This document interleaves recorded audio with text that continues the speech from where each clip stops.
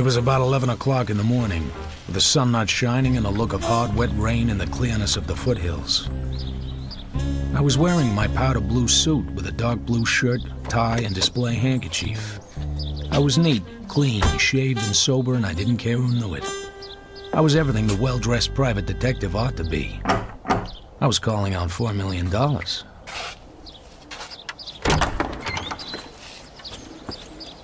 Good morning, Mr. Marlowe, here to see General Sternwood. Come in, sir. I'll tell the General you're here.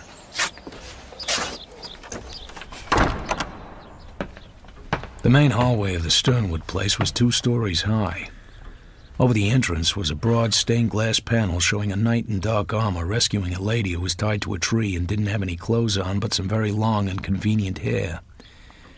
The knight had pushed the visor of his helmet back to be sociable, and he was fiddling with the knots on the ropes that tied the lady to the tree and not getting anywhere. I stood there and thought that if I lived in the house, I would sooner or later have to climb up there and help him. He didn't seem to be really trying.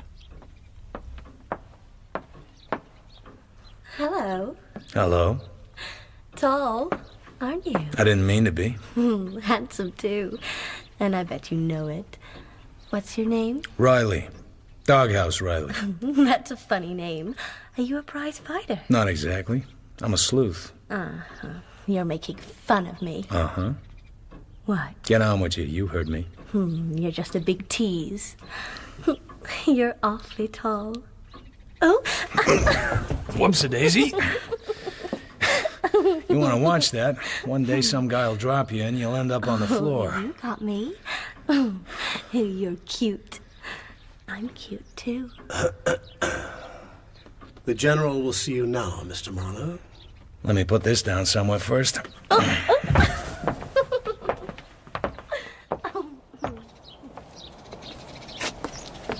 Who was that? Miss Carmen Sternwood, sir. You ought to wean her. She looks old enough. We went along a path that skirted a lawn. On the far side was a garage. A boyish-looking chauffeur was polishing a big black and chrome sedan. The path took us to the side of a greenhouse. In the middle of the jungle, in a space of hexagonal flags, an old Turkish rug was laid down, and on the rug was a wheelchair, and in the wheelchair an old and obviously dying man. This is Mr. Marlowe, General.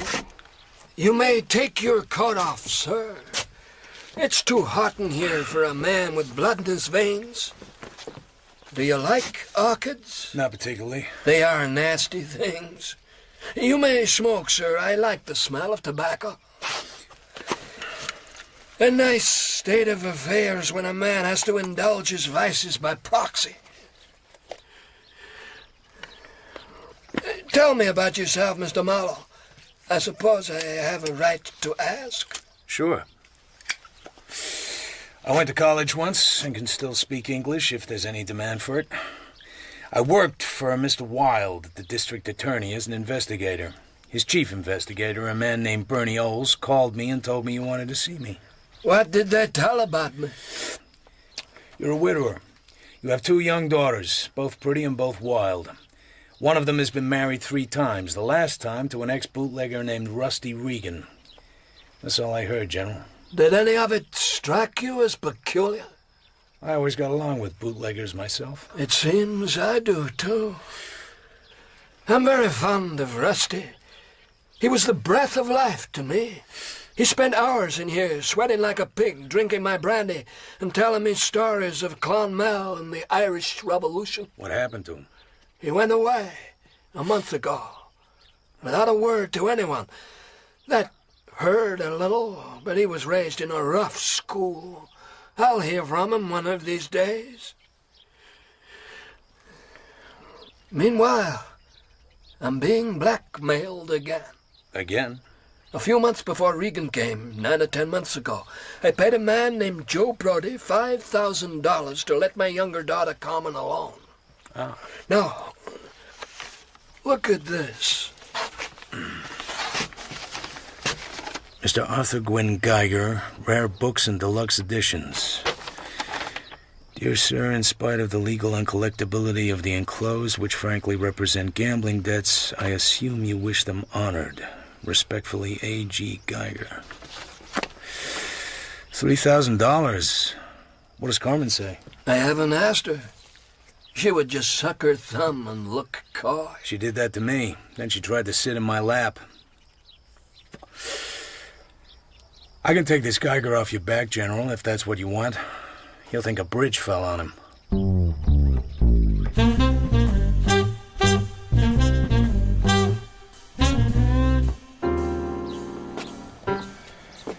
The General has instructed me to give you a check for whatever seems desirable. Mrs. Regan would like to see you before you leave, sir. I was obliged to tell her who you were. I don't like that.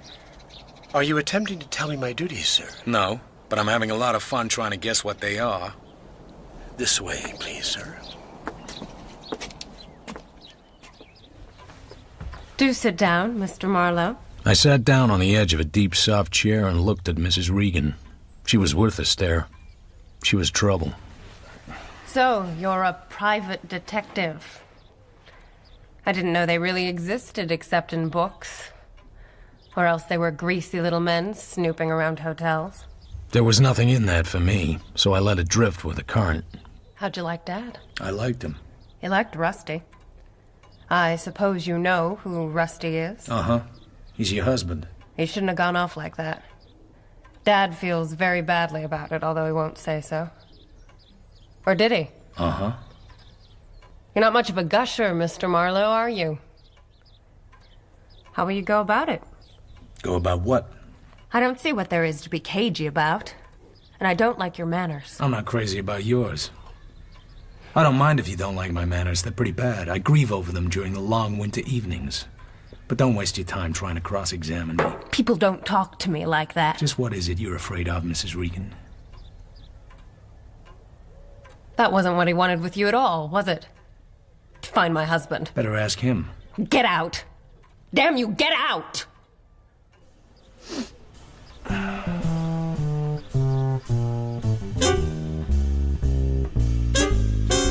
They were a couple of smooth citizens, she and her father. She had nice legs. He was probably just trying me out. The job he'd given me about this blackmailing Geiger was a lawyer's job, unless there was more to it that met the eye.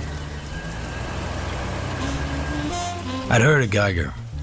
I knew he was a small-time pornographer and that his rare and deluxe editions were smut. I sat outside his shop. It was getting dark by the time he came out. I followed him home. It was pitch black by then. While I waited, a car drew up and a woman got out and went into the house. I waited some more. Then I went over and checked the car. The license holder read, Carmen Sternwood, 3765 Alta Brea Crescent.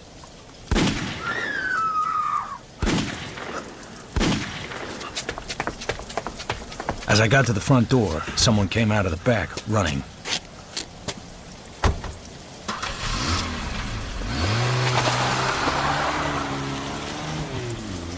Then nothing. The house was silent. There wasn't any hurry. What was in there was in there. I kicked the French window in, climbed through, and pulled the drapes off my face. Neither of the two people in the room paid any attention to me, although only one of them was dead. Carmen Sternwood was sitting on a high-backed chair at one end of the room. She was wearing a pair of long jade earrings. She wasn't wearing anything else. Geiger was on his back on the floor, in front of a camera. He was very dead. Come on. Let's be nice. Go to hell. What's this? Ether? Laudanum? Go to hell. Let's get you dressed.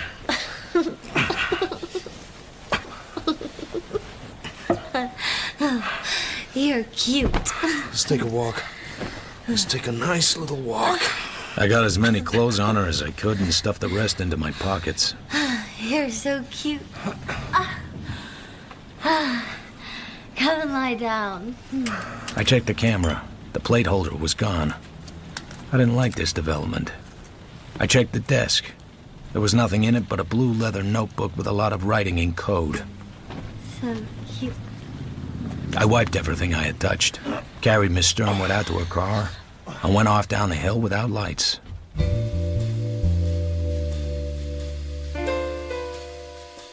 I dumped Carmen and her Packard on the butler.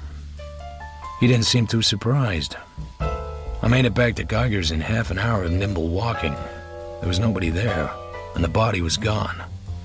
That froze me. Everything was exactly as it had been, but there were 2 parallel grooves in the rug pointing to the front door, as though heels had been dragged. Whoever had done it had meant business. Dead men are heavier than broken hearts. It was all right with me if someone wanted Geiger to be missing instead of murdered. It gave me a chance to find out if I could tell it to the cops and leave Carmen Sternwood out. I locked up again, went home, and sat around drinking too much liquor and trying to crack the code in Geiger's notebook.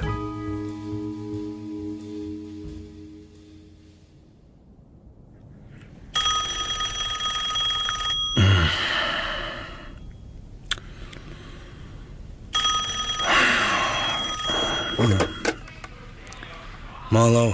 It's Bernie. Bernie Oles. Hey, I got a hangover. you seen General Sternwood yet? Uh-huh. They seem to be a family things happen to.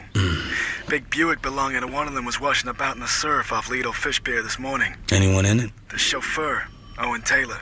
Murder or suicide? He'd been sapped before he went in the water. Doc couldn't say how long before. I gotta go up to Sternwood place now. Leave the old man out if you can. He has enough troubles. You mean Rusty Regan? Are you looking... I don't know anything about Regan. I'm not looking for Regan.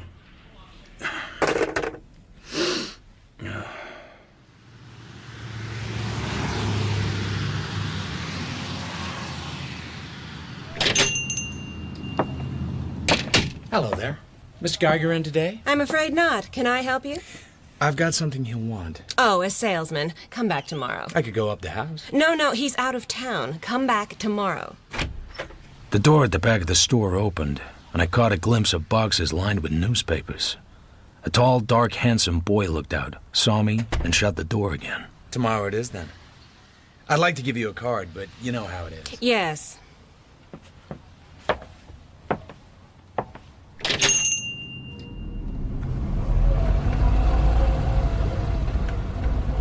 I drove down the alley behind the store. A small black truck was loading. After a while, it backed out and set off.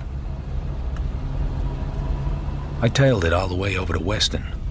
It ducked into the basement garage of an apartment building on Randall Place. I parked and went down into the basement. Watch the weight, bud. She's only tested for half a ton. Where's the stuff going? Brody, 405. You the manager? Yeah. Looks like a nice lot of loot. Yeah, books. 100 pounds a box, easy, and me with a 75-pound back. Oh, yeah. Brody. Books, huh? Yeah. Well, watch the weight.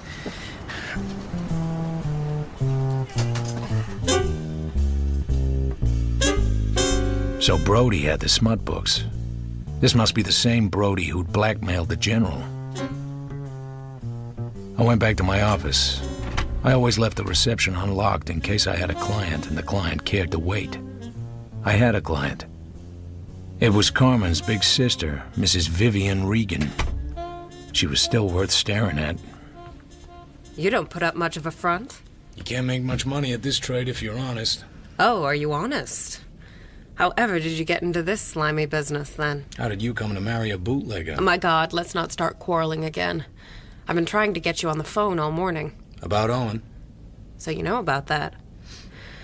Poor Owen. He was in love with Carmen, you know?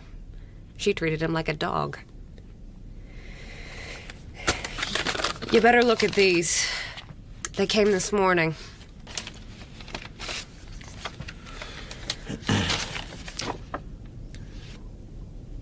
My sister has a beautiful little body, hasn't she? I was just admiring the earrings. How much do they want for the negative? 5,000. Or it goes to a scandal sheet. A woman telephoned me. What else? Does there have to be something else? Yes? The woman said there was a police jam connected with it, and I better lay it on the line or I'd be talking to my little sister through a wire screen. Were you around last night? I was down at Eddie Marr's Cypress Club playing roulette. Can you get 5,000 in cash? Not unless I tell Dad. Lost my shirt. In fact, I could borrow it from Eddie Mars. He ought to be generous, heaven knows. Can you do anything? I think I can, but I can't tell you why or how. I like you. You believe in miracles. Would you have a drink in the office?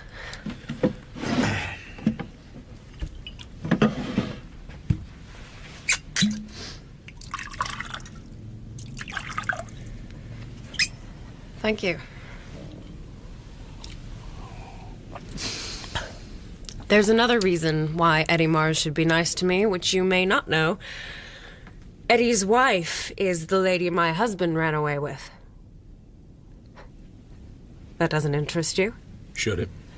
You're the hardest guy to get anything out of. You don't even move your ears. You better give me back the photos. Clothes or no clothes, your sister's just a dope.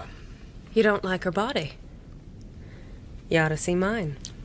Can it be arranged? You're as cold-blooded a beast as I ever met, Marlowe. Can I call you Phil? Sure. You can call me Vivian. Thanks, Mrs. Regan. Oh, go to hell.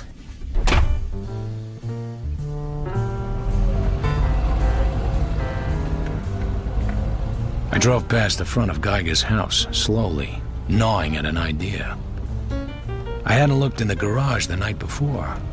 Once Geiger's body had so conveniently slipped away, I hadn't really wanted to find it. But I didn't get the chance now. As I drew level, a woman in a small button hat on soft blonde hair stepped out from behind the hedge and stood looking wild-eyed at my car. It was Carmen Sternwood. Of course. Hello. Hello? What? Remember me? Doghouse Riley, the man who grew too tall. Oh. Let's go in. What? What are you doing here? How much do you remember of last night? I was sick last night. I was home. Before you went home, in that chair. Are you the police? No? Who killed him? Who else knows? Who killed him? Killed who? Don't get clever, for God's sake. Your name isn't Riley. You're a private detective, my sister told me. You've come back to look for the photo, haven't you? It's gone. Maybe Brody's got it. You know Brody? Oh, I hate him. Don't give it another thought. Just don't tell anyone you were here. Leave it to Riley. Your name isn't... I have to go home now. Sure. What? Keep quiet.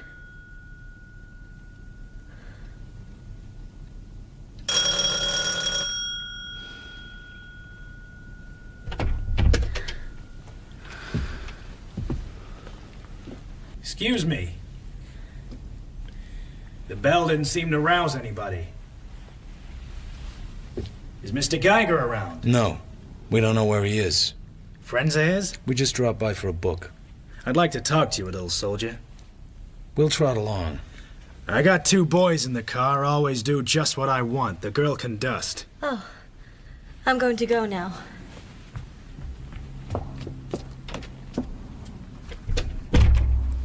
There's something wrong around here. I'm gonna find out what it is. Well, well. A tough guy. Only when necessary, soldier. Blood. Blood on the floor here. Quite a lot of blood. Old blood. Dried blood. Just who the hell are you, soldier? Marlowe's the name. Private investigator. Who's the girl? Client. What are you doing here? Geiger was trying to throw a loop with some kind of blackmail. We came to talk it over. What are you doing here? I own this house. Geiger is my tenant. You know such lovely people. Got any good ideas, soldier?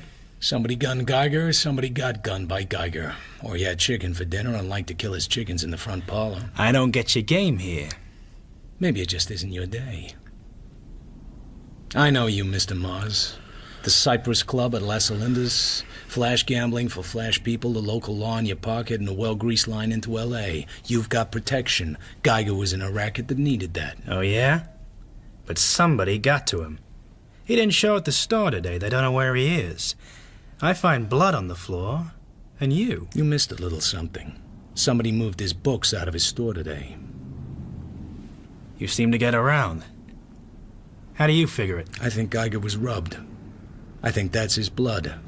Somebody is taking over the racket and wants a little time to organize. That gives a motive for hiding the body. They can't get away with it. Who says so? This is a big town now, Eddie. You talk too damn much. Whoever got the books knows what's what. And I have a guess who got the books. Who? Not ready to talk, Eddie. Why should I? This. Oh, that. Or I might make it worth your while. Whatever you know about all this is under glass, or there'd be a flock of Johns squeaking soul leather around this dump. My guess is you need a little protection yourself. So cough up. You're right. If anything has happened to Geiger, I'll have to give what I have to the law. That doesn't leave me anything to give you. So, with your permission, I'll just drift. By the way, how's Mrs. Mars these days? Beat it. I don't give a damn where you go, but leave me out of your plans or you wish your name was Murphy and you lived in Limerick. Not Clonmel? I hear you had a pal from there. Beat it.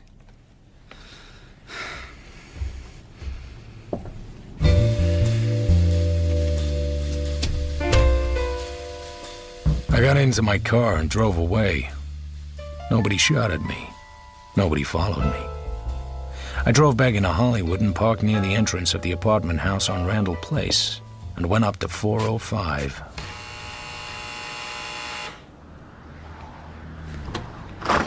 You're Joe Brody? So what? You got the books. I got the sucker list, Joe. We ought to talk. Why not? Grab some air. Such a lot of guns around town and so few brains. Here's a second guy I've met today who seems to think a gat in the hand means the world by the tail. The other guy's name is Eddie Mars. Ever heard of him, Joe? No. If he ever gets wise to where you were last night, he'll wipe you off. What would I be to Eddie Mars? Not even a memory. Don't get me wrong. I'm not a tough guy, just careful. I don't know hell's first whisper about you. You could be a life-taker. Why don't you have your friend in the open-toed shoes come out from behind the curtain? She's getting tired of holding her breath. Come on out, Agnes.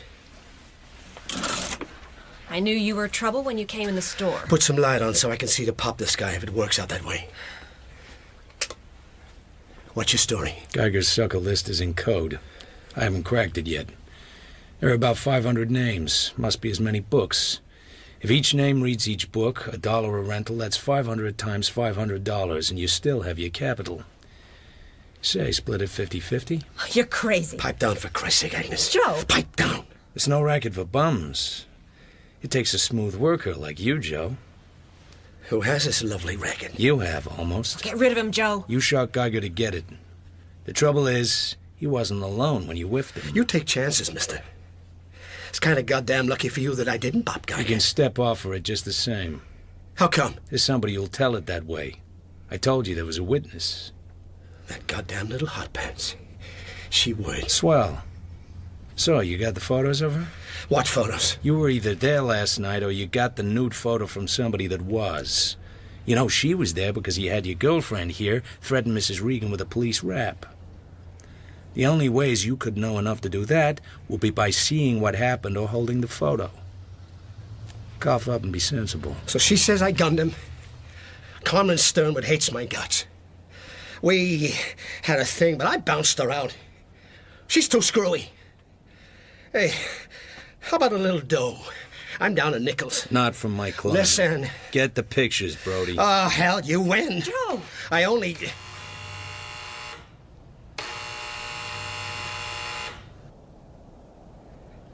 Sit next to him. Hold your gun on him low down, away from the door. We ain't late yet, baby. Oh, Joe. Careful where you point that thing, Agnes.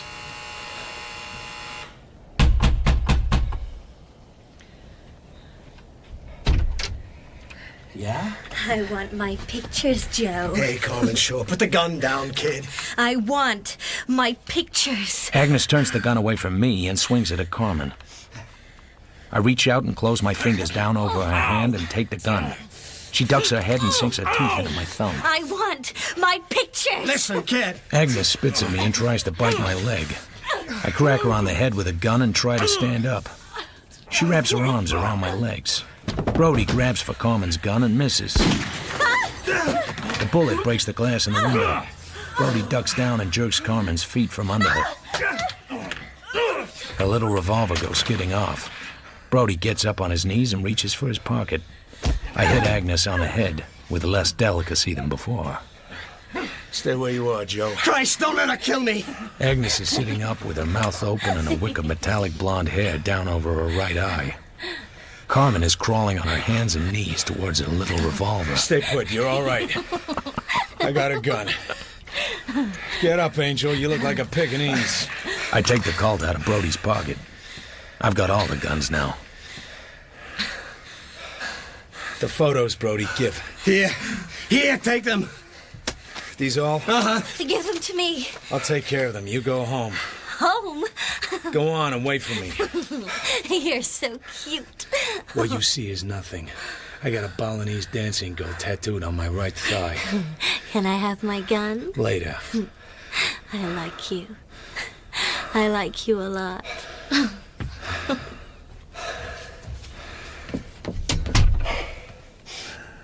Satisfied? Why'd you put the bite on Mrs. Regan instead of the old man? Tapped him once already. What made you think she wouldn't tell him? I figure maybe she has a couple of soft spots you don't want the old man to know about. How'd you come by the photo? You got what you came after. I'm clean now. I don't know nothing about any photo, do I, Agnes? A half-smart guy. That's all I ever draw. Never once a guy who's smart all the way around the course. Never once. Did I hurt your head much? You and every other man I ever met. You ain't got nothing on me. Take the air. You ain't got nothing on me. Just a couple of murders. Oh, Joe. What's that mean? Where were you last night, Joe? I was watching a guy. A guy who had a nice racket I figured he needed a partner in. Geiger. Sure, Geiger. I was watching him now and then to see if he had any tough connections. You didn't watch hard enough. I'm there last night on the street below Geiger's house. It's raining. There's a car in front of Geiger's and another car a little way up the hill. That's why I stay down below. There's a big Buick parked down where I am. It's registered to Vivian Regan. Nothing happened, so I scram. Know where that Buick is now? Why would I? In the sheriff's garage. It was lifted out of 12 feet of water off Lido Fish Pier this morning. The chauffeur was in it, Owen Taylor. He'd been sapped. Jesus, Guy. You can't pin that one on me. Why not? Owen Taylor went over to Geiger's to have a few words with him. He was sweet on Carmen, and he didn't like the kind of games Geiger was playing with her.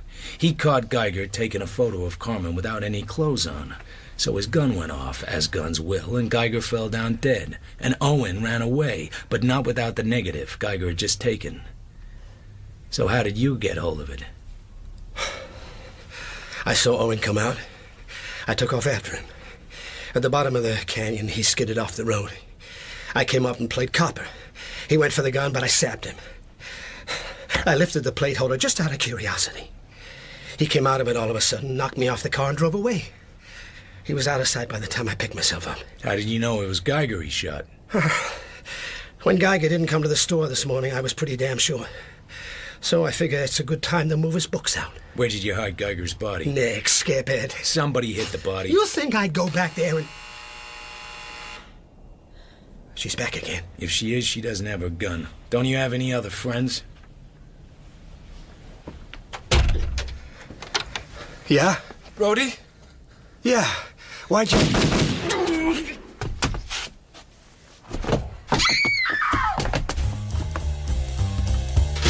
I jump over Brody's body and run down the hall and race the elevator down to the lobby.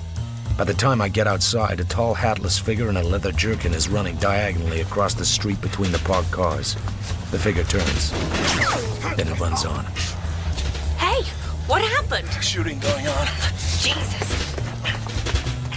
I got in my car, rode down a block and a half, stopped at the intersection. I double parked, slid between two cars, went down low. I took Carmen's little revolver out of my pocket. It was the boy, the very handsome boy from Geiger's store. Got a match, buddy? You must have thought a lot of that queen. Go screw yourself. Me or the cops? Who are you? Friend of Geiger's. Go screw yourself. This is a small gun, kid. I'll give it you through the navel, and it'll take you 3 months to get well enough to walk. But you'll get well, so you can walk to the nice new gas chamber up in Quentin. What you want? You shot the wrong guy. Joe Brody didn't kill your queen. Go screw yourself. Get into my car, kid. You drive. The Geiger's place.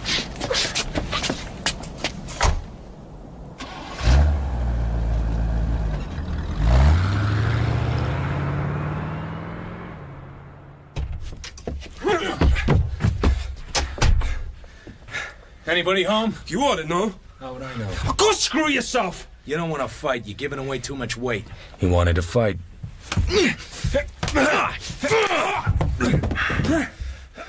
Keep quiet. You'll get the same and more of it. Just lie quiet and hold your breath. Go screw yourself! You're gonna cop a plea, brother. Don't even think you're not. And you're gonna say just what we want you to say and nothing we don't want you to say. Go screw yourself! I left him lying on the floor and looked around. In the bedroom, there was a dim, flickering light. It came from 2 tall black candles standing on straight-back chairs, one on either side of the bed. Geiger lay on the bed, his arms crossed at the wrists and his hands flat against his shoulders. His mouth was closed, and his broad nose was pinched and white. I didn't touch him.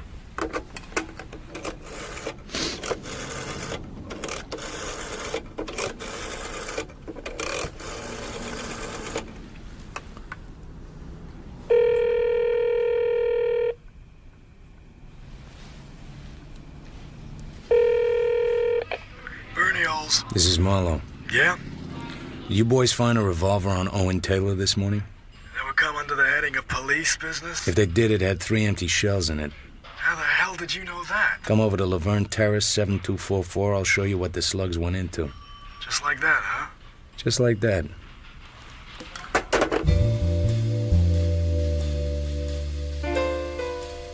So, kid, you shot Brody and moved Geiger's body? You admit to shooting Brody? He doesn't have to, Bernie. I have his gun. Go screw yourself. I wish to Christ I had $1 for every time I've had that said to me. I called the DA. We'll go over and see him and take this punk. Wild, the district attorney, sat behind his desk. Another man sat at the corner of the desk. A cold-eyed, hatchet-faced man. He looked ready for a fight. Captain Cronjager, meet Philip Marlowe. A private eye is in a jam. Oh, shoot. Marlowe, I'll try to handle Captain Cronjager, but you know how it is. This is a big city now. Uh-huh. What did you get on the Randall Place killing, Captain? Steph, 2 slugs on him, named Brody. A blonde who was in there when he got it claimed she didn't see the killer. That all? It only happened an hour ago. What did you expect? Maybe a description of the killer? Tall guy in a leather jerkin. He's outside. Marlowe put the arm on him for you. Here's his gun. There's a couple more deaths involved. What? A car came out of the ocean this morning with a dead guy in it. The guy was chauffeur to a family. The family was being blackmailed. I recommended Marlowe to the family. Marlowe played it kind of close to the waistcoat. I love private dicks who do that. Give it to him, Marlowe. I gave it to him. I left out 2 things.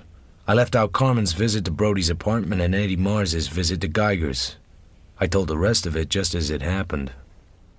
So all you did was not report a murder that happened last night, and then spend today foxing around so this kid of Geiger's could commit a second murder this evening. That's all.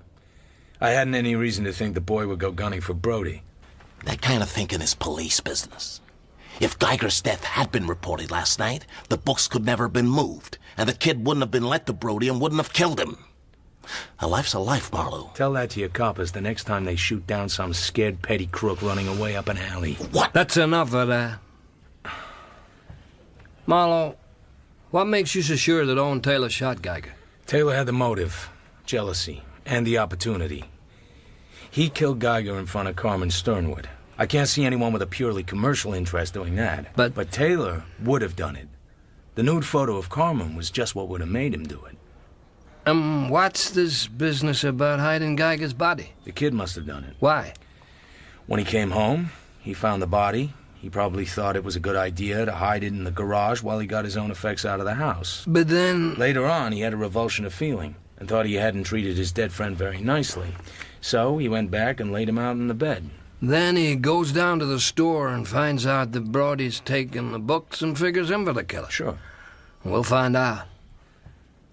But that doesn't help Captain Cronjager's troubles. All this happened last night, and he's only just been rung in on it. I think I can find some way to deal with that angle. So, the note that Geiger sent to General Sternwood, I guess that was just a come-on. If the general had paid him, it would have been through fear of something worse. Then Geiger would have tightened the screws. Do you know what the general was afraid of, Marlowe? I've left out a couple of personal matters. My client's entitled to some protection. Captain Cronjager has 2 murders on his hands, both solved. We have both killers. The blackmail angle has got to be suppressed. The Hollywood Police Division are good at suppressing things. Okay. They allowed Geiger to operate a smut business in broad day. I dare say they had their reasons. Okay. Captain. That's okay. We're glad to stooge for a Seamus of his standing. Thank you, Captain. You ought to understand, Marlowe, how any officer would feel about a cover-up like this. But I think it may be possible to keep General Sternwood's name out. Do you know why I'm not tearing your ear off? No. What are you getting for it all? $25 a day, plus expenses. And for that, you're willing to get yourself in Dutch with half the law enforcement of this country? What the hell am I to do? I'm on a case. I'm selling what I have to sell to make a living.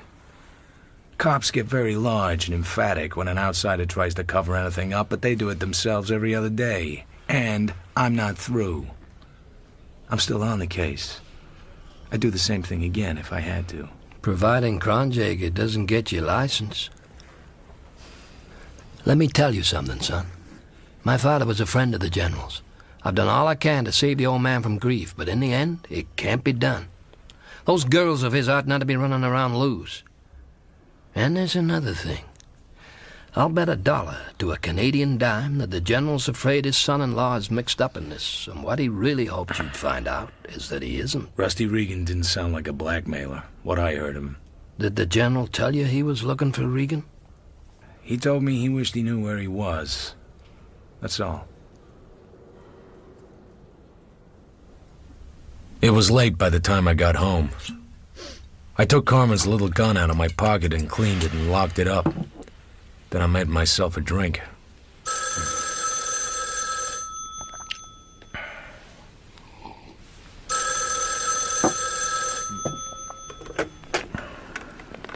Marlowe? Eddie Mars. What can I do for you? Cops over at Geiger's place. You keep me out of it. Why should I? I'm nice to be nice to, soldier. I'm not nice to be not nice to. Listen hard and you'll hear my teeth chattering. Did you? What? Keep me out of it. As it happens, I did. Thanks, soldier. Know who gunned him? Read it in the paper tomorrow. I want to know now. Do you get everything you want? Somebody you never heard of. Let it go at that.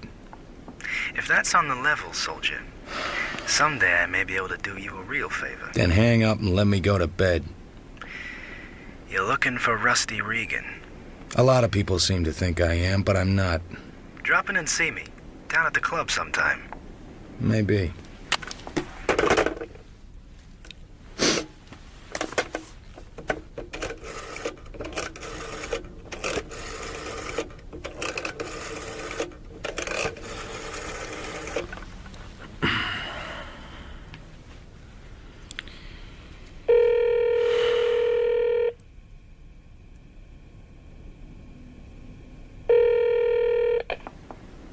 General Sternwood's residence? This is Marlowe. Remember me? Yes, Mr. Marlowe. I remember you, of course. Give Mrs. Regan a message, will you? Tell her I have the pictures, all of them, and that everything is all right. You have the pictures and everything is all right. Yes, sir. I may say, thank you very much, sir.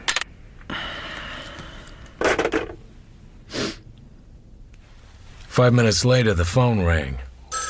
I let it ring and went to bed. I had a belly full of the Sternwood family.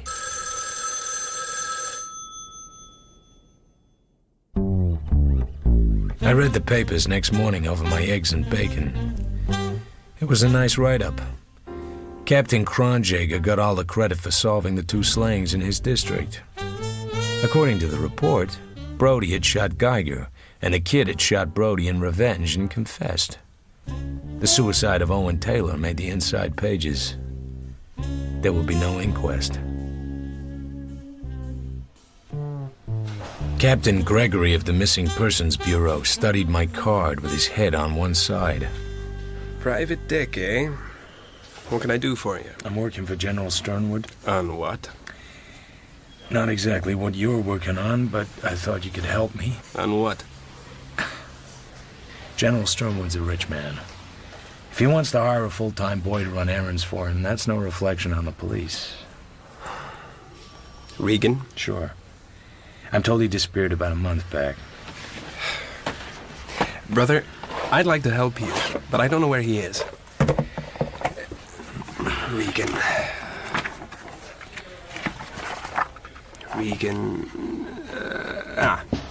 He blew on the 16th of September. We found the car 4 days later.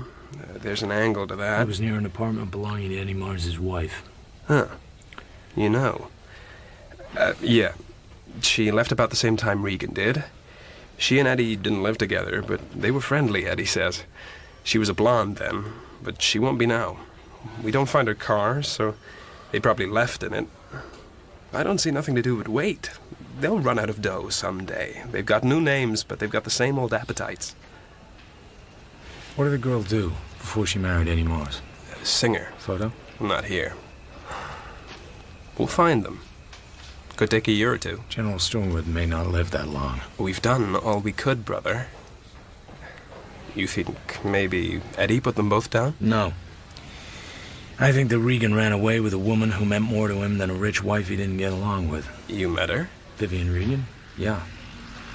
She'd make for a jazzy weekend, but she'd be worrying for a steady diet.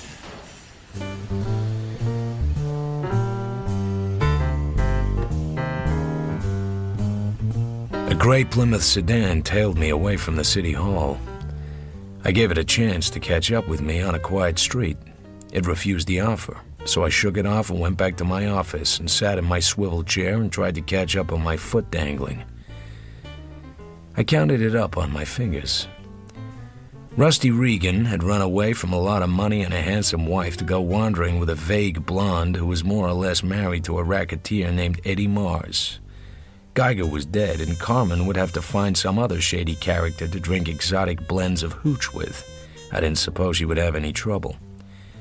Mrs. Regan knew Eddie Mars well enough to borrow money off him. Geiger's pretty boy was out of circulation for a long, long time. Agnes was in custody as a material witness. That left me, and I was paid off. The smart thing for me to do was take another drink and forget the whole mess. So I called Eddie Mars and told him I was coming down to Las Olindas. That's how smart I was. This is my office. Come on in, have a drink. You hinted you had something for me? What's your hurry? Have a drink and sit down. You and me haven't got anything to talk about the business. You'll have a drink and like it. Ever been here before? I don't get my kicks out of gambling. You ought to look in tonight. One of your friends is outside betting the wheels. I hear she's doing pretty well. Vivian Regan. You have some information about her husband? You're not really interested in Regan, are you? Not professionally. But I know somebody who would like to know where he is. She doesn't give a damn. I mean her father. Huh? Geiger was trying to blackmail the general. The general wouldn't say so, but I figure he was at least half scared that Regan might be behind it. It was just Geiger you're after. You washed up on that angle. Washed up and paid off. I wish old Sternwood would hire himself a soldier like you on a straight salary, keep those girls of his home a few nights in a week. Mm-hmm. Why? Well, they're plain trouble. The dark one's a pain in the neck around here. If she loses, she plunges, and I end up with a fistful of papers. She has no money of her own except an allowance. If she wins, she takes my money home with her. You get it back the next night. In time. I'm the loser. I'm going out to look the joint over. Okay, soldier. Maybe I can do you a real favor someday. You got it all from Captain Gregory this time. So you own a piece of him, too. We're just friends. You don't have anybody tailing me in a gray Plymouth sedan, do you? Hell no, why should I? I couldn't imagine. His surprise looked genuine enough. But why was this stuff about Vivian Regan so important? I wondered why he thought it was necessary to tell me at all. Mr. Mars says drink on the house. Uh-huh. She's picking him tonight. Right on the nose. That tall, dark-haired frail. Who is she? She comes here a lot. I wouldn't know her name. The hell you wouldn't. I just work here, mister. She's all alone, too. That guy was with her, passed out. They took him out to his car. Maybe I'll take her home. Hell you will. 2 scotch and soda? Sir? Boy, I never saw such a run. And plenty of soda. 8 wins and 2 standoffs in a row in that bet. That's roulette, boy. That's roulette. It gives me the itch. She's betting $1,000 a crack. She can't lose. What kind of a cheap outfit is this? I beg your pardon, madame. Get busy and spin that wheel, High Pockets. I want one more play, and I'm playing table stakes. You take it away fast enough, I've noticed, but when it comes to dishing it out, you start to whine. The table cannot cover your bet, madame. You have over $16,000 there. It's your money. Don't you want it back? Mr. Mars. What's the matter, Michelle? Mrs. Regan. If you're not playing anymore, you must let me send someone home with you. One more play, Eddie. Everything I have on the red. I like red. It's the color of blood. Michelle. Mr. Mars. Cover her bet in even thousands. No one objects to this turn of the wheel being just for the lady.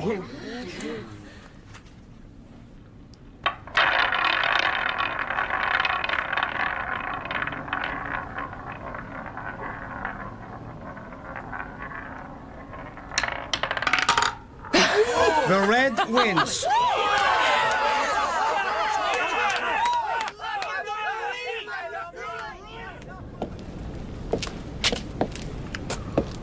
Can I get your car, sir? I'm just getting some air. Awful foggy, sir. If I get lost, I'll holler. You could see a scant dozen yards in the fog. I circled to the left and drifted back to the old stables where they parked the cars. There was someone there before me. I made him out, a vague shadow close to the path. He turned his head. His face should have been a white blur. It wasn't. There was a mask over it. I stepped behind a tree and crouched down. We both waited.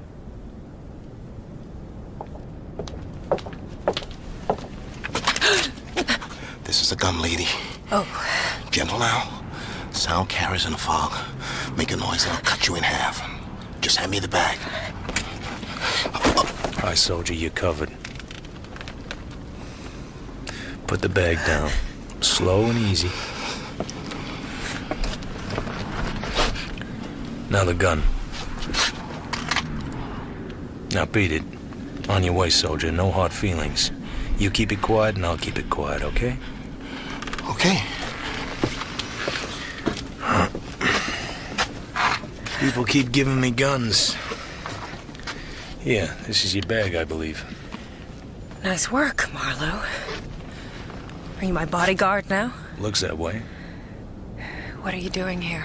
Eddie Moss wanted to see me. Why? He thought I was looking for somebody he thought had run away with his wife. Were you? No. And what'd you come for? To find out why he thought I was looking for somebody he thought had run away with his wife. Did you find out? No. I thought you weren't interested in that. People keep throwing it at me. Take me to the garage. I ought to look in at my escort.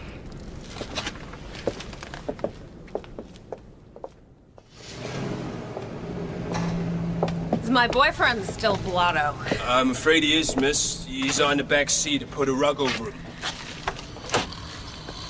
Meet my escort, Mr. Larry Cobb. You should see him sober. I should see him sober. Somebody should see him sober, just for the record. Yeah? I even thought of marrying him. At odd times, when nothing pleasant would come into my mind. Lots of money. A yacht, a place on Long Island, a place at Bermuda. Yeah? Does he have a driver to take him home? Don't say yeah, it's common. Undoubtedly a whole platoon of drivers. They probably do squads right in front of the garage every morning. Buttons gleaming, white gloves immaculate, a sort of West Point elegance about them. He drove himself tonight. I could call his home and have somebody come down for him. Oh, that would be lovely. Would you do that? You'll take care of him, I'm sure. Oh, jeez. I sure will, miss. Thanks. Thanks, miss. Let's ride in your car. Sure. It's outside on the street. Quite all right with me, Marlowe. I love a nice walk in the fog. You meet such interesting people. You better have a drink. I could get drunk as two sailors and love it. I found a drugstore, bought a pint of rye at the liquor counter, and carried it over to the stools. 2 coffees, black and strong. You can't drink liquor in here. Marlowe, you want a cigarette? It's against the law to drink liquor in here. Thanks. Okay, I'll watch the street while you pour.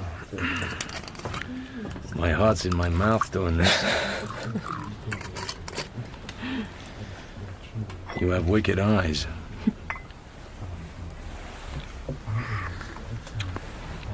What's Eddie Mars got on you? I took plenty away from him tonight. You think he sent that Lugan after you? What's a Lugan? A guy with a gun. Are you a Lugan? Sure, but strictly speaking, a Lugan is on the wrong side of the fence. I often wonder if there is a wrong side. We're losing the subject. What has Eddie Mars got on you? You mean a hold on me of some sort? Yes. Wittier, please, Marlowe. Much wittier. How's the general? I don't pretend to be witty. Not too good. How much does he know? Probably everything. The district attorney came out to see him. They're old friends. I know. Did you burn those pictures? Sure. You worry about your little sister, don't you? I worry about Dad, too. To keep things from him. He hasn't many illusions. Or where his blood was always wild, but it wasn't always rotten. I don't want him to die despising it. So, you're a gunman. A killer.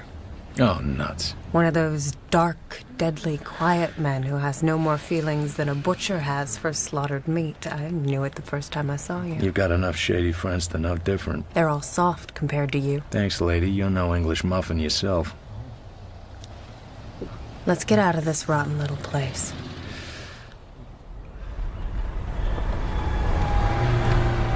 We drove through a series of little dank towns, with shack-like houses built down on the sand, close to the rumble of the surf. Drive down by the Delray Beach Club. I want to look at the water. Sure.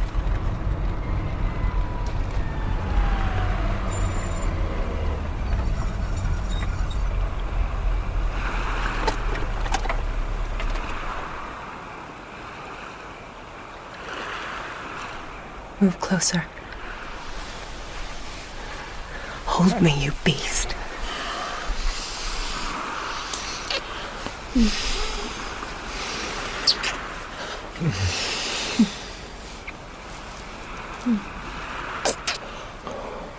Killer. Kiss me again, killer.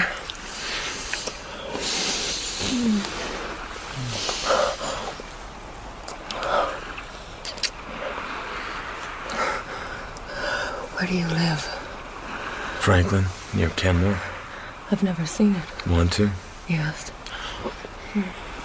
What has Eddie Mars got on you?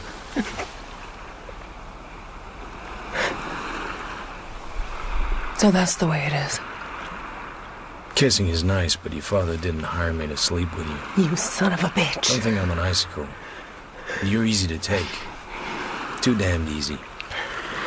What has Eddie Mars got on you? If you say that again, I'll scream. Go ahead and scream. Men have been shot for little things like that. Men have been shot for practically nothing. First time we met, I told you I was a detective. Get it through your lovely head. I work at it, lady. I don't play at it. What makes you think he has anything on me? He lets you win a lot of money and sends a gun poke around to take it back. You're not more than mildly surprised. If I wanted to flatter myself, I'd say it was at least partly for my benefit. Do I have to tell you that I loathe your guts, Mr. Detective? I like kissing you. You kept your head beautifully. Should I congratulate you or my father? I like kissing you. If I had a razor, I would cut your throat just to see what ran out of it. Take me home. I took her home. I got back to my apartment, but before I switched on the light, I knew something was wrong. Something in the air. A scent. Something across the floor that shouldn't have been there. Something on my bed.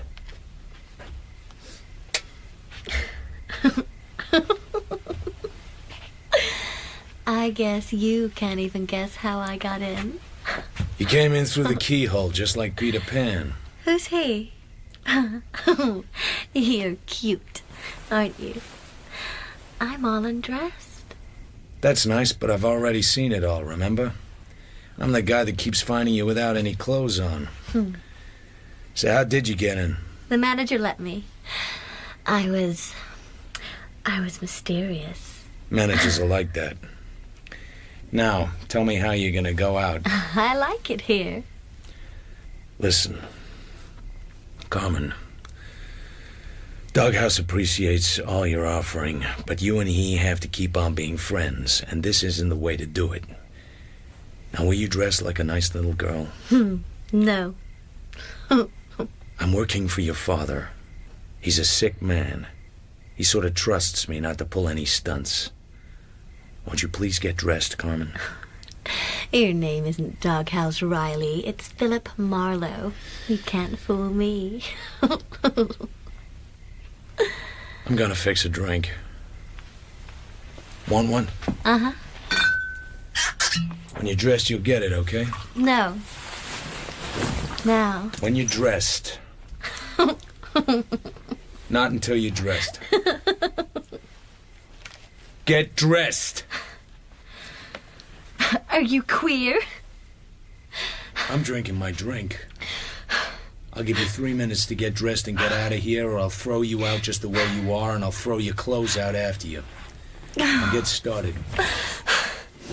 You must be queer. Should have known you were dirty queer. Dirty queer.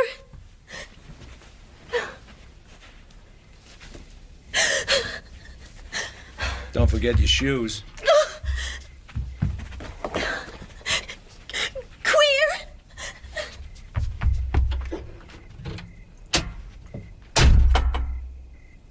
I went over to the bed and looked down at it.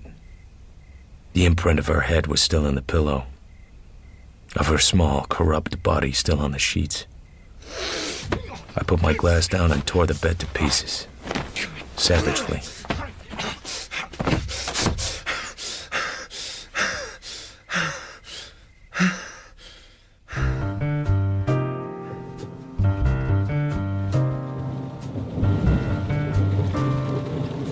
It was raining again the next morning.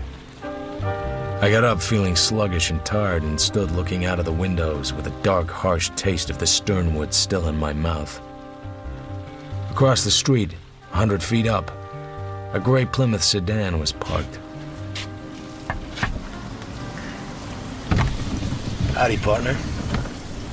I don't think I know you. I'm the guy you've been trying to follow around for a couple of days. I ain't following anybody, Doc. Okay, have it your own way. I'm going up to my office. If you have anything that's worrying you beyond endurance, drop up and chew it over. I'll only be oiling my machine gun. 20 minutes later, I was at my desk admiring a large check for $500 signed by Guy DeBrissy Sternwood when the buzzer went. Come in and shed your coat and sit down. Maybe you know me. I'm Harry Jones. Nope. I've been around. Used to do a little liquor running down from Wenham Point. Tough racket. Terrible. Maybe you don't believe me. Maybe I haven't bothered to make my mind up either way. You've been following me around for a couple of days like a fellow trying to pick up a girl and lacking the last inch of nerve. Maybe you're selling insurance. Maybe you knew a fellow called Joe Brody. Christ, how'd you know that? I'm psychic. Shake your business up and pour it. I haven't got all day.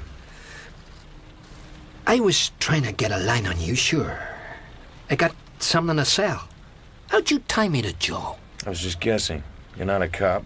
You don't belong to Eddie Mars. I asked him last night. Eddie Mars? Jesus, you're kidding me. All right, I'm just kidding. Agnes sent me. She's loose? You made a crack when you were up there. The night Joe Brody got squibbed out.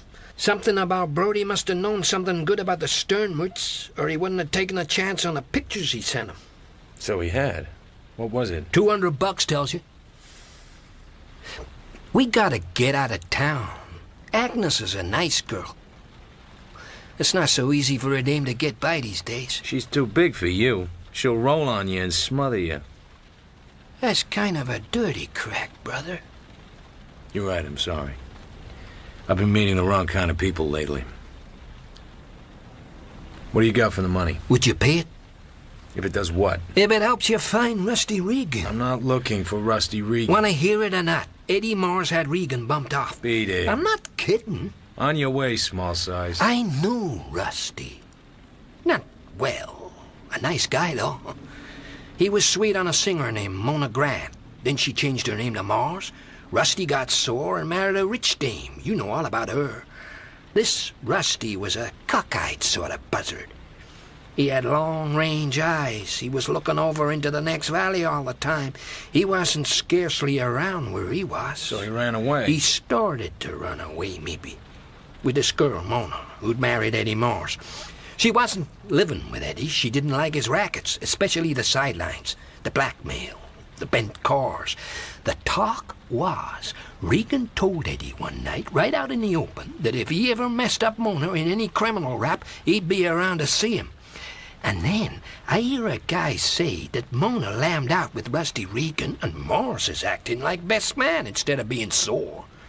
So I tell Joe Brody, and Joe's figuring if he could get a line on where the two lovebirds went, he could collect twice. Once from Eddie Mars and once from Regan's wife. So Joe and me watch the papers, but we don't see anything. Then one day, I see Lash Canino in Vardy's. Know him? Nope. He does a job for Mars when Mars needs him. He'd bump off a guy between drinks, but he only comes to L.A. when he's needed. So maybe they got a line on Regan, and maybe he's needed. Anyway, I tell Joe, and Joe tails Canino out to the Sternwood place. And Canino parks outside, and a girl comes out. It's Regan's wife. And they talk, and she hands something over. So Joe figures Canino knows something and is trying to squeeze a little on the side. And? Without some dough, that's all. I don't see it. Would you give the $200 to know where Eddie's wife is? Even if she was alone? Even if she never run away with Regan at all and was being kept about 40 miles from L.A. so the law would keep on thinking she had dusted with him? Would you pay $200 for that, Seamus? I think I would. Where? Agnes saw her. Just by a lucky break, managed to tail her home. Agnes will tell you where. You bring the money, I'll take you to Agnes. Come over to the Fullwider building. 428 at the back. After dark.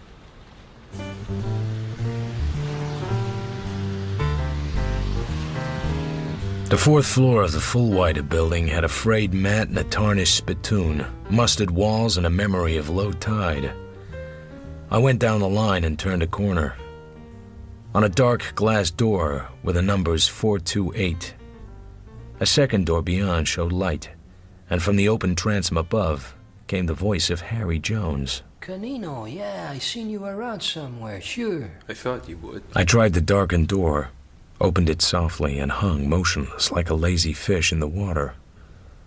A fan of light spread from an inch of the opening of the connecting door into the lighted office. So you go to see this peeper. Well, that was your mistake. Eddie don't like it. The peeper told Eddie some guy in a gray Plymouth was tailing him. Eddie naturally wants to know who and why, see? You know why I went to the peeper. Account of Joe Brody's girl. She has to blow. She figures the peeper can get her some dough. Dough for what?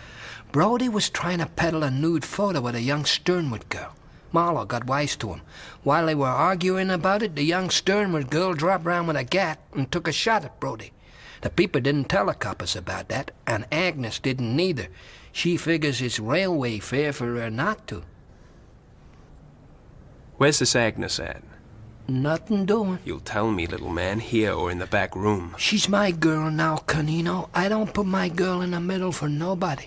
How much you tap the peeper for? 2 centuries. Get it?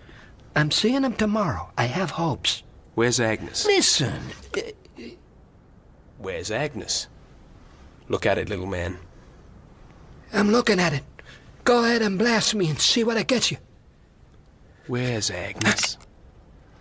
Okay. 28 Court Street, up on Bunker Hill, apartment 301.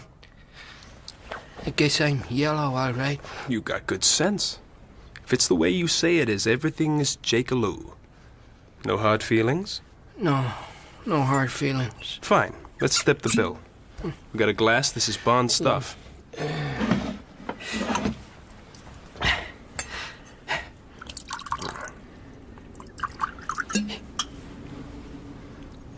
Moths in your ermine, as the ladies say. Success.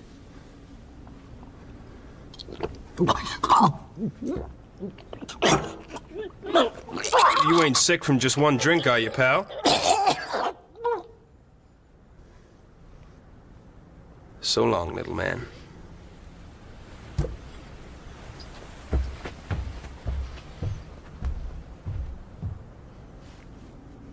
I stirred around the edge of the door and looked in. Harry Jones sat upright against the back of the chair, eyes wide. Behind the charred smell of the bourbon was the scent of bitter almonds. That made it cyanide.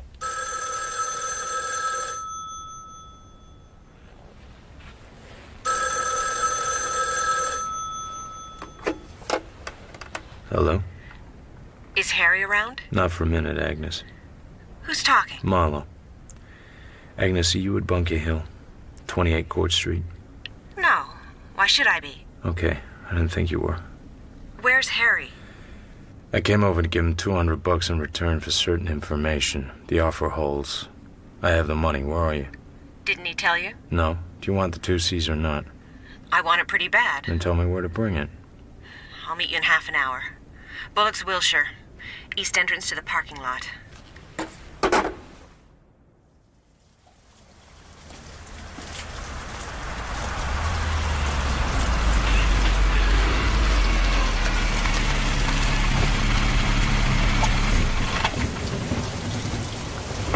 Give me the money. Here. What happened to Harry? He ran away. Canino got wise to him somehow. Canino? Forget Harry. I want my information. Joe and I were out riding Foothill Boulevard Sunday before last. We passed a brown coupe, and I saw the girl who was driving it. There was a man beside her. She was Eddie Mars's wife. The guy was Canino. Joe tailed them to the foothills, a mile east of Rialito. Just off the highway, there's a garage and a paint shop run by a guy named Art Huck. Hot car drop, likely. There's a frame house behind it. That's where she's holed up. Sure you knew her? If you ever see her, you won't make a mistake the second time. Goodbye, Copper. Wish me luck. I got a raw deal. Like hell you did.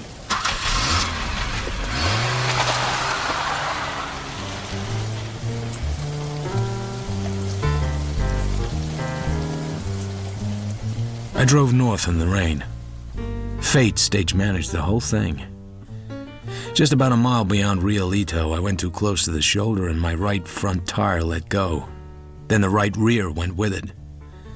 I got out and flashed a spotlight. The flat butt of a heavy tack stared at me from the front tire. The edge of the pavement was littered with them. There was a light up a side road. It seemed to come from a skylight.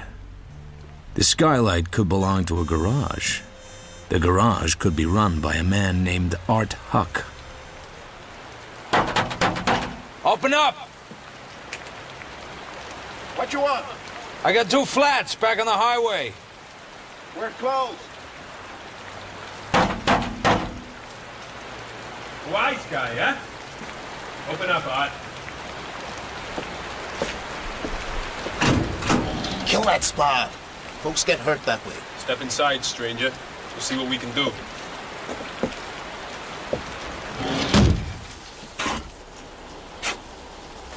Ain't you got no sense? A bank job was pulled in Rialito this noon. Yeah? Well, I didn't pull it. Some say it was a couple of punk kids. They got cornered back here in the hills. I suppose they threw tax out. I got some of them. Don't you want the business? You didn't ever get socked in a kisser, did you? Not by anybody your weight. The guy's in a jam, Art. You run a garage, don't you? I got this spray job. Too damn for a good spray job, Art. Get moving. Front and rear on the right side. You could use the spare for one if you're busy. You're gonna need 2 jacks, Art. Teach me my job. I bet you could use a drink. Uh-huh. That Art. He's like all mechanics. Always got his face in a job he ought to have done last week. Here's moths in your ermine, as the ladies say. Uh-huh. I rolled it around my tongue. No cyanide. I walked over to a half-painted sedan, the paint gun lying on its fender. Just a panel job to start with. But the guy had dough and his driver needed a few bucks. You know the racket. There's only one that's older. I lit a cigarette. The minutes passed on tiptoe. He and I were 2 strangers chance met, looking at each other across a little dead man named Harry Jones. Only he didn't know it yet. He took a roll of nickels out of his pocket and tossed it up and down on the palm of his hand. You sure pick spots for a jack to stand on. Don't crab so much. Fix those flats.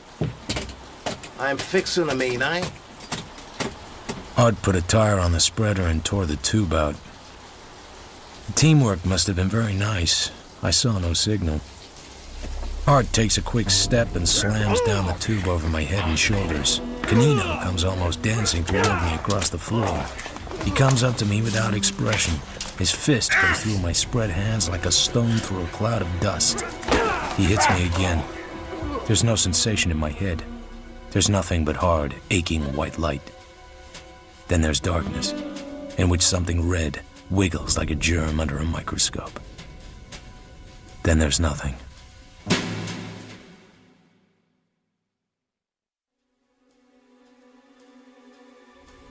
Then there was a woman, and she was sitting where she belonged in a good light. She was so platinum that her hair shone like a silver fruit bowl. I was on a Davenport, trussed like a turkey.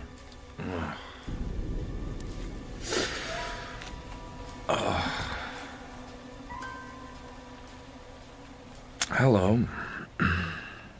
How do you feel? Great. Somebody built a filling station on my jaw.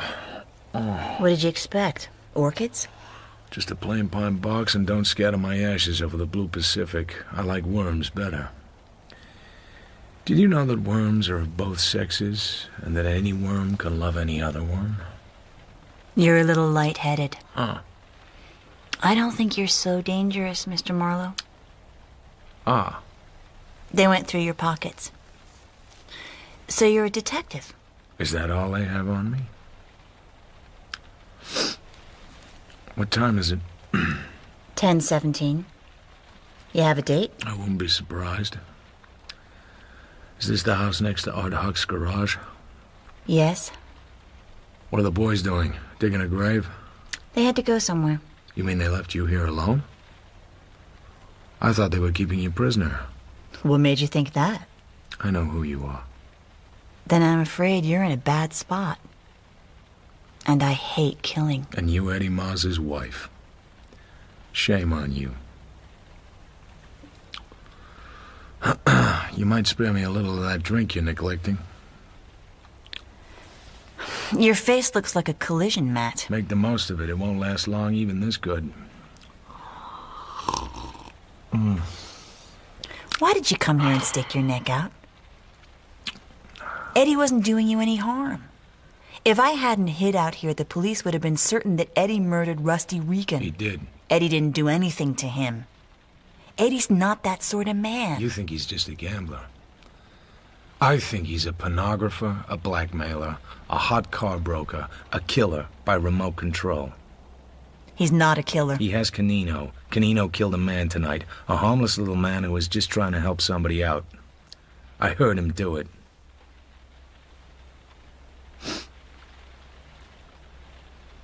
I thought platinum hair was out of style. It's a wig, silly, while mine grows out. Cut mine off, see? Why? To show Eddie I was willing to do what he wanted me to do. I love him. Good grief. And you have me right here in the room with you. You're a kick. I can get the ropes off. I can't do anything about the handcuffs. You can run. Kidding with every breath? The spot you're in? I thought Eddie wasn't a killer. Lean forward, can you? You better go with me if you want to keep on living. Don't waste time. I'm not going. There. Sorry I can't do anything about the cuffs. Light a cigarette for me.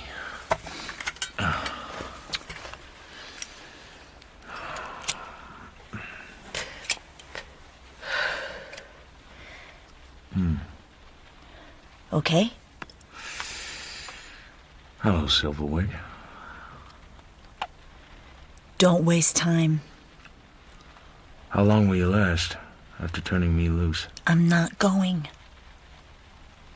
Kiss me, Silverwig. Please go. There's no hurry. All this was arranged in advance. Timed with a split second, just like a radio program. No hurry at all. Kiss me.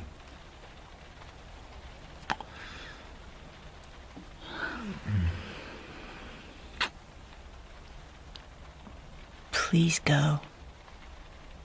Kiss me again.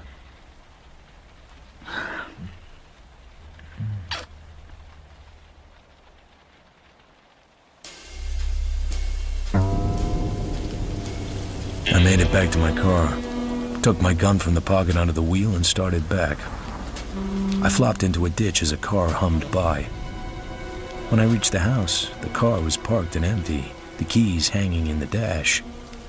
All I had to do was wait for him to come out. Canino! Hey!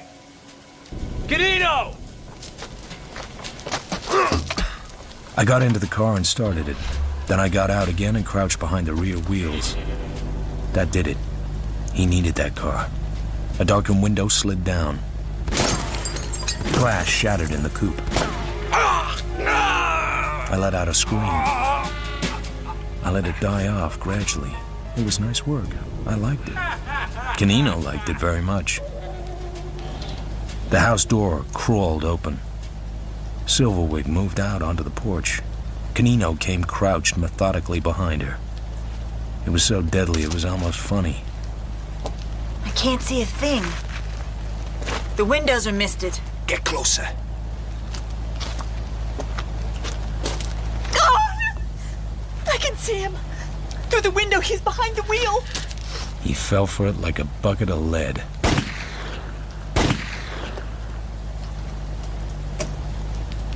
Finished? I shot him 4 times. He leaned forward, holding himself together with his broad hands. Then he fell face down on the broad gravel. I was afraid you'd come back. I told you. We had a date.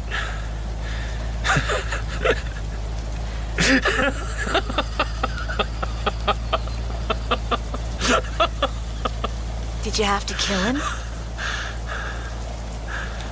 Yes. I suppose you did.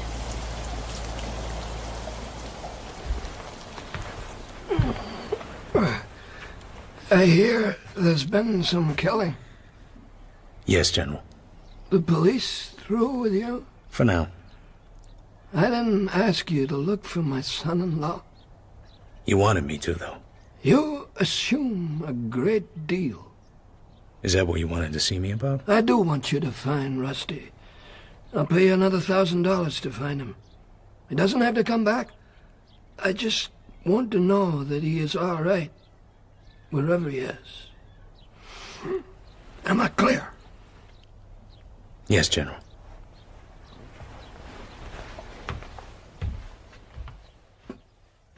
In the garden, I found Carmen sitting on a bench looking forlorn. Bored? You're not mad at me. I thought you were mad at me. I brought you back your gun. I cleaned it and loaded it for you. Take my tip. Don't shoot it at people unless you get to be a better shot. Teach me to shoot. Teach me to shoot, I'd like that. Here. It's against the law. I know where. Down by some of the old wells. We reached the place she meant in 10 minutes. Half a dozen stained wooden derricks, a pile of rusted pipe, dusty eucalyptus, stagnant oil-scummed water. The smell of that sump would poison a herd of goats. Take it easy now. It's loaded in all 5. Let's use that wheel. I'll put a can on it. Don't start shooting until I get back beside you, okay? Okay.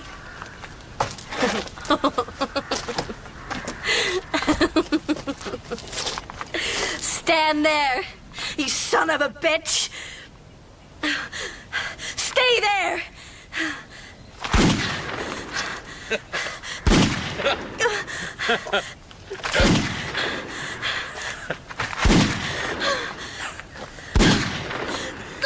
My, but you're cute. Even you could have hit at that range.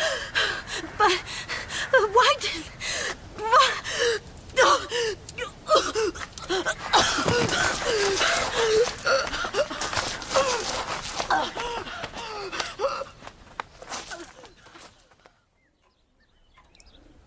You're a callous brute. You killed a man, and now you have to come up here and frighten my kid sister into a fit? What'd you do to her? Took her down the old wells to teach her to shoot. It was her idea. She threw a wingding. Looked like an epileptic fit to me. Yes, she has them once in a while.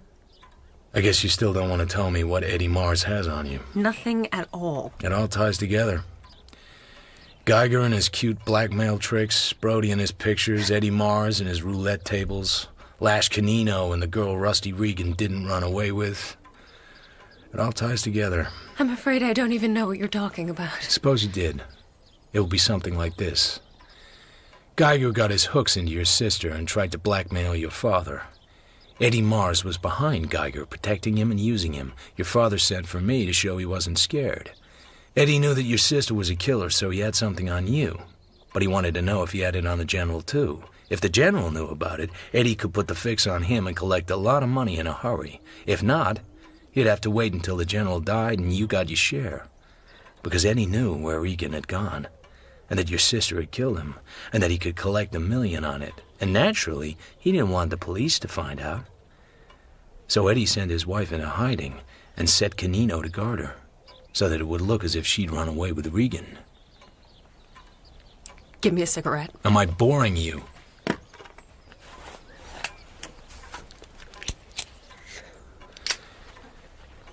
By the way, here's Carmen's gun. It's empty. She emptied it at me from maybe 5 feet. Cute little thing, isn't she? Too bad I loaded it with blanks. You're a horrible man. I was thinking of the day Regan disappeared. I think he took her down to the wells to teach her to shoot, and she turned the gun and shot him. And for the same reason. I threw her out of my bed, you know. I guess he had to do the same, but you can't do that to Carmen. I suppose you want money. You went to Eddie Mars for help? Rusty's in the sump. The horrible, decayed thing. She came home and told me about it. She's not normal. I knew Eddie would bleed me white, but I had to have help. I could only get it from someone like him. Take her away somewhere. Get her cured if you can. It's been done. I'll give you 3 days, then out it comes. I don't know what to say to you. Just get out of here. Eddie. Forget Eddie. I'll handle Eddie. I went quickly away from her and down the room and out. I drove downtown. I stopped at a bar. I had a couple of double scotches.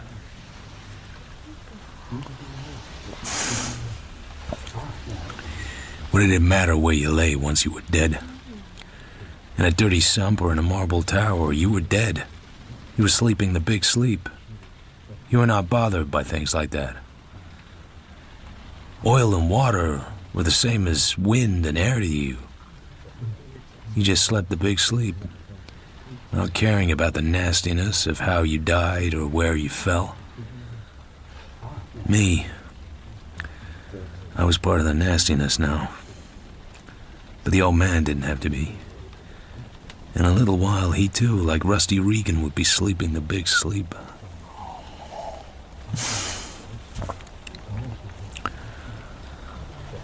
The scotches didn't do me any good. All they did was make me think of Silverwig. And I never saw her again.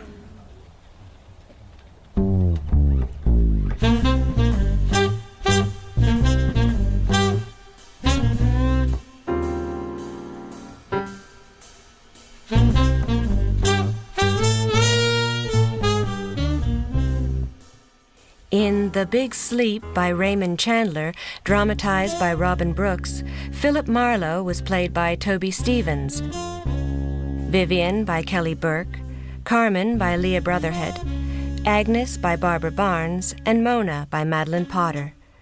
Brody was played by Sam Dale, General Sternwood by Sean Baker, Lash Canino by Ian Batchelor, Eddie Mars by Henry DeVass, and Kronjaeger by Jude Akuudake. The director was Claire Grove.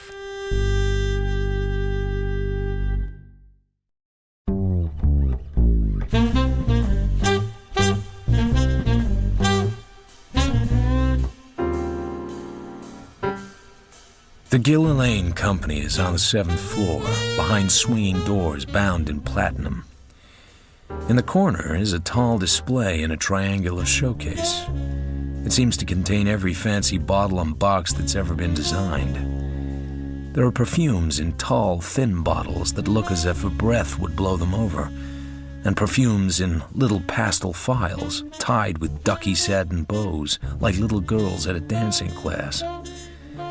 The cream of the crop seems to be something very small and simple in a squat amber bottle. It's labeled Gillian Regal, the champagne of perfumes. It's definitely the stuff to get. I'd like to see Mr. DeRace Kingsley. Here's my card. Have you an appointment? No appointment. It's very difficult to see Mr. Kingsley without an appointment, Mr. Marlowe. The name of this tall, lean, dark-haired lovely is, according to the titled embossed plaque on her desk, Miss Adrienne Fromsett. What is the nature of your business, Mr. Marlowe? Personal. I see. Does Mr. Kingsley know you, Mr. Marlowe? I don't think so. He may have heard my name. You might say I'm from Lieutenant McGee. And does Mr. Kingsley know Lieutenant McGee? I'm hoping he does, but maybe the best way to find out is to ask him. Mr. Kingsley is in conference. I'll send your card in when I have an opportunity. Thank you. I'll wait. I sit and light a cigarette. Half an hour and 3 or 4 cigarettes later, a door opens and 3 men come out laughing. The men shake hands heartily, and 2 of them leave. The third man drops the grin off his face and looks as if he's never grinned in his life. Any calls, Miss Fromsett? Mr. Marlowe to see you, from Lieutenant McGee. His business is personal. Never heard of him. It seems like the perfect moment to introduce myself. This gentleman is Mr. Marlowe. You want to see me? If you're Mr. DeRace Kingsley. Who the hell do you think I was? He's about 6'2", and not much of it is soft. His eyes are stone gray with flecks of cold light in them. His manner says he is very tough to get along with. And who, incidentally, is Lieutenant McGee? He's just a fellow I know. I'm fascinated. Anything else you would care to let drop about him? Well, they call him Violets McGee on account of he chews little throat passels that smell of violets. He's a big man with soft silvery hair and a cute little mouth made to kiss babies with. I don't like your manner. That's all right. I'm not selling it. I'll give you exactly 3 minutes. God knows why. He burns his way past Miss Fromsett's desk to his door, yanks it open and lets it swing in my face. Miss Fromsett likes that. She likes it very much. Listen, I'm a businessman. I don't fool around. Your card says you're a licensed detective. Show me something to prove it. I get out my wallet and hand him things to prove it. He lights a cigar. He doesn't offer me one. He takes his time. He doesn't care about mine. No, I don't know, McGee. I know Sheriff Peterson. I asked for the name of a reliable man to do a job. I suppose you are the man. I guess you might do. Just don't get flip with me, and remember, when I hire a man, he's my man. He does exactly what I tell him, and he keeps his mouth shut, or he goes out fast.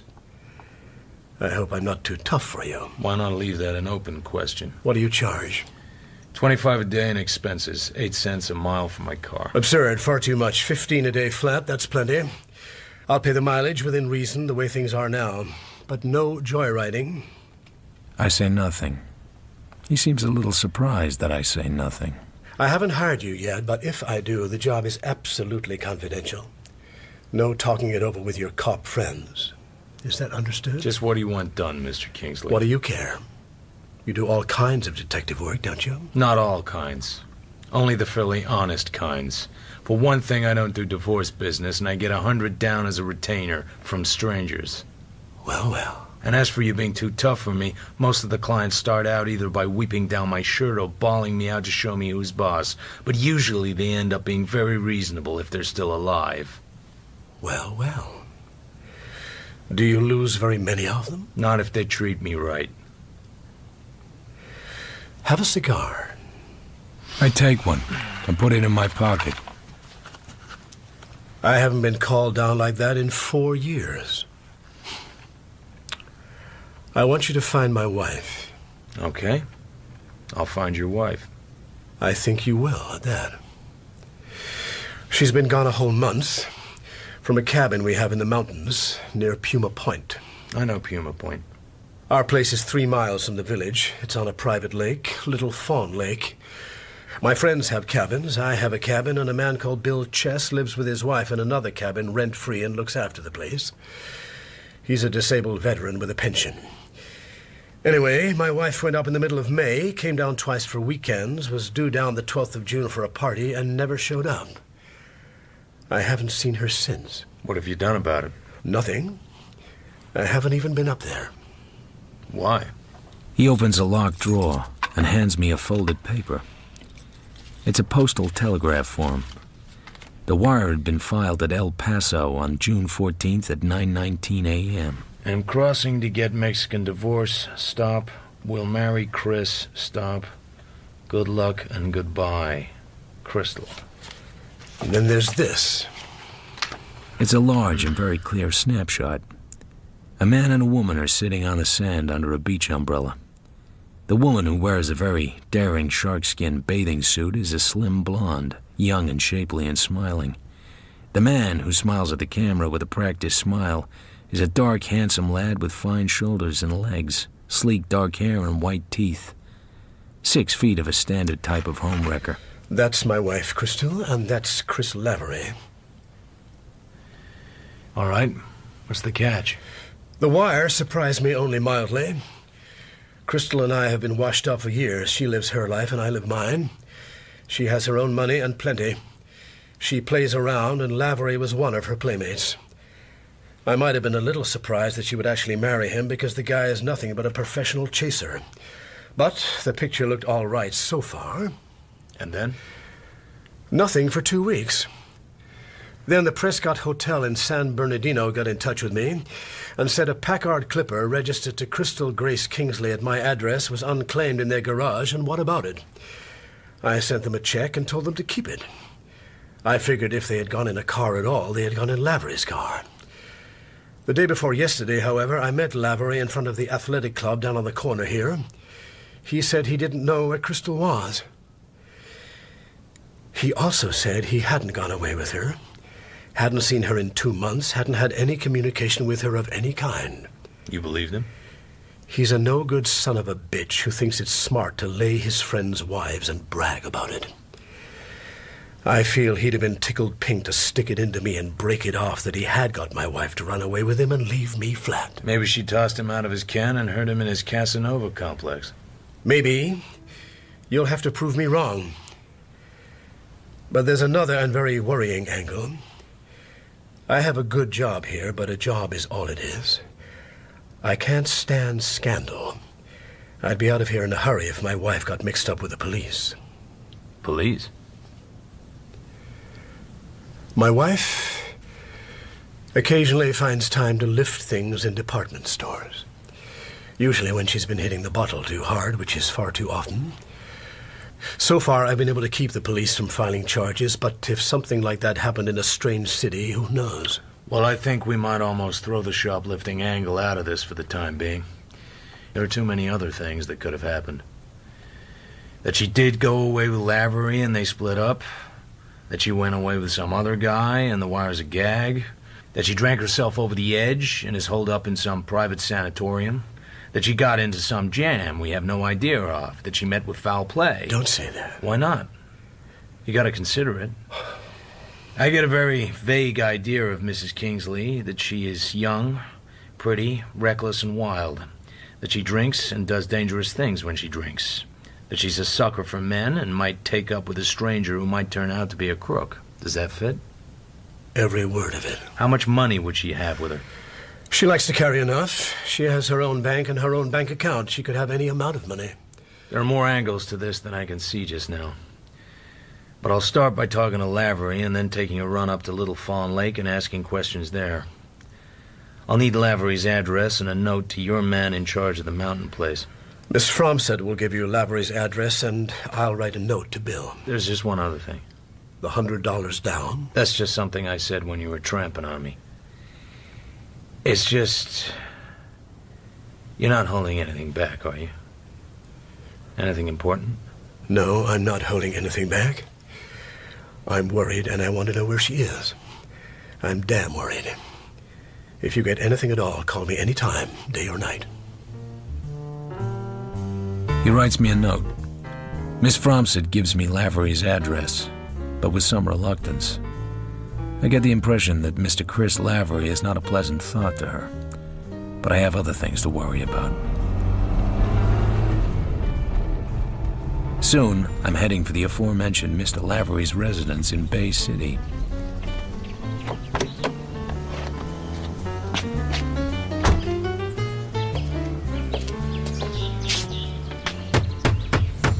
I work on the knocker. Nothing. I push the bell and hear a ring inside, not very far off. Nothing. A neat black Cadillac coupe comes out of the garage of the house across the way. A thin man in dark glasses looks sharply at me, as if I hadn't any business to be there. He's probably got nothing to do with what I'm after, but who knows? I give him my steely glare and do some more hammering on the knocker. You're making a hell of a lot of noise. Mr. Lavery? What if I am? My card. I slip it through the grill. I'm working for DeRace Kingsley. To hell with both of you.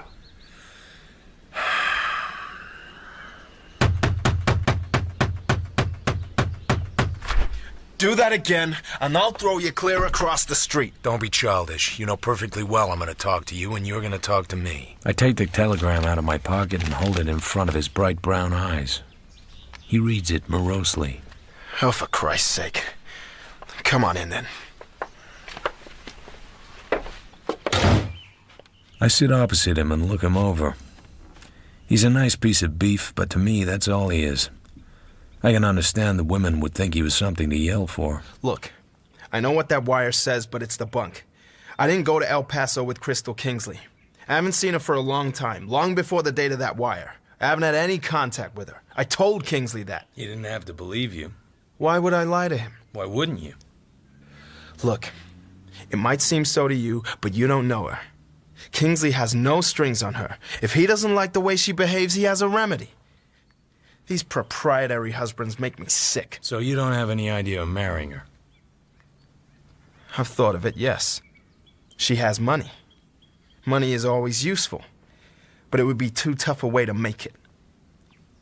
So tell me, do you hire yourself out to dig up dirt? Doing well at it? Look, Mr. Lavery, we don't have to get into a fight.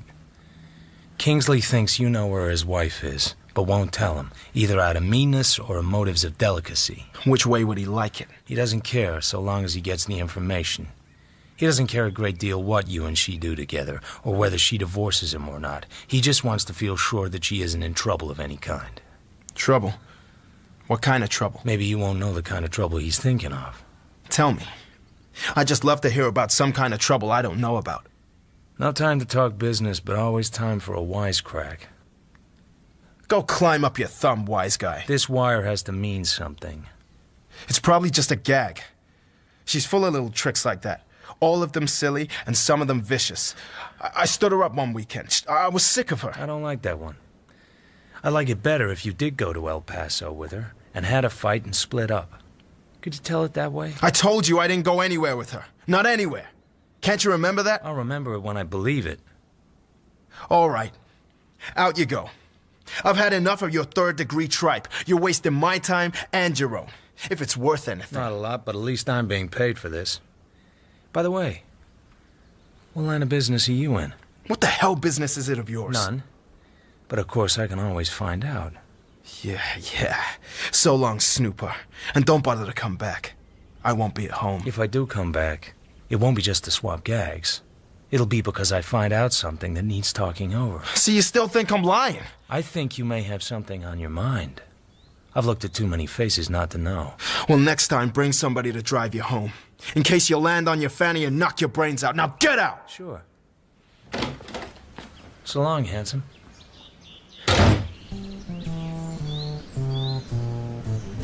I decided to take a look at the house across the way. On the gatepost was a bronze tablet which said, Albert S. Almore, M.D. I wonder idly how well he knows Lavery, since theirs were the only two houses in the block. But being a doctor, he wouldn't tell me anything about him anyway. And now here's the black Cadillac back again. And Dr. Almore really doesn't like the fact that I'm studying his gatepost. He's staring at me with a sharp frown on his thin face. So I stroll back to my car, and he drives his car back into his garage. I figure it's worth waiting. There's something about this guy's behavior that intrigues me. I could see Dr. Almore through his window. He's on the phone, getting more and more agitated. Then he makes another call, and another. Every half minute he looks out. He's waiting, and I'm waiting with him for no reason at all. Now it's getting interesting. A green sedan stopped outside the good doctor's. A big man with dusty blonde hairs got out. I think I can guess what's going to happen next.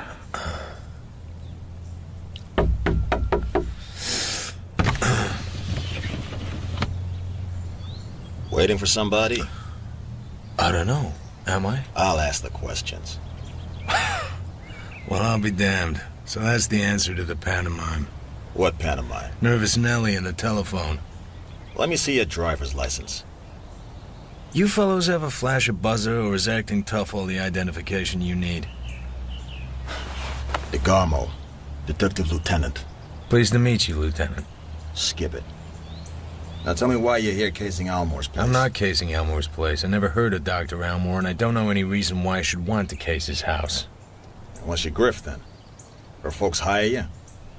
We don't like peepers down here. Is that so?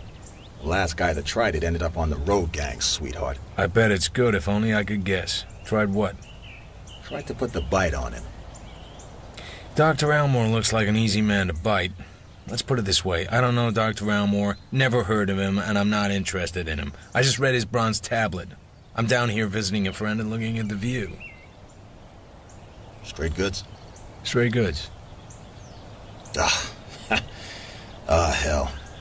The guy's screwy. He ought to see a doctor. Now go on. Beat it. Stay off our reservation and you won't make any enemies.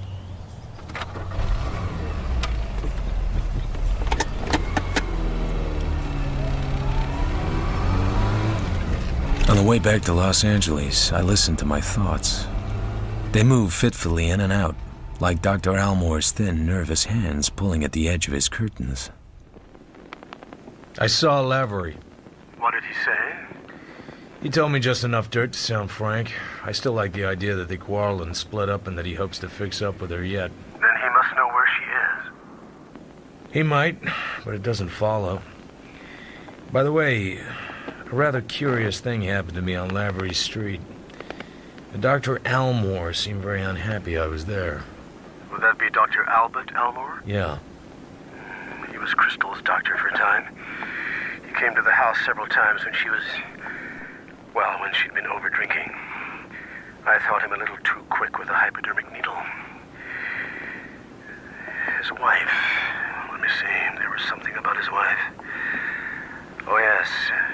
She committed suicide. When? I don't remember. Quite a long time ago. I never knew them socially. What are you going to do now? I'm going up to Little Fawn Lake, even though it's a little late in the day to start.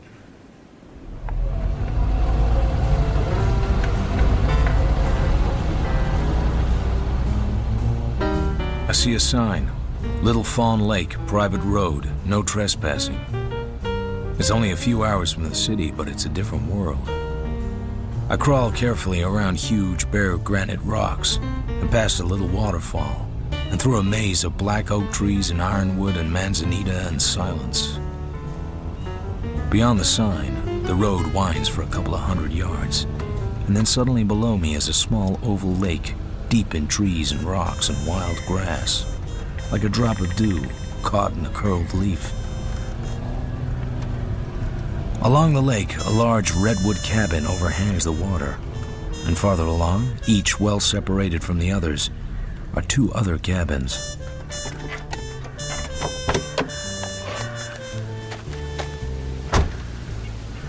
I get out of the car and start towards the nearest cabin. Somewhere behind it, an axe thuds. He must have heard me. A heavily built man with a harsh face and swarthy skin comes into view carrying a double-bitted axe. He limps as he walks, giving his right leg a little kick out with each step. In spite of his weathered appearance, he looks like a drinker. There's a bright glitter in his eyes. Mr. Bill Chess? That's me. I'm a note here from Mr. Kingsley.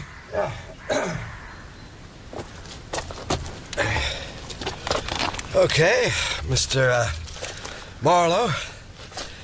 So, you want to see Kingsley's cabin, huh? Glad to show you. He ain't selling, for Christ's sake. He might. Everything's for sale in California. Well, ain't that the truth, though? Well, that's his over there, the redwood job. Cost about $8,000, and that's money for a mountain cabin. How about electric light and telephone? Electric light, sure, no phone. Anybody living there now? Nope. Mrs. Kingsley was here a few weeks back. She went down to hell back any day, I guess. Didn't he say? Why? Does she go with the cabin? Very funny. Yeah, it's a swell cabin. The bed's comfortable? How would I know if the beds are comfortable? I don't know why you wouldn't know. I can find out for myself. Yeah, you think I can't smell a dick when I meet one. Nuts to you, pal, and nuts to Kingsley. So he hires himself a dick to come up here and see am I wearing his pajamas, huh? Now listen, Jack. I might have a stiff leg and all, but the women I could get... Whoa, you're slipping your clutch. I didn't come here to inquire into your love life. I never saw Mrs. Kingsley. I never saw Mr. Kingsley until this morning. What the hell's the matter with you? He rubs the back of his hand viciously across his mouth, as if he wants to hurt himself.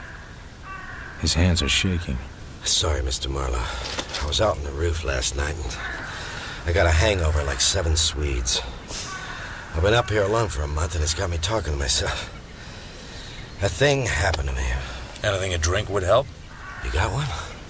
He brings glasses from his cabin, and we sit there in the silence as I pour him a stiff drink of rye. Man, that's from the right bottle. I guess a guy gets the blues up here all alone. No company, no real friends, no wife. Especially no wife. She left me. She left me a month ago. Friday the 12th of June, a day I'll remember. I stiffen. Friday the 12th was the day Mrs. Crystal Kingsley was supposed to have come into town for a party. But you don't want to hear about this. It's none of my business, but if it would make you feel any better. Thanks. You know, Muriel was one swell kid. I met her in a joint in Riverside just a year and 3 months ago. Maybe not the kind of joint where a guy would expect to meet a girl like her, but that's how it happened. We got married. I loved her. I was married to as neat a little blonde as ever you clapped an eye on, and all the time I'm nuts, I go for that. He points to the Kingsley cabin. It's turning the color of ox blood in the late afternoon light. Hell, you think if I had to jump off the dock, I'd go a little ways from home and pick me a change in types at least. But little Round Heels over there ain't even that. She's a blonde, like Muriel, same size and weight, same type, almost the same color eyes. But brother, how different from then on in. She was giving it out, but I didn't have to take. You asked me if the beds over there were comfortable. I was just too full remembering. Yeah, the bed I was in was comfortable. I came back across the dam. I'm as smooth as a new piston head. I'm getting away with something. Except I didn't get away with anything at all. When I got home, Muriel told me things about myself I didn't even imagine. After that, I felt too mean to stay even half sober. Along about 4 a.m., I finally got back home again and Muriel had gone. She left you? That very night. Nothing but a note in the bureau and some cold cream on a pillow. Here. I'm sorry, Bill, but I'd rather be dead than live with you any longer. Muriel. I've not heard from her in a whole month. Not a single word. Maybe she's with some other guy. I hope he treats her better than I did. Better show you Kingsley's cabin.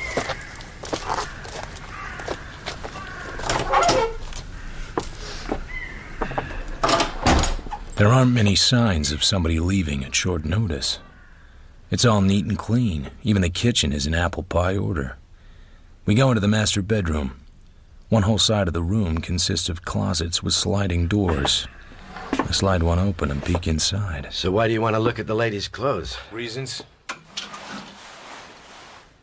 For instance, Mrs. Kingsley didn't go home when she left here. Her husband hadn't seen her since.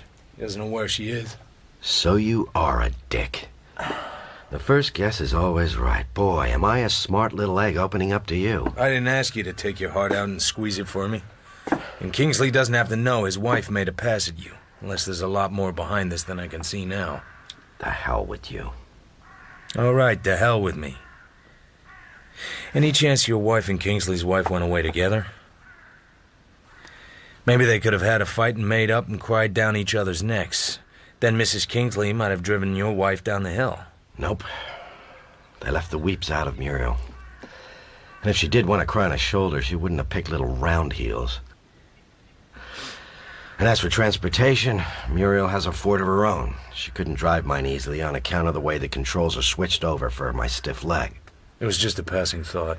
If any more like that pass you, let them go right on. Look, pal, I'm working hard to think you're a fundamentally nice guy. Help me out a little, can't you?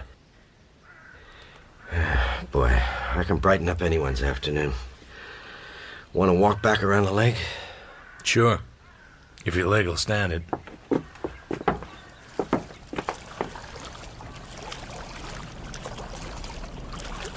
I ask him about Lavery. He admits to having seen him once. Won't say more than that.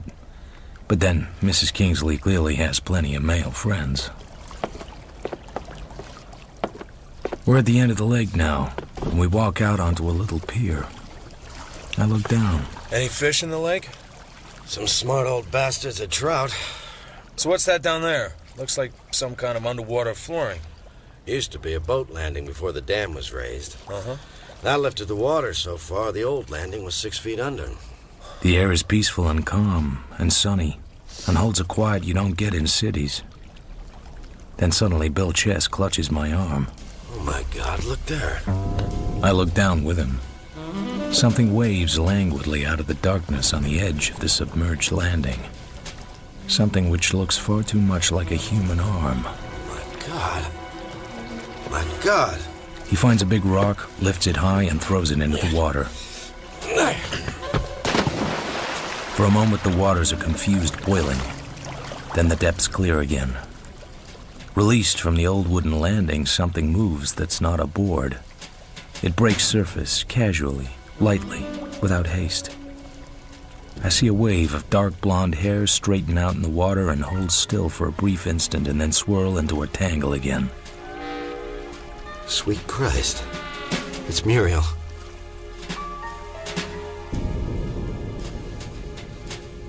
I go and fetch the local sheriff. He has large ears and friendly eyes, and he looks as dangerous as a squirrel and much less nervous. On his vehicle, there's a white card which reads, "Voters, attention, keep Jim Patton sheriff. He's too old to go to work." I like everything about this guy. We drive back to the lake.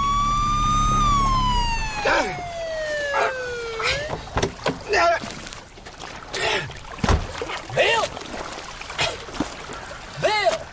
What's going on? I had to do it. I had to get a rope and go down in the water and pull the thing out. Why? I don't know why. But I tried to the shore and here it is. There's a horrible, sickening smell in the air. The thing that had been a woman lies face down on the boards. I couldn't leave her. It's down there in the lake.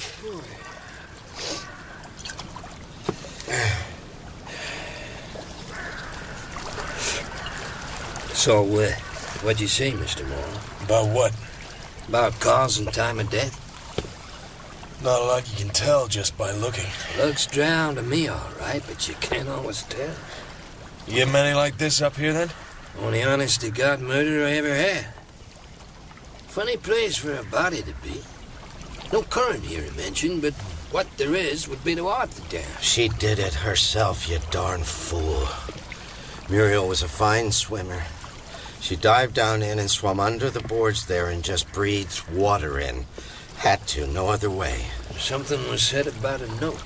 Oh, yeah, it's here in my jacket. Go on, read it if you must. Everybody wants to read it. It doesn't seem to have any date. No, she left it a month ago, June 12th. Left you once before, didn't she? Yeah.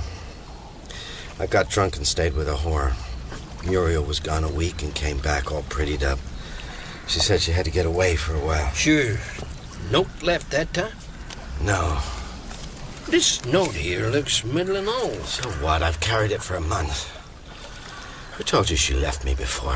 Who told you? I forget. You know how it is in a place like this. June 12th, you say she left, or you thought she left. Were the folks across the lake up here then? Ask this Snoopy guy. If he didn't already spill his guts to you. Mr. Marlowe here didn't tell me anything, Bill, except how the body come up out of the water and who it was. Okay, Mrs. Kingsley was here. But she went down the hill the same day. Yes, what does it matter? Muriel left the note, she went away. Why all these questions? Take me in, you son of a bitch! Hey, Bill, listen. Sure I did it, I drowned her. That's what you want, isn't it? She was my girl and I loved her. I'm a heel, always been a heel. But just the same, I loved her. Maybe you guys wouldn't understand that. Just don't bother to try. Just take me in, damn you!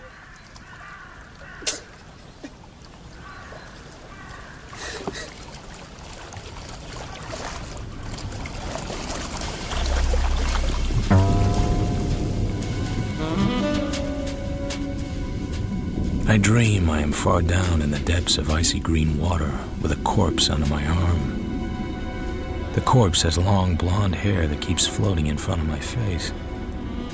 An enormous fish with bulging eyes and a bloated body swims around, leering like an elderly lecher. Just as I am about to burst from lack of air, the corpse comes alive under my arm and gets away from me. And then I am fighting with a fish, and the corpse is rolling over and over in the water, spinning its long hair and... I'd checked in and fallen asleep. Now I wake up with a mouthful of sheet. I look at the clock. It's still early. I realize that before I return to the city and Mr. DeRace Kingsley, I want to take a look at the chess cabin.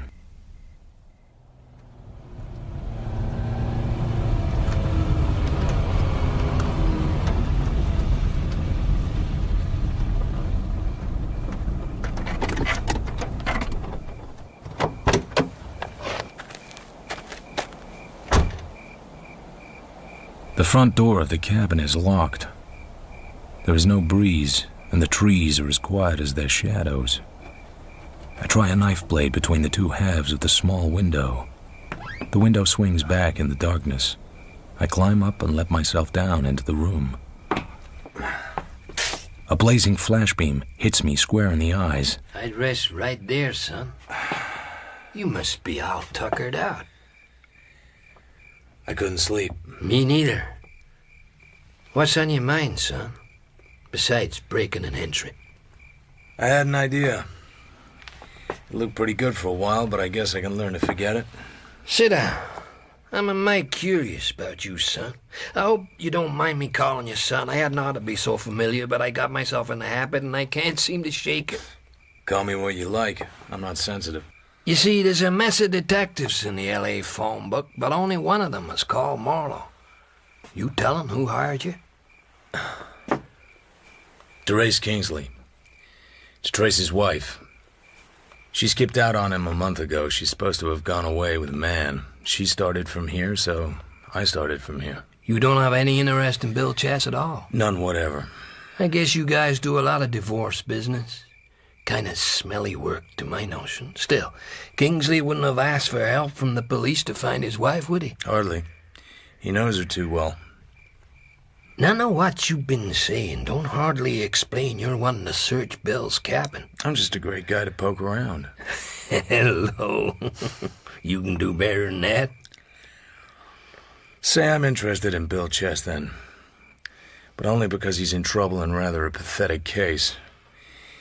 If he murdered his wife, there's something here to point that way. If he didn't, there's something here to point that way, too. As for instance, what kind of thing? Clothes, personal jewelry, toilet articles, whatever a woman takes with her when she goes away, not intending to come back. But she didn't go away, son. Then the stuff would still be here. But if it was still here, Bill would have noticed she hadn't taken it. But if he murdered her, then he would have to get rid of the things she ought to have taken with her. Of course, his biggest problem is her Ford car. Sinking into the lake would be dangerous, but he couldn't burn it or bury it. Could he even drive it? Sure, he can't bend his right leg at the knee, so he couldn't use a foot brake very handy, but he could get by with a handbrake. So, the chances are he hid it in the woods within walking distance of here. And walking distance for him would not be very far. For a fella that claims not to be interested, you're doing some pretty close figuring on all this. If the car was found, it would be better for Muriel's stuff to be found in it. That would give him a couple of outs. Let's say that she was murdered by some unknown party who fixed things to implicate Bill when and if the murder was discovered. There's still that little matter of the note to be got over. What I like is that she did plan to go away and did write the note, but he caught her before she got clear and saw her red and finished her off. Then he would have had to do all the things we've been talking about.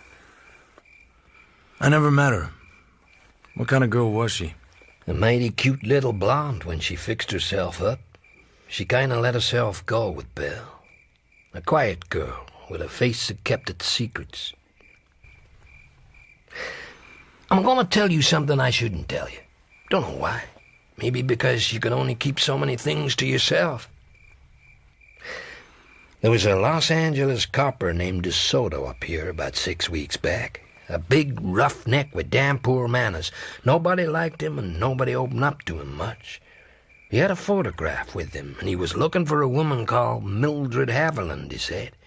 He said he had information the woman was staying up here. This big bruiser showed his picture to darn near everybody in town before he showed it to me. That made me kind of sore. She looked like Muriel Chess? Something like, but not enough to be sure by any manner of means. I asked him what this Mildred Haviland was wanted for. He said it was police business. I said I was in that way of business myself, in an ignorant, countrified kind of way.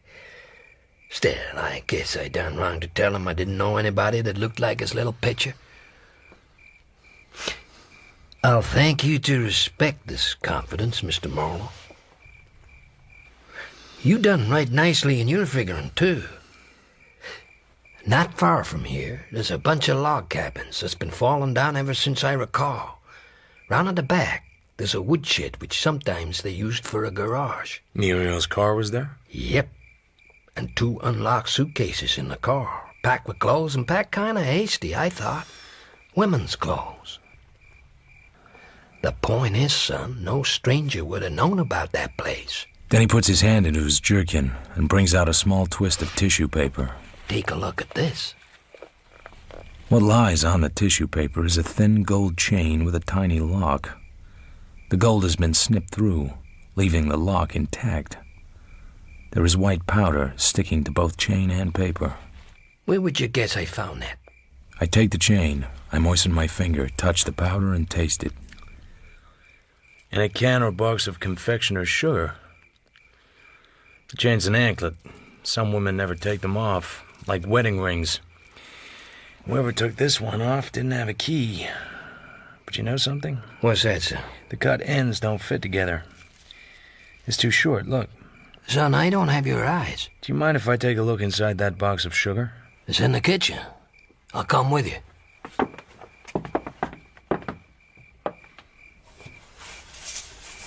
I lift the box up and empty it onto a newspaper. At the bottom, another twist of white tissue. Guess I didn't go deep enough. I shake the tissue clean and unwind it. It contains a tiny gold heart, no larger than a woman's little fingernail. Well, well. I think there's some engraving on the back. Take my torch. I couldn't read it if I had a darn microscope. That's in script. It reads, Al to Mildred, June 28th, 1938. With all my love. Tell me what you're thinking, son. See if it's the same as me. Al to Mildred. Al somebody to Mildred Haviland. Mildred Haviland was Muriel Chess. Muriel Chess was dead 2 weeks after a cop named DeSoto had been looking for her. Looks like maybe I owe this DeSoto party an apology, don't it? If you ever see him. Don't tell me, son. Let me guess all for myself that you got a brand new idea about it. Yeah. Bill Chess didn't murder his wife. No? She was murdered by somebody out of her past. Somebody who had lost track of her and then found it again. And found her married to another man and didn't like it. Somebody who hated and could dissimulate. Who could persuade her to go away with him. And when everything was ready and the note was written, took her around the throat and gave her what he thought was coming her way. And put her in the lake and went his way. Like it? Well, it does make things kind of complicated, don't you think? I'm not sure myself Bill Chess is in the clear. But there ain't anything impossible about it. Not one bit impossible. When you get tired of it, let me know. I'll have something else. I'll just be doggone sure you will. Meantime, I have a job to do and a missing wife to find.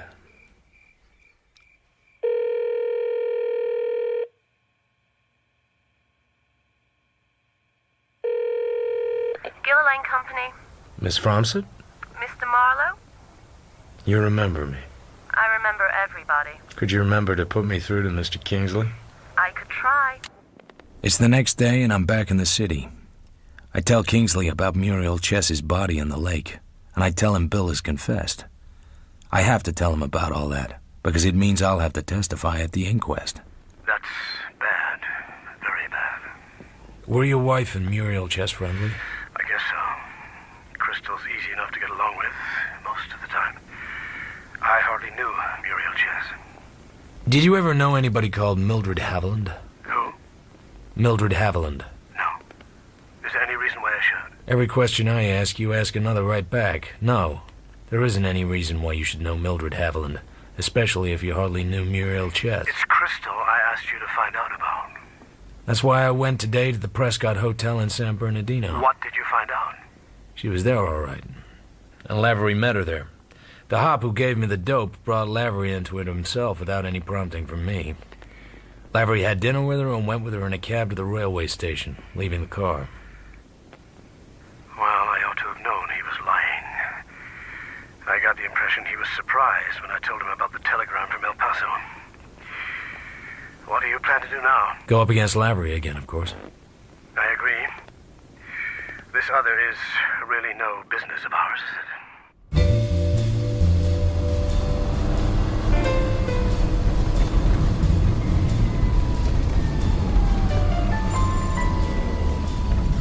The air is clearer than yesterday. The morning round here is full of peace. No Dr. Almore peering, no Lieutenant DeGarmo trying to put the frighteners on me. I punch the doorbell. Then I see that the front door is not quite shut. If Lavery's away, maybe I can take a chance and frisk the joint. I stand inside and listen. In the silence, time passes. I decide it's safe to move. Excuse me. Please don't move. I freeze. She's a slender woman of uncertain age, with untidy brown hair, a scarlet mess of a mouth, and too much rouge on her cheekbones. She wears a purple hat, which is doing its best to hang on to the side of her head. Her right hand is wrapped around the butt of a small automatic. She points the gun at me and comes steadily on.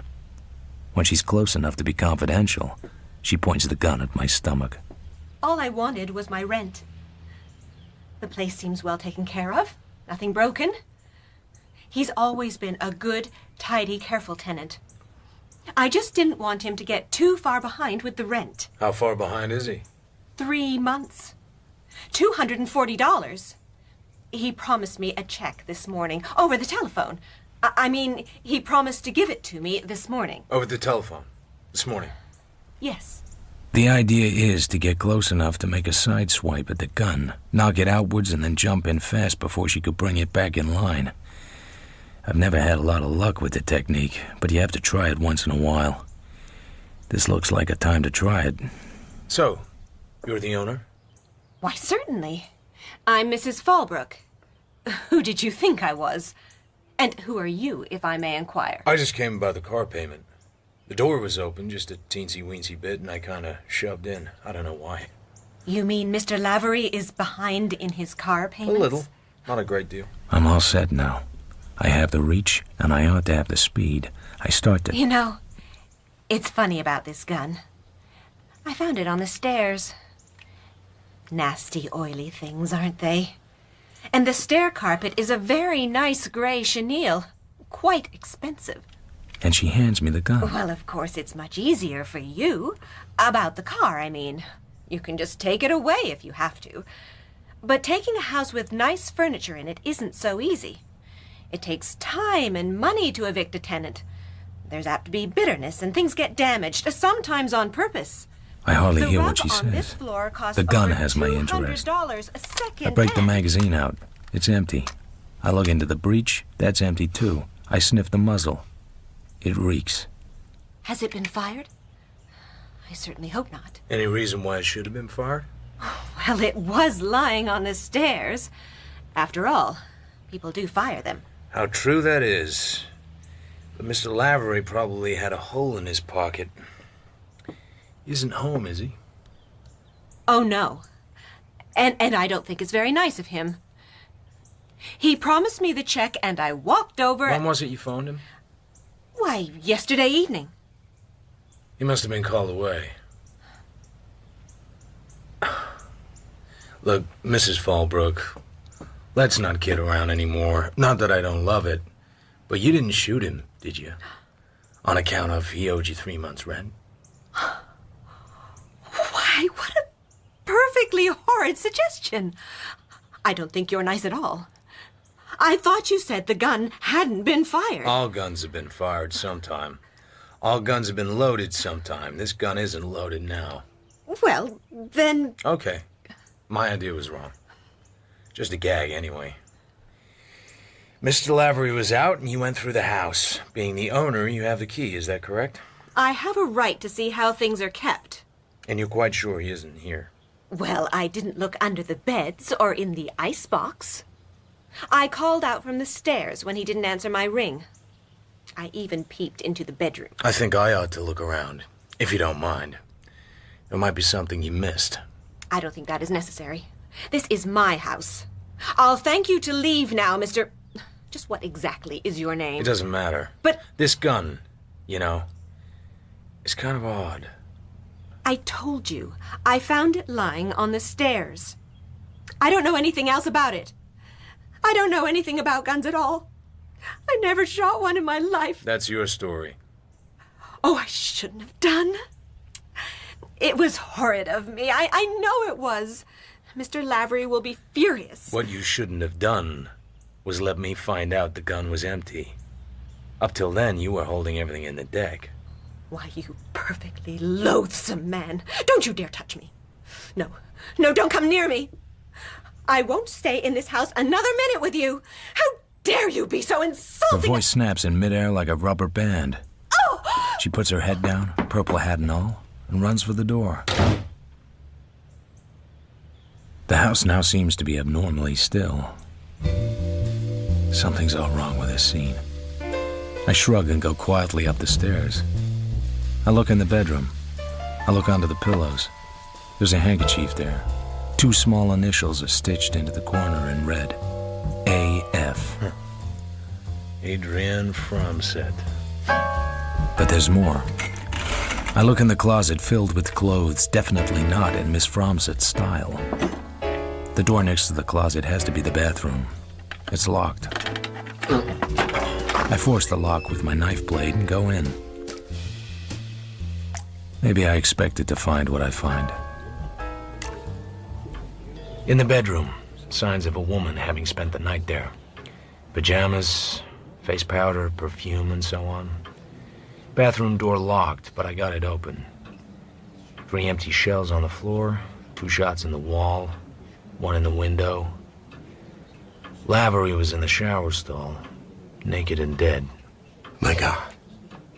Do you mean to say that he had a woman with him last night and she shot him this morning in the bathroom? Just what did you think I was trying to say? Please keep your voice down.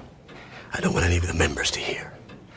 But why in the bathroom? Keep your own voice down. Why not in the bathroom? Could you think of a place where a man would be more completely off guard? You don't know a woman shot him. I mean, you're not sure, are you? No.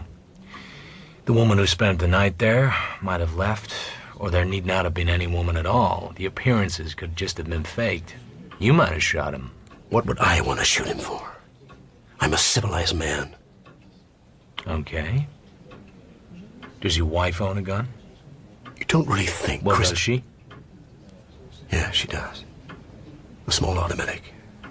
Anything like this one? I reach in my pocket and put the gun in Kingsley's hand. I don't know. It's like it, but I can't tell. There's a serial number on the side. Nobody remembers the serial numbers of guns. I was hoping you wouldn't. It would have worried me very much. That dirty rat. I suppose he ditched her, I suppose. We can't let the police have this gun. Crystal has a permit. The gun was registered, so they will know the number even if I don't. We can't let them have it. But this Mrs. Fallbrook I told you about, the landlady, she knows I have the gun. We'll have to chance that. You're right. I don't think she's the kind to have anything to do with the police of her own free will. Look, I know you're taking a risk. I intend to make it worth your while. If the setup were possible for suicide, I'd say put the gun back, but the way you tell it, it isn't. But I can't cover up for a murder, even for a $10 bonus. The gun will have to go back. I was thinking of more money than that. I was thinking of $500. Just what did you expect to buy with that? Is there anything in Lavery's place apart from the gun that might indicate Crystal had been there lately? There may be a dozen things I don't know about. What kind of perfume does she use? Oh. Gillian Regal, the champagne of perfume. The bedroom reeks with it. I'm talking about $500, a check for it right now. I hired you to protect me from scandal and, of course, to protect my wife if she needed it. Through no fault of yours, the chance to avoid scandal is pretty well shot. It's a question of my wife's neck now. I don't believe she shot Lavery. I have no reason for that belief, none at all. I just feel the conviction. I'll go along with you up to a point. The setup down there is almost too good at first sight. She leaves clothes there she's probably been seen wearing and which can probably be traced. She leaves the gun on the stairs. It's hard to think she would be as dumb as that. You give me a little heart. But everything I've heard from you, as well as anybody else, indicates that your wife is a reckless, foolish woman. Even if there wasn't anything down there to point to your wife, the cops will eventually tie her up to Lavery. And then, the fact that she's been out of sight for a month will make the cops sit up and rub their horny palms with glee. And of course they'll trace the gun, and if it's her gun... No, don't try and pocket it. I just thought... Nope. The cops will have to have the gun.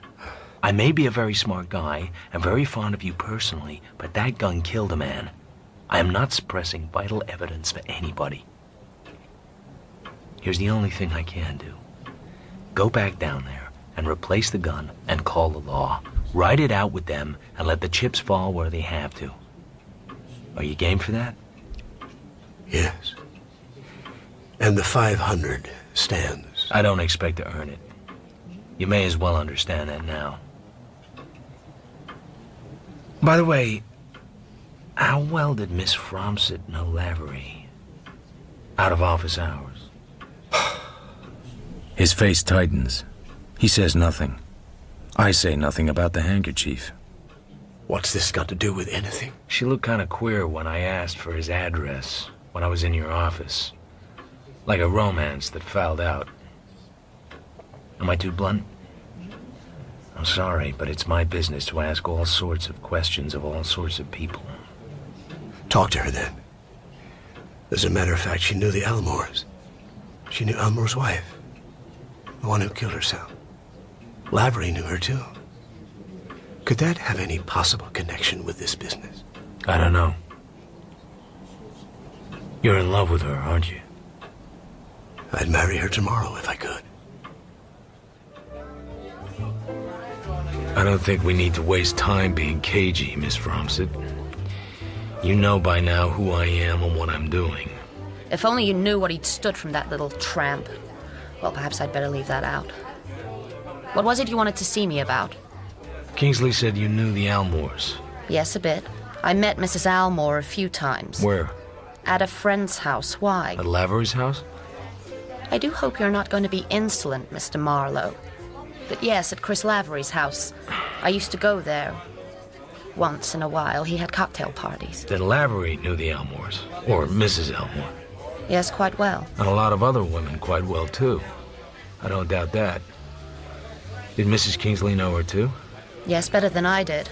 They called each other by their first names. Mrs. Almore is dead, you know. She committed suicide about 1.5 years ago. Any doubt about that? Has this anything to do with what you're doing? I don't know. But the first time I went to Lavery's, Dr. Elmore called a cop named DeGarmo just because I looked at his house.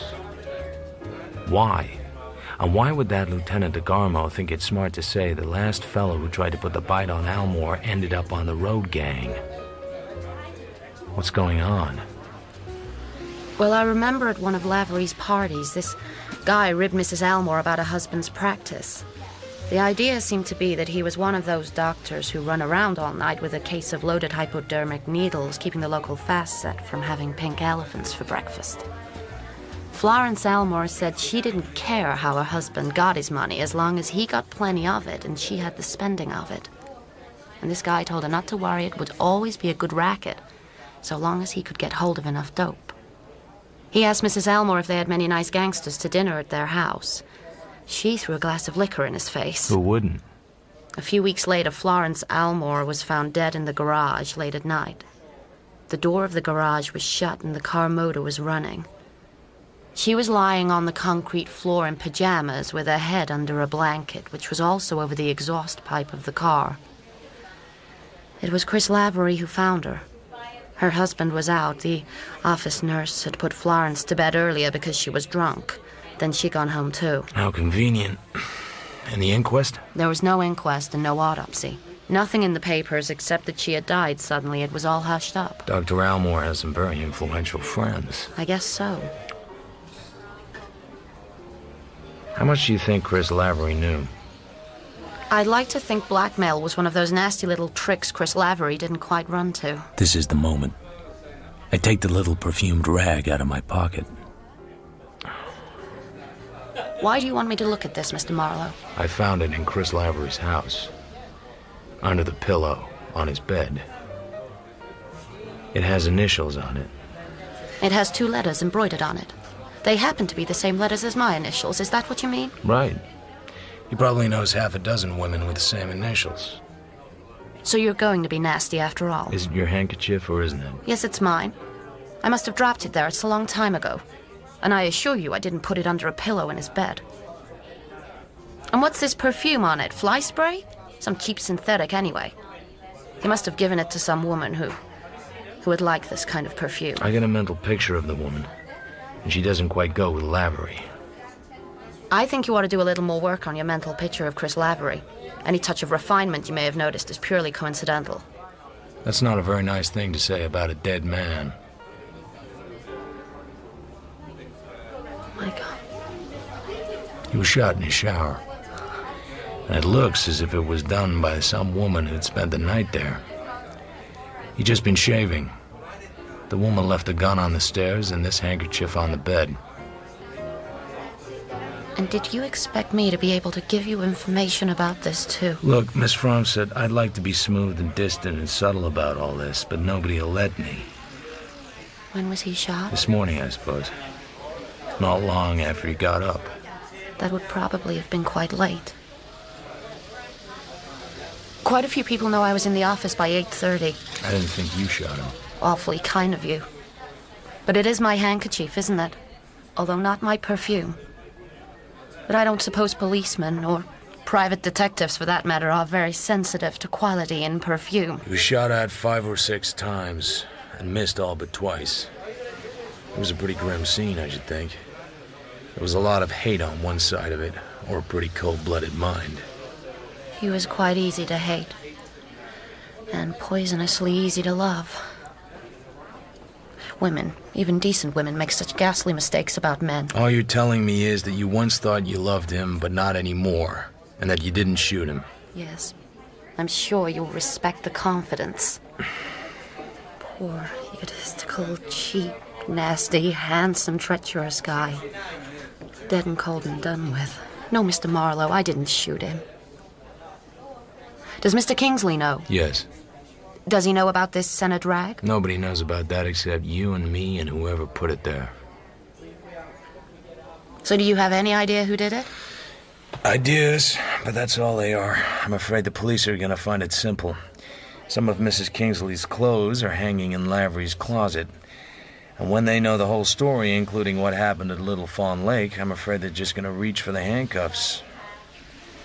You have to find her first, but that won't be hard for them. Crystal Kingsley.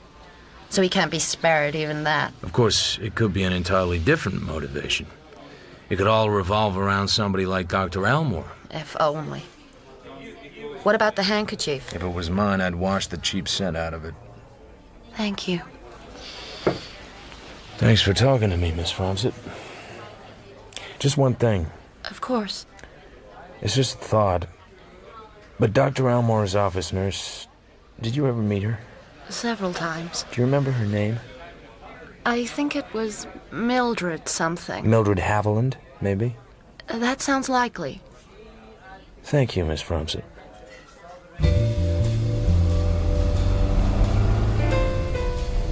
There are so many dames in this case that my head is bursting. There's every indication that Crystal Kingsley is crazy enough to kill Lavery and leave her fingerprints all over the place. Case open and closed as far as the police are concerned. But there are so many unanswered questions. Take the late Muriel Chess, the lady in the lake. It was probably Mildred Haviland who was involved in a death so full of questions that any number of people might have wanted her dead. Dr. Elmore among the principal suspects. Albert Elmore. Al to Mildred with all my love. There's a strange line of thought. And then there's Florence Elmore herself, the suicide, or maybe not. And the crazy landlady, Mrs. Fallbrook. And the fragrant Miss Fromsett. She has class, no question of that. But Was I wrong to rule her out? Was she being too helpful?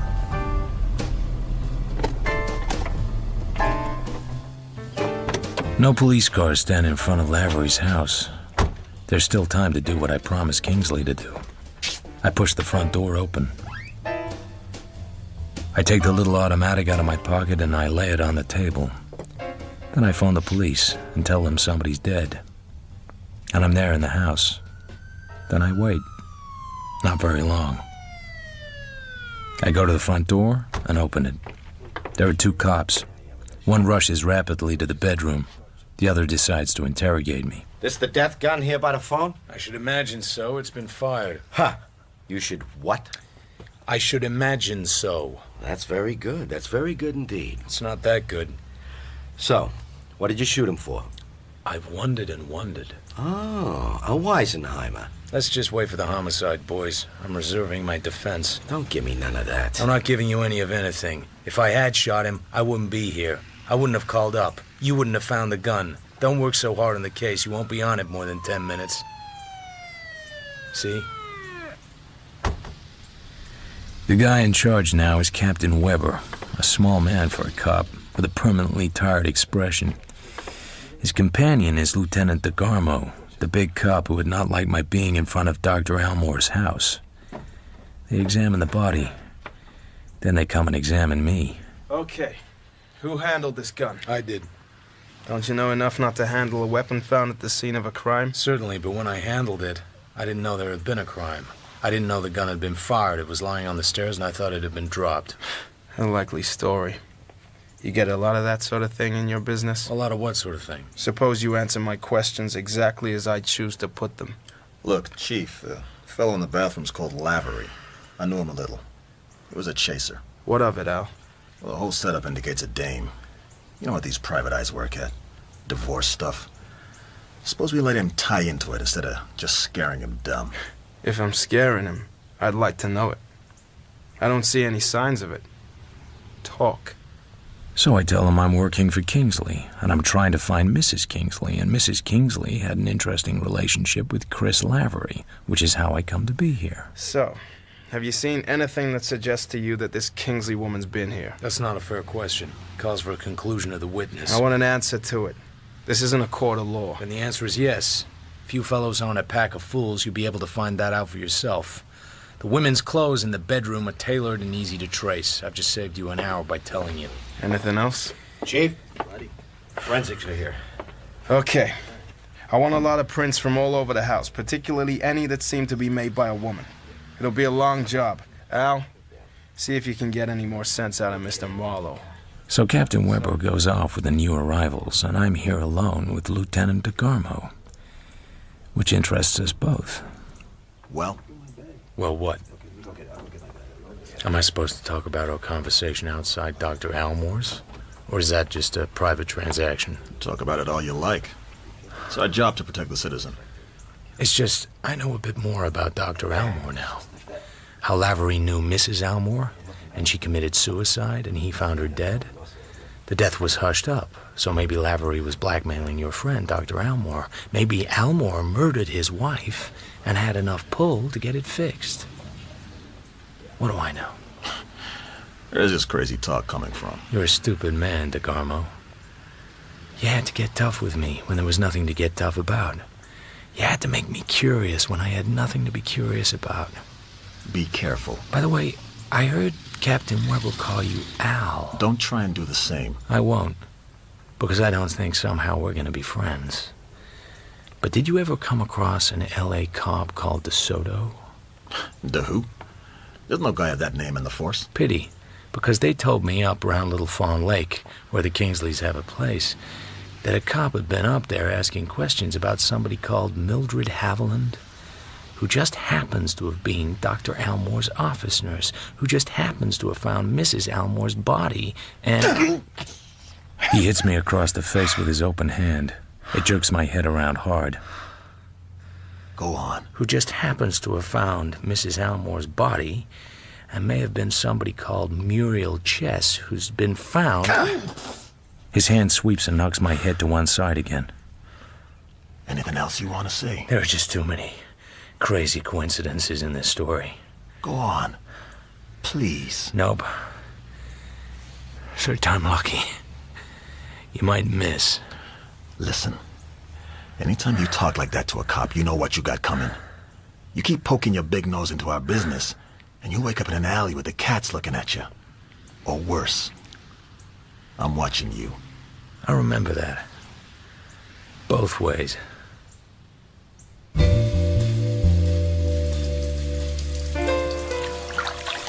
Back at the office, I bathe my face in cold water. The flush is gone from the left cheek, but it looks a little swollen. I brush my hair. There's getting to be plenty of gray in it. The face under the hair has a sick look. I don't like the face at all.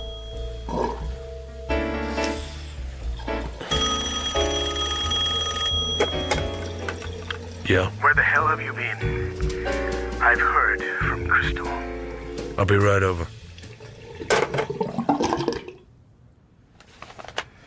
You have to take this to her. $500. She wanted more, but this is all I could raise at short notice. She has to get out of town. Out of what town? Bay City somewhere.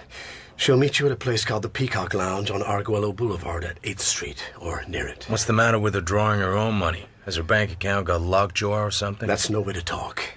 She's in trouble. Lavery's death is going to be laid at her door, whatever happens. Did you talk to her? No. She called the office.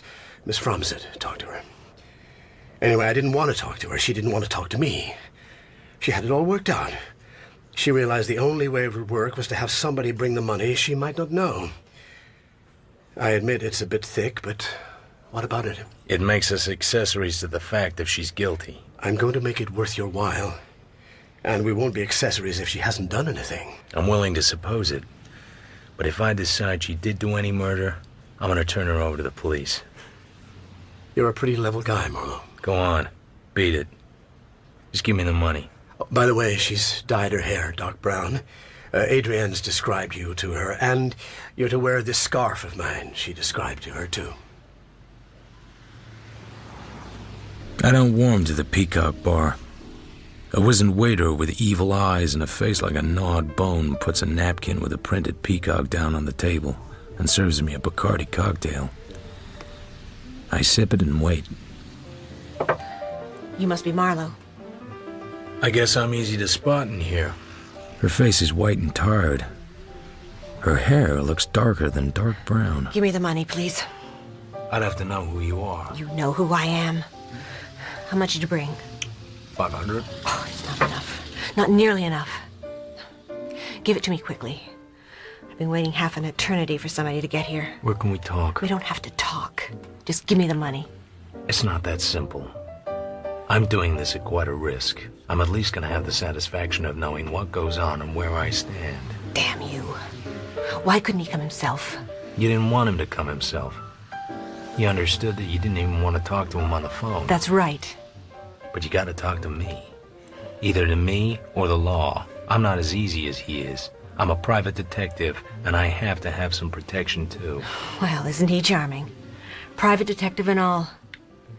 What do you want to talk about? You, and what you've been doing, and where you've been, and what you expect to do. Things like that, little things, but important. I think it'd be much better if you just gave me the money. No. Very well, if it has to be that way. I'm at the Granada, 2 blocks north on 8th. Apartment 618. Give me 10 minutes. I'd rather go in alone. I have a car. I'd rather go alone.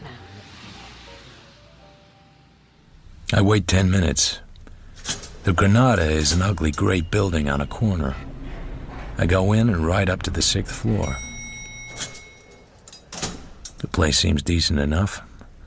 I come to the door of apartment 618. I knock softly. Come in.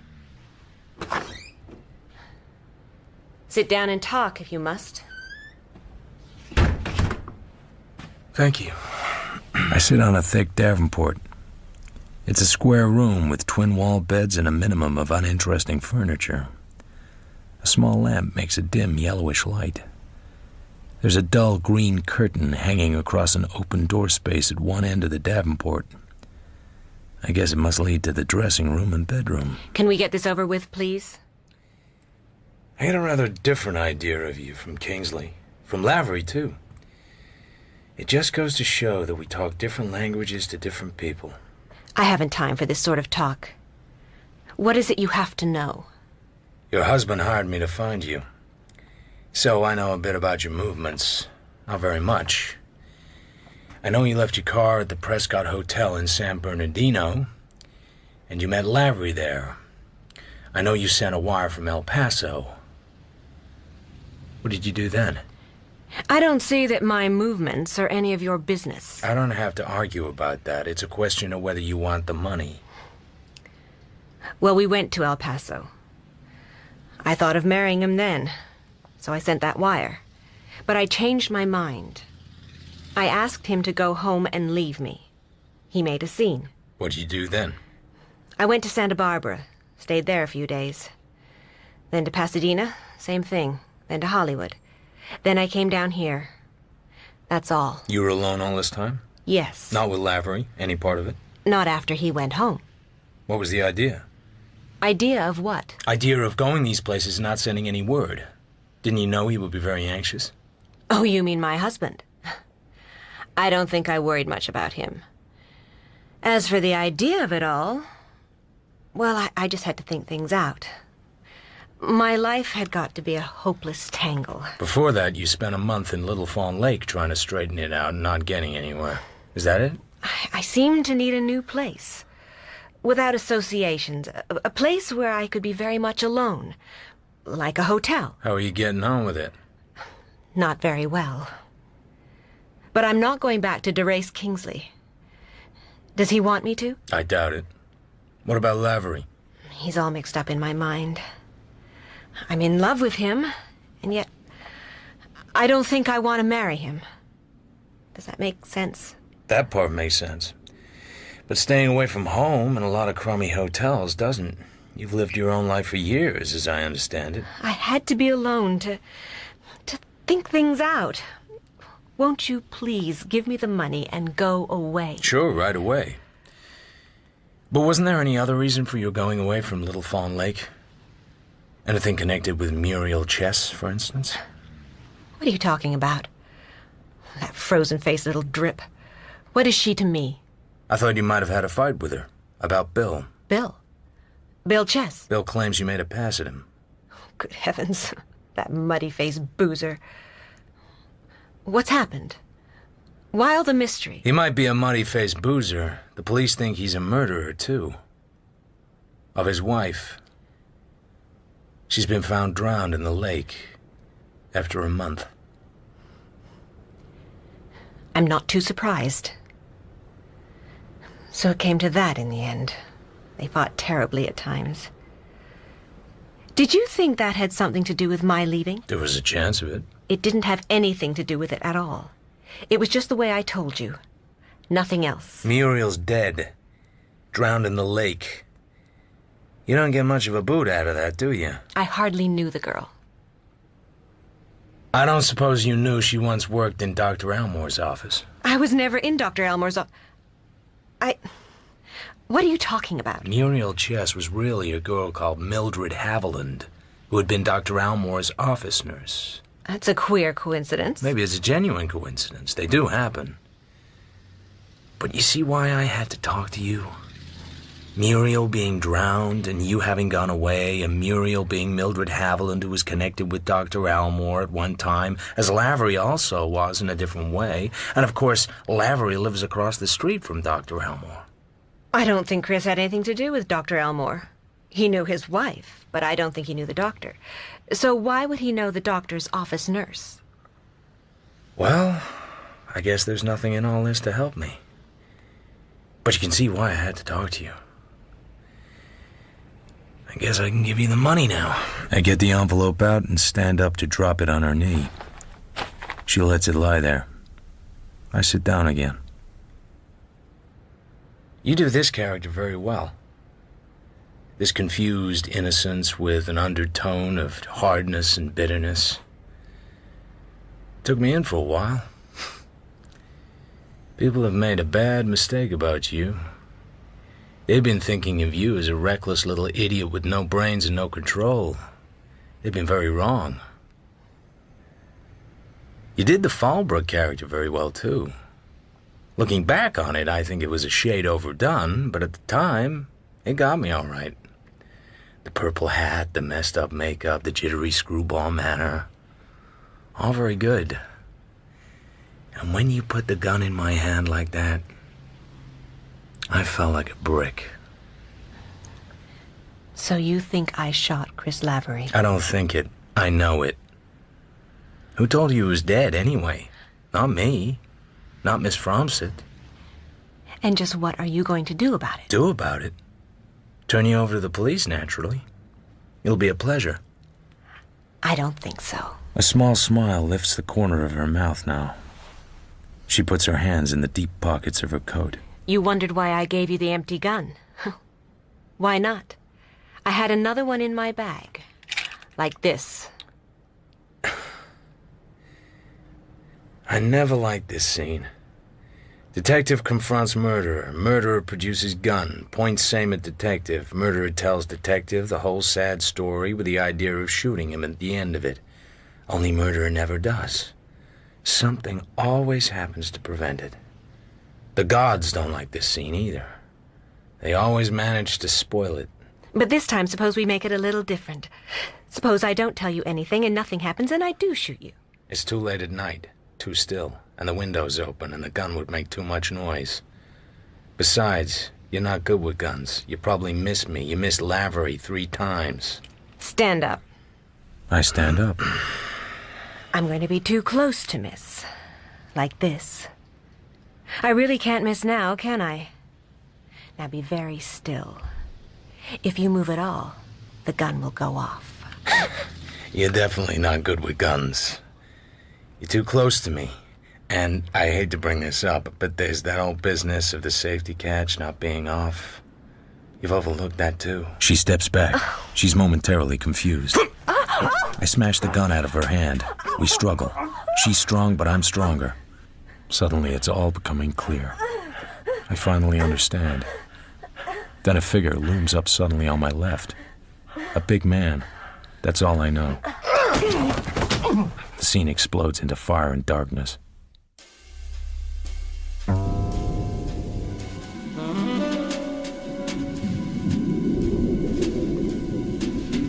I finally come to. I'm lying flat on my back beside a davenport on somebody's carpet. The back of my head feels pulpy. I'm staring at a framed picture. Below it in large letters, "See the French Riviera by the Blue Train." A fine time to bring that up. Never sit with your back to a green curtain. It always turns out badly. I sense I am not alone in this room. I lift my head and look around. She's still here. She's lying on the pulled-down twin bed. She's wearing a pair of tan stockings and nothing else. There are dark bruises on her throat. Her eyes bulge, and the white of them is not white. And now I realize he's still here too. He should have gone, but he hasn't. Maybe he can't. He's staring at her as if he can't believe what he's done. A big guy standing there in the shadows. Stay where you are. DeGarmo pulls out a gun and points it at me. I'm used to this by now. So when did you know? Know what? The lady in the lake wasn't Muriel Chess. Or Mildred Haviland as you knew her. I wasn't sure. Till I followed you. She killed Crystal Kingsley, threw her in the lake, and took over her identity. No wonder she didn't want to meet Mr. Kingsley. I wish I'd found her when I went looking. Maybe it wouldn't have been like this. Huh. She'd been lucky till now. Maybe she figured the body would stay submerged for a while, but when it came up, it was in such a state Bill Chess thought it was his wife. Let them arrest him for her murder. Then Lavery saw her at the hotel in San Bernardino wearing Crystal Kingsley's clothes and driving Crystal Kingsley's car. He could have told the police, but he decided to keep quiet. Maybe he saw an opportunity for some easy money holding back the truth. Huh. More luck. Because that decision meant his life wasn't worth a plug nickel.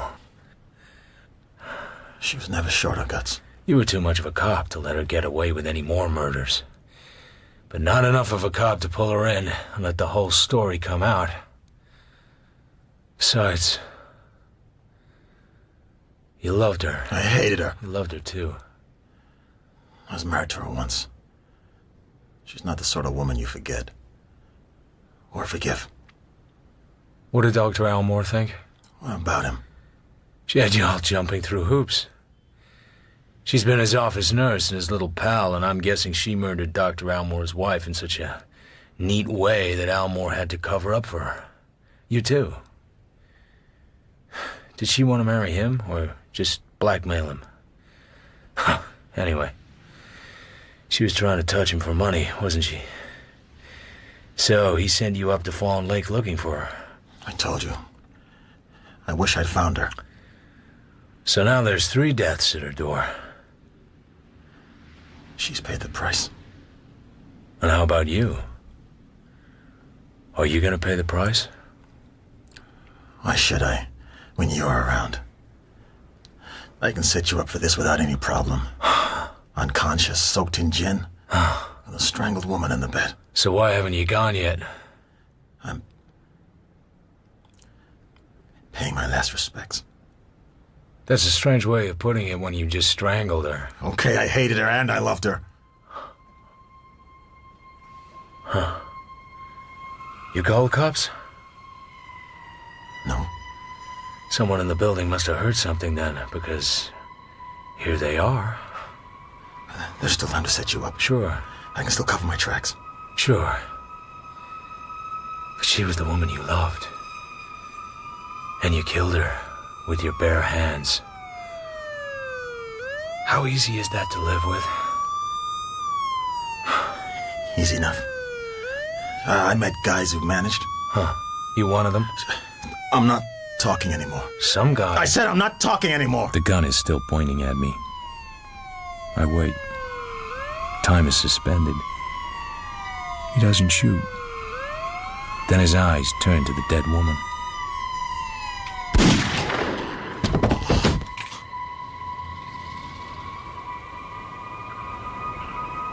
He lies there at the foot of the bed. A cop who loved to kill her. Something that had been a man.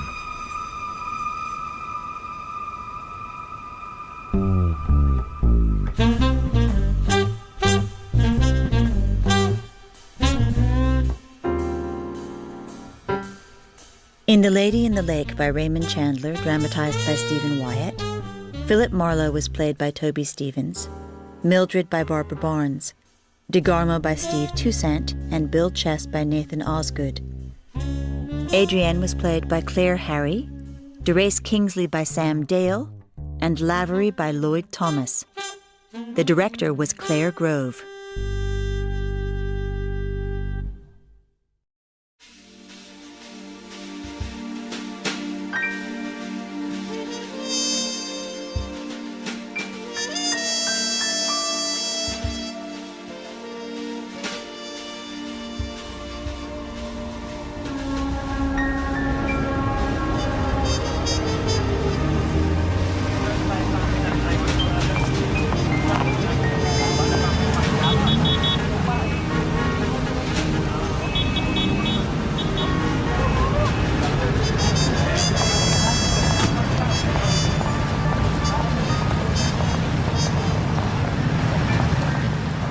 It was one of the mixed blocks over on Central Avenue.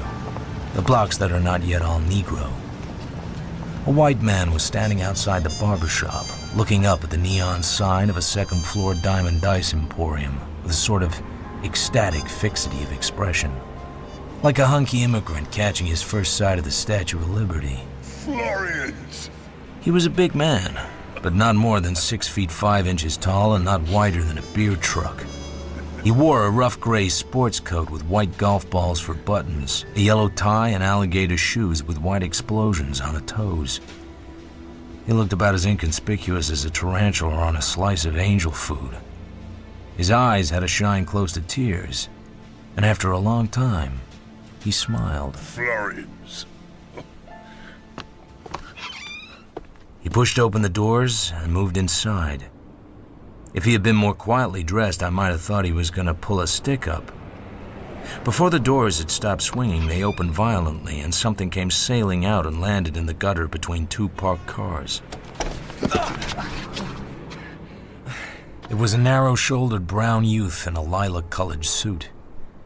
He retrieved his hat and sidled over to the wall. I walked along to the double doors. It wasn't any of my business, so I pushed them open and walked in. A hand came out of the dimness and started wrecking my shoulder. A dinge. I just throwed him out. You see me throw him out? It's that kind of place. What did you expect? Don't say that, pal. Velma used to work here. Little Velma. My shoulder. Little Velma. I ain't seen her in 8 years. You say this here is a dinge joint? Yeah. Let's you and me going up and maybe nibble a couple. They won't serve you. It's a colored joint. 8 long years. She ain't wrote to me in 6, but she'll have a reason. She used to work here. Cute she was. Let's you and me going up, huh? All right, just let go of my shoulder. Little Velma used to work here.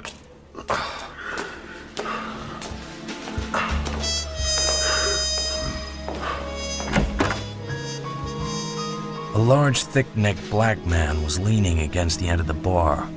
He had bouncer written all over him. No white folks, brother. Just for the colored people. I sorry. Shinebox, where's Velma at? No Velma here, brother. No hooch, no girls, no nothing. Just a scram, white boy. Just a scram. Velma used to work here. But she don't work here no more. She done retired. Gotta take your mitts off my shirt. The bouncer had his reputation to consider. He considered it for a second and made a mistake. He swung a fist very hard and hit the big man on the side of the jaw. It was a good punch. The big man took it, shook himself lightly, took hold of the bouncer and heaved him clear across the room. His legs twitched, then he lay still. Yeah, let's you and me nibble one. Whiskey sour. Call yours. Whiskey sour. Yes, sir. You know where little Velma is? Not right lately, no, sir. This fellow wouldn't know anything about a white girl named Velma. Nobody here would. There was a little stage in a band. Huh? Velma did some warbling. Redhead she was. Cute as lace pants. We was to be married when they hung the frame on me. What frame? Where'd you figure I'd been them 8 years I said about? Catching butterflies? In the caboose. Malloy's the name. They call me Moose on account of I'm large. The Great Bend bank job. 40 grand. Solo job. Ain't that something? You gonna spend it now? He gave me a sharp look. The bouncer was on his feet again. He had his hand on the knob of a dark door over behind the crap table. He got the door open and fell through. You? Where's that go? That's the boss's office back there, Mr. Montgomery. He might know. He crossed the room, light-footed, not a care in the world. He went through and shut the door behind him. The barman leaned down with his right arm behind the counter. I took hold of the arm. What you got down there, Bo? You got me a sawed off. This isn't the time to pull any artillery. Well, says you, I'll sit. What was that? Someone slammed the door. No, I don't think so. Nobody try any fancy pants? I got me a 45. Freezy mitts on the bar. Well, so long, punks. Gotta catch a streetcar. You didn't pay for the drinks. Maybe you got something there. But I wouldn't squeeze it too hard. Through the door behind the crap table was a corridor. The bouncer was on the floor, out cold, with a knife in his hand. Down the corridor was a door marked office. Behind the small, scarred desk, a man was sitting. Jesus. His head was folded back over the high back of his chair. Just folded. Like a handkerchief or a hinge. A drawer of the desk was open. The gun would have come from there. To go for his gun had probably seemed like a good idea at the time, but the position of Mr. Montgomery's head proved that the idea had been wrong. Another shine killing. That's what I read after 18 years in this police department. Fella Marlowe, private investigator. One of those guys, huh? What was you doing all that time? All what time? All the time Moose Malloy was twisting the neck of the smoke. He hadn't promised me he wasn't going to break anybody's neck. Go ahead, ride me. Everybody else does. Poor old Nolte. Always good for a laugh, Nolte is. It happened in another room. I didn't know he had killed anybody until after he left. You'll get him. I'll get him about the time I get my third set of teeth. How many guys is put on it? One. Poor old Nolte. Try looking for the girl, Velma. That's a good idea you got there. You might pick something up. Me? What do I get out of it? It ain't doing you any harm to have a pal in the department. I wouldn't forget it, pal. Okay. If I think of anything, it's yours. It was 2 hours since Moose Malloy had left Florian's. I ate lunch at a drugstore and bought a pint of bourbon. Nothing made it my business except curiosity. The hunch I had was as vague as the heat waves that danced above the sidewalk. I checked the phone book. There was only one Florian. Jessie, widow, at 1644 West 54th Place. You're the Mrs. Florian whose husband once ran a place of entertainment on Central Avenue? Who did you say you was? I'm a detective. I'd like a little information. The radio was a large, brand-new cabinet. Everything else was junk. I leaned back on the sofa against something hard, felt for it, and brought out an empty quart gin bottle. Mike's been gone these 5 years. Hope to Christ they's cheap enough blondes where he is. He never got enough of 'em here. I was thinking more about a redhead. I guess he could use a few of them, too. A girl named Velma. Kind of hot today, ain't it? I got a pint of bourbon. Hey, you ain't no copper. What's the gag, mister? This Velma was an entertainer, a singer. You wouldn't know her? Man, that's liquor. I don't give a damn who you are, just hold it careful, mister.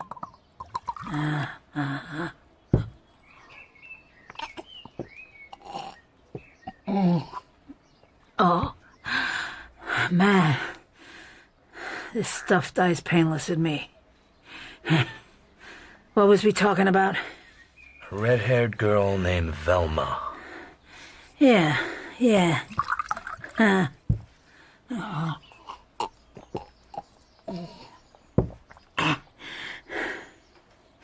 Who you say you was? I'm a private detective. Oh. Well, you ain't said that, mister. But your liquor says you're an all-right guy at that, huh? Here's to crime.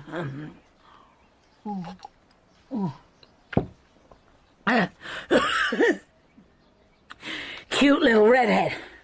Yeah, I remember her. Nice legs, and generous with them.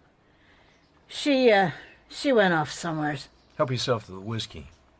I could run out for some more if we needed. Hold on to your chair, and don't step on no snakes. I got me an idea. I sneaked into the hall and put my head round the bedroom door. She was groping about in a trunk. She came up with a thick package. She slipped an envelope out of the package, leaned down and thrust it out of sight into the right-hand side of the trunk. I sneaked back the way I had come. She came in and threw me the package. Look 'em over. Photos, newspaper stills. They're all the bastard left me. Them and his old clothes. I leafed through shiny photographs of men and women in professional poses, hoofers and comics, blondes and brunettes. One or two of them might have had red hair. You couldn't tell from the photographs. I wouldn't know any of these. Why am I looking at them? Ain't you looking for Velma? Pour me a drink before you kill the bottle. Hey, what are you doing? I walked swiftly through into the bedroom, plunged a hand into the right side of the trunk, felt an envelope, and brought it up. What do you think Sit you're down. doing? You're not dealing with a lug like Moose Malloy. Moose? The Moose, what about him? He's out of jail. He killed a black man over on Central this morning because he wouldn't say where Velma was. Yeah, Philly. I opened the envelope and drew out a still. She was nicer than the others. The face was pretty.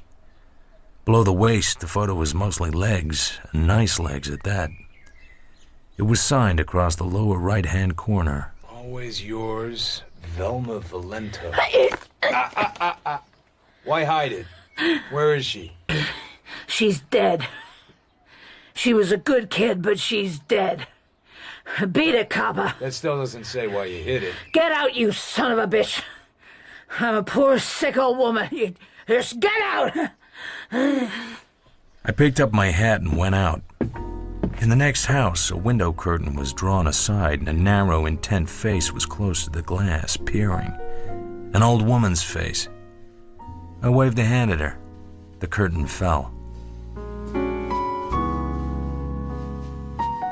I went back to my office and phoned Nolte and told him about Jesse Florian.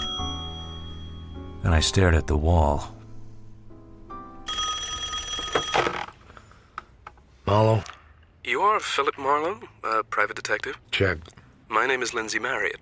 I should like you to come to my house at 7 o'clock this evening. Where's that? 4212 Cabrillo Street. I'll be there.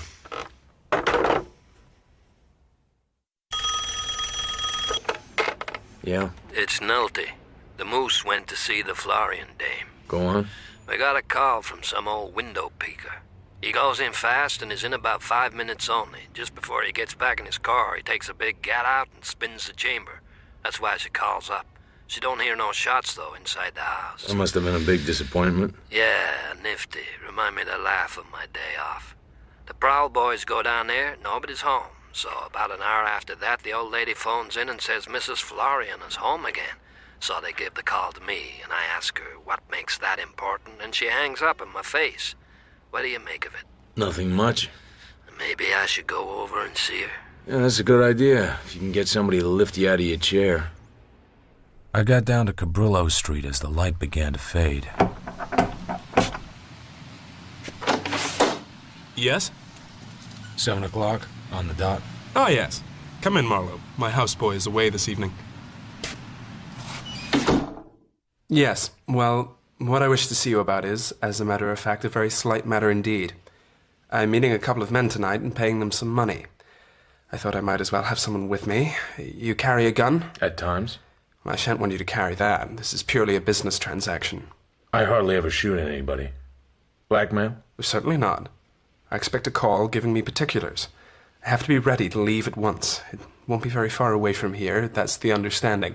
You left your bodyguard problem until pretty late. I had some difficulty making my mind up. I should be carrying a large amount of money, and it is not my money. I'm acting for a friend. How much money? And what for? I can't go in at that. You just want me to go along and hold your hat. I don't like your manner. I've had complaints, but nothing seems to do any good. You want a bodyguard, but he can't wear a gun. You want to help her, but he isn't supposed to know what he's supposed to do. What are you offering for all this? $100. There's no risk. Some jewels were taken from a friend of mine in a holdup. I'm buying them back. Have you ever heard of Fate Suede Jade? No. It's the only really valuable kind. My friend owns a necklace worth about $80,000. It was taken in a holdup a few nights ago. I was present. They said to wait for a phone call and we could pay a ransom. We've been negotiating by telephone for several days. It is to be some time tonight. There's nothing to prevent them double-crossing you. I suppose that's really why I wanted someone with me. Why'd you pick me? I have to confess, I merely picked your name at random out of the phone book. Okay. But I drive the car and carry the money. You can hide in the back. The call came at 8 minutes past 10. Purissima Canyon, off the Foothill Boulevard. I made Marriott sit in the back of the car. Those lights off to the right of the Belvedere Beach Club. The canyon is the next on the left. Keep your head down. We found a dirt road that narrowed and dropped slowly downhill between walls of brush. The acrid smell of sage filled the night. The lights of the Belvedere Beach Club hung in the air to the right. Then a white-painted barrier loomed across the track. I don't think you can get past it. Sit tight. I'm gonna go down there and have a look. Okay. Keep your head down.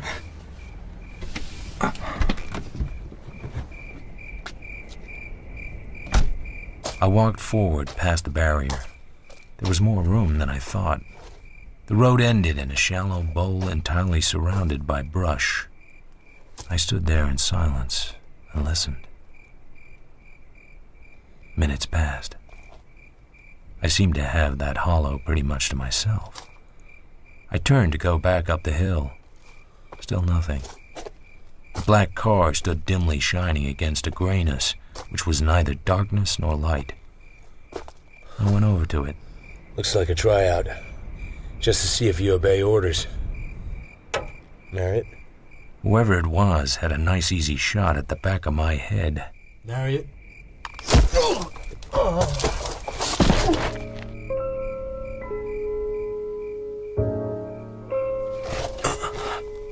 I was lying on my back. I felt sick. This voice was talking. 4 minutes, possibly 5. It could have been a little longer. They must have been in the bush, right where the car stopped. I opened my eyes and looked fuzzily at a cold star. The guy scared easily. They must have thrown a small light in his face and he passed out just from panic, the pansy. I got up on one knee. Pain shot from the back of my head clean to my ankles. Then they hit again and waited for you to come back. They must have figured he would have been afraid to come alone. I balanced myself on the flat of my hands, listening to the voice.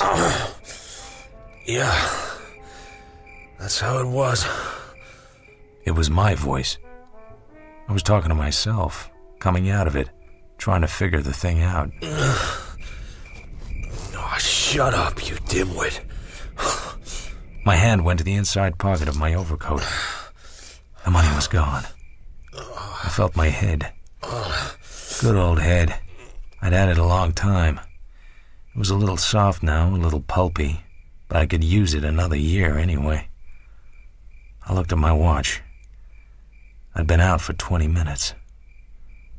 I got up.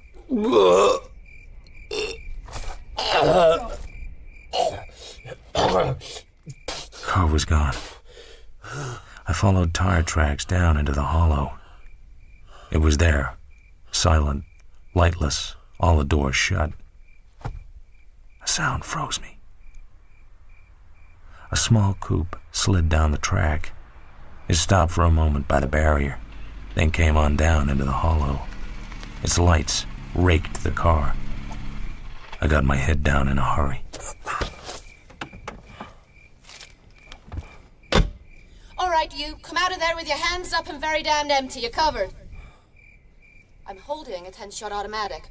Put it up or I'll blow it out of your hand. Oh, a hard-boiled gentleman. I'll count 3.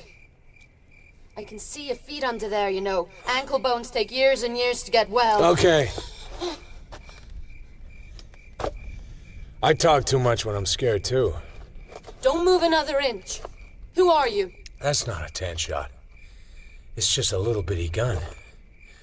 Shame on you for telling a deliberate lie like that. Are you crazy? I've been sapped. I might be a little woozy. Is that your car? No.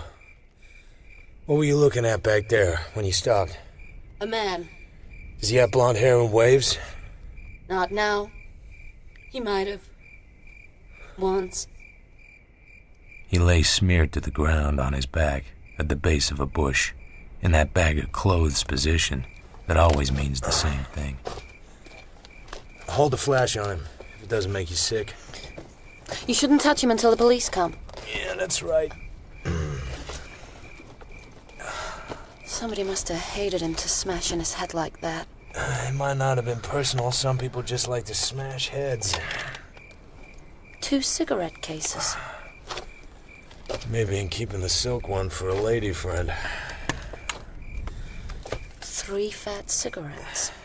Do you suppose they're Juju's? What do you think? Here. I don't... Hey! Give me back my gun! You didn't have to be rough. I didn't think you killed him. Red hair?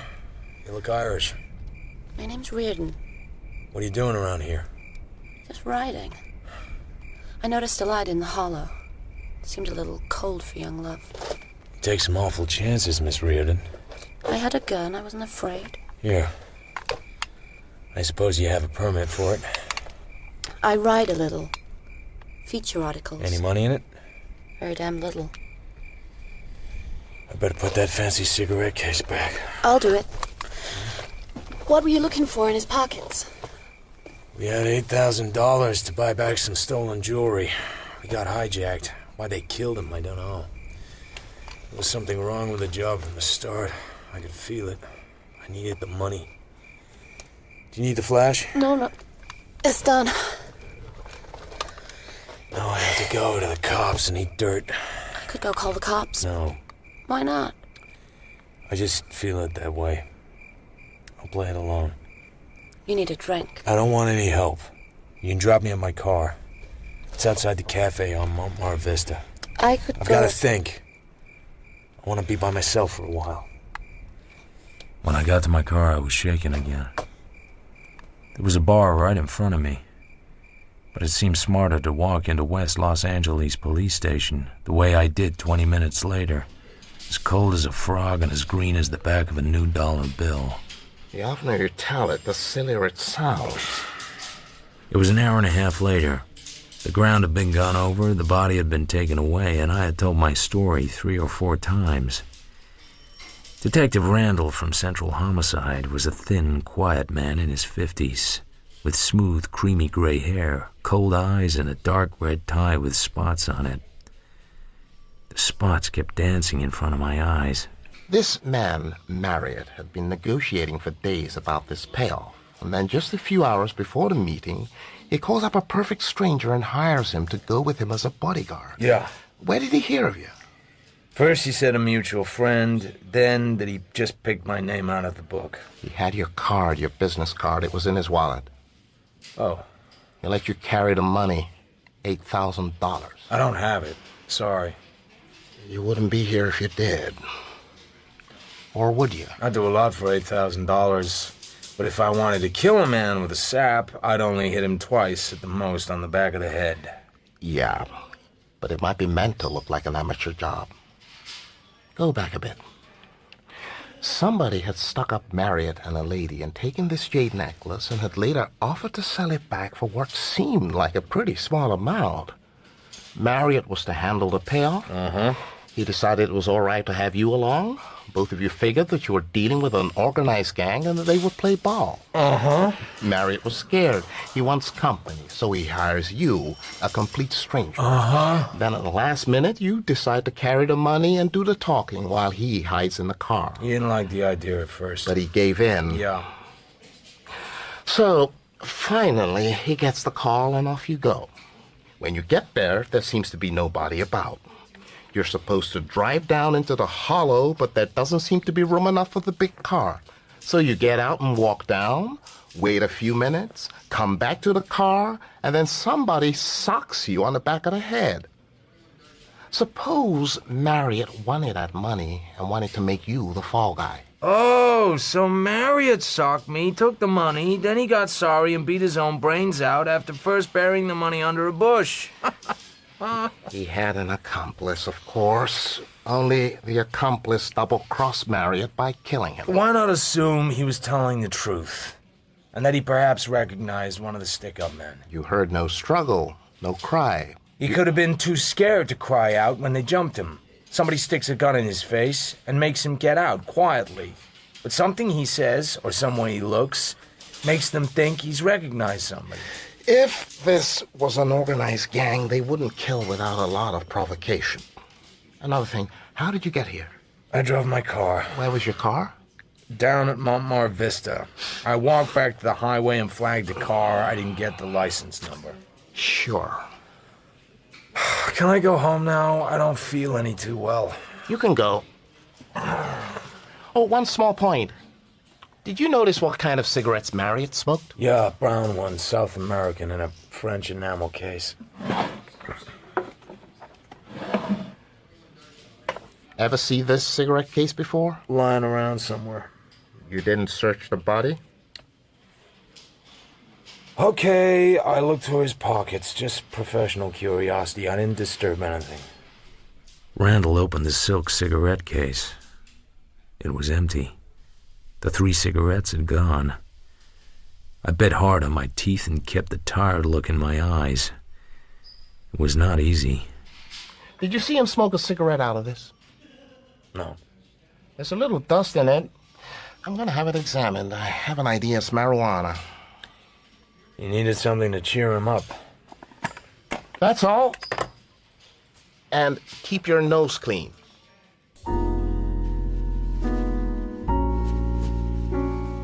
I got up at 9, drank 3 cups of black coffee, bathed the back of my head with ice water, and read the morning papers. There was a paragraph about Moose Malloy, but Nulty didn't even get his name mentioned. There was nothing about the killing of Lindsay Marriott. I drove down to my office. I opened the door of the little reception, which I always kept unlocked in case I had a client, and the client wanted to wait. I didn't know what your office hours were. Your secretary isn't here today. I don't have a secretary, Miss Reardon. I should think you'd want somebody to answer the phone. And once in a while to send your curtains to the cleaners. I'll send him out. Come St. Swithin's Day. Come through. Have a chair. How's your head? Poorly. I don't think you're very pleased to see me. I tried to leave you out of it. I've been warned to leave it alone. Would you like to know who the jade necklace belonged to? Why? Because I know. Uh-huh. What do you do when you get real talkative? Wiggle your toes? You came here to tell me. Go ahead and tell me. My father was a cop. He was police chief of Bay City for 7 years, Cliff Reardon. I seem to remember. What happened to him? He was fired. It broke his heart. A mob of gamblers headed by a man named Laird Brunette elected themselves a mayor, and they put Dad in charge of records and identification. So he quit. And then he died. I'm sorry. It makes it easy for me to get along with policemen. So this morning I found out that Randall was in charge of your case, and I went to see him. You what? Randall was a little sore at you. He told me about the necklace. So who does it belong to? And how did you find out? I went to the best jeweler in town, Block's. I said I was doing a feature on rare jade. He told me. It belongs to Mrs. Lewin Lockridge Grail. Her husband is an investment banker or something enormously rich. He used to own a radio station in Beverly Hills, and Mrs. Grail used to work there. He married her 5 years ago. He's elderly, liverish, stays home and takes calomel, while Mrs. Grail goes places and has a good time. I got a photo. Blocks didn't give you the photo. Oh, no, I got that from Giddy Gertie Arbogast. He's a society editor of the Chronicle. Here, look. She was a blonde to make a bishop kick a hole in a stained glass window. Whatever you needed, wherever you happened to be, she had it. Take it away. I'll start jumping. I called her up. She'll see you on business. You may start out that way. I asked her if she'd like her necklace back. I said you could help her. Will you go to see her or won't you? Randall can't stop me. Good. Huh. I'm talking to her again at 2. I'll call you after. Aren't you forgetting something? Oh, I guess you mean these. I knew they were Juju's.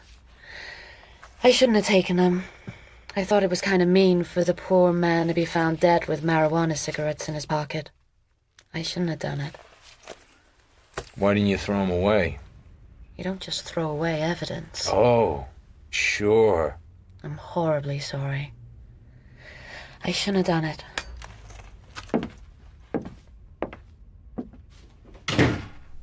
I laid the cigarettes in a neat row.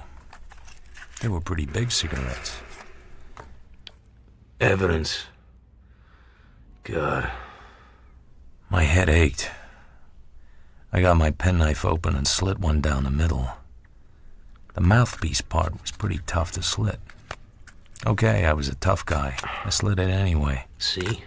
Can you stop me? It opened out, and there was a card, rolled up. By appointment only. Psychic consultant, Jules Amther. Stillwood Heights. Give him enough time and pay him enough money and he'll cure anything from a jaded husband to a grasshopper plague. A fake-aloo artist, a hoopla spreader, with his card rolled up inside sticks of tea found on a dead man. This was gonna be good.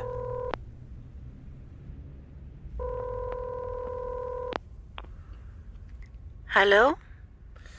May I talk to Mr. Jules Amther? He is very busy. When you wish to see him? Right away. Next week, perhaps. I will look at the book. Never mind the book. My name is Philip Marlowe. My number is Glenview 7537. Got that? Yes, Mr. Marlowe. I want to see Mr. Amther about a man named Marriott. It's very urgent. You call me back, no? Mr. Marriott? He is sick? Well, he's not up and around.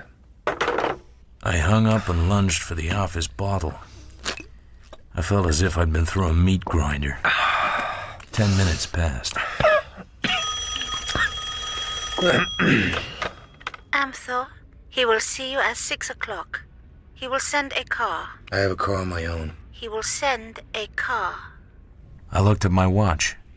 It was more than time for lunch. I was halfway to the elevator before the thought hit me like a dropped brick. I stopped and leaned against the marble wall and pushed my hat around on my head and laughed. Then I went back to my office and called up a man I knew who worked for a property title company. Charlie, can you find a property by address alone? Sure. I have a cross index right here. What is it? 1644 West 54th Place. I'd like to know a little something about the condition of the title. Hold on. Get your pencil out. Uh-huh. Lot 8 of Block 11 of the Maplewood Tract. Owner of the record. Subject to certain things. Jessie Pierce Florian, widow. Yeah, subject to what things? Second half taxes, first trust deed. It's very high for that neighborhood. Unless it's a new house. It's a very old house. Then that's odd. The refinancing was done only 4 years ago. Who holds it? Man named Lindsay Marriott. I forget what I said to him or what thanks I made. I got my car out of the parking lot and drove south and east towards West 54th Place. I didn't carry any liquor with me this time. I saw the curtain move in the house next door to Jessie Florian's. A sharp nose almost flattened itself against the inside of the glass, white hair above it. I turned in and climbed the wooden steps.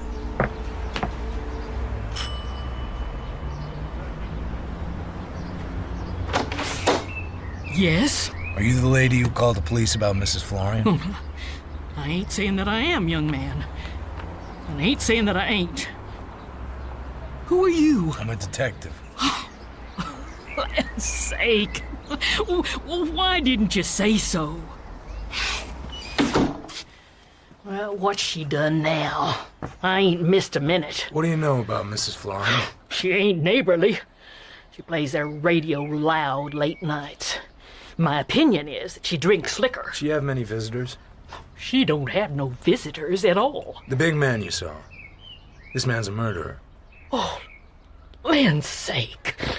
Folks ain't safe a minute in this town. When I come here 22 years ago, we didn't lock our doors hardly. She gets a registered letter first of every month. I see the mailman go up to the door and get her to sign. First day of every month. Dresses up then and goes out.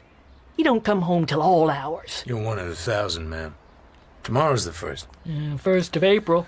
Be sure to notice whether she gets her registered letter, will you, ma'am? April Fool's Day. Maybe she won't get it.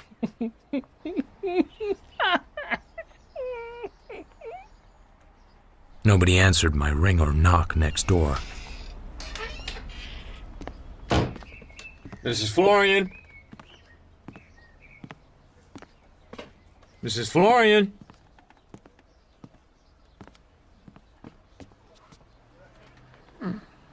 Mrs. Florian? Good afternoon, Mrs. Florian. Are you sick? Huh. You get him? The moose? Sure. Not yet. You ought to keep your house locked up. You might come back. Huh. You think I'm scared of the moose? You acted like it yesterday. You got any liquor? No. So what are you scared of? Oh, beat it. You coppers will never catch that boy. He's good, and he's got dough, and he's got friends. Wanted his Velma pretty bad. She's dead, you said. Where did she die? Ballard, Texas. Got a cold, and it went to the chest. You were there? Hell no. Who told you? I forget the name. Maybe a good stiff drink would help some. I looked up the title on your house. I don't know just why. There's a rather large trust deed on it, held by a man named Lindsay Marriott. I used to work for him. I used to be a servant in his family. He kind of takes care of me a little. I went to see him last night. He offered me a job. You're a clever son of a bitch. Might be nothing at all. Well, goodbye, Mrs. Florian. By the way, I don't think you'll be getting a registered letter tomorrow morning. Yeah? She sat up in bed. Something glittered in her right hand. A small revolver. A banker's special. It was old and worn, but it looked businesslike. Tell it. Tell it fast. You and I could work together. Huh? The gun and her jaw dropped at the same time. I was inches from the door. I slid through it. Think it over. I went fast out of the house. My back felt queer as I went down the walk. The muscles crawled. I drove back to Hollywood. The phone was ringing as I stepped into the office. Yes? Am I addressing Mr. Philip Marlowe? Yes? This is Mrs. Grail's residence, Mrs. Lewin Lockridge Grail. Mrs. Grail would like to see you here as soon as convenient. Where? Astor Drive in Bay City. May I say you will arrive within the hour? Are you Mr. Grail? Certainly not, sir. I am the butler. That's me you hear. Ringing the doorbell. The house itself was not so much. It was smaller than Buckingham Palace and probably had fewer windows than the Chrysler Building. Mr. Marlowe, if you will come this way, please. We went down a hall. The butler reached a door, opened it, stood aside, and I went in. There were 3 people sitting in a sudden silence watching me. One of them was Anne Reardon. One was a tall, thin, sad-faced man with a stony chin and deep eyes, and no color to him but an unhealthy yellow. The third was the blonde. So nice of you to come. This is my husband. How do you do? Mix Mr. Marlowe a drink, honey. Thanks. Do you think you can do anything for us? The loss of the necklace is rather small compared with having any more fuss with gangsters and awful people. I don't know. What is there to go on? Honey, Yes? do you have to bother with this? Oh, no. Very glad to have met you, Mr. Marlowe. Sir. I'll go and lie down for a while. Miss Reardon is in your complete confidence. Of course. Nobody's in my complete confidence, Mrs. Grail. You're a very good-looking man to be in your sort of racket. It's a smelly business. I didn't quite mean that. To hell with this polite drinking. Push that table over here, will you? So I can reach the bottle? Thank you. You want to freshen that up, Miss Reardon? No, thank you very much. How does one get to be a private detective? I worked for the DA for a while. I got fired.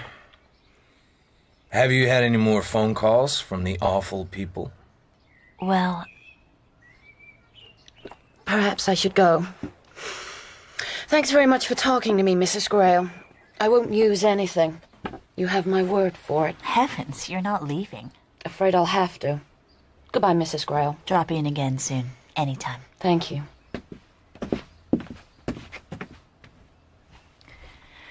It's much better this way, don't you think? She came by last night to the dell where Marriott was killed. She happened to see a light and came down there. It's horrible to think of. Poor Lynn, he was rather a heel. But to die like that is awful. You're not drinking. I'm doing what I call drinking. Did Lynn tell you how my holdup happened? He didn't say exactly. There was something rather funny about that holdup. I hardly ever wore the jade, yet they snapped at it. Who knew you'd be wearing it that night? My maid. Then there's Newton, the butler. He might have seen it. But it hangs down rather low, and I was wearing a white fox fur wrap. I bet you looked a dream. You're not getting a little tight, are you? I've been known to be sober. Let's get the record straight, and then I'll tell you something. Describe the evening. What's the time? I ought to be... Let him wait. There's such a thing as being just a little too frank. Not in my business. Describe the evening, or have me thrown out on my ear, one or the other. Make your lovely mind up. You better sit over here beside me. I've been thinking that ever since you crossed your legs. Weren't you a pretty fast worker? Do you do much of this sort of thing? Practically none. I'm a Tibetan monk in my spare time. How much are you gonna pay me? I thought you were gonna get my necklace back. You'd get the reward. I have to work my own way. And investigate a murder. That's a police affair, isn't it? Poor guy paid me $100 to take care of him. Makes me feel guilty. Have another drink.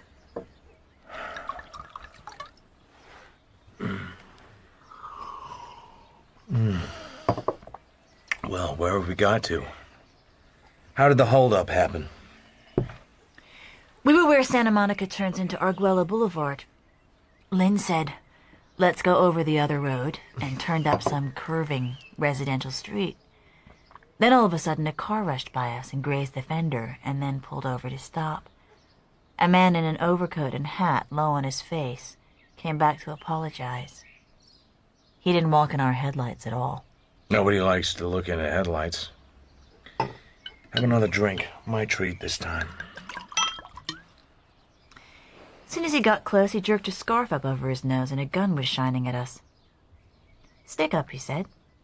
"Be very quiet and everything will be Jake." I passed my things across. He said to hold off calling the police for a while. He would make us a nice, smooth, easy deal. He sounded like a man with some education. It might have been dressed up Eddie, only he got bumped off in Chicago. Then they left. And we went home, and the next day, I got a call. I told the man to take it up with Lynn, and he would represent me. We agreed on $8,000 and so forth. Does your husband know all this? Of course. Did he make any comment? Probably. I forget. How long have you known Marriott? Oh, years. He used to be an announcer at the station my husband owned. KFDK. That's where I met him. That's where I met my husband, too. Marriott lived as if he had money. He came into some and quit the radio business. Did he borrow it from you? Lynn Marriott was a high-class blackmailer, of course. He lived on women. He had something on you? I got a little tight at his house once and passed out. He took some pictures of me, with my clothes up to my neck. The dirty dog. Have you got any of them handy? What's your name? Phil, what's yours? Helen, kiss me.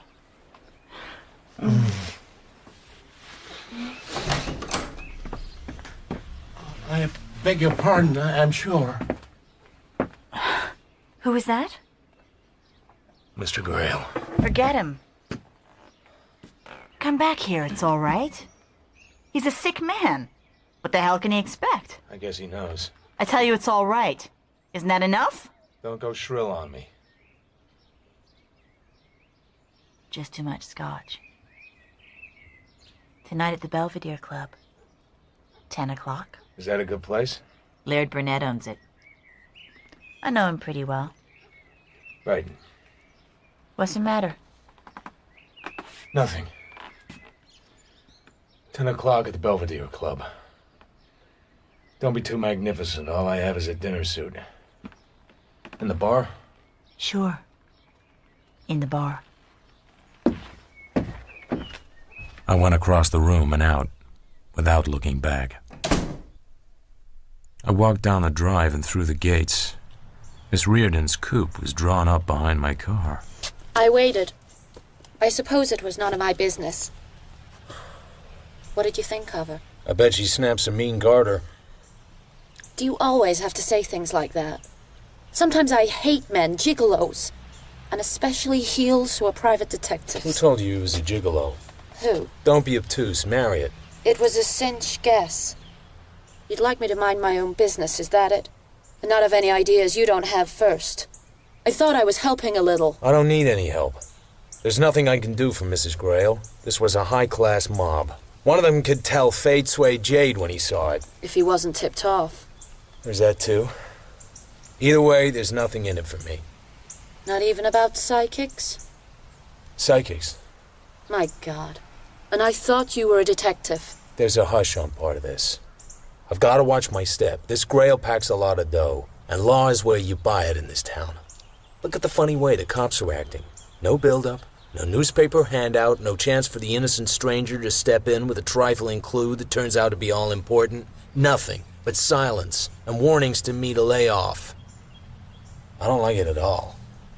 You got most of the lipstick off. I mentioned psychics. Well, goodbye. It was pleasant to know you, in a way.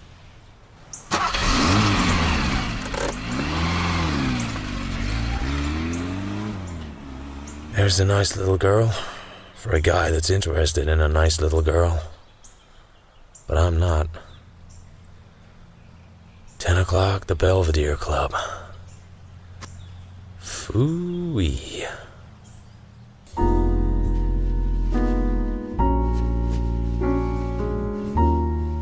The Indian smelled clear across my office. He stood just inside the corridor, looking as if he'd been cast in bronze. He was a big man from the waist up, and he had a big chest. He looked like a bum. Come quick. Come now. Come where? Me, second planting. Me, Hollywood Indian. Have a chair, Mr. Planting. What can I do for you? You say, come quick. Great White Father say me bring you and fire a chariot. Yeah, cut the pig Latin. I'm no schoolmarm at the snake dances. Nuts. Dr. Amtor wants you come quick. Come and fire Nuts! Also, it'll cost them $100 as a retainer. Huh? $100. Iron Men. Me no money, me no come. Big shot. Here. $100. You always have a C note in your hat? He sent you with $100? Psychic is right. A guy that smart I'm afraid of. Not God all day. At the top of Stillwood Heights, lonely as a lighthouse, stood an eyrie, an eagle's nest, an angular building of stucco and glass brick, raw and modernistic, and yet not ugly, and altogether a swell place for a psychic to hang out his shingle. Nobody will be able to hear my screams. Ah, Mr. Marlowe. So very good of you to come. Dr. Amthor, he will be so very pleased. I will conduct you. She pressed a button and a door slid open. I went through. The door slid shut behind me. There was nobody in the room. It was octagonal, draped in black. In the middle of a coal black rug stood an octagonal white table, and in the middle of it, a milk-white globe. On either side of the table was a white octagonal stool. There was one more stool against the wall. There were no windows. There was nothing else in the room. Nothing at all. Please, be seated. Opposite me. Try to relax. Now, how may I serve you? I sat down and looked him over. His eyes were deep, far too deep, without expression, without soul. Please, do not fidget. It disturbs my concentration. It makes the butter run and the cat squawk. You didn't come here to be impertinent, I'm sure. I came to ask about some Russian cigarettes filled with marijuana, with your card rolled in the hollow mouthpieces. The answer is simple. There are things I do not know. This is one of them. Then why send a tough Indian in a car? By the way, doesn't the Indian have to stink? If he's working for you, couldn't you sort of get him to take a bath? He is a natural medium. They are rare, like diamonds. And like diamonds, sometimes found in dirty places. You are a private detective? Yep.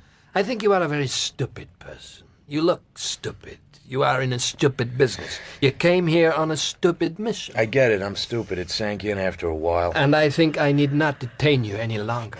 You're not detaining me. I'm detaining you. I want to know why those cards were in those cigarettes. My cards are available to anybody. They were found on a man named Lindsay Marriott. Ever heard of him? I tried to treat him for camera shyness. He was trying to get into pictures. It was a waste of time. Why'd you send me $100? My dear Mr. Marlowe, I am in a very sensitive profession. You mean you get a lot of blackmailers? I am in danger at all times from people like you. I merely wish to estimate the danger before dealing with it. But pretty trivial in my case, huh? It hardly exists.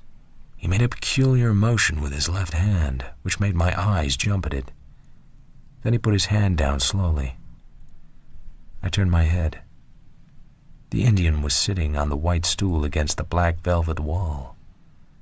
He had some kind of white smock on over his other clothes. He was sitting with his eyes closed, as if he had been asleep for an hour. His dark, strong face was full of shadows. I bet that makes the dowagers shed their false teeth. What does he do for real money? Sit on your knee and sing French songs? Get to the point, please. Last night, Marriott hired me to go with him to pay some money to some crooks. I got knocked on the head. When I came out of it, Marriott had been murdered. The cigarettes were found on him. Not by the police, or they would have been here. Correct. Not so trivial now, huh? The $100 was hardly enough. You have these cigarettes with you? As you said, anybody could get your cards. I'm just wondering why they were where they were. Any ideas? By the way, did you ever meet a Mrs. Grayle, a wealthy lady lives in Bay City? Yes, I treated her sentence of speech. She had a slight impediment. You did a sweet job on her. She talks as good as I do now. What I like about this job is everybody knows everybody. Mrs. Grayle knew Marriott, too. How did you find that out? You are wondering why I do not have you thrown out. Second planting could break your neck like a celery stalk. I am wondering myself. What is your theory? I think Marriott was a blackmailer of women and fingerman for a jewel mob. But who told him what women to cultivate? So that he could get intimate with them, make them load up with ice, and take them out. That is your picture of Marriott. And of me. I am slightly disgusted. You're in a racket. Dress it up how you please. But it's still a racket. His hands moved over the milky bowl, and the lights went out. I kicked my stool back, stood up, and jerked the gun out from the holster under my arm. But it was no good. The Indian hit me from behind and pinned my arms to my sides.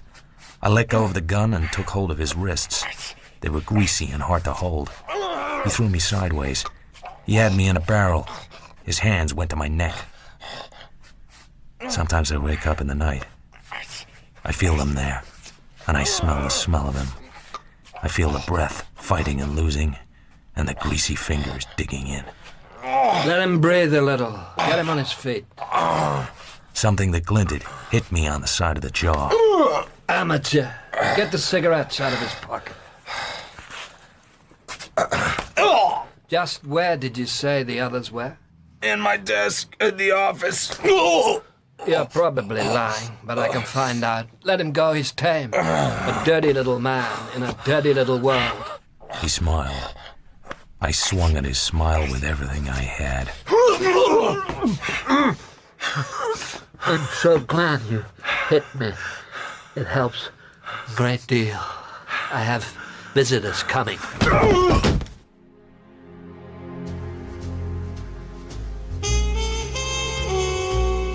I came to sitting on a chair in reception. Amther was by the window. The blood had been washed off his face, but his nose wasn't the nose I had first met. A big cop stood in front of me, holding my wallet in his hand. You got fun, Pally. People, huh, Pally? From the big bad burg, huh? Little spot of blackmail, huh? Cops. What do you think, Pally? Not L.A. Say something, Pally. Something that would make us get fond of you. Give me back my gun. Oh, you want your gun, Pally? He wants his gun. And what would you want your gun for, Pally? I want to shoot an Indian. Oh, you want to shoot an Indian, Pally? Yeah, just one Indian, Pop. This guy is very tough. He wants to shoot an Indian. Listen, Hemingway, don't repeat everything I say. I think this guy is nuts. He just called me Hemingway. Do you think he's nuts? I think possibly he's a little unbalanced. I don't see no gun. I have it. I'll give it to you, officer. What for did you call me Hemingway, Pally? There are ladies present. Let's go, Pally. I think maybe a little air will help you to get straightened out. Okay, Hemingway. He's doing that again. Would that be some kind of dirty crack in his book? The cop took me down and put me in the front seat of his car. There was an elderly cop with a gray mustache sitting in the back seat. Hurry up. How come you don't have a car with you, Pally? Amther sent for me. Why would that be, Pally?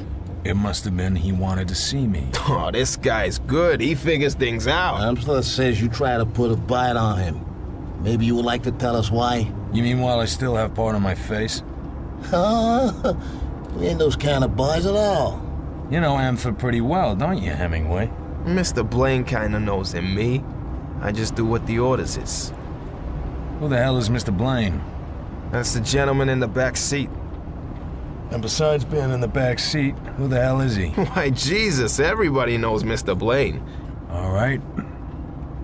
Not a row between pals and no ladies present. We really don't give so much time to why you went up there. But this Hemingway stuff is what really has me down. Just a gag.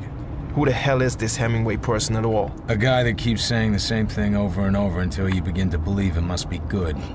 For a private dick, you certainly have a wondering kind of mind. Are you still wearing your own teeth? Turn right to the next. Check. Here. Well, it's nice to have met you, Pally. But don't come back.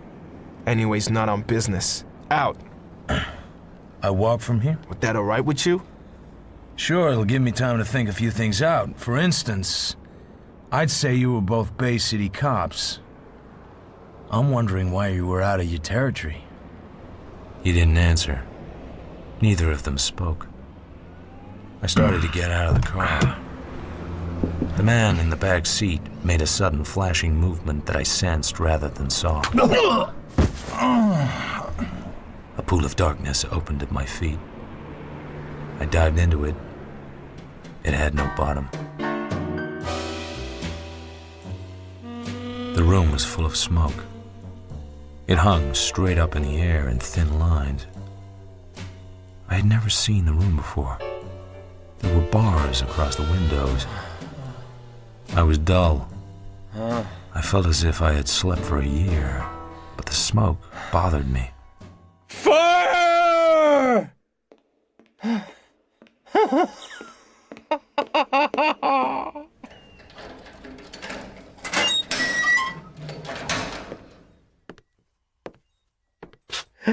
What is it? Don't count that one, Jack. It's sort of slipped out. Maybe you want some more straitjacket? I'm fine, Jack. Just fine. Where am I? Where you belong.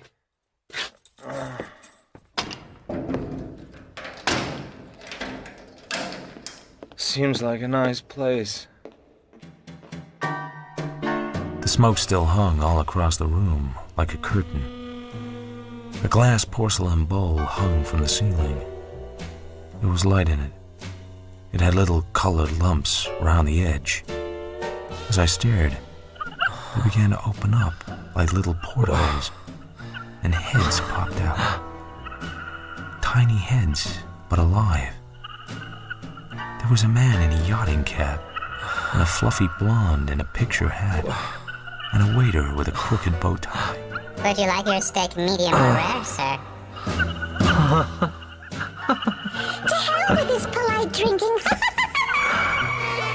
Whoa!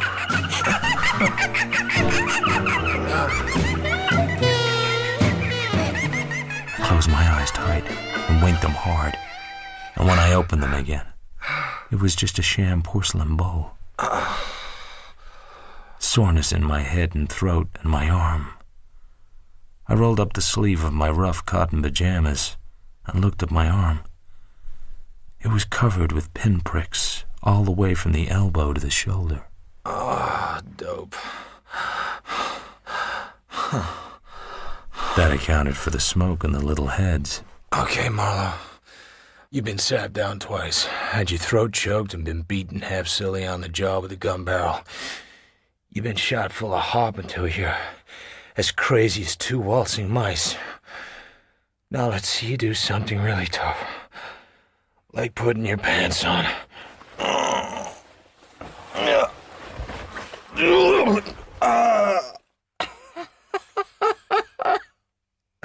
Okay.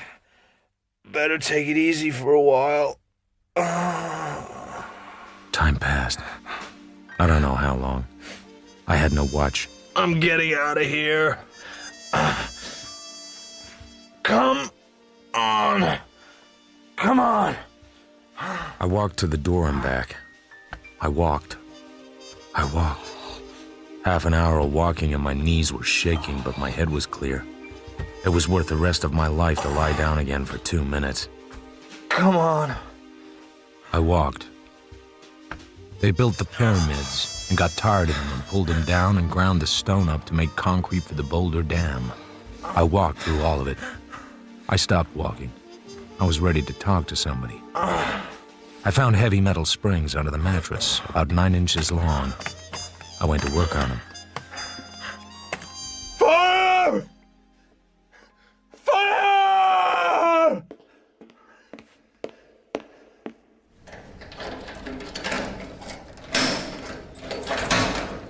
What is it now?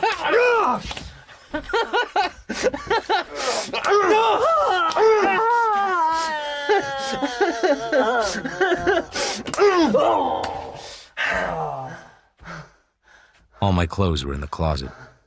I dressed and left. Outside was a wide, silent hallway. A crack of light seeped past the edge of an almost closed door. I tiptoed along the runner. I peeked around the door. The man on the bed didn't look up from his newspaper.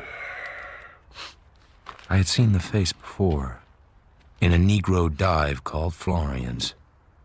Mr. Moose Malloy seemed to be in very good hands.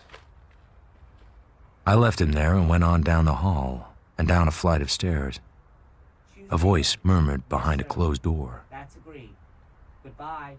It was time to leave, to go far away. So I pushed the door open and stepped in.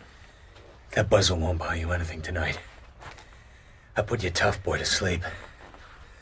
With this. Hands on the desk. You've been a very sick man. Is this your gun? I had a nightmare. I dreamed I was tied to a cot and shot full of dope. What were you saying?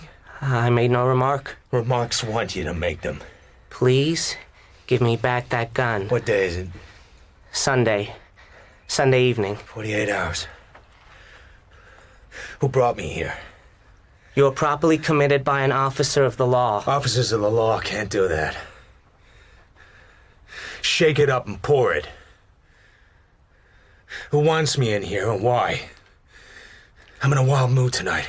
I hear the banshees calling. I haven't shot a man in a week. Speak out, Dr. Fell. If you leave my hospital in this condition, you will get into serious trouble. You a doctor? I'm Dr. Sonnerberg. Who put me in your private funny house? Sergeant Galbraith of the Bay City Police. He and another officer found you wandering outside in a dazed condition. I thought you were an addict who had taken an overdose. If you leave, you will be arrested at once. So long. I leave you to dirtier hands than mine. The front doors were unlocked. The house was on a corner. It was a cool, moist night, no moon. I got a cab home, undressed and went to bed. I had nightmares and woke out of them sweating. But in the morning, I was a well man again. I've been looking for you for 2 days. Detective Randall, I've been sick. Not here. In a hospital. I ran into a little trouble down in Bay City. What were you doing down there? Some cops took me over the line. I went to see a guy in Stillwood Heights. A man named Jules Amthor? Ah. Miss Regan told me about the cigarettes. A guy never gets to do anything in this country anymore. Always women. She likes you. She's a nice girl. Not my type. I like smooth, shiny girls, hard-boiled and loaded with sin. They take you to the cleaners. Where else have I ever been? I'm not getting much out of you. I'll give you a theory. This Marriott was a finger man for a jewel mob, the society finger, the boy who would cultivate the victims and set the stage. Get around. He probably did. That's why they bumped him off. You may be right. There was $23,000 in a safe deposit box and a trust deed to a property on West 54th Place. Uh-huh. Then I happened to read a report about a killing of a black guy on Central by a tough ex-con called Moose Malloy. And sink my pot if you weren't the identifying witness. Uh-huh. So I talked to Nolte, and he said you had an idea about some girl called Velma that Malloy was sweet on, and that you went to see the widow of the guy that used to own the dive on Central, and her address was 1644... West 54th Place. Let's go see her, shall we?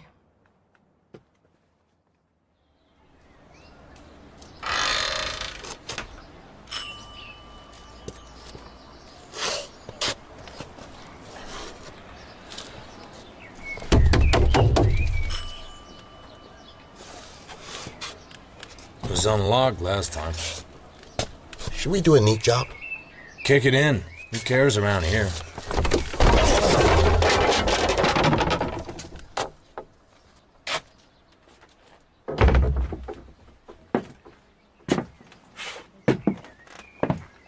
That's a nice radio. Costs money. If it's paid for. Oh, here's something. Someone pulled the plug. Where'll she be? The bedroom.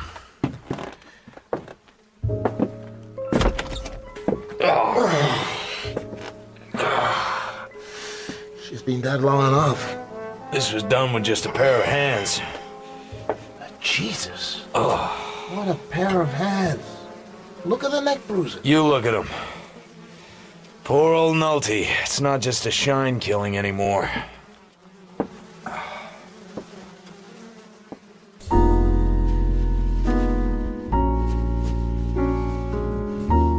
A shiny black bug with a pink head and pink spots on it was crawling slowly along the polished top of Detective Randall's desk. I figure Moose Malloy. He probably didn't mean to kill her, though. He's just too strong. That won't help him any. You let me handle this. The bug reached the end of Randall's desk, marched straight off into the air, and fell on its back on the floor. What about Amthor? He's gone away. Indians disappear as well. Will you sign a complaint against these people? I couldn't make it stick. I think Amthor had nothing to do with Marriott's death. The cigarettes were planned. What about Dr. Sondenberg? Men from the DA's office went down there. Whole shebang skipped. There's a wall safe they're working on. My guess is that Sonderberg will have a record for treating gunshot wounds or illegal use of dope. Anything else? What do you know about Laird Brunette? He's a gambler. He makes plenty. That doesn't bring us any nearer who killed Marriott. Let me handle the Marriott killing and find Moose Malloy. I got paid on the Marriott business, and Mrs. Grail has hired me. Go home, Marlowe. You look pretty peaked. I bent down and picked up the pink-headed bug in my handkerchief. Look, this little bug climbs all the way up to your office just to make a friend. I'll be your friend, little fella. Go home and lie down, Marlowe. And have a nice rest.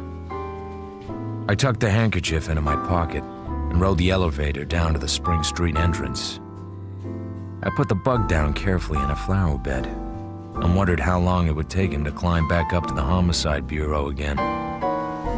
and I got in my car and went down to Bay City to look for my favorite cop. Hey, Hemingway. Jesus, you again. What do you want? I want you to tell me why you put me in that funny house. That's Blaine. I didn't mean for him to sap you. Oh, that's okay then. It was just an act. On account of we're friends with this psychic guy, Amthor, and we kinda keep people from bothering him. Them old cops get sap hungry once in a while. You drop like a sack of cement. Then we run you over to Dr. Sonderberg's clinic on account of he was a nice guy to take care of you. Does Amthor know you took me there? Hell no. It was our idea. You gonna get tough? Maybe. What's Dr. Sonderberg's real racket? You want to tell me that, Hemingway? Okay, listen, Pally. Around here, a cop can't stay honest if he wants to. You gotta play dirty or you don't eat. I got a wife and 2 kids, and I do what the big shots say. So you do know. If Sonderberg had a racket, a real racket, you wouldn't have come out, not walking. I don't think I was meant to come out walking. I think I was being milked in there to find out what I knew. But there are 3 ways Sonderberg could have known that there was anything for me to know that might hurt him. Amthor might have told him, or Moose Malloy, or you. Who the hell is Moose Malloy? He's on your teletype if you ever read it. Killed a man over on Central a few days ago. I saw him at Dr. Sonderberg's. It figures. Sonderberg was hiding hot boys at his clinic. If they have dough. It's a hideout. Hiding them for who? Who runs this town? You mean the chief? It's Laird Brunette, isn't it? He owns the Belvedere Club. He put up 30 grand to elect the mayor. Might be. Where can Brunette be found? Why ask me, baby? Because you know, don't you?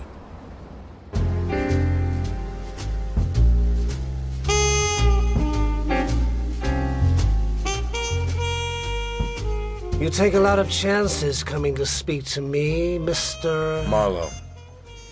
Mr. Brunette, what I want Excuse me, but that's rather unimportant, isn't it? Who are you? I'm a private detective. I want to talk to Moose Malloy. Oh, the Moose. I'm investigating a murder. The murder of a man named Marriott on the bluff near your Belvedere Club last Thursday night. This murder happens to be connected with another murder of a woman done by Moose Malloy. I'm not asking you yet what it has to do with me. You own a piece of Bay City. A doctor named Sonderberg was running a hideout there. I don't think he could do it without you. Malloy was staying with him. I can't do anything for you, Mr. Marlowe. Could you get a word to Malloy? What word? Here. I'll write it down. Here. It means nothing to me. It'll mean something to Malloy. I don't make you out. You risk your neck to talk to me, then you hand me a card to pass on to some thug I don't even know. Will you?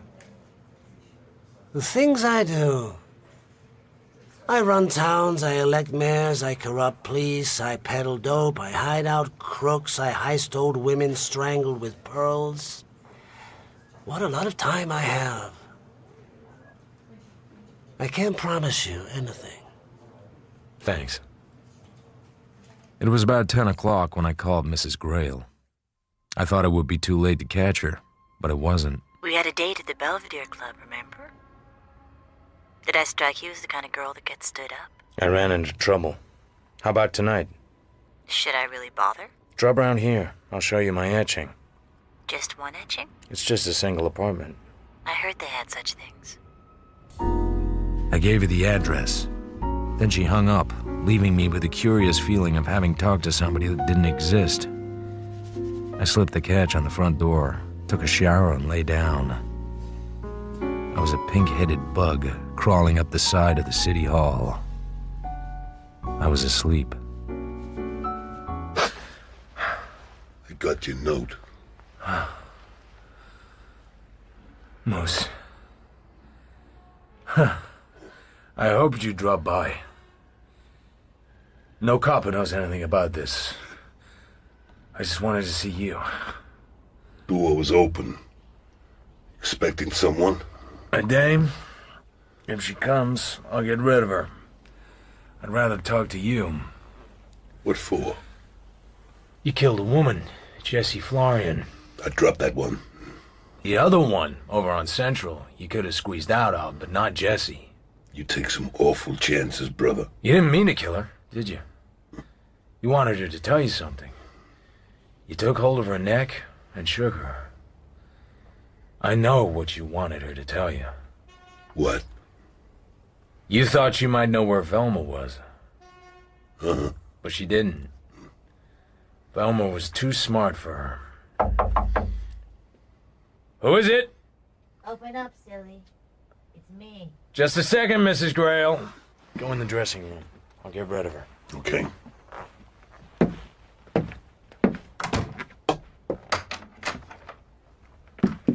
What's going on? Nothing. Nothing's going on. You gonna offer me a drink? Let's talk a little first. What about my jade? Do we have to? I don't think your jade was ever stolen. Wasn't it? I don't think Marriott went to that canyon to buy it. He went to commit a murder. But he was a very bad murderer. He had certain dregs of conscience. And in the end, he didn't do the job because he couldn't make up his mind. Such murders are very dangerous. Sometimes they have to be removed. With blackjacks. And who was he about to murder, do you suppose? Me? The motive was rather weak. I was trying to trace a singer. Perhaps I was helping Moose Malloy to find her. Obviously, it was possible to find her, or it wouldn't have been worth pretending to Marriott that I had to be killed and killed quickly. But there was a much stronger motive for killing Marriott. Very interesting. If one knows what you are talking about. And one does. A girl who started in the gutter became the wife of a multimillionaire. On the way up, a shabby old woman recognized her, probably heard her singing at the radio station, and this old woman had to be kept quiet. She only knew a little. But the man who dealt with her and made her monthly payments and owned a trust deed on her home, that man knew it all. That didn't matter either, as long as nobody else knew.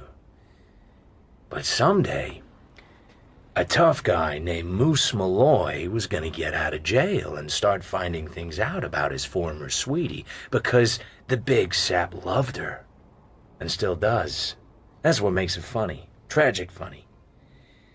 And then, a private dick started nosing in also. So, the weak link in the chain, Marriott, is no longer a luxury. He's become a menace. The cops'll get to him and take him apart. He's that kind of lad, melts under heat. So he was murdered before he could melt. With a blackjack. By you. I thought I knew the voice. I listened to that voice for 8 years. All I could remember of it. Hiya, babe. Long time no see. You look swell. I kind of like your hair red, though. Get away from me, you son of a bitch. I never thought. It just came to me out of the blue. You turned me in. You, little Velma. She shot him 5 times in the stomach. Then she turned the gun and shot at me, but it was empty. She dived for Malloy's gun on the floor, but I knocked it away, picked it up and went away round the bed with it. Malloy was still standing, but he was swaying. She ran for the door, and I didn't try to stop her. I turned him over and put a pillow under his head. Then I phoned Randall.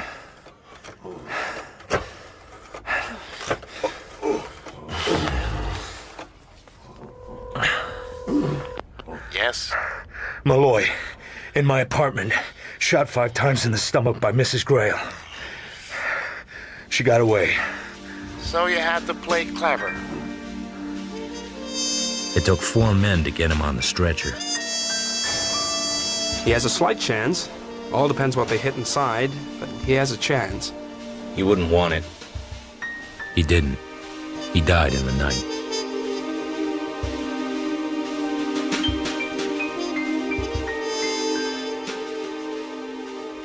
You ought to have given a dinner party. The women in their best jewels and the men in white ties, the suspects with their brittle smiles and restless hands, and you at the head of the table telling all about it in a phony English accent. How about a little drink, Miss Reardon, while you go on being clever?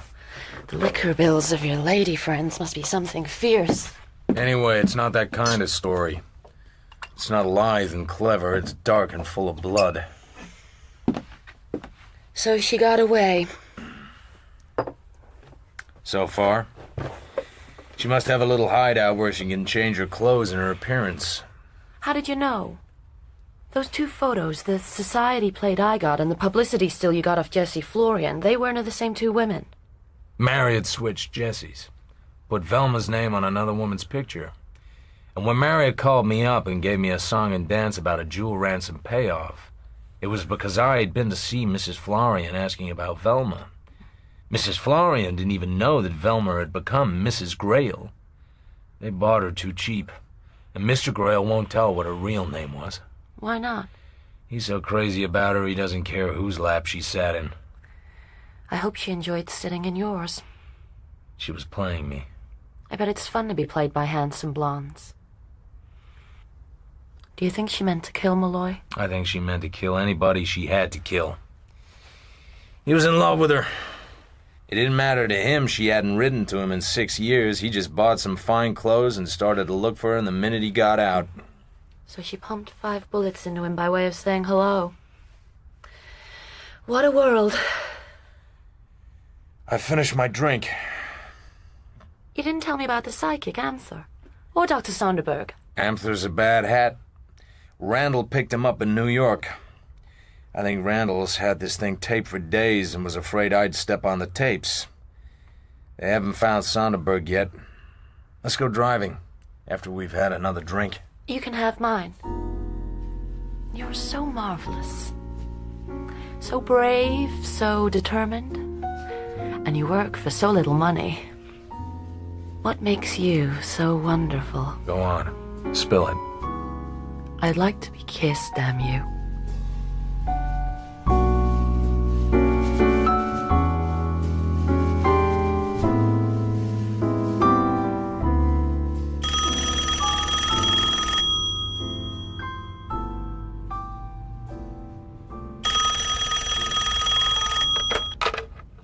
Yeah.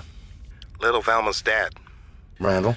Baltimore detective wandered into a nightclub and recognized her. He went backstage and told her he'd seen the wanted file. He said, "Let's go," and went to help her into a coat. She shot him through it 3 times and then turned the gun on herself. He lived until the next day. That's how we know. She shot herself clean through the heart. She was stupid. Why? We'd never have convicted her, not with her looks and money. Grail would have got her off. Maybe she was tired of dodging. Maybe she wanted to give Grail a break. She didn't have to shoot a cop to do that. Who would that trial have hurt most? An old man who loved not wisely but too well. That's just sentimental. Sure. Probably all a mistake anyway. Did my bug ever get back up there? What? My little pink bug. Marlowe, I don't know what you're talking about. So long.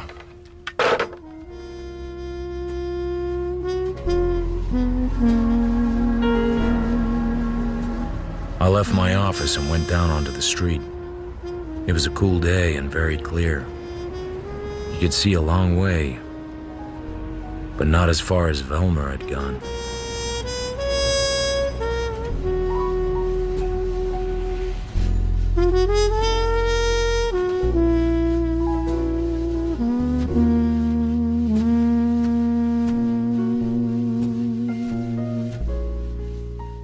Farewell, My Lovely, by Raymond Chandler, was adapted for radio by Robin Brooks. Philip Marlowe was played by Toby Stevens, Moose Malloy by Richard Ridings, and Mrs. Grail by Madeleine Potter. Morrison was played by Pat Starr, Anne Reardon by Claire Harry, Randall by Jude Akawudike, Nulty by Sean Baker, and Jessie Florian by Joanna Monroe. Galbraith was played by Lloyd Thomas, Marriott by Ian Batchelor, Sonderberg by Adil Akhtar, and Laird Brunette by Sam Dale. Other parts were played by members of the cast. Farewell, My Lovely was directed by Mary Pete. The producer was Claire Grove.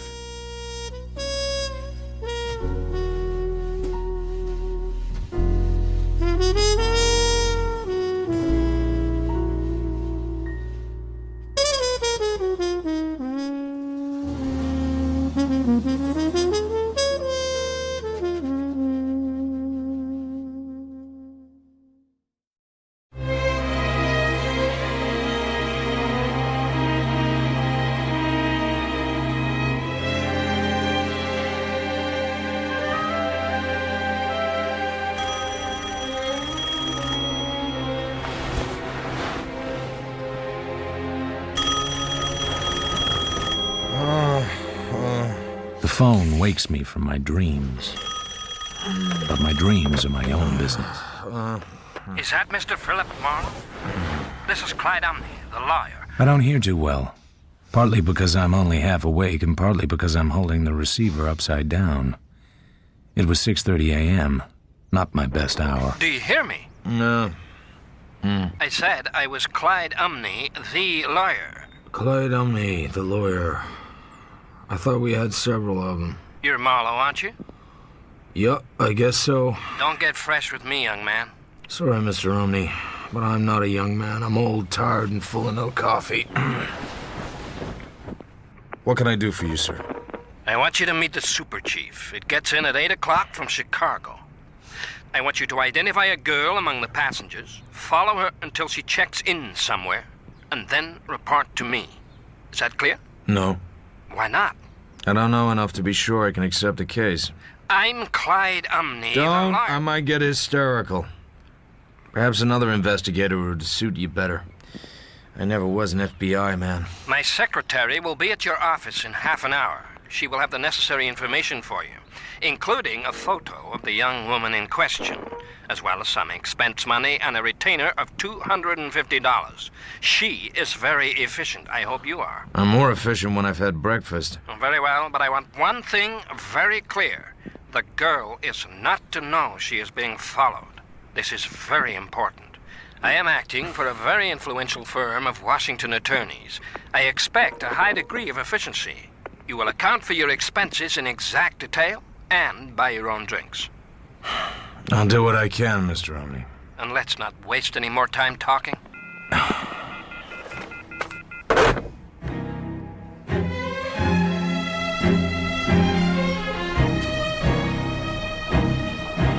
The woman I'm looking for is named Eleanor King. Height 5'4", aged about 29. Hair dark, reddish brown, thick with natural wave. Well dressed but not overdressed. Conservative makeup. Number 35, the super chief from Chicago has just arrived on track 11. The super chief is on time, as it almost always is, and the subject is as easy to spot as a kangaroo in a dinner jacket. She's not carrying anything but a paperback. She wears a midnight blue tailor-made suit. An unhappy girl, if ever I saw one. The subject wanders around the station. She glances at the drugstore, the newsstand, the information booth, and the clean wooden benches. She's not interested in any of them. She looks like a girl waiting between trains. She finally settles herself in the coffee shop. Excuse me. Oh, yes, sir. You work the super chief? Yeah, part of it.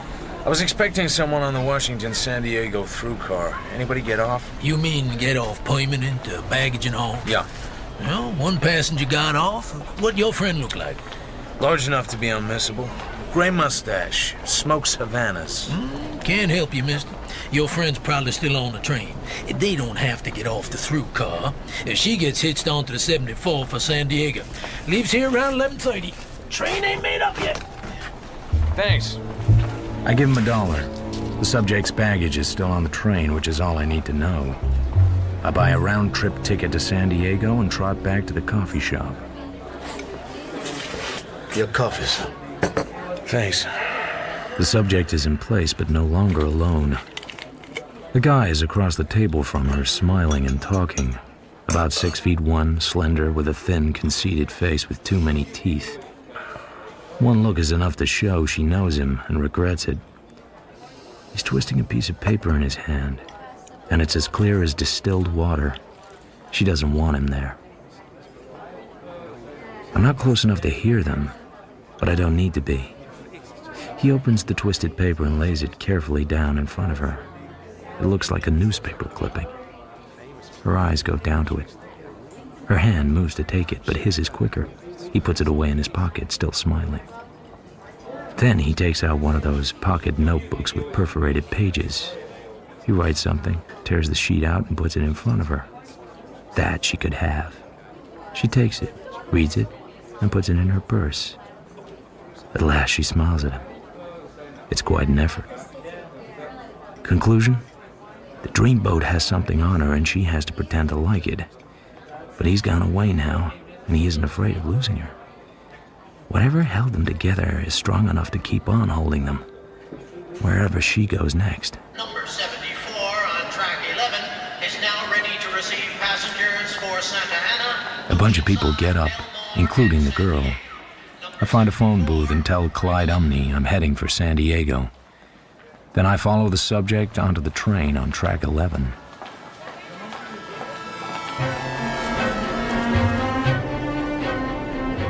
First stop, Santa Ana. Subject does not get off.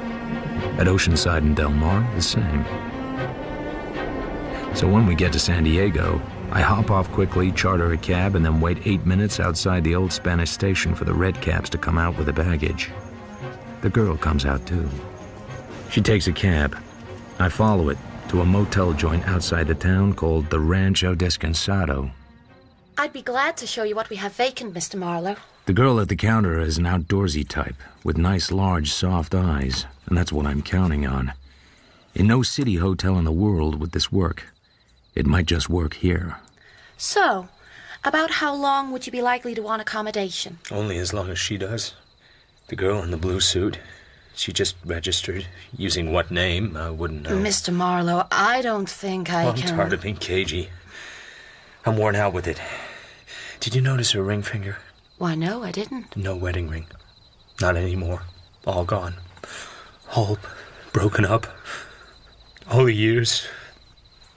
God, to hell with it. I followed her all the way from...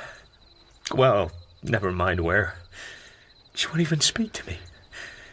What am I doing here? I better go somewhere else. You want to make it up and she won't? Yeah. Oh, I'm sympathetic. But you know how it is. A hotel has to be very careful. These situations can lead to anything. Even shootings. Shootings? Good God, what sort of people do that? Just what would you like to do, Mr. Marlowe? I'd like to be near her. In case she needs me.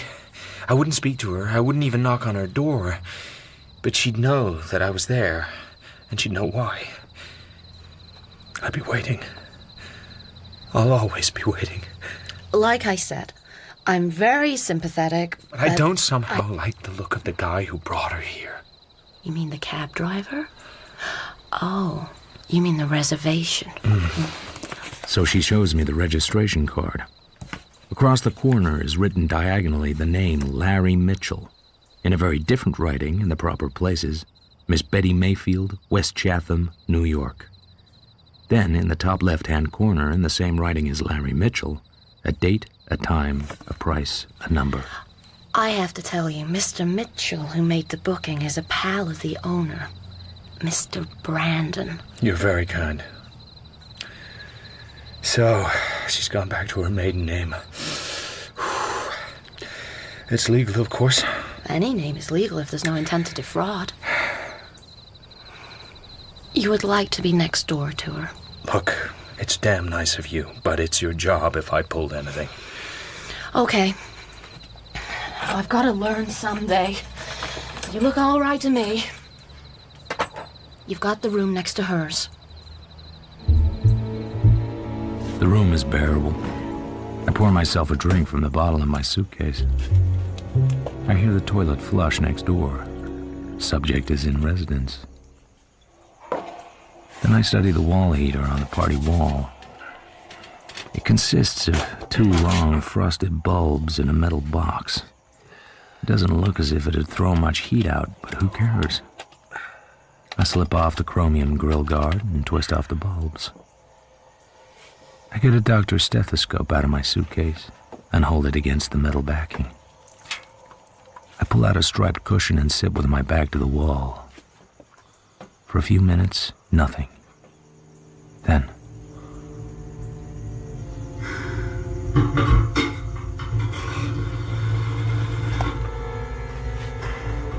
Esmeralda 41499, please. It's the first time I've heard her voice in all the hours I've been following her. The reception is perfect. Mr. Larry Mitchell, please. This is Betty Mayfield at the Rancho Descansado. Apartment 12C. You ought to know, you made the reservation. Well, all right. I'll be here. She's in there waiting for him because she has to. And I want to know why.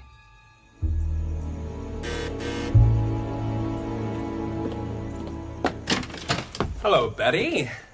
Betty Mayfield is the name, I believe. I like it. Was my name originally? I suppose you were wise to change it. But how about the initials on your luggage? I suppose that was the first thing you noticed. You were the first thing I noticed. The mark of a wedding ring, but no wedding ring was the second. No, baby. The initials were only the third. Don't call me baby, you cheap blackmailer. I may be a blackmailer, honey, but I'm certainly not cheap. You talk too much and you like yourself too well. We'd better understand each other. I like Esmeralda. I've been here before and I always wanted to come back. It's nothing but sheer bad luck that you live here and you were on the train that was taking me here. It was the worst kind of luck that you should have recognized me, but that's all it is. Bad luck. Good luck for me, honey. Perhaps, if you don't put too much pressure on it. If you do, it's liable to blow up in your face. All I've got to do is pick up the phone and call the San Diego papers. You want publicity? I can arrange it for you. I came here to get rid of it. You've changed your name twice. If your story got printed out here, and it's a pretty good story, honey, I guess you'd have to change your name again and start traveling a little more. Gets kind of tiresome, doesn't it? How much do you want? Have I said anything about money? You will. And keep your voice down. Oh, relax, honey. Perhaps I'm being rude to you. I'm tired.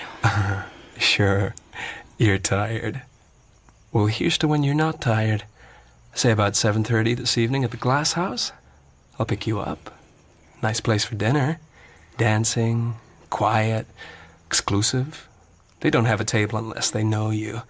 Now, I've got friends around here, people you need to know. People who can make life pleasant for you. Expensive? The Glass House? A little. Oh, yeah, and that reminds me. Until my monthly check comes in, you could let me have a couple of dollars. I'm surprised at myself. I did mention money after all. A couple of dollars? A couple of $100 would be better. $60 is all I have, until I can open an account or cash some traveler's checks. You can do that at the office, baby. So I can. Here's 50. I don't want to spoil you, Mr. Mitchell. Call me Larry. Should I?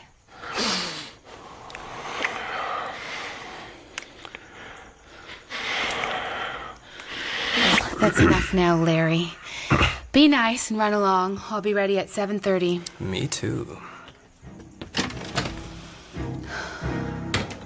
I'm doing a cheap, sneaky job for people I don't like, but that's what you hire out for, chum. They pay the bills, you dig the dirt. Only this time, I could taste it. What's happening now is sort of what I expected. She's packing to leave.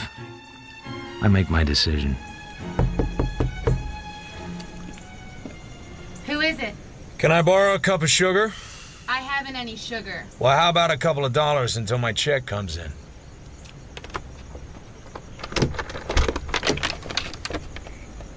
Who are you? I'm your next-door neighbor. I was having a nap and voices woke me up. The voices spoke words. I was intrigued. Go somewhere else and be intrigued. I could do that, Mrs. King. Pardon me, Miss Mayfield. But I'm not sure that you want me to. To be strictly kosher, I should call L.A. and tell the party who sent me. Maybe I could be talked out of that. God, 2 of them in one afternoon. How lucky can a girl get? Okay, come in.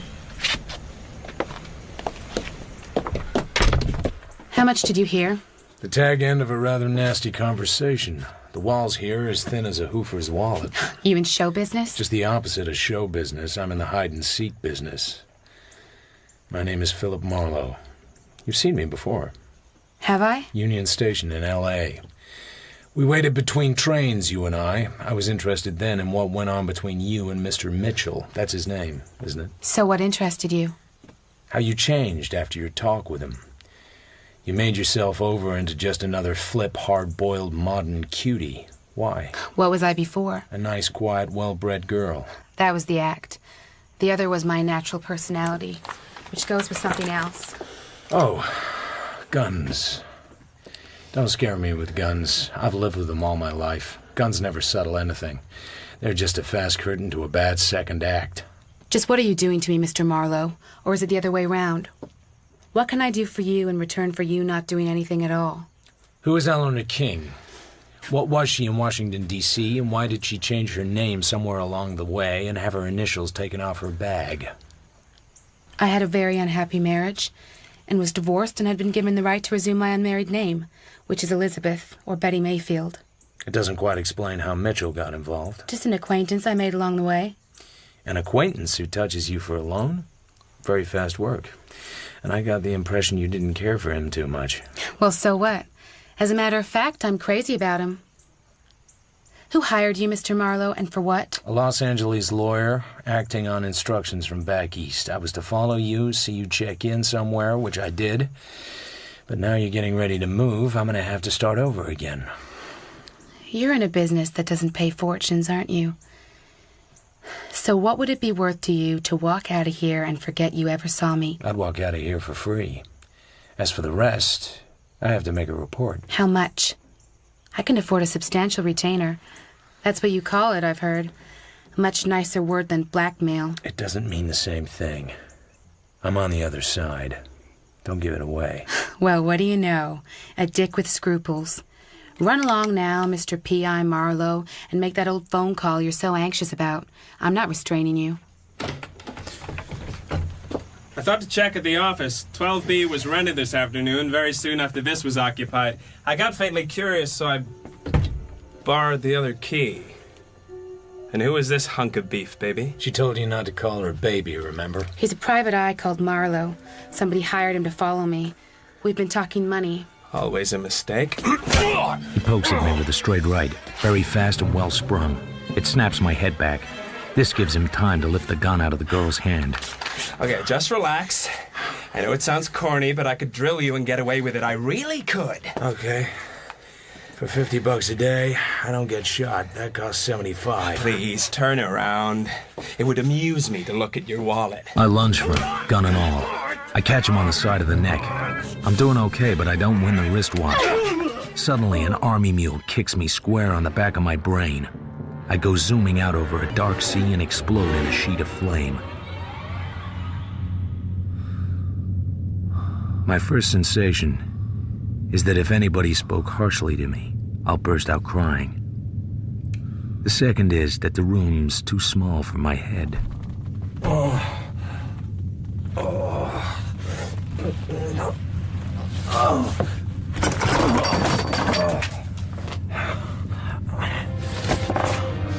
I stagger to the door. He gets some air.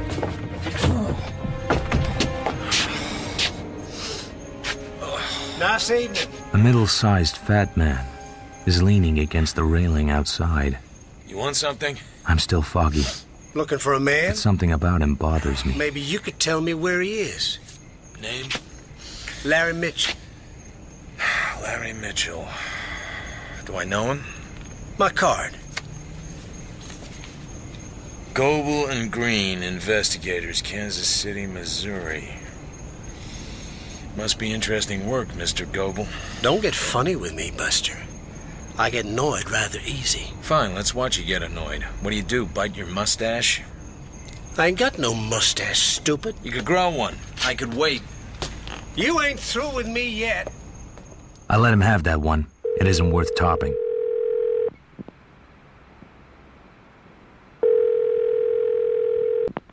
Is that you, Marlowe? Well, let's have it. I'm in San Diego. I've lost her. She slipped away while I was taking a nap. I just knew I'd picked a smart cookie. It's not as bad as it sounds, Mr. Romney.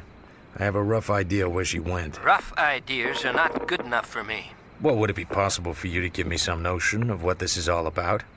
For example, can you tell me who the girl is, where she came from, and what she's supposed to have done to make this job necessary? Necessary? Who the hell are you to decide what's necessary? Find that girl, pin her down, and phone me her address. And if you expect to be paid, you'd better do it damn quick. I'll call you tomorrow.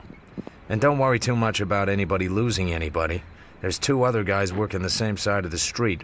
One's a local boy named Mitchell, and the other's a Kansas City shamus named Goebel. Well, good night, Mr. Omni. Hold it. What does that mean, 2 other operatives? You asking me what it means? I'm the guy asking you. Looks like you only got a piece of the job. It does appear I'm entitled to a little more information about this project. I'll call Mr. Consolving first thing in the morning. What was that name? Consolving. My rough idea could be wrong. Maybe once Miss Mayfield left the motel, she grabbed the train for Los Angeles or some way station. But it's far more likely that she has not. So here I am in my smart new hire car, heading for the glass room. It's attached to the Hotel Casa del Poniente, Esmeralda, California. License holder I register as I enter, one Clark Brandon. On the dance floor, half a dozen couples are throwing themselves around with the reckless abandon of a night watchman with arthritis. Most of them are dancing cheek to cheek, if dancing is the word. I needn't have worried about losing Miss Betty Mayfield. She's there and with Mitchell, but far from happy. He's grinning, but his eyes have that glazed look. Betty is holding her head as far away from him as she can without breaking her neck. Senor? A double Gibson and a club sandwich. Muy bien, senor. As Mitchell and the Mayfield girl leave the floor, I notice a guy watching them. A big, handsome guy with gray in his hair and just enough of it. He looks like a nice guy if you didn't crowd him. Except, looking at him closer, if you did crowd him, you'd better be big, fast, tough, and in top condition. Could this be Clark Brandon, license holder? Come on, baby, don't be mean. Don't, just don't. They're close to me, but they don't see me. He's drunk, she's angry, and he's chewing away at her face. Let go of me, you drunken slob. Oh! I can't see what she does to him with her knee, but I can guess, and it hurts him. His face goes savage. You bitch! The red shows on her skin at once. She starts to leave. You hurt me, sweetness. I'm a bad man to hurt. So, shall I pay the check, Mr. Mitchell? Or will you pay it with what you borrowed from me? He's going to hit her again, but the big guy moves into action. Whoa, whoa, take it easy, Larry. You got a skinful. Stay out of this, Brandon. I'd be delighted. I'm not in it. But you'd better not slug the lady again. Who are you to tell me what to do? I've known you. We don't often throw people out of here, but it could happen. Why don't you go spit in your hat? Take it easy, Larry, I said. I won't say it again. Okay. See you later. Much later. He goes out, unsteadily but quickly, looking at nothing. I was right about Mr. Brandon. Just now he stands there. The girl stands there too. He smiles, very polite and easygoing. No come on. Well, anything I could do? Drop you anywhere? No check, of course, in the circumstances. Please, I don't want other people paying my bills. Oh, custom of the house. Nothing to do with me personally. But, well, maybe I could send you a drink. Send? Well, bring then. If you'd care to join me at my table. Oh, he has what it takes, all right. She joins him at his table. He gives a sign and the orchestra begin to play another number. Mr. Clark Brandon seems to be the sort of man who gets what he wants without raising his voice. He and the girl talk. Then they dance. Maybe she sees me. Maybe she doesn't. About 10:30, they leave. I follow. They don't go far. Only to the Casa del Poniente. Maybe she's booked in already. Maybe she's booked in now. Maybe Brandon has other ideas. That's enough for tonight. I head back to the Rancho Descansado. I put my curly head on the pillow and go to sleep. The tapping's light, but very persistent. I grab my gun, go over to the door, and open it a crack. It's me, Betty. What do you want? Let me in, quickly. Anybody else outside? No, I'm alone. Okay, come in. She sits there silent. Our eyes meet across great gulfs of nothing. Then she reaches inside her pocket and pulls out a gun. Oh, no. Not that again. We're old friends. Last time I saw that gun, Mitchell had it. So? That's why I knocked you out. I was afraid he would shoot you. Aren't you going to look at it? I have looked at it. I walked here from the casa. I'm staying there now. I know. You had dinner with Mitchell, and then you danced, and then there was a little ill feeling. A man named Clark Brandon drove you back to the hotel, at the very least. I'm beginning to think you are a detective. I'm sorry. I'm trying to make my mind up about something. Take your time. It's only 3:20 in the morning. How far would you go for $5,000, Marlowe? Assuming normal rate of expenses, that would buy me full time for several months. That's if I happen to be for sale. You're for sale, all right. There are $5,000 in American Express checks here in this folder, and that'd just be a down payment. I can buy big. I've more money than you ever dreamed of. My last husband was so rich that it was pitiful. I take it I wouldn't have to murder anybody. You wouldn't have to murder anybody. I don't like the way you said that. Maybe I better see that gun after all. So, who's wearing the bullet? We're just talking, aren't we? We don't quite want to say it in plain words. All right. Where is he? Lying across a chaise on the balcony of my room. All the rooms on that side have balconies with concrete walls across them. I'm on the 12th floor. This is going to sound a little corny. He could only have got there through my room, and I didn't let him through my room. So what happened with Mr. Brandon? Nothing happened with Mr. Brandon. He fixed a room for me, that's all. He was a perfect gentleman. So this body, which is clearly not Mr. Brandon, you're quite sure he's dead? Quite sure. Stone cold dead. I don't know when it happened. Once I got to my room, I fell asleep very quickly. I didn't hear a sound, but something woke me all right. But it wasn't any sound like a shot. I couldn't go back to sleep, so I went out onto the balcony. It was quite a while before I even saw him. Guess that sounds pretty unlikely. Can't imagine the police taking it very seriously, even at first. I haven't got a chance in a million unless I get help. The man, of course, is Mitchell, right? Yes, it's Larry. And Mitchell had something on you. Yes. And you didn't kill him, you say? You know, the cops won't believe you, even at first. Shall I tell you something? You're not taking this with normal reactions. No panic, no hysteria, no nothing. You're fatalistic. My guess is that you've been here before. How do you know that? Just an instinct. You're watching a playback. What does that matter now? $500,000 is a lot of money, Marlowe. There are places in the world where you and I could have a beautiful life. In one of those apartment houses along the ocean front in Rio. I don't know how long it would last, but things can always be arranged, don't you think? Now you're making like a mall. What a lot of different girls you are. $5,000 down and a lot more to come. The police wouldn't give you 5 toothpicks. What do I have to do? The Casa del Poniente is built almost on the edge of a cliff. At the foot of the wall, there's only a very narrow walk. Below the cliffs are rocks and the sea. It's almost high tide. My balcony hangs right over that. Did you come out through the lobby? Fire stairs. There's an all-night man in the garage, but he was asleep in one of the cars. You said Mitchell is lying on the chaise. Is there a lot of blood? I didn't notice. I suppose there must be. You didn't notice? You went near enough to find out he was stone cold dead. Where was he shot? Nowhere that I saw. It must have been under him. Where was the gun? It was lying on the floor of the porch, beside his hand. Do we have to keep on talking about this? All right. I don't know a damn thing about the tides and currents around here.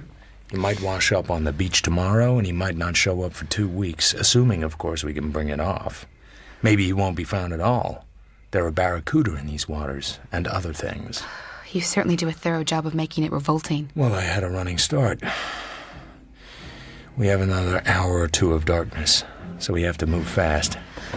You play with the checks while I get dressed. The name she wrote on the checks is Elizabeth Mayfield.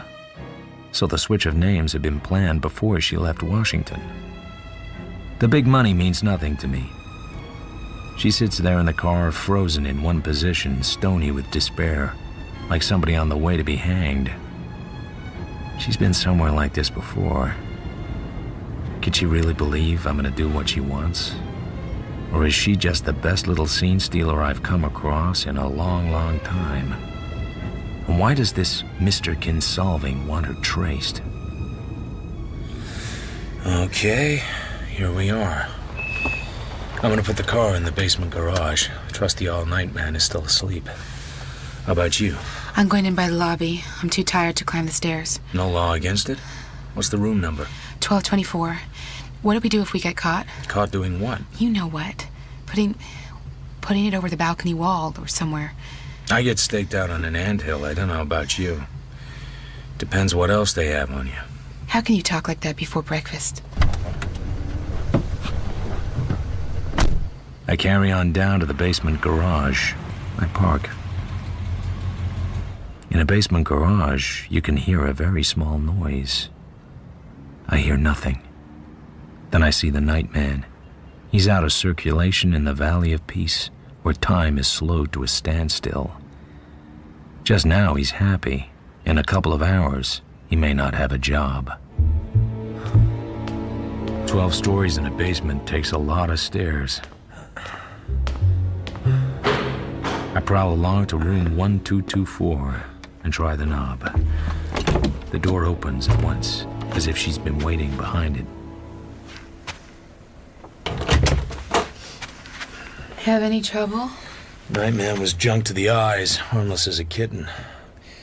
So, show me the body? No, I'd rather call the police. Whatever it means for me. That's a bright idea. Why didn't we think of that before? There's no need for you to be mixed up in this. I watch her eyes. She can hardly keep them open. It's either delayed shock or some kind of dope. I can't tell which. I swallowed 2 sleeping pills. I just can't take any more trouble tonight. Go away from here. Please, I'm too tired to fight anymore. Quite sure you only took 2? Yes, I never take more than 2. Now listen. I'm gonna take a look at him. Then I'm going back to the rancho. I'm gonna keep your money. Also, I have your gun. Maybe it can't be traced to me, but... Wake up! Hey, listen to me! Listen! She sags forward. I catch her and steer her over to the bed. She flops on it any old way. She's asleep at once. She begins to snore. I open the French doors and go out onto the balcony. I look around. Nobody is dead on either of the chaises, nor on the floor, nor anywhere at all. No blood either. No blood on the balcony, no blood on the safety wall. No blood. And no sign of anything having been heaved over. I lean out as far as I can lean. There's a narrow strip of lawn, then a heavy fence with shrubs growing against it. Beyond the fence, the sea creams on some half-submerged rocks. It's at least 35 feet down. Larry Mitchell, give or take a few pounds, must be about my weight. The man isn't born who could heave a 175-pound body over that railing and far enough out to fall into the ocean. It's barely possible that a girl wouldn't realize that. About 0.1% possible. She's still sound asleep. No deep stupor, no coma, and therefore no overdose. She told me the truth about one thing and about damn little else. I used the hotel pen to write a note. Dear Betty, so sorry I couldn't stay dead. Will explain tomorrow. Larry. Then I go back to the Rancho Descansado. Once again, I lay my curly head on the pillow and try to sleep.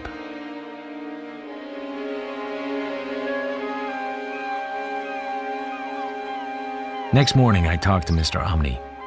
He's no nearer telling me why I'm doing what I'm doing, or more about who's employing me. So I head back to the casa. I ask for Miss Mayfield. There's no reply. I ask for Mr. Mitchell. There's no reply either. So I sit and have a smoke. And then I see Betty Mayfield talking to the hotel clerk. She looks as fresh as a morning rose. Are you Mr. Marlowe? Miss Mayfield? Yes. The clerk here said you wanted to see me. I have a car outside. Do you have time to look at the property? Yes, I guess so. Oh, all right.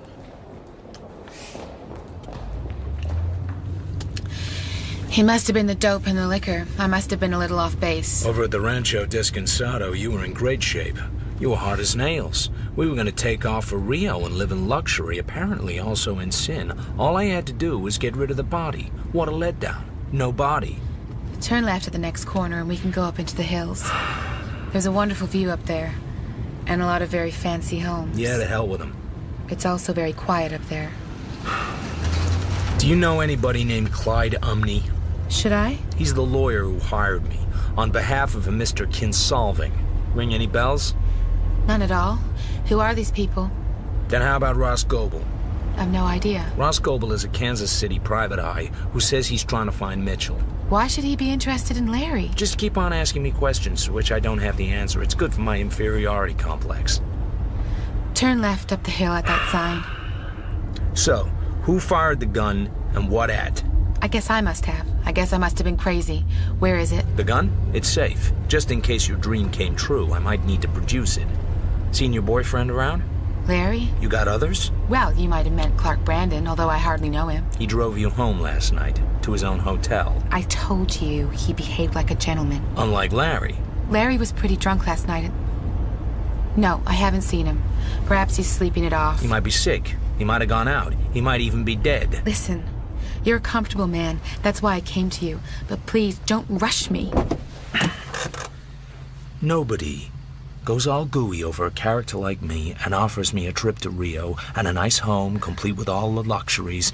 Nobody drunk or sober does that because she dreamed a dead man was lying out on her balcony, and would I please hurry around to throw him into the ocean? All right, I'm a liar.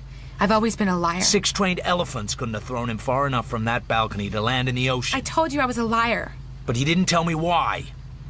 Suppose a man had been dead on your balcony.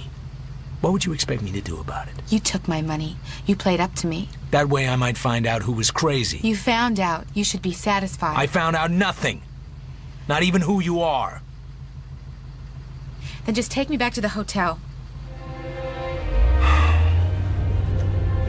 Halfway down, a car is parked in the shade. It could be empty, but I don't think so. A hat goes down over a face, but not quick enough to hide that it belongs to Mr. Ross Goebel of Kansas City. We're being tailed. But... Wait here.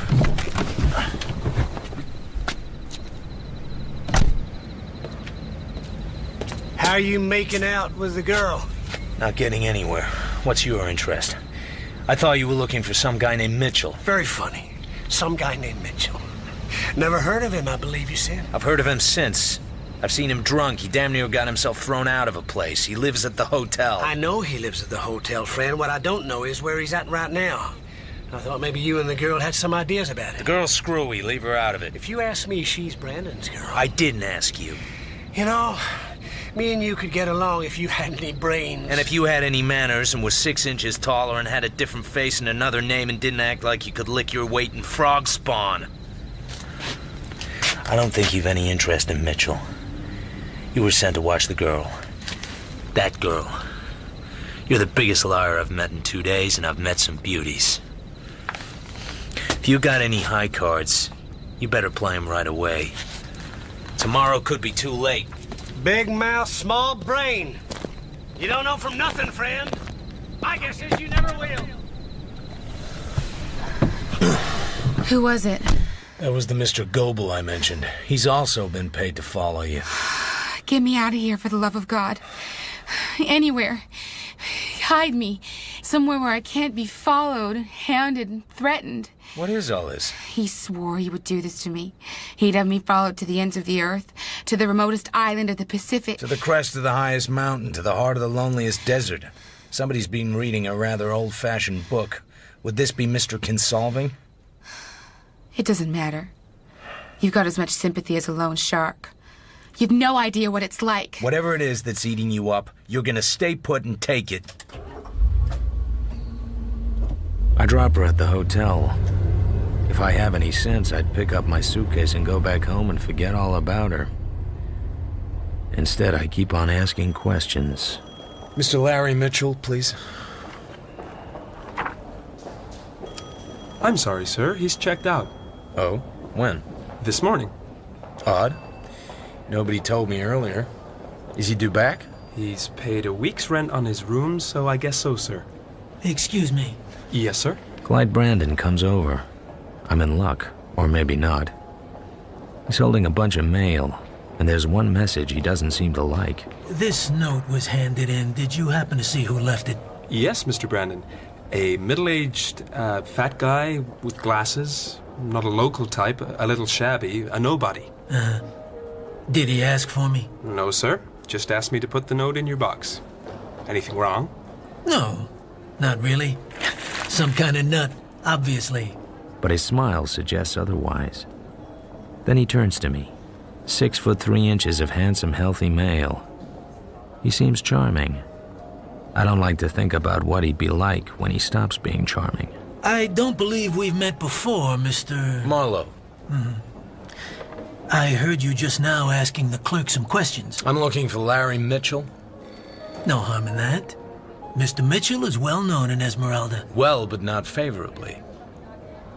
You're entitled to your opinion. And now he's out of town again. Left early this morning, which puzzles me some.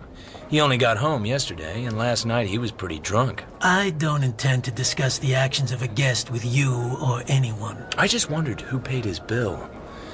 From what I hear, he was not only drunk last night, but pretty short of money, too. I assume you're some sort of private op from your line of questioning.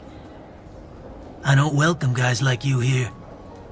Don't make me have to request my staff to chuck you out. The clerk gives me the fisheye. I'm about to leave when I notice this elderly party in a low chair beckoning to me. So I go over.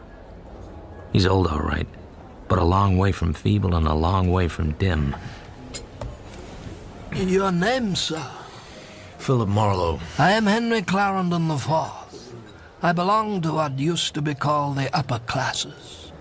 I have spent many years in lobbies, in lounges and bars, on porches, terraces, and ornate gardens in hotels all over the world.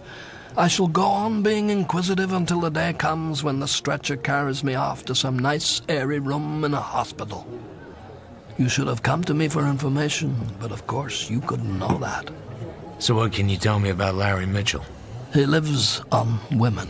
That's why he lives in an hotel like this. Would he blackmail a woman? He would blackmail an infant in its cradle. I'm interested in knowing why he left so soon after coming back, who paid his bill for him, and why it was necessary to pay a week in advance as well. Brandon could easily guarantee Mitchell's account by lifting the telephone. He can do most things by lifting the telephone. With Mr. Mitchell, suicide and murder both suggest themselves to me. You've noticed how the name of a big hotel is hardly ever mentioned when one of the guests falls out of the window. Forgive me, but I sense your interest in Mitchell is rather tangential. Otherwise, you wouldn't be so open about it. Could be. Run along now. I'm tired. No, just a moment more. Perhaps I could tell you something about Mr. Clark Brandon. This is a rich town. But in Esmeralda, you've got to belong, or alas, you are nothing. A certain gentleman made a lot of money in rather dubious activities in Kansas City. I believe you might hint that he had been some sort of gangster, if that term was in your vocabulary. When he came here, they wouldn't let him join the beach club. So he bought the beach club. And that's the way it's been ever since. So people stopped asking difficult questions about this gentleman's past. You're warning me. I don't want to descend into melodrama. But Mr. Brandon is not a man to be crossed. A pleasure to have met you, Mr. Marlowe. Good evening.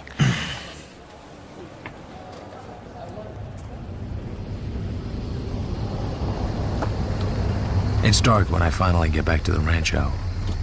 When I park, I see Goebel's little jalopies already there. I'm immediately alert as I walk to my room. The dark hours are the hours of danger. I put my ear to the door of my room.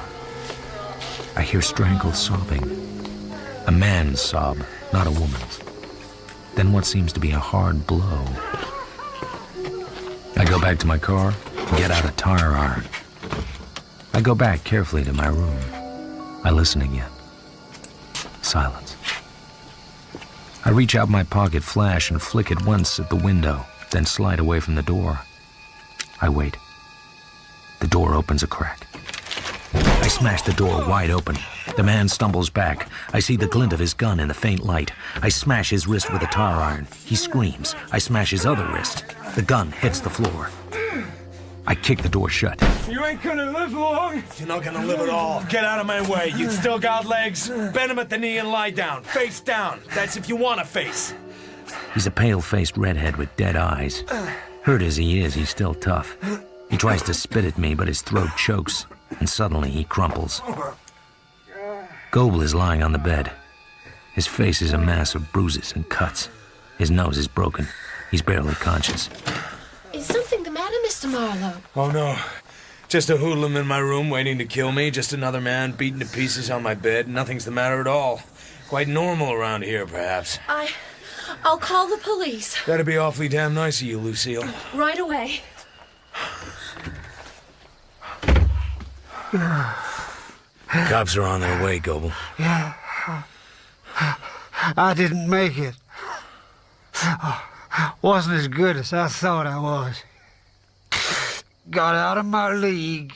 How did it happen? I walked into it. I'm lucky I'm still breathing. The redhead made me drive over here. He cooled me.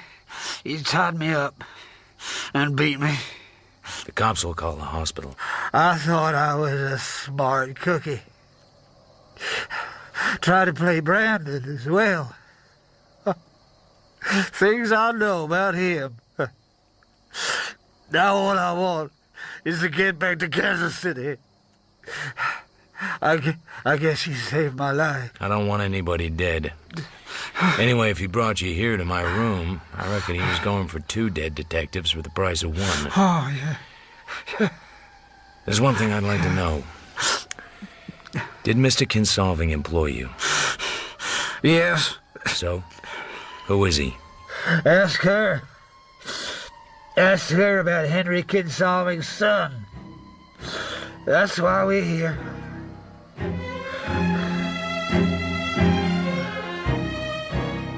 The police arrive. I give my story. Goebel just about gives his. The redhead says nothing. Then the police tell me things about Mitchell's disappearance I didn't know. It's time to make one last appointment. Hello? This is Marlowe. Bad trouble. I'll pick you up.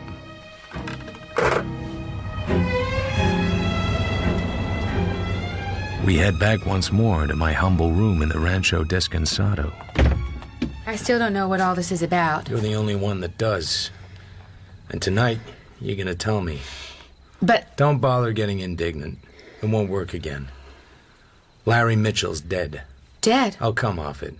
As Lincoln said, you can fool all of the detectives some of the time, and some of the detectives... Shut up. Who the hell do you think you are? Just a guy who's tried very hard to get where he could do you some good. A guy with enough experience and enough understanding to know you were in some kind of jam and wanted to help you out of it with no help from you. I'm sorry. I didn't mean to be nasty. Mitchell's dead then. Where? According to the cops, his car's been found abandoned in a place you wouldn't know. It's about 20 miles inland, on a road that's hardly used. Nothing in his car, no suitcases. Just an empty car parked at the side of a road hardly anybody ever uses. You said he was dead. What else does it mean? It seems like weeks, but it's only hours ago that you came over here and offered me the world to get rid of his body. But there wasn't... I must just have dreamed. The first thing is that you were telling the truth when you came here. Mitchell was dead on your porch. But somebody got his body out of there while you were over here making a sucker of me. And somebody got him down to his car, and then packed his suitcases and got them down. All this took time. It took more than time. It took a great big reason. Now, who would do a thing like that just to save you from the mild embarrassment of reporting a dead man on your porch? I'm tired. Do you mind if I sit down on your bed? You might not like that bed. Goebel was beaten up on it tonight. You remember Goebel, don't you? The fat sort of man that followed us up the hill? But why here? Later, if you really want to know. Just now, I want you to tell me about Henry Kinsolving. What are you talking about? This is what it's all about, isn't it? That's the man who's pursuing you. So what happened with you and his son? I suppose I might as well tell you. It's all over anyway. I was married to Lee Kinsolving. His father, Henry, was a very rich man. He practically owned Westfield, Carolina, and he always hated me. Anyway, Lee had an accident. He broke his neck and had to wear a brace to protect his spinal column. It changed him. He drank heavily. We quarreled bitterly. He couldn't let me be. One night, he removed his brace just to taunt me. I begged him not to. Then he tripped and fell.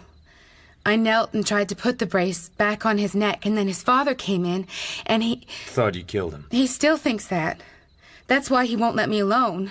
I was arrested and tried for murder. The jury were all Westfield people and beholden to my father-in-law. They found me guilty, although I wasn't. I swear to you. So why are you free? We have a peculiar law in our state. The judge may reserve his ruling until after the verdict. He knew everyone on the jury was scared of my father-in-law. He said they failed to consider that I might have been doing exactly what I said I was doing, trying to put the brace back on, not take it off. He voided the verdict and discharged me. And since then, you've been in flight from your father-in-law? In the memory of Lee's death. I kept thinking one day I'll get away from it all. Everywhere I go, he finds me and lets everyone know who I am. He leaves me no hiding place. But this time, I was starting to feel a bit more hopeful that I'd finally escape from him. Then Larry Mitchell recognized me on the train and... well, you know the rest. As a matter of fact, I don't. All I know is that your mood was very strange when you came back to me. Like you were reliving something. I knew I couldn't be lucky twice. It was another accident, but who was going to believe me? How did he die? We were up on Brandon's balcony having a drink, just me and Clark. Then Larry arrived, drunk and abusive. Unfortunately, Clark got called away on hotel business. Larry started goading me because Clark wasn't around. He was leaning against the end wall. It wasn't high. He goaded me into coming over near enough that he could grab me. I pushed him hard and he went over onto my balcony below. And he happens to fall and his neck snaps, just like Lee's. Just like Lee's.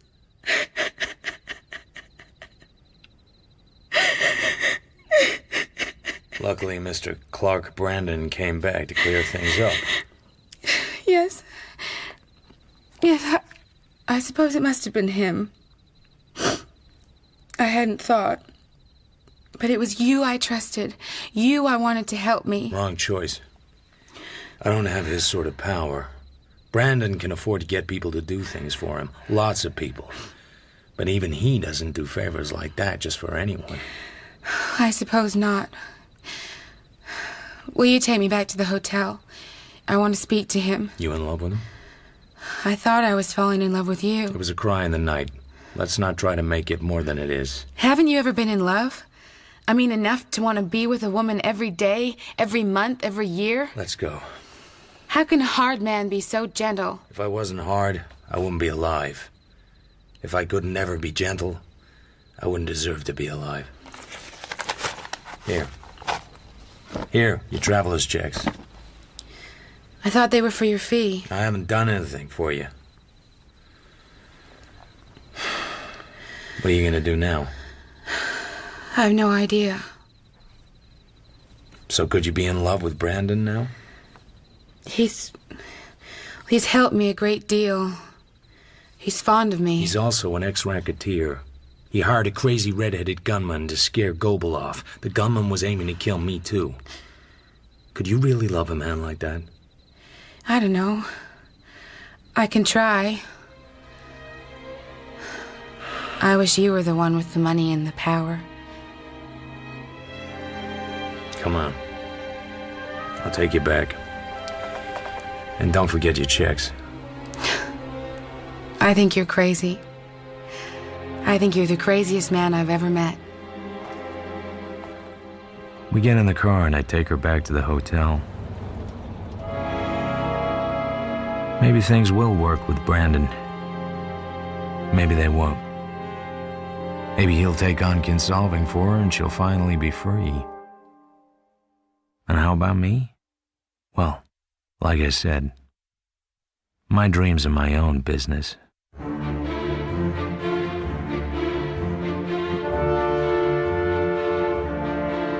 In Playback by Raymond Chandler, dramatized by Stephen Wyatt. Philip Marlowe was played by Toby Stevens. Betty Mayfield by Sarah Goldberg. Larry Mitchell, Ian Batchelor. Clyde Umney, Sean Baker. Clark Brandon by John Garasio. Goebel, Sam Dale. And Lucille by Claire Harry. Playback was directed by Sasha Yevtushenko. The producer was Claire Grove.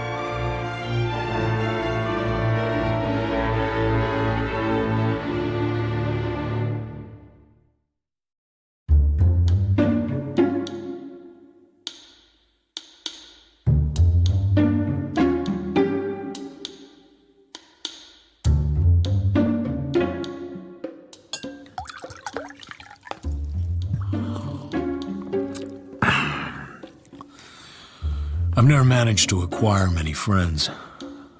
Good friends, that is. I think it must be something to do with the job. Others might disagree and say it's something to do with me. Then I think about Terry Lennox. The first time I laid eyes on him, he was drunk in a Rolls-Royce Silver Wraith outside the Terrace of the Dancers. I can't even remember what I was doing outside a smart club like that. Look, mister, would you mind a whole lot pulling your leg into the car so that I can kind of shut the door? Should I open it all the way so that you can fall out? His left foot is dangling outside the car as if he's forgotten he had one. He has a young-looking face, but his hair is bone white. Terry, please. The girl beside him at the wheel wears a blue mink that almost made the Rolls-Royce look like just another automobile. It doesn't quite. Nothing can. Sorry, Well, I have a wonderful idea, darling. Why don't we just take a cab to your place and get your convertible out? It's such a wonderful night for a run up the coast to Montecito. Awfully sorry, but I don't have it anymore. I was compelled to sell it. Sold it, darling. How do you mean? I mean, I had to. For eating money. Oh, I see. Look, Buster, I gotta put another car away. You're blocking things. I'll see you some more some other time. Maybe. He lets the door swing open. The drunk promptly slides off the seat and lands on the seat of his pants. I guess it's always a mistake to interfere with a drunk. But I get him under the arms and get him up on his feet. Thank you so much. Oh, he gets so goddamn English when he's loaded. Thanks for catching him. Shall I get him in the back of the car? Oh, I'm terribly sorry. I'm late for an engagement. He's just a lost dog. Perhaps you can find a home for him. He's housebroken, more or less. The Rolls clicks down the entrance driveway onto Sunset Boulevard and is gone. Well, that's one way of doing it. Sure. Just look at those curves and all. Why waste it on a lush? Do you know him? I heard the dame call him Terry. Otherwise, I don't know him from a cow's caboose. Get my car, will you? The white coat helps me to get the guy into the front seat. I feel like I've been holding up a sack of lead. Thanks very much. He's the politest drunk I've ever met. They're all bums. Looks like this one had a plastic job. He's right. The right side of my new friend is frozen and whitish and seamed with thin, fine scars. The skin has a glossy look along the scars. A plastic job, and a pretty drastic one. What you aim to do with him? Take him home and sober him up enough to tell me where he lives. Okay, sucker. If it was me, I'd just drop him in the gutter and keep going. Good advice. But of course I didn't take it. Black coffee. I think you need it. Thanks very much. How come I'm here? I brought you to my apartment. You squiffed out at the dancers in a Rolls. Your girlfriend ditched you. No doubt she was entirely justified. Are you English? Oh, I lived there. I wasn't born there. If I might call a taxi, I'll take myself off. You've got one waiting. Well, that's very kind of you, but My name's Philip Marlowe. Just don't take me for granted. Of course not. I'm sorry to be such a nuisance. His apartment was small and stuffy and impersonal. He might have moved in that afternoon. He was a little shaky and a little shy, but polite as hell. There was no reason why I should ever see him again. He was just a lost dog, like the girl said. Then, the week after Thanksgiving, I did see him again. 3 blocks from my office building, there's a cop car double parked, and the cops inside are staring at something over by a shop window on the sidewalk. The something is Terry Lennox. He hasn't shaved for 4 or 5 days, and his eyes are like holes poked in a snowbank. The cops are about to pounce. I go over fast and take his arm. Straighten up and walk. Can you make it? Are you stinko? I have been. Right now, I guess I'm just a little empty. Okay, but make with the feet. You're halfway into the drunk tank already. Just a minute, Matt. What have we got here? This is an emergency. My friend is sick. Yeah, so I see. Is this gentleman in the soil laundry a real close friend of yours? Close enough for me to know he needs a friend. He's not drunk. His name is Terry Lennox. He works in pictures. That's nice. I'd say he didn't work too much lately, though. I'd say he didn't sleep indoors too much lately. Maybe we ought to take him in. Hey, come on. Your arrest record can't be that low. Not in Hollywood. Okay, let me talk to you now, buddy. What is your friend's name? Philip Marlowe. He lives on Yucca Avenue, Laurel Canyon. Well, you could have just told him. Yeah, I could have, but I didn't. Okay. All right, I'll bite this time. Get him off the street. Come on. It's black coffee. Again. Thanks. Lucky you remembered my name. I made a point of it. I looked you up, too. You're a private investigator. So why not give me a ring? Why should I bother you? Looks like you had to bother somebody. Asking for help doesn't come easy. Especially when it's all your own fault. Maybe I'll quit drinking one of these days. They all say that, don't they? I got a feeling about you. Really? We've only met twice, and you've been more than white to me both times. What sort of feeling? A feeling that next time I'll find you in worse trouble than I can get you out of. Maybe it's because of this. The scar. Makes me look a little sinister, I suppose. Maybe that girl didn't walk out on you at the dancers just because you were drunk. Maybe she had a feeling, too. Sylvia, you mean? That's her name? I was married to her once. She's the daughter of Harlan Potter. You've heard of him? Who hasn't? He's a multi-millionaire and a cold-hearted son of a bitch. All Victorian dignity on the outside.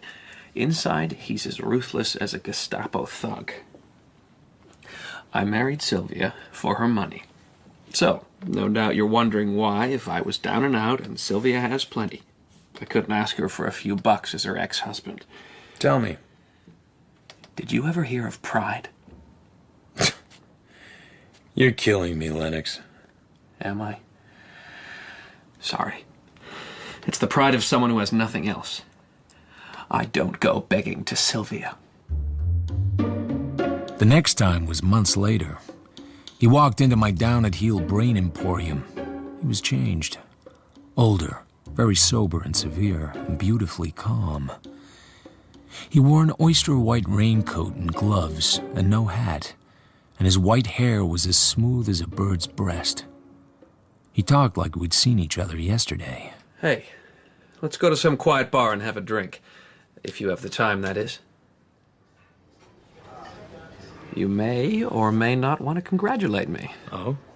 Sylvia and I got rehitched in Las Vegas. Nice. If there's no price tag. Price tag? There's always a price tag, chum. But you should see my new car. How's your drinking? Perfectly elegant. Let me tell you something. These gimlets, they don't know how to make them here. What they call a gimlet is just some lime or lemon juice with gin and a dash of sugar and bitters. A real gimlet is half gin and half Rose's lime juice and nothing else. Beats martinis hollow. I never forgot that. It's what I'm drinking now. A gimlet for Terry Lennox. Alcohol is like love. The first kiss is magic. The second is intimate. The third is routine. After that, you take the girl's clothes off. What I don't get is why a guy with your privileges would want to drink with a down-at-heel private eye.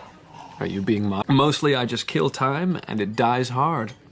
A little tennis, a little golf, a little swimming and horseback riding, and the exquisite pleasure of watching Sylvia's friends try to hold out to lunch before they start killing their hangovers. You didn't have to have it the way it is. Yeah, I know. I'm a weak character without guts or ambition. I suppose I'm sorry for Sylvia. Could be I'm fond of her in a remote sort of way. Someday, she'll need me, and I'll be the only guy around not holding a chisel. Likely enough, then I'll flunk out. You do a great job of selling yourself. Sylvia's scared. She's scared stiff. What of? I don't know. We don't talk very much. Sylvia's a tramp. Her father knows it, and he hates it, and there's nothing he can do about it. But he waits, and he watches, and if Sylvia ever gets into a big mess of scandal, he'll break her in half and bury the two halves 1,000 miles apart. You're her husband. He lifts his empty glass and brings it down hard on the edge of the table. It smashes with a sharp ping. Like that, chum. Like that. Oh, sure.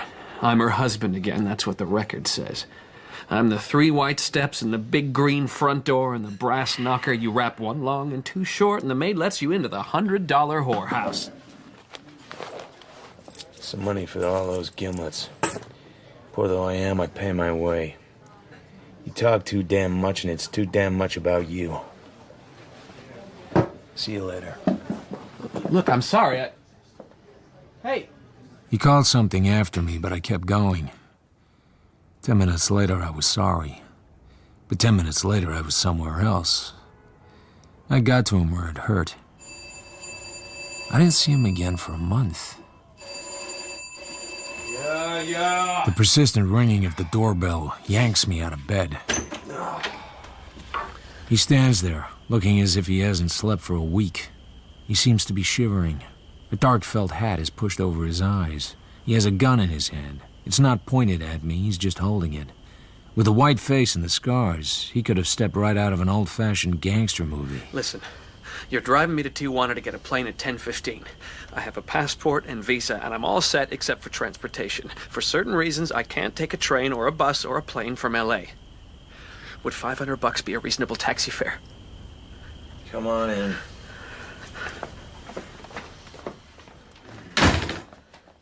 I'm in a great deal of trouble. Yeah, I got that idea. Didn't sleep at all last night. Just sit there. Don't say a word, just sit. No. Be very careful what you tell me. If you really want me to ride you down to Tijuana, there are 2 things I must not be told. Are you listening? Yes. Thanks very much. 1. If you've committed a crime or anything the law calls a crime, a serious crime, I can't be told about it. 2. If you have essential knowledge that such a crime has been committed, I can't be told about that either. Not if you want me to drive you to Tijuana. That clear? Of course. I'm in a jam. I heard you. I don't want to know what kind of jam. I have a living to earn, a license to protect. I could hold a gun on you.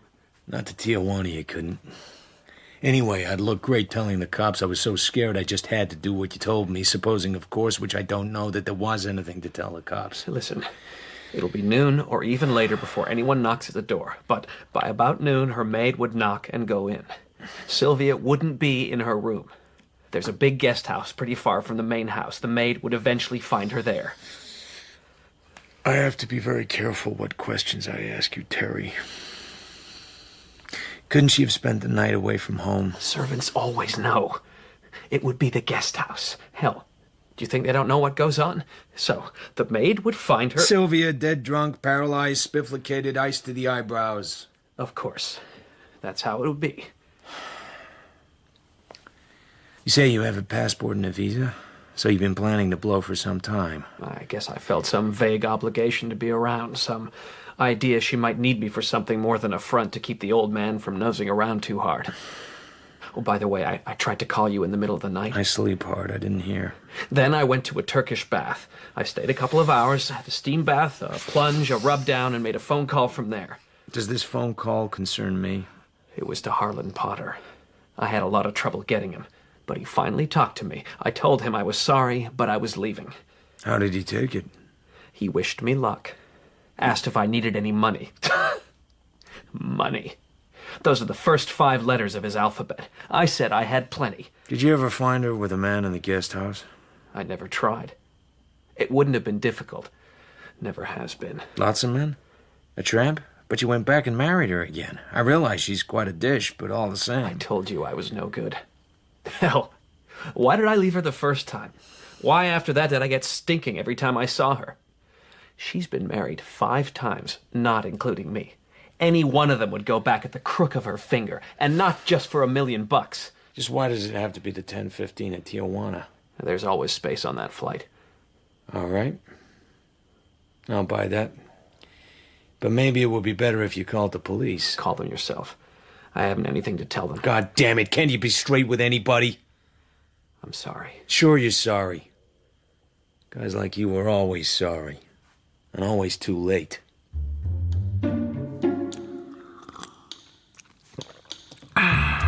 We hardly speak on the way down to Tijuana.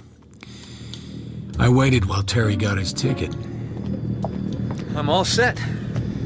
This is where I say goodbye. I left 5 C notes in your coffee can. Don't be sore at me. I'd rather you hadn't. I'll never spend half of what I've got. Good luck, Terry. Climb aboard. I know you didn't kill her. That's why I'm here. I'm sorry, but you're wrong about that. You have plenty of time to stop me. He walked. I watched him. He didn't signal or wave, neither did I. He went into the plane and the steps were pulled back. When I got back home, the cops were waiting. Your name, Marlowe? We want to talk to you. They'd found my phone number on a pad in Terry's room. Sylvia Lennox had been murdered in the guest house at their place in Encino. The butler discovered her in the morning. She was naked as a mermaid on the bed. She'd been shot and her face had been smashed to pieces with a bronze statuette of a monkey. It was beaten to a pulp. I didn't figure Terry Lennox would do something like that. She cheated on him. She always had. They'd been divorced and remarried. It didn't make him happy, but why would he suddenly go crazy about it? The cops didn't see it that way, of course. I wouldn't tell them when I'd last seen Terry or what I knew about him, so they jailed me as an accessory to murder. But I wasn't in prison for him. I was in prison for me. No complaints. I'm in a business where people come to me with troubles. How long would they come if some bruiser with a police shield could hold me upside down and drain my guts?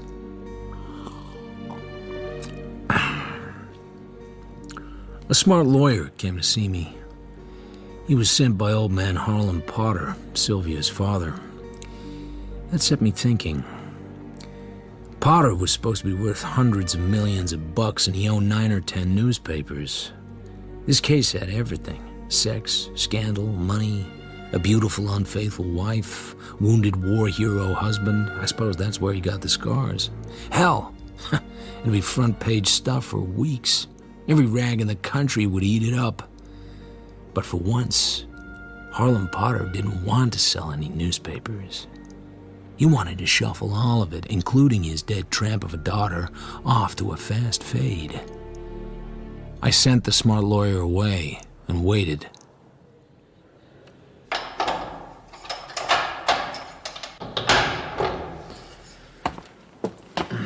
They just signed your release order. Oh?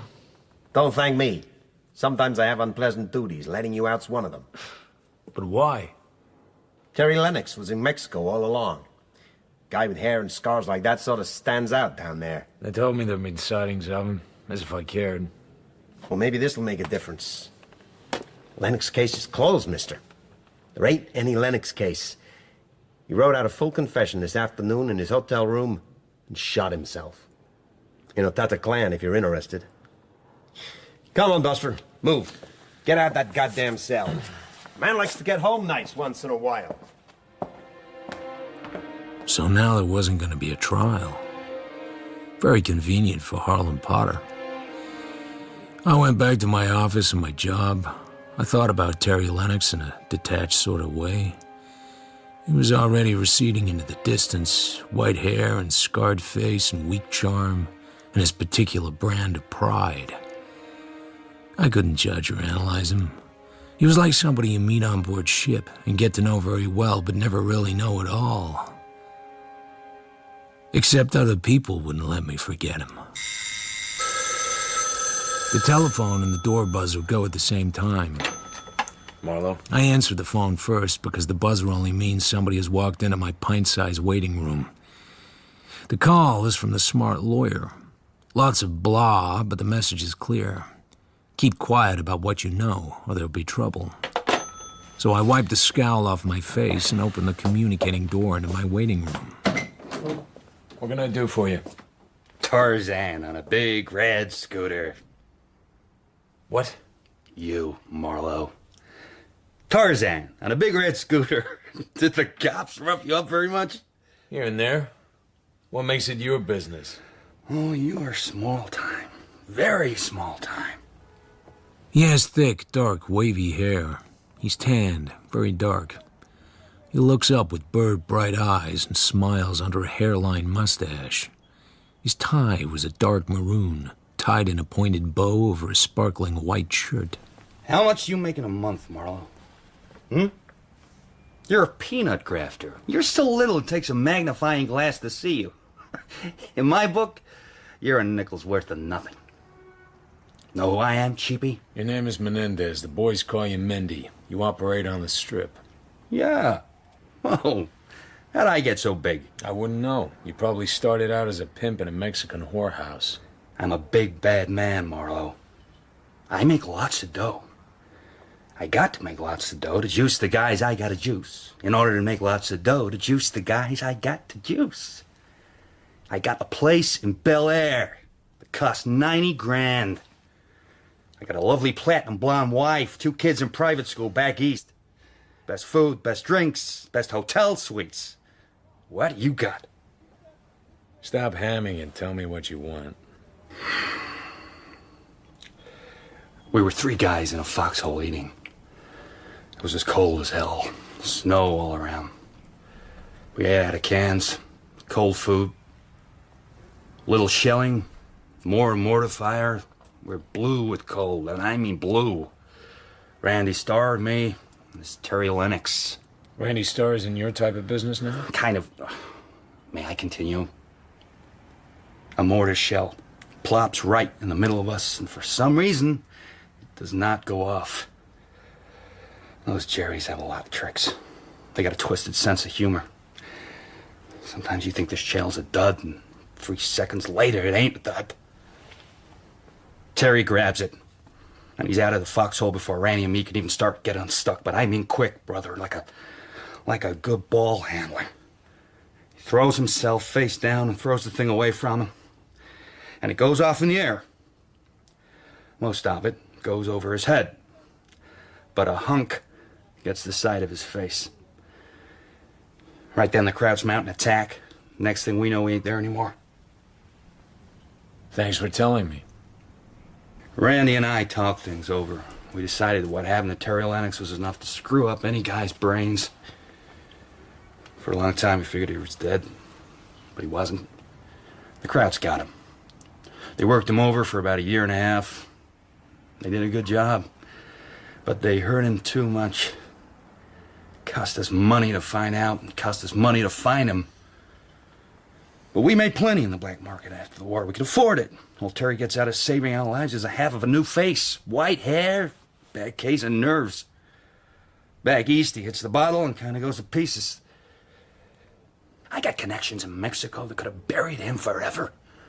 I could have got him out of the country faster than a card sharp can stack a deck. But he goes crying to you. Makes me sorry. A cheapie.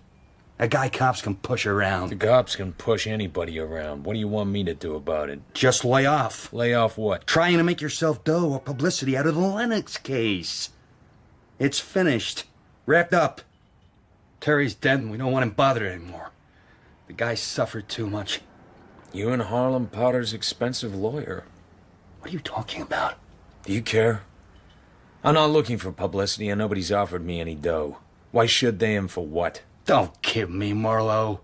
You didn't spend 3 days in the freezer just because you're a sweetheart. You got paid off. The Lennox case is closed. And it stays closed. Even if Terry didn't kill her? Well, I'd like to go along with you on that, cheapie, but it doesn't make any sense. But if it did make sense, and Terry wanted it that way, then that's how it stays. This is getting monotonous. All tough guys are monotonous. You got everything and you got nothing. You're just sitting there looking at yourself. No wonder Terry didn't come to you for help. It would have been like borrowing money from a whore.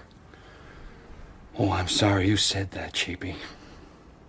You could crack wise once too often. I remember that I sat down and spent a little time wondering why a fairly important racketeer would think it worth his time to come in person to my office and warn me to keep my nose clean, just after I'd received a similar, though differently expressed warning from Mr. Harlan Potter's smart lawyer. I might have wondered longer if the phone hadn't started ringing again. Mr. Philip Marlowe? Yes? My name's Howard Spencer. I'm the representative of a New York publishing house. I'm here in California on a brief business trip. There's a problem I'd like to discuss with you.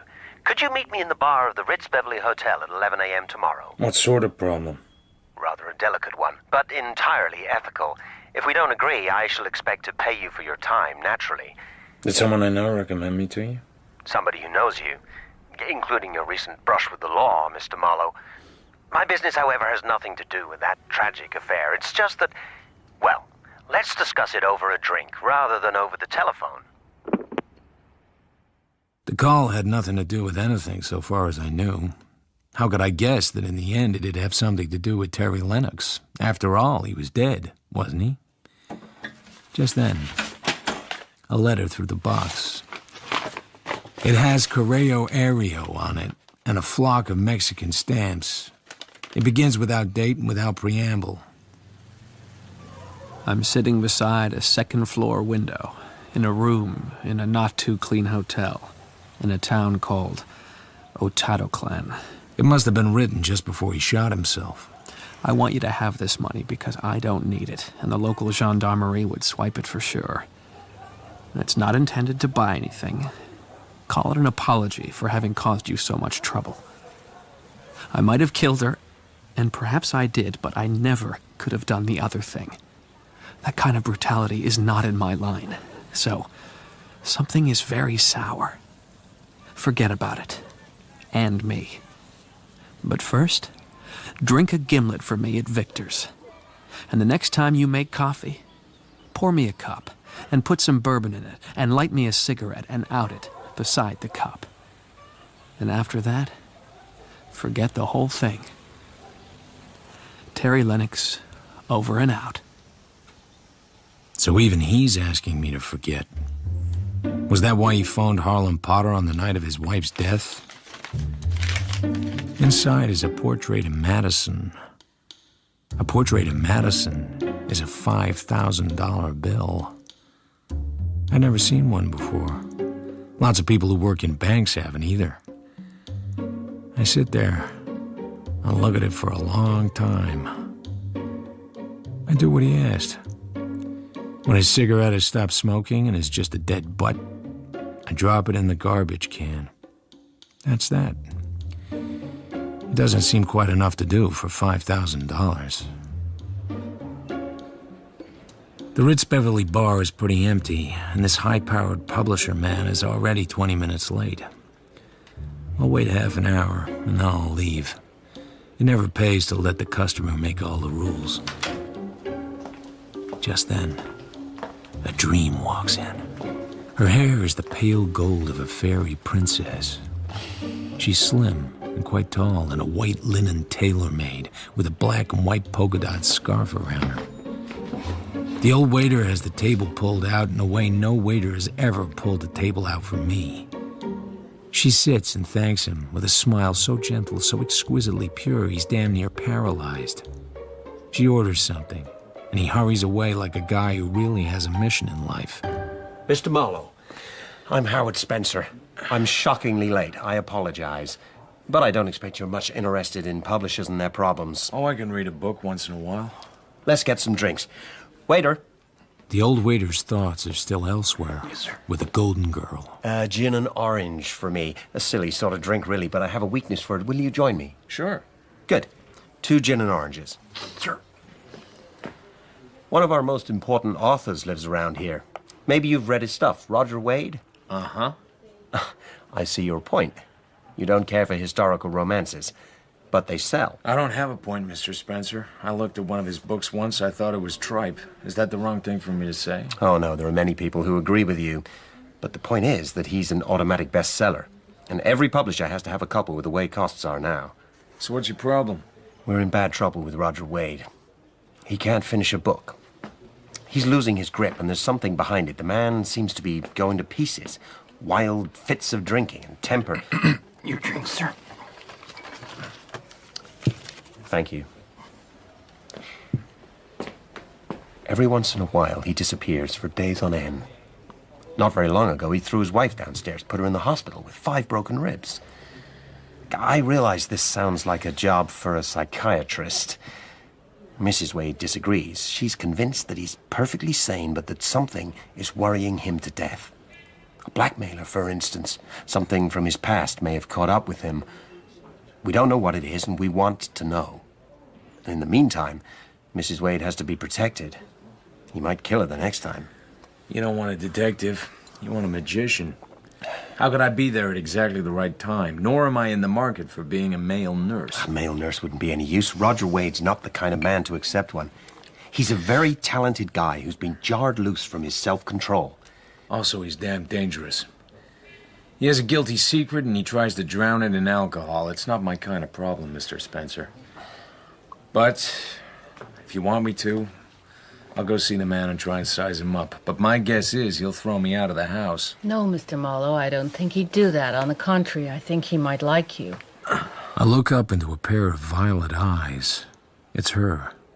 This is really a dish. Please, don't get up. I know I owe you an apology, but it seemed important to me to have a chance to observe you before I introduce myself. I'm Eileen Wade. He's not interested, Eileen. I disagree. What I said, or meant to say, was that I didn't think I could do any good. And it might be a hell of a mistake for me to try. If you're afraid of your husband, I suggest you move out. Nobody could protect you 24 hours a day from your own husband. You can't buy destiny. You're deciding too soon. You can't judge people by what they do. If you judge them at all, it must be by what they are. Did Howard tell you he hadn't seen my husband this visit? Eileen, what has this got to do with... Because my husband has been missing for 3 days. I don't know where he is. I've come here to ask you to find him and bring him home. This isn't the first time this has happened? No. I brought you a check for $500, Mr. Marlowe. Will you accept it as a retainer? Why? You said he's been gone 3 days. Takes 3 or 4 to sober a man and get some food in him. Won't he come back the way he did before? Or does something make this time different? Eileen, you don't have to answer. He can't stand much more of this, Mr. Marlowe. It'll kill him. The intervals are getting shorter. I'm badly worried. I'm Worse than worried, I'm scared. It's unnatural. We've been married for 5 years. Roger was always a drinker, but he's not a psychopathic drinker. Something's all wrong. I want him found. Any idea why he drinks? Maybe it's me. Men fall out of love with their wives. Or maybe he's fallen out of love with the kind of stuff he writes. Yeah, that's possible, too. So it's blackmail, as Mr. Spencer suggested. We just don't know. So will you take the job? Eileen, maybe I should handle the negotiations. No, thank you. What do you say, Mr. Marlowe? I don't want your money, Mrs. Wade. You want him found, you're worried, you're more than worried. So how do I go about finding him? Well, when he's drunk, he types himself notes, then screws them up and puts them in the wastebasket. There's one that I found which may mean something here. I do not like you, Dr. V, but right now you're the man for me. We don't know any doctor with a name beginning that way. If he is a doctor. So what do you say, Mr. Marlowe? Okay. I'll try to find Dr. V. I don't know just how, but I'll do my best. Take the check home with you, Mrs. Wade, and I'd rather have it from Mr. Wade. He's not gonna like what I do in any case.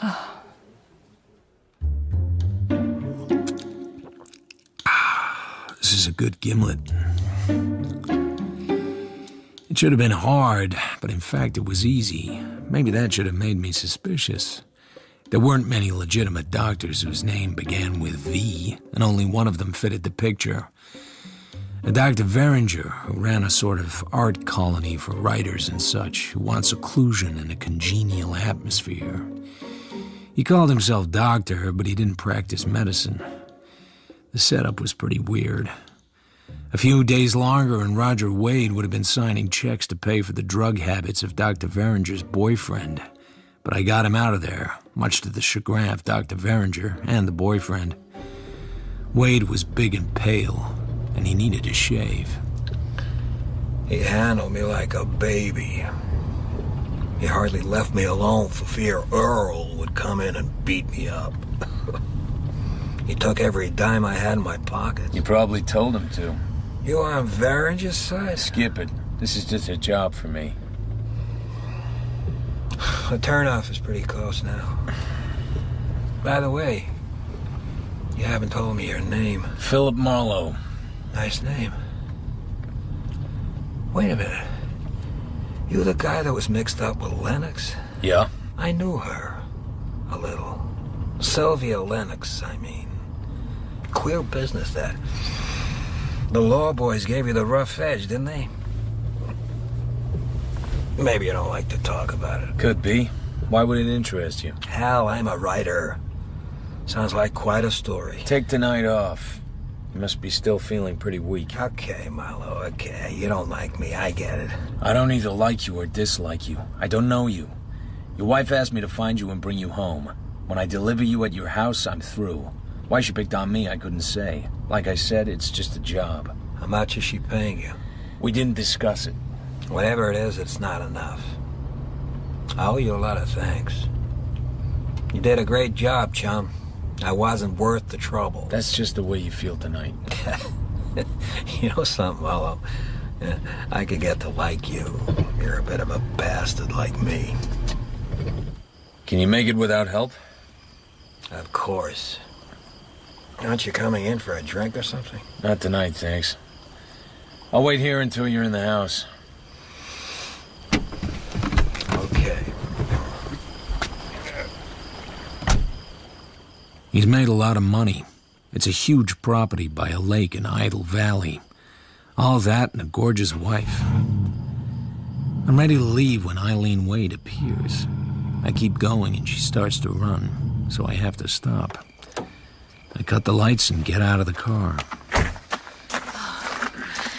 Did you have a lot of trouble? I've had a great deal more. Please, come into the house and tell me all about it. I'm sorry, Mrs. Wade. Good night. Oh, you must be tired. Don't you want a drink yourself? Thank you, but no. So you knew Sylvia Lennox. Was that why you wanted to hire me? I knew who? Sylvia Lennox. Oh, that was the girl that was murdered. No, I didn't know her personally. I knew who she was. Didn't I tell you that? Sorry, I've forgotten just what you did tell me. Did Roger say something? Well, I ought to go in and see if he needs anything. And if you won't come in... I'll leave you with this. I kiss her hard on the lips. She doesn't fight, and she doesn't respond.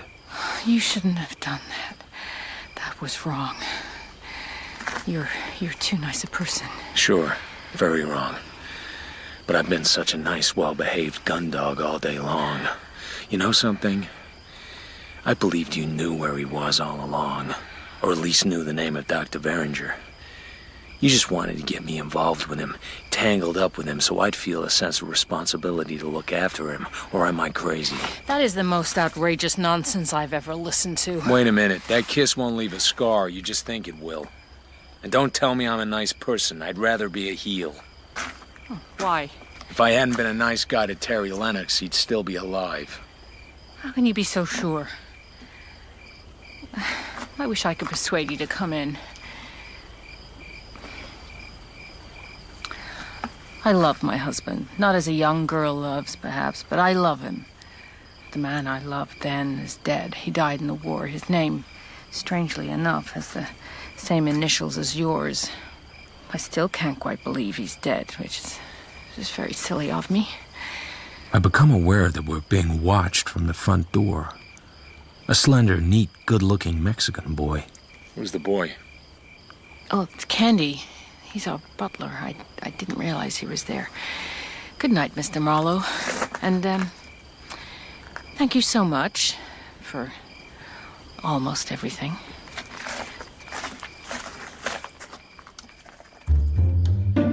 Nothing happened for a couple of weeks, except that I went about my business, which just then didn't happen to be very much business. I assume Roger Wade had found his way back to his typewriter. Then, one Thursday night, about 10 minutes to 11, Wade called me up. I'm in bad shape, Marlowe. Very bad. I'm slipping in my anchor.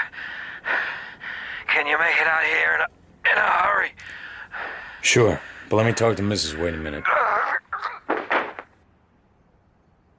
Wade, you there? In 5 minutes, I'm on the way. She's alone in the house with a drunken maniac. She's lying at the bottom of the stairs with her neck broken. She's cowering behind a locked door. When I get there, it's not like that at all.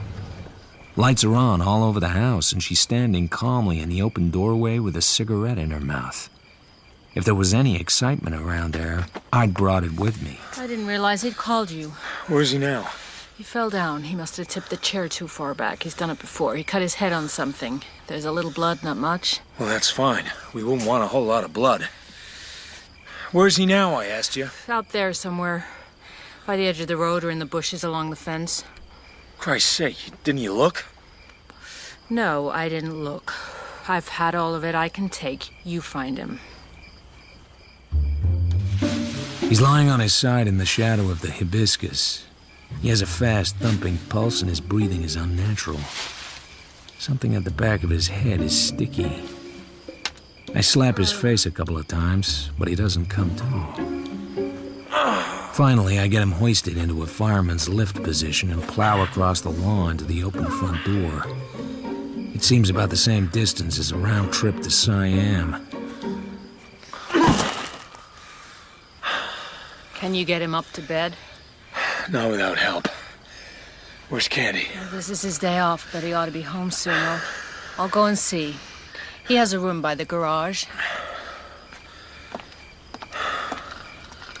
Wade's probably just drunk.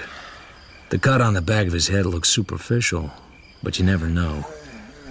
Eileen's back in a minute with the Mexican boy. Senor? Candy, help Mr. Marlowe carry my husband upstairs. He fell and hurt himself. I'm sorry to trouble you. De nada, senora. Well, I think I'll say goodnight. I'm tired out. Candy will get you anything you want. Some doll, eh? You stay the night? Hardly. Es lástima. She's very lonely, that one. Get that gleam out of your eye, kid. Let's put this to bed. You take the feet. La señora. You knock very light. Maybe she let you in. I don't say anything because I needed him. I wait till we've dumped Wade on the bed.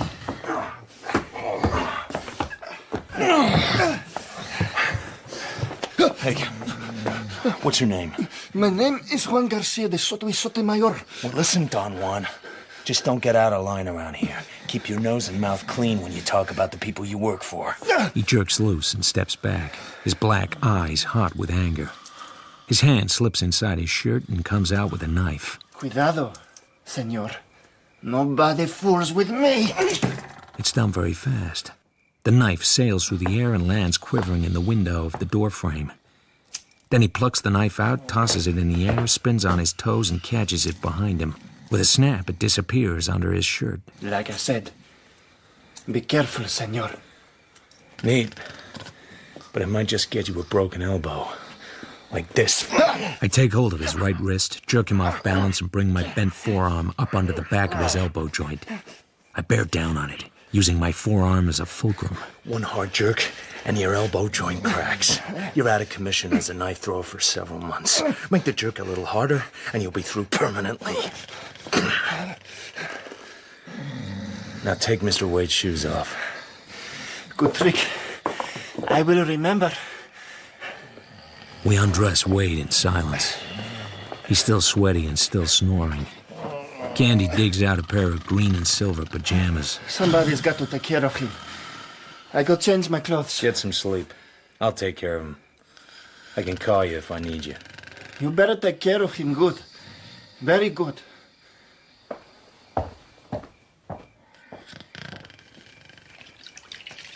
I wash the blood off his head gently, so as not to start the bleeding again. It's nothing. A short, shallow cut about 2 inches. I put on a strip of adhesive. Then I turn him on his back and wash his face. I guess that's a mistake. Who hit me? You? Nobody hit you. You took a fall. Took a fall? When? Where? Wherever you telephoned from. You called me. I heard you fall over the wire. I called you? Always available, aren't you, fella? What time is it? After 1 a.m. Where's Eileen? Gone to bed. She had it rough. Did I... No, you didn't touch her as far as I know. That's what you mean.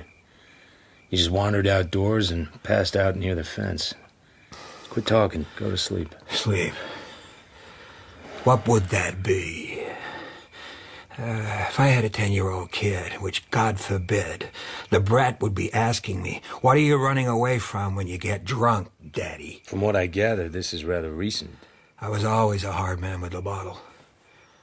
When you're young and in good condition, you can absorb a lot of punishment.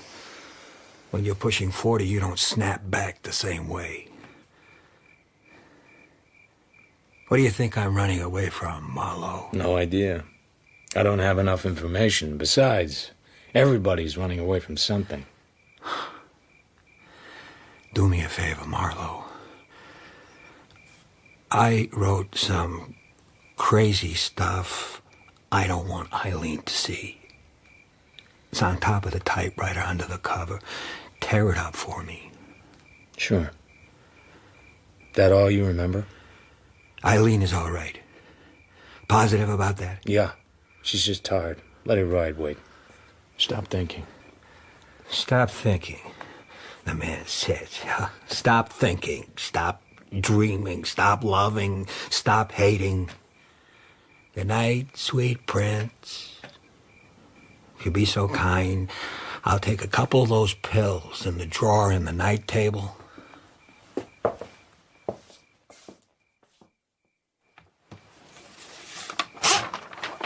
He isn't far wrong.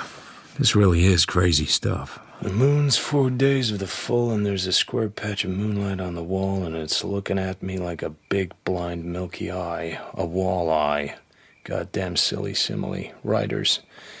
Everything has to be like something else. My head is as fluffy as whipped cream, but not as sweet.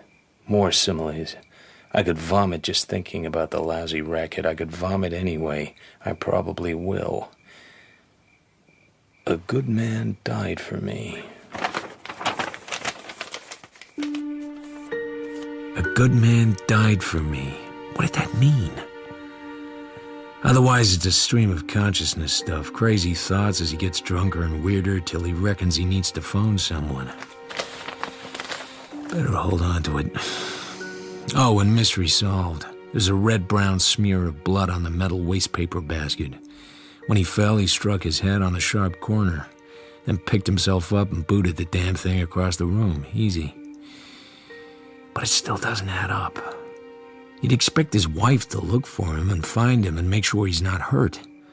It also bothers me that she checked out and gone up to her own room while Candy and I took him upstairs to bed. There was something else. Another woman, perhaps? I might have wondered longer, but I hear a shot.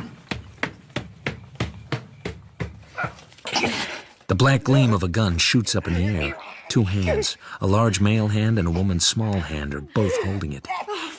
Now she has both hands on the gun, and with a quick jerk, she gets it away from him. I'm surprised she has the strength, even dopey as he was. It's all right, Marlowe. Nobody hurt, just a wild shot into the ceiling. Poor Roger, poor miserable Roger. So what happened? I had a nightmare. Somebody with a knife was leaning over the bed. Looked a little like Candy. Couldn't have been Candy. Of course not, darling. Candy's gone to bed a long time ago. Where was the gun? Night table. In the drawer. I'd looked in that drawer for the pills. There hadn't been any gun there. He knew I knew it. Maybe under the pillow. I shot once up there. There was a hole in the ceiling plaster, all right. I can see it. But I stand by the bed, giving him the hard eye. You didn't have any nightmare. You meant to kill yourself. You got up and got the gun from wherever it was, got back into bed, and there you were all ready to wipe out the whole messy business. But I don't think you had the nerve. You fired a shot, not meant to hit anything, and your wife came running. That's what you wanted. Just pity and sympathy, pal, nothing else. Even the struggle was mostly fake. You could be right. Does it matter? It matters like this. They'd put you in a psycho ward, and believe me, the people who run that place are about as sympathetic as Georgia chain gang guards. That's enough. He's sick, and you know it. He wants to be sick. This is not the time to tell him. Go back to your room. How dare you? Go back to your room, unless you want me to call the police. These things are supposed to be reported. Hey, it's all right. He won't do it again. Go back to bed. Thank you. I'm tired.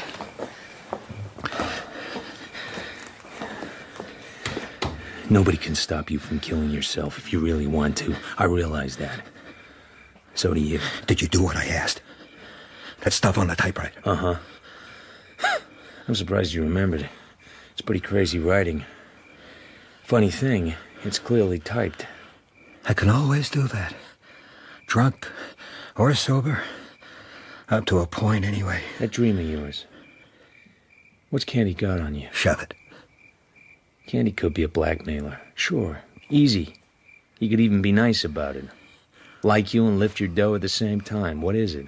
A woman? I'm not the first loving husband who has been an adulterer. It doesn't make me a murderer. Leave me alone, damn you. Leave me alone. Listen, I'm not crazy. You just hope you're not crazy. I've been living in hell. When his eyelids get heavy, I go downstairs. The door of Eileen's room is open. She's standing there. But there's something strange. She calls out a name, but it wasn't my name. I go up to her. Oh, I always knew you'd come back. Oh, even after 10 years. I don't understand. All these years I've kept myself for you. Oh, shut the door. I shut the door. It seems like a good idea at the moment. When I face her, she's already falling toward me. Her lips open and her teeth open, and her tongue darts. Oh, put me on the bed. I touch bare skin. Soft skin. Soft, yielding flesh. The doorknob is moving. I jerk loose and jump for the door. It must have been Candy. Then he's gone. But the spell is broken. He saved me. Some kind of weird noises are coming from the woman on the bed. But that's all they are now. Weird noises. I leave the bedroom and head for the study. I grab a bottle of scotch. That's the last thing of which I took precise notice. A shaft of sunlight tickles one of my ankles. When I look up, Candy is standing there. The boss is okay. I shut his door. Why you get drunk? I had to. Didn't make her, huh? Got tossed out on your can, Seamus. Have it your own way. I take care of the boss. You making it pay? Oh, yes. Good money. How much on the side? For not spilling what you know. No entiendo. You understand, all right. How much she shaking for? You give me a couple of $100, and I don't tell the boss you come out of her room last night. Forget it. You don't have anything to sell. Just don't come around anymore, tough guy. Don't worry. I'm leaving. Forget the coffee. Eileen Wade is in the living room. She looks at me with complete surprise. I didn't know you were here, Mr. Marlowe. I put his gun in the desk in his study. Gun? Oh, last night was a little hectic, wasn't it? But I thought you'd gone home. You were a wonderful help, Mr. Marlowe. I don't know how to thank you. Then I see the gold chain round her neck, and some kind of fancy pendant in gold and blue on white enamel. It takes me time to realize it's some kind of military emblem. I had a very curious dream in the night. Someone I used to know was here in the house, someone who's been dead for 10 years. That's why I'm wearing this today. He gave it to me. I had a curious dream myself, but I'm not telling mine. Let me know how Roger gets on and if there's anything I can do. Oh, I wasn't expecting you to make love to me. I'm glad. So just what did you expect of me, Mrs. Wade? In the beginning, when you first persuaded me to go hunting. Why me? What have I got to offer? You kept faith. I'm touched. But it's a damn poor reason. Because what I did, keeping faith, is something even a fool doesn't do twice. You know, this is getting to be a very enigmatic conversation. You're a very enigmatic person, Mrs. Wade. You don't really want to save him, do you? You just want to look as if you're trying to save him. That was a very beastly thing to say to me. I needed to say it. Then I left. The wife was crazy and the husband, well, maybe he killed Sylvia Lennox in a drunken rage and let Terry Lennox take the rap. I was tired of them all.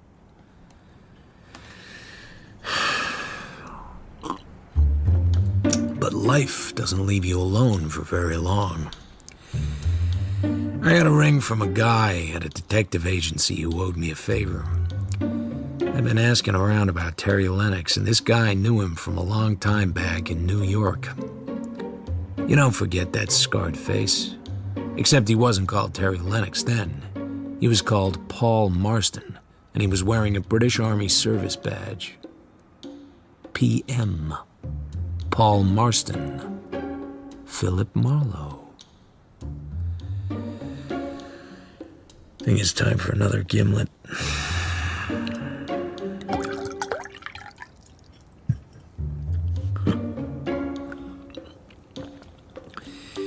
Why do I never walk away? Maybe owning my portrait of Madison made me even more crazy.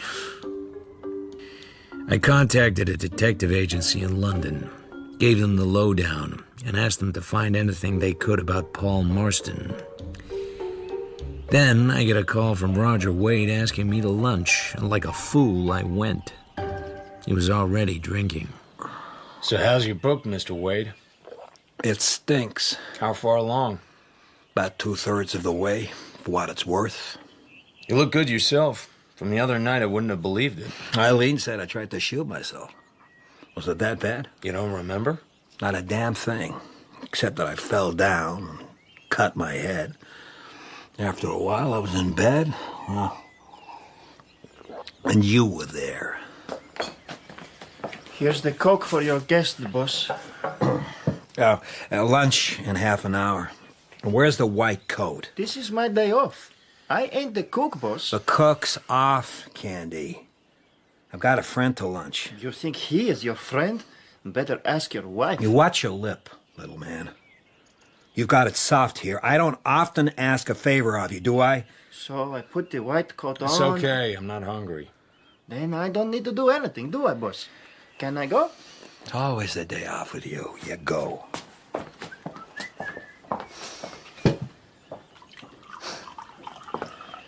I'm paying that guy too much money. He's spoiled. Wages or something on the side?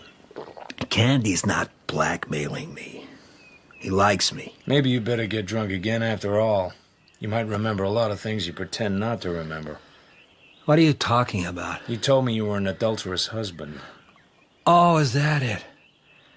I suppose you think I killed Sylvia Lennox and let Terry take the rep. She was a tramp, all right. Anybody tell you that. But you don't beat a woman's head in just because she's a tramp. She wasn't killed with that bronze thing, so the cops said. She was shot through the head with her own gun. She maybe had a gun, but I didn't know she'd been shot. Didn't know or didn't remember? What are you trying to do to me, Marlowe? What do you want me to do? Tell my wife? Tell the police? What good would it do? You wrote that a good man died for you. All I meant was that if there'd been any real investigation, I might have been identified as one, but only one of the possible suspects. Would have finished me in several ways. What's eating you is that you're not sure yourself. It's not an argument to say you don't beat a woman's head in because she's a tramp. That's exactly what somebody did do. And the guy who got the credit for the job seems to me a lot less likely than you. You know something? You're a pretty ruthless son of a bitch. You'd do anything to find out what you want. You'd even make love to my wife while I was helpless drunk. You believe everything that knife thrower tells you? Not everything, no. It's a pretty color whiskey, isn't it? To cease upon the midnight with no pain.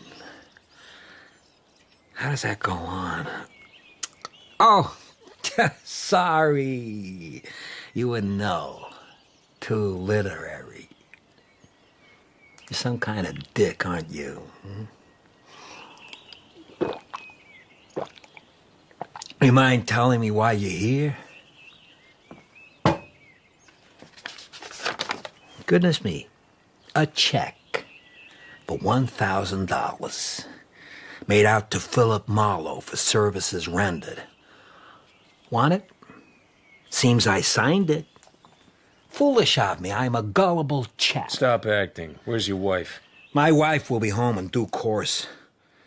No doubt by that time I shall be passed out and she can entertain you at her leisure. Where's the gun? Not sure. It's not in the desk. Look. Probably Eileen has hidden it. Listen, Wade, I asked you where your wife was, not for my benefit, friend, for yours. Somebody has got to look after you, and I'll be goddamned if it's gonna be me. Maybe the amount on this check is too small. Your services come very high. Even $1,000 and my wife fails to satisfy you. I'm leaving. But why? You wanted me to remember, huh? Well, here in the bottle is my memory. Stick around, pal. Okay, here's for starters. Ever heard of anybody called Paul Marston? Never did. Who's he? I'll stick around for a while. Till your wife gets back, but not in here. I'll be in the living room. If you need me, just smash a chair against the wall. Your wish is my command.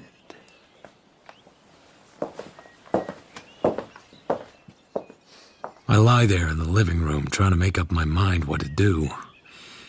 Part of me wants to let him get good and drunk and see if anything comes out. The other part of me wants to get out and stay out. But that's the part I never listen to. Every now and then I go back to the study. He's just sitting there staring at nothing. The scotch bottle getting emptier and emptier.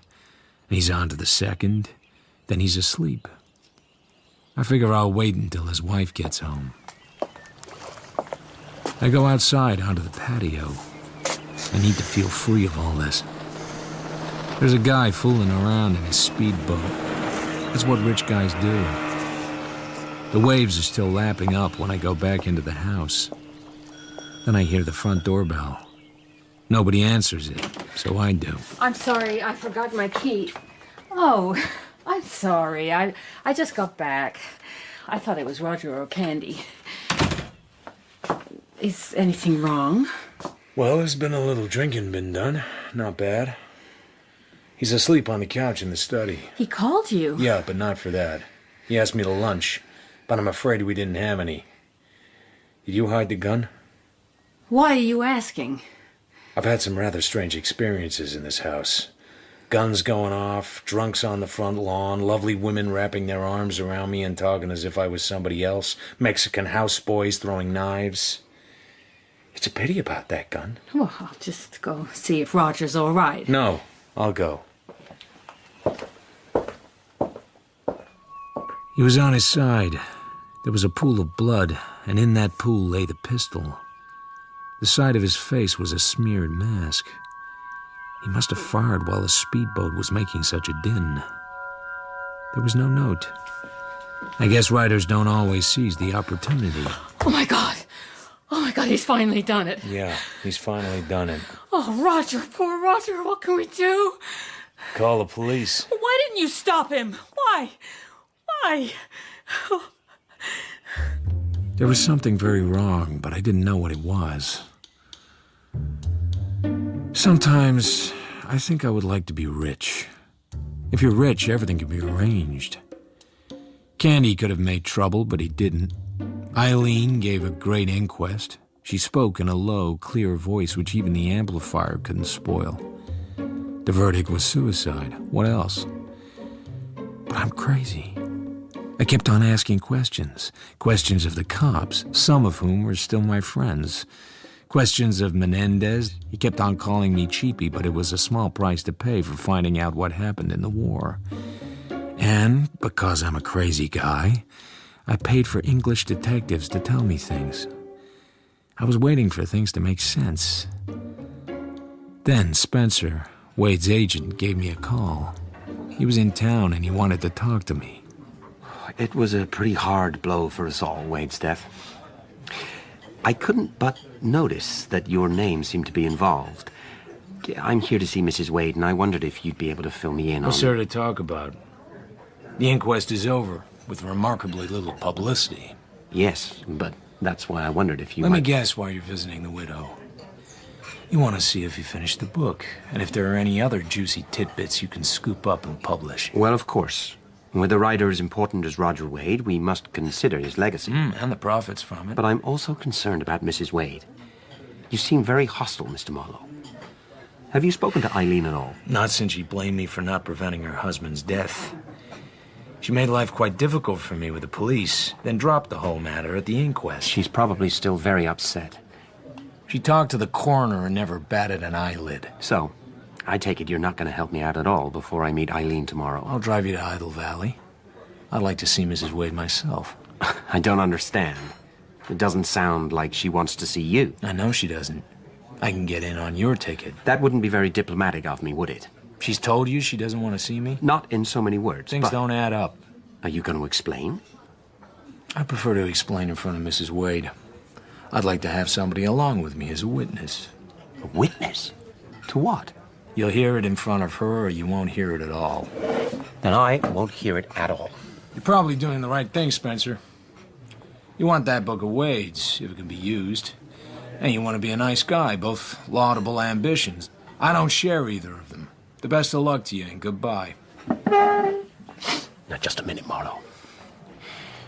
Are you saying there is some mystery about Roger Wade's death? No mystery at all. He was shot through the head with a Webley hammerless revolver. Didn't you see the inquest? Yes, but... Listen. There are a few things I don't like, nor do my police friends. Why did Roger leave no note when he was a writing fool? Why did he bother to pick the moment when a speedboat was going by and I couldn't hear the gun go off? Why did she forget her house keys so she had to be let into the house? Why did she leave him alone on the day that Candy and the cook weren't going to be there? She said at the inquest she didn't know I was going to be there. If she did, those two cancel out. My God, are you telling me Eileen is suspected? I mean, why not suspect you? You were there all afternoon. There could have been only a few minutes when she could have done it. And she said she'd forgotten her house keys. That worries me, too. What motive could I have? Is the police investigation still going? Couldn't say. One thing is sure. They'll know by now whether he had drunk enough hooch to pass out. If he had, there may still be trouble. And you want to talk to her in the presence of a witness? That's right. That means only one of two things to me, Marlowe. Either you were badly scared or you think she ought to be. I'm not scared. I hope to God you're crazy. Next day, we drive to Wade's house. Candy lets us in. He scowls, but he doesn't say anything. It's so good to see you, Howard, and so nice of you to come all this way. Roger's typescript's all ready. Oh, I didn't realize you were bringing someone with you. Marlowe drove me out. Also, he wanted to see you. I can't imagine why. It's gonna take a little time. Oh, then perhaps you'd both better take a seat.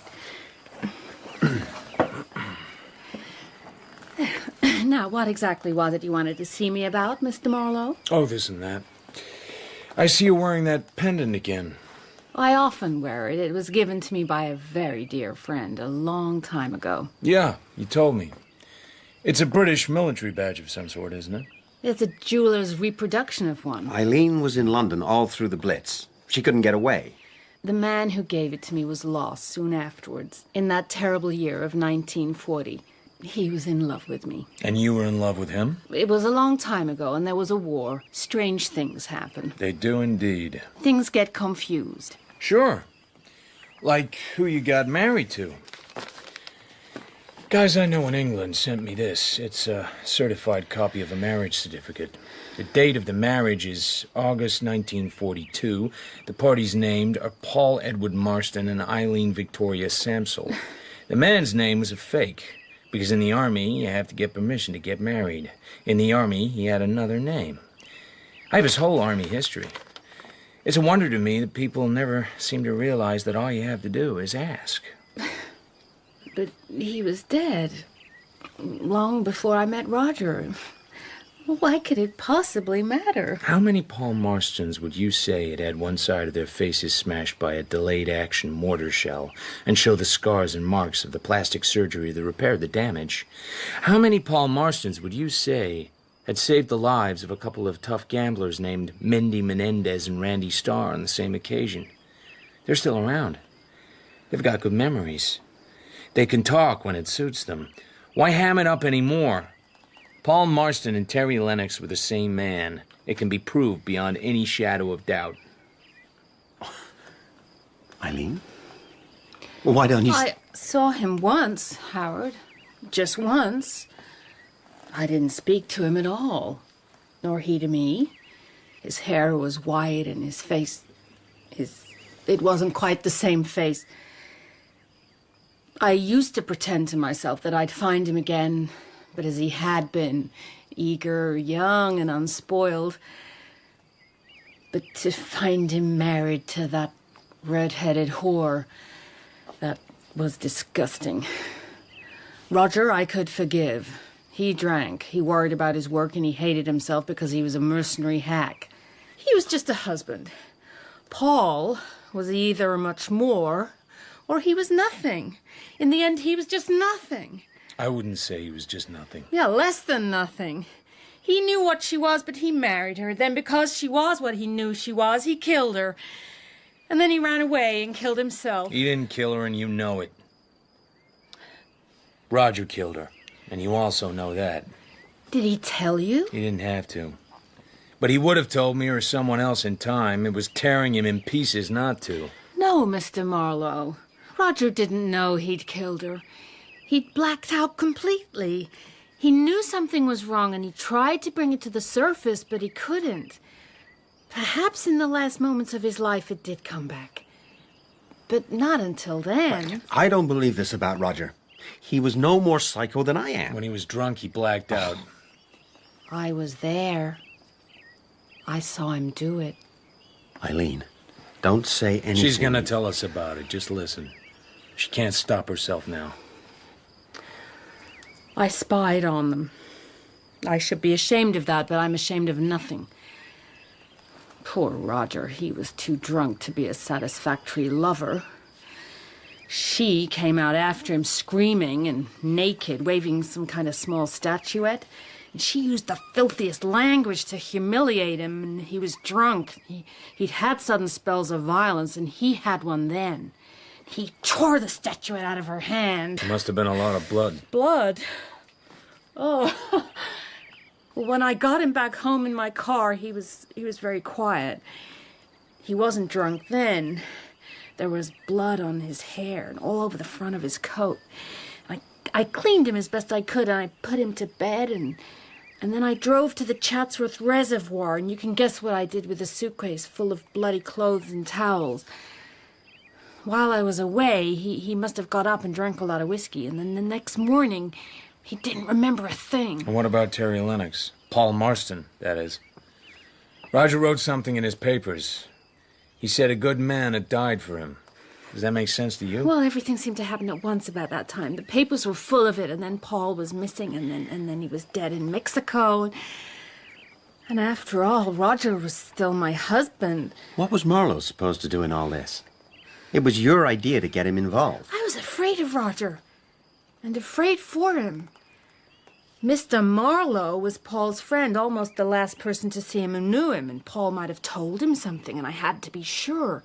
See, if he was dangerous, I wanted him on my side, and if he found out the truth, there might still be some way to save Roger. Eileen, this isn't making sense. I was afraid, Howard. Can't you understand that? I was living in the house with a murderer who might be a maniac. But Marlowe didn't take on the job of looking after him, so you were still alone. Then Roger fired the gun, and for a week after that, you were alone with him again. Then Roger killed himself only this time. Very conveniently, it was Marlowe who was alone with him. Well, what of it? Could I help that? Apparently the police suspected you.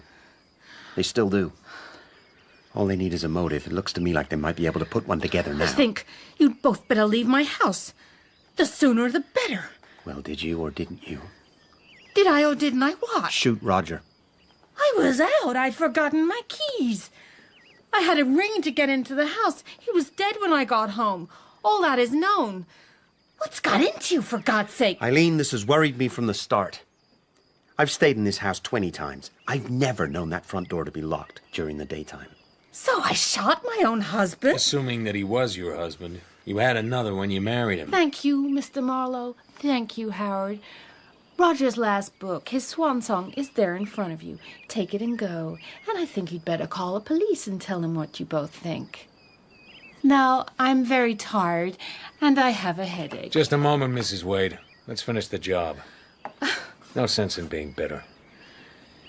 That suitcase you threw into the Chatsworth Reservoir, was it heavy? It was very heavy, of course. So how'd you get it over the high wire fence around the reservoir? What? The fence? Well, I suppose in emergencies one has an abnormal strength to do what has to be done.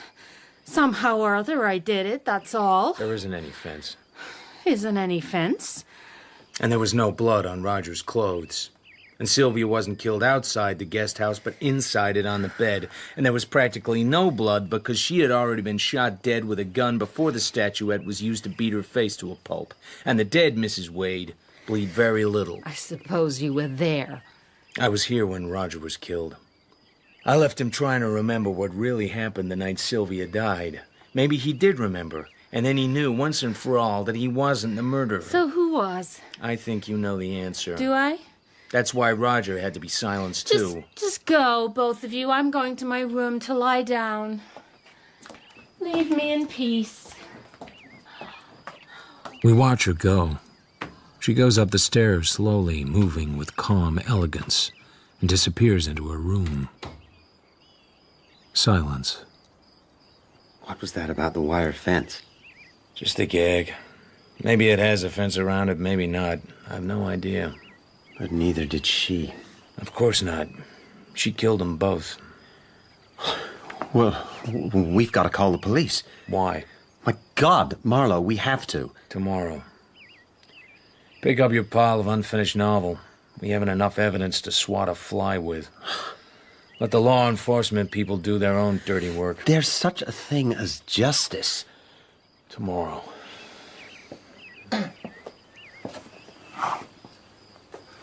Un millón de perdones, señor. I was wrong about you. She killed the boss. I think I... No hard feelings, Candy. The senora is very tired. She's gone to her room. I show you out. I've been thinking she must be a little insane. I guess they'll never convict her. They won't even try. But she doesn't know that. I went home, but I couldn't sleep.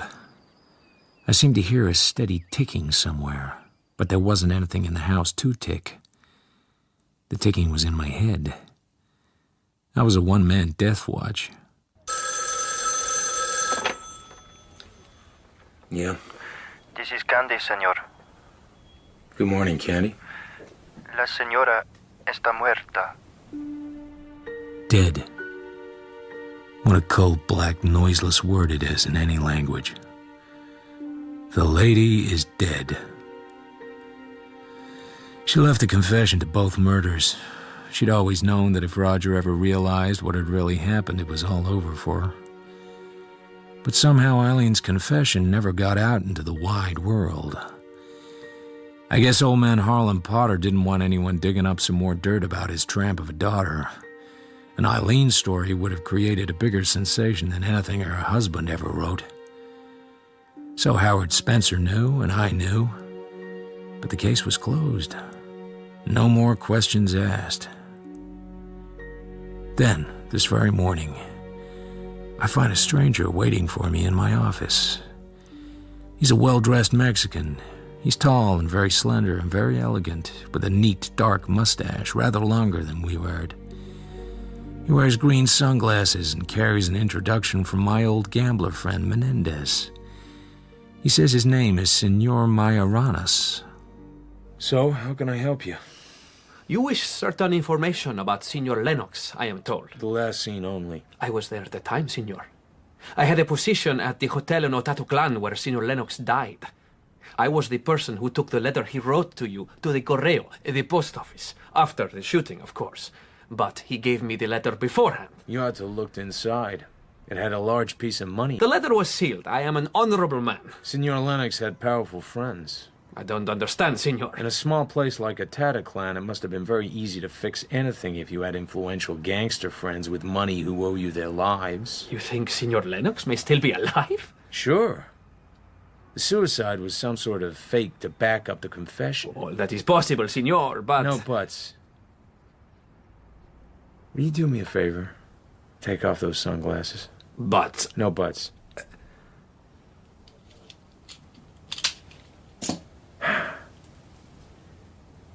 They've done a wonderful job on you, Terry, courtesy of your rich gambler friends. But nobody can change the color of a man's eyes. I suppose it's too early for a gimlet. Far too early. You knew who killed Sylvia. Of course. It was Eileen. But it's pretty tough to turn a woman in for murder, even if she never meant much to you. You were married to her. Oh, that was in the past, wartime stuff. It wouldn't have suited either of you to be exposed as bigamists. Too much to lose. Was Harlan Potter in on all this? He didn't care so long as I kept my mouth shut. That was the message. He didn't care who killed his daughter as long as the scandal didn't come out. He's a cold-hearted bastard, and my guess is that he believes I'm dead. A part of the reason I left the confession was to keep him off my back. Who would tell him otherwise? Unless you did. What I'd tell him you could fold into a blade of grass. So, what about that gimlet?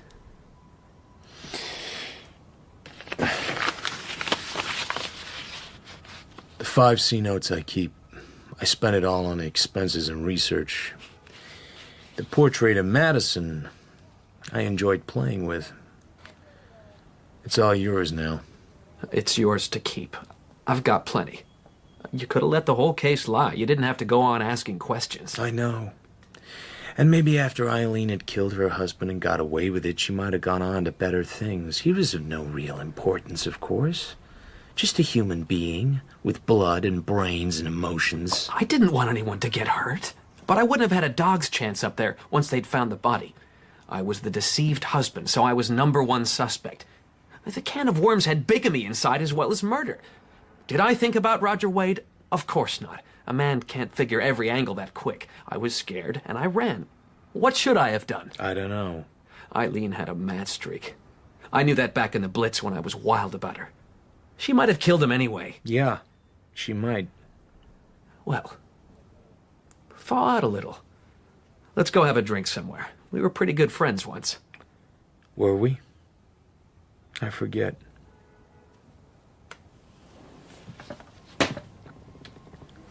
Pick up your money, Senor Mayoranes.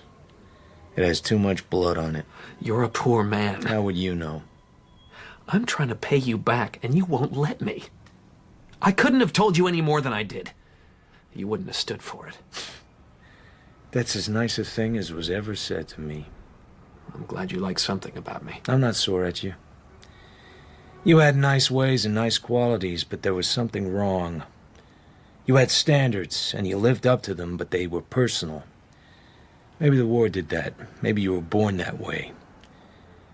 Strange thing is, Roger Wade believed you'd saved his life by taking the rap. Instead, you signed his death warrant. How was I supposed to know that? You bought a lot of me, Terry. For a smile and a nod and a wave of the hand and a few quiet drinks in a quiet bar here and there. It was nice while it lasted. So long, amigo. I won't say goodbye. I said it to you when it meant something. I said it when it was sad and lonely and final. I came back too late. There was a sudden glint of tears in his eyes. He put his dark glasses back on quickly. There's nothing left here inside. I've had it, Marlowe. I know. Well, I guess that winds things up. So long, Senor Mayoranes. Nice to have known you. However briefly. Goodbye.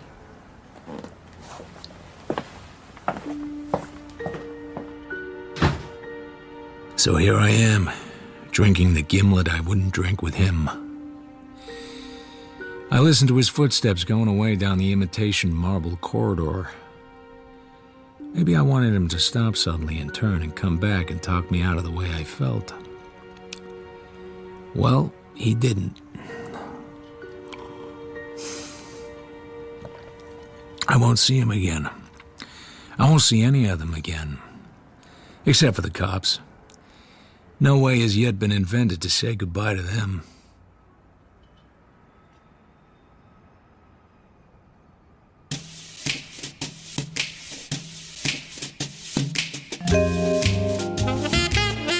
In The Long Goodbye by Raymond Chandler, dramatized by Stephen Wyatt.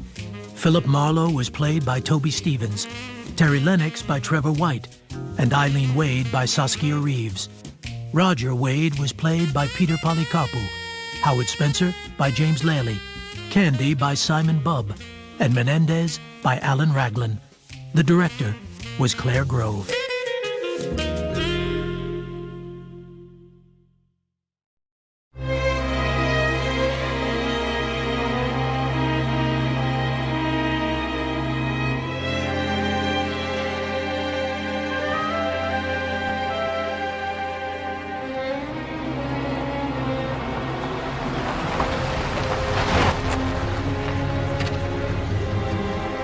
The house is on Dresden Avenue, in the Oak Knoll section of Pasadena. A big, solid, cool-looking house with burgundy brick walls and terracotta tile roof. All I know about the people is that they are a Mrs. Elizabeth Bright Murdoch and family, and that she wants to hire a nice, clean private detective who won't drop cigar ash on the floor and never carries more than one gun.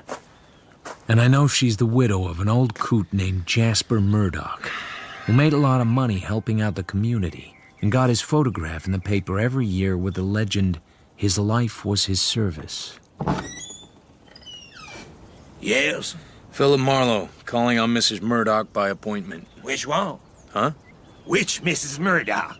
I didn't know there was more than one. Well, there is. You got a card? Here.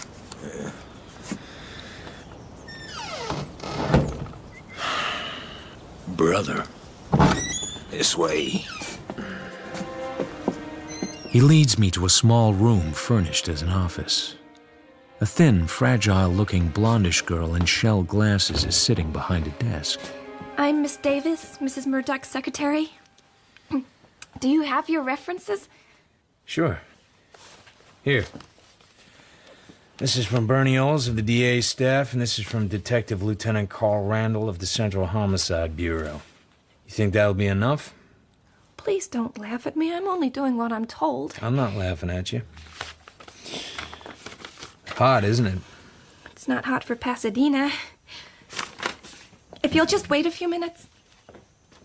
Halfway to the door, she turns back and pushes the top drawer of her desk shut. Then she goes out. I stick a cigarette in my mouth, but don't light it. I go around the desk. I'm just curious.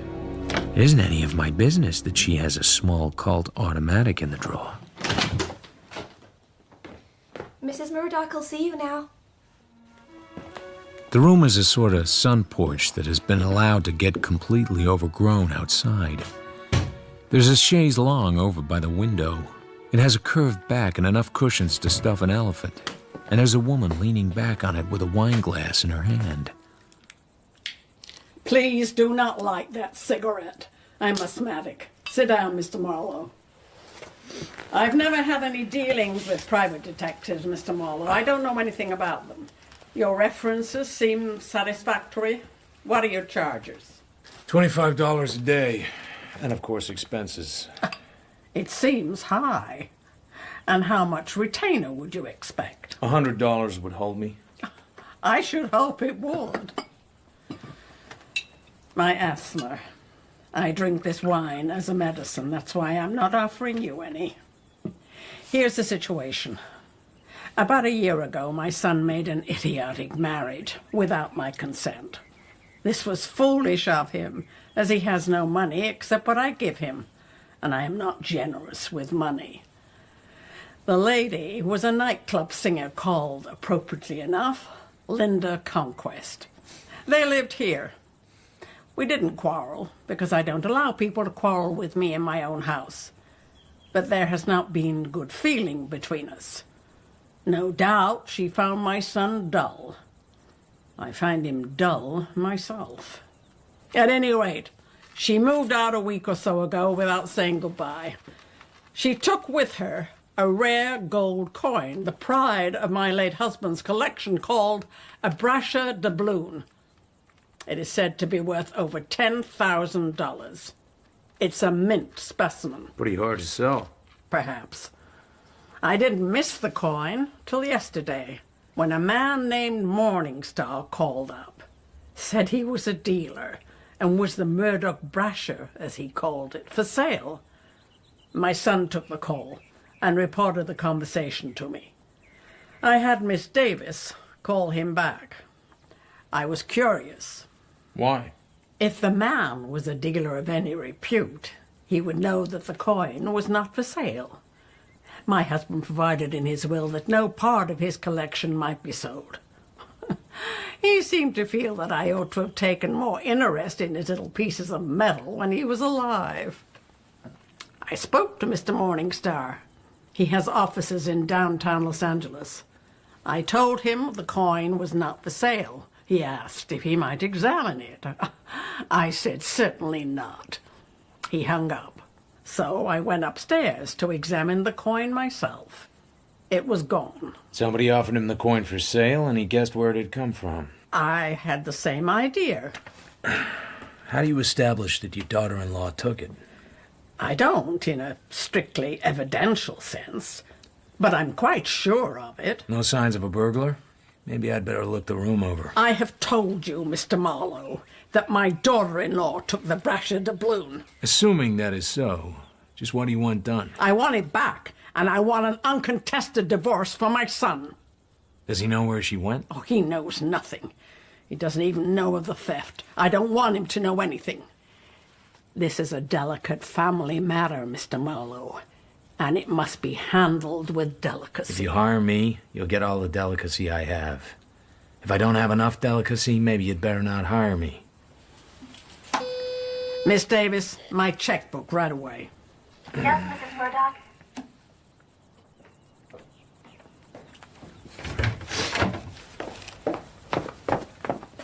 Make out a check for $250 and keep your mouth shut about it. You know, I never talk about your affairs, Mrs. Murdoch. Yes. I wouldn't dream of it. Yes, go along. I need a photo of your daughter-in-law. On the table. You can take it.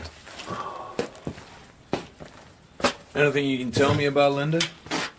Before she married my son, she shared an apartment with a girl named Lois Magic.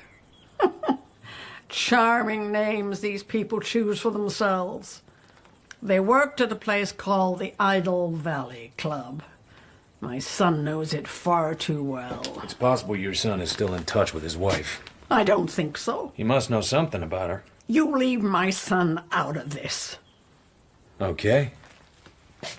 She take a car? Steel gray Mercury, a coupe. Miss Davis can give you the license number. If I find she didn't steal the coin, that ends the investigation. She stole it all right, and I don't intend to let her get away with it. Paste that in your hat, young man. And I hope you're even half as rough as you act, because these nightclub girls are apt to have some very nasty friends. I'll try the coin dealer first. He sounds like a lead.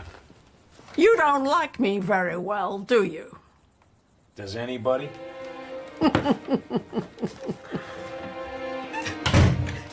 Cheer up, Miss Davis. You have to feel sorry for her. She thinks she's tough, and she's breaking her back trying to live up to it. Don't touch me, please. Sorry. I only want to do my best for her. Is there something you want? I want to know about Miss Lois Magic. Oh, she used to share an apartment with Linda. She only came here once. She came with a Mr. Vanier. Who's he? She just came with him. I don't know him. What does Miss Lois Magic look like? Very appealing. You mean sexy? Well, in a nice, well-bred sort of way, if you know what I mean. I know what you mean, but I never got anywhere with it. I can believe that. Know where Miss Magic lives? No. That looks like a man's handkerchief. Did you swipe that? Oh, don't carry the tough guy manner too far, Mr. Marlowe. I'm not tough, just virile. Perhaps I don't like virile men. You're a screwball if ever I met one. Goodbye, Miss Davis. I walked through the big empty house and out into the warm air. Brother, it's even worse than I expected. A small sand-colored car is sitting on the curb behind me. There's a man in it wearing a cocoa-colored straw hat. I don't think anything of it. I go back to my office, light a cigarette, hoist the phone book onto the desk, and find Elisha Morningstar. Morningstar? You called Mrs. Murdoch in Pasadena about a certain coin? Who is this? Philip Marlowe, a private detective. My understanding is you wish to buy the coin in question. The coin is not for sale. I still want to talk about it, in person. Indeed. The point is, you already knew the coin wasn't for sale when you called. Interesting. How? You're in the business. You couldn't help knowing. I shall be glad to see you. In my office, at 3 o'clock. Will that suit? I'll be there. Okay. Yeah. You're Marlowe? Uh-huh. I'm a little disappointed. I expected someone with dirty fingernails. Come inside and you can be witty sitting down. A private detective. I never met one. Shifty business, one gathers. Keyhole peeping. You here on business or just slumming? The name is Murdoch. I gather you are hired to find my wife. You made nice time over here. A little worm told me. A simple garden worm, often trodden on, but surviving, like myself. Uh-huh. I don't think I'm going to like you. Ooh. Your tough guy act stinks. Coming from you, that's bitter. Why should my mother want Linda found? She hates to spend money. Who said she did? Merle Davis. Miss Davis is just a romantic. She probably made it up. Hell, she blows her nose with a man's handkerchief, probably yours. Look, Marlowe, be reasonable. Give me an idea of what it's all about. I haven't much money, I'm afraid, but would a couple of $100 do? I ought to bop you. Besides, I'm not supposed to talk to you. Orders. Maybe it's not Linda you're after. Maybe it's someone else. Maybe. Maybe it's Nash. Nash? Runs the Idle Valley nightclub? Uh-huh. Maybe it's him. I'm in a spot here. Nash must have called her up. He promised not to. How much you into him for? Maybe it isn't Nash. Maybe it isn't. Maybe the cook's with child by the Iceman. But if it was Nash, how much? 12,000. Threats? Is he tough? I suppose. He used to be a screen heavy, good-looking in a flashy way, but don't get any ideas. Linda just worked the nightclub. And if you are looking for her, you'll have a hard time finding her. Why? She's not buried in the backyard, I hope. It's a waste of time talking to you. I don't think you're worried about your wife. I think you know where she is. She didn't run away from you. She ran away from your mother.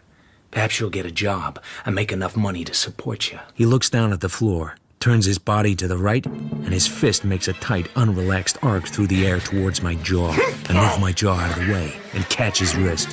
How come your old man didn't leave you any money? Or did you blow it all? Jasper Murdoch wasn't my father. My father was a man named Horace Bright who lost his money in the crash and jumped out of his office window. I'm sorry. I'm sorry I made the crack. I just wanted to get your goat.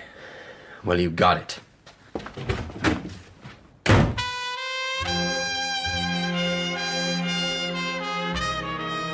So I know that Alex Nash runs the Idle Valley nightclub, and it doesn't take me very long to find out that he has recently married a gaudy young blonde named Lois Magic and is now living in Bel Air.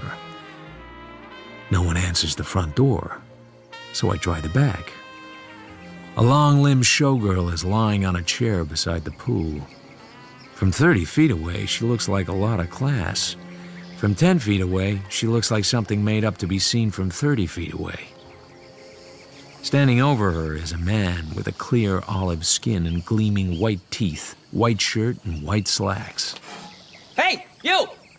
What do you want? I want to see Mrs. Nash. She's not at home. Beat it. Oh, sit down and rest your sex appeal. So, who are you, big boy? I'm looking for a friend of yours, Linda Conquest. Lois? Shut up. Well, I don't think I've seen her in 6 months. What do you want to know for? Just a private inquiry. About what? A confidential matter. Just think.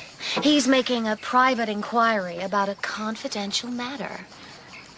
Who told you I knew her? I never reveal a source of information, Mrs. Oh, Nash. sweetheart, you're fussy enough to be a dance director. I should tell you everything. You should tell me nothing. Who's looking for her? Her folks. She doesn't have any. You must know her pretty well, if you know that. You're not wanted here.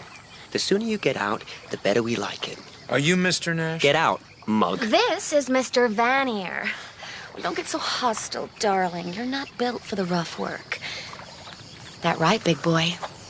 I think you could tell me where Linda is, if you wanted to.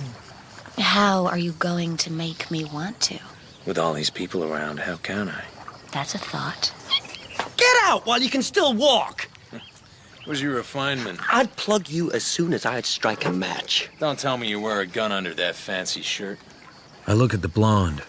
Her eyes are bright and her mouth looks sensual and eager. I turn and walk away. Once I'm through the gate, I lean round and look back. Vanier is practically sprawled on top of her, kissing her. I shake my head and go back to my car. A sand-colored coupe pulls out behind me, driven by a man wearing a cocoa-colored straw hat. I take the car to 7th and Olive and walk over to the Hotel Metropole and wait for the straw hat to come in. Light. Oh, thanks. Haven't I seen you somewhere before? Over on Dresden Avenue, in Bel Air. I must be lousy. The hat doesn't help. You stay too close. Phillips is the name. We're in the same racket. I'm a private investigator. Do you want something, or are you just practicing? I know who you are. I was a deputy at Ventura when you were working on the Gregson case. Really, I was just trying to screw up the courage to talk. When I saw the guy go into your office, I figured maybe we could make a deal, pool our resources. Guy? You mean Leslie Murdoch? I'm working for his wife. Divorce? So she says. They both want one. Comical, isn't it? On my end, I don't like so well. It's a guy tailing me around. A very tall guy with a funny eye. Tall, like a lamppost. Anything to do with you? Not that I know of. I'd like to talk this thing over properly, but I have an appointment. You could come on to my apartment. What time would you think? About 4:30. Here. 204 Florence Apartments, Court Street. Bunker Hill? I haven't been in the chips lately. Do you mind? No. This divorce stuff is a lot of hooey. Something else, isn't it? Yeah. See you at 4:30. Mm-hmm. Elisha Morningstar's office is in the Belfont building, on the 8th floor. The old man working the elevator looks as if he's been sitting there since the Civil War, and came out of that badly. 8th floor. Thanks. The office is at the back. Elisha Morningstar, numismatist. I have to go through a little empty reception room to get to it. Come in.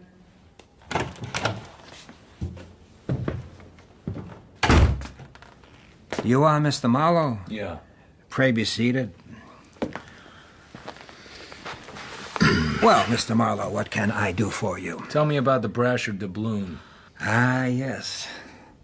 The Brasher doubloon. In some ways, the most interesting and valuable of all early American coins. It was a gold coin made for the state of New York in the year 1787. It was not minted. It was coined by the pressure molding process, and its maker was a private goldsmith named Ephraim Brasher. How many of these coins are there? A few hundred. But of these, very few indeed are uncirculated specimens in what is called mint condition. Handled by a reputable dealer, such a specimen might easily bring $10,000. Would have to have a history, of course. And without a history? There would be the implication that the coin was illegally acquired. So, let's talk about the Brasher doubloon that somebody tried to sell you. Did they? Why would they do that? They needed the money. You'd want to buy it, if you could get it cheap and had the money to handle it, but you would want to know where it came from. And if you were quite sure it was stolen, you could still buy it if you could get it cheap enough. You'd be protecting the owner, or his insurer. They'd be glad to pay you back your outlay. It's done all the time. Then the Murdoch Brasher has been stolen. Don't quote me. It's a secret. And how much will your principal pay for the return of the coin? $1 grand. What did you pay? $800. Fine. That leaves $200. Got it with you? It's not in my office. Do you take me for a fool? Come back with your money tomorrow morning. Shall we say 11? Uh-huh. Oh, and no tricks, Mr. Marlowe. Don't think I don't know how to protect myself. I hope you do, because what you're handling is dynamite.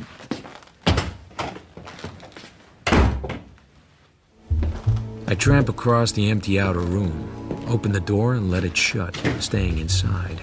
A kid's trick, but it usually works. I sneak back across the threadbare carpet and put my ear to the door. The Florence Apartments? Yeah, I'd like to speak to Mr. Phillips in 204. I see. No message. I'll call later. I do a rapid glide to the outer door and go through it very silently, like snow falling. While I wait for the elevator, I look at the card that Phillips gave me. 204 Florence Apartments. Bunker Hill is Old Town, Lost Town, Shabby Town, Crook Town. Out of the apartment houses come women who should be young but have faces like stale beer. Men with pulled-down hats and quick eyes that look the street over behind the cupped hand that shields the match flame. Worn intellectuals with cigarette coughs and no money in the bank. Fly cops with granite faces and unwavering eyes. Cokies and coke peddlers. People who look like nothing in particular and know it. And once in a while, even men that actually go to work. But they come out early, when the wide, cracked sidewalks are empty and still have dew on them. I park at the end of the street and walk along. Across the street is an Italian funeral home. The entrance door to the Florence apartments has a glass panel and enough of the name left to be read. I go up the stairs. Across the hall from 204, someone's having a party. There's no one in the hall. I knock. I try the door. It's unlocked. I go in. A square room with a brown carpet, very little furniture, and that not inviting. A wall bed. There's a door beside the bed. Must lead to the bathroom. I push it. My nose twitches and my lips stiffen as I smell the harsh, sharp, bitter smell. The floor of the bathroom is too short for Phillips, so his knees are poked up and hung outwards, slackly, and his head is jammed tight against the wooden baseboard. His open mouth is full of shiny crimson blood. Nothing in this, Marlowe. Nothing at all. Nothing for you here.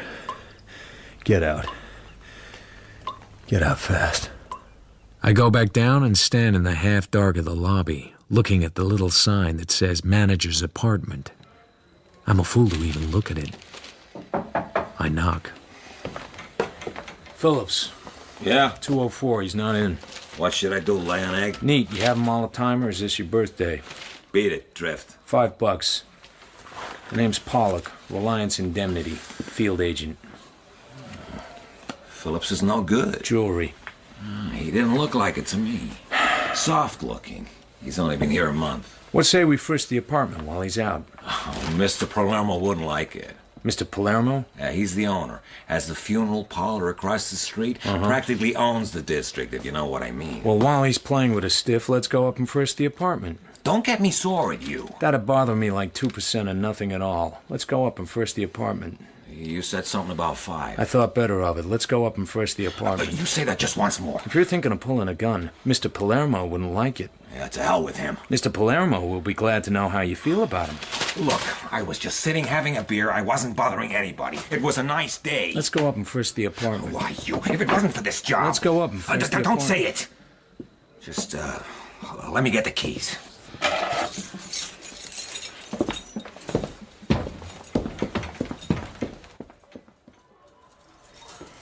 Come on, I can't hear it. Oh, come on, girl, let the winner. Sounds like they're having a party across the way. Hey, keep it down in there. Yeah?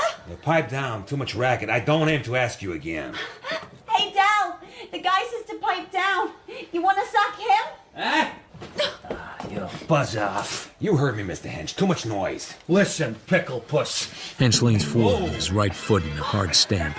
The manager doesn't wait to be stamped on. His hand makes a sweeping movement and comes up with a blackjack. Yeah? Hench swings hard at nothing. The manager hits him on top of the head. Hench turns, runs back to the bed, feels under the pillow. Look out. Gun. Yeah, I can fade that too. Hench comes up with a gun. He's staring down at it, not holding it by the grip at all, holding it in the flat of his palm. Drop it. Get him down. The blonde jumps on the manager's back and wraps her arms around him. Get him good. This ain't my gun. This ain't mine. Okay. I step around the manager and relieve him of the gun he's trying to pull. Hey! Okay, drop it, Hench. This ain't my gun. Mine's a Colt 32 belly gun. I take the gun off him. It's been fired.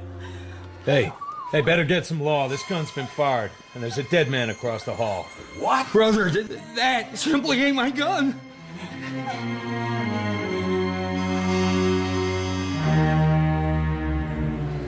Shot in the throat with a medium caliber gun, a soft-nosed bullet. Gun like this one. Detective Lieutenant Jesse Breeze is balancing the gun on his hand. The gun Hench says isn't his. Dead about 2 hours. He's a big man, rather paunchy, with a calm, unwinking, unwavering stare in his pale blue eyes. It ain't my gun. And nothing you boys can think of is going to make me say this. We're sitting in Hench's apartment. The girl is lying on the bed, white and silent now. So someone swiped your gun and left this one? Mm-hmm. How come? Look, we went out. We went out to get some lunch about 3:30. We must have left the door unlocked. You remember, honey? Honey, you remember? She doesn't look at him. Mine's a revolver. It's not an automatic. I don't have no permit. I don't carry it around, so... Hitting the hooch like you birds been and having a gun under the pillow, sooner or later somebody was going to get shot. We didn't even know the guy. We don't know anything about him. I guess he got shot just before you went out. The radio would kill the noise. Maybe you left your door open. Maybe. Yeah, you remember that, honey? You left your door open. The killer heard you go out. He got into your apartment, wanting to ditch the gun. Slipped it under your pillow, and then imagine his surprise. Found another gun, so he took it along. But if he meant to ditch his gun, why not do it where he did the killing? Why the fancy pants? Maybe he only thought of ditching it when he got out in the hall. Didn't want to go back in there. Saw the door open here. I'm not saying it isn't so. I'm just considering.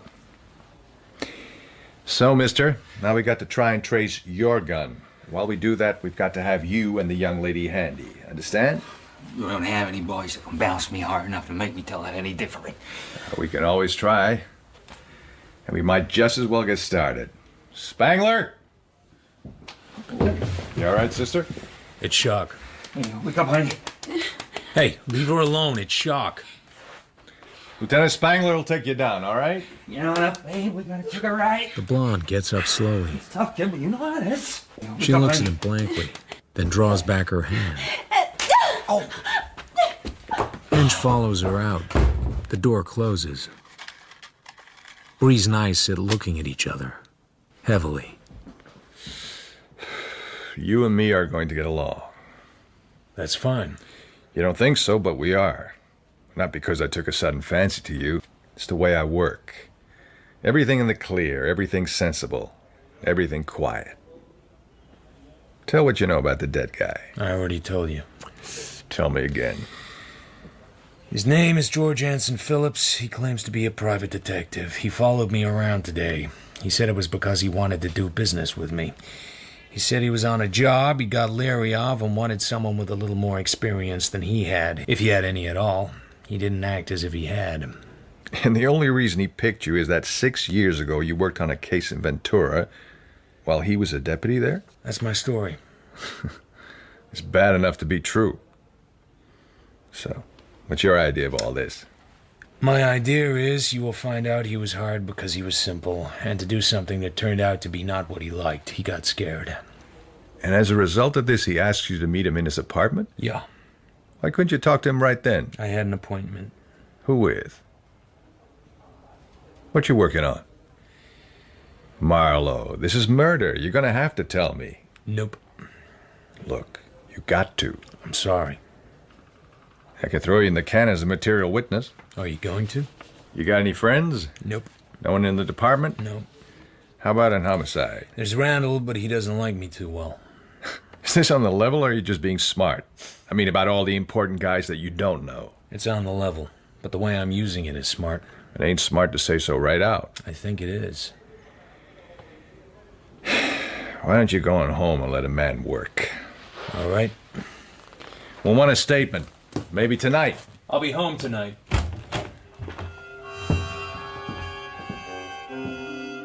I take in my office on the way home. There's a boy in a uniform cap behind me on the stairs. Marlowe? Uh-huh. Delivery. Here. Gee, thanks, mister.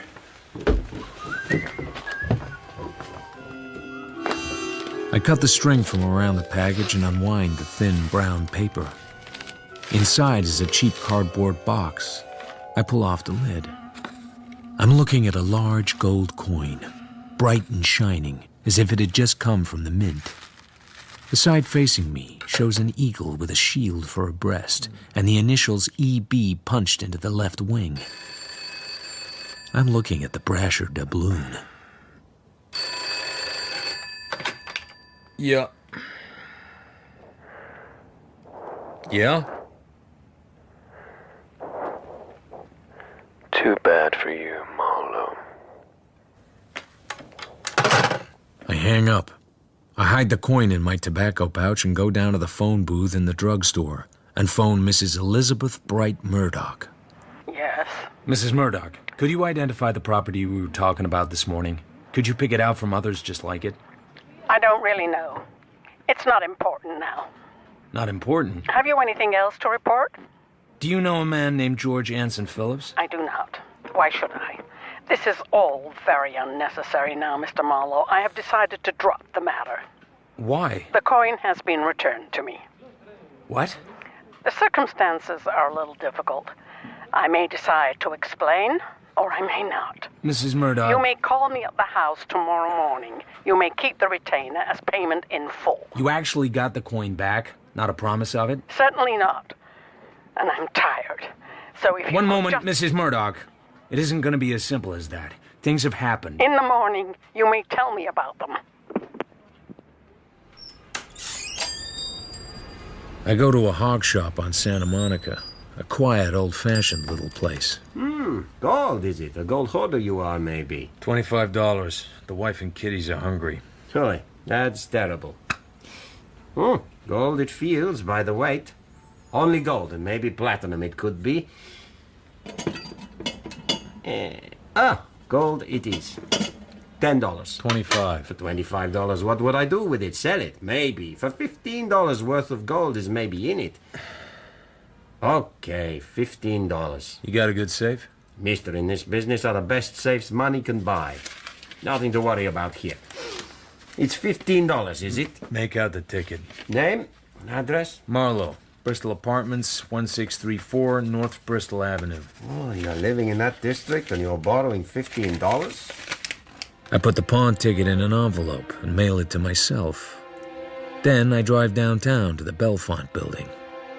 There are a few lights still on. The only soul to be seen is the same old plow horse sitting in the elevator. I don't suppose you know where I can get in touch with the building superintendent. He's home, ain't he? Probably, but where is home? What's his name? You want something? Yeah, I want the address of one of the tenants, where he lives when he's not in his office. Which one? Mr. Morningstar. He ain't at home. How do you know? 'Cause he's still in his office. Are you sure? Sure, I'm sure. Going up.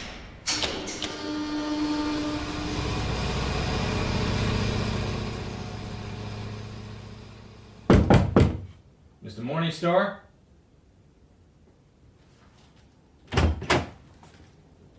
Morningstar lies crumpled on his back. Very lonely. Very dead. The safe door is wide open. It's empty. I wipe the doorknobs and walk down the fire stairs to the 6th floor. I read the names on the doors going along for no reason at all. H.R. Teager, Dental Laboratories. L. Pridview, Public Accountant. Dalton and Reese, Typewriting Service. The elevator comes growling up and the old man doesn't look at me. His face is as empty as my brain. Going down? Going down.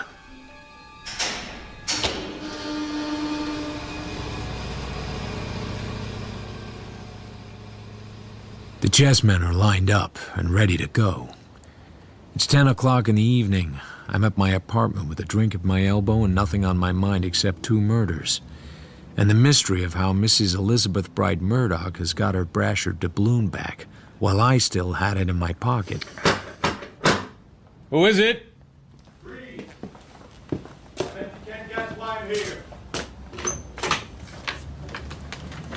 Mind if I look around? Phooey on you.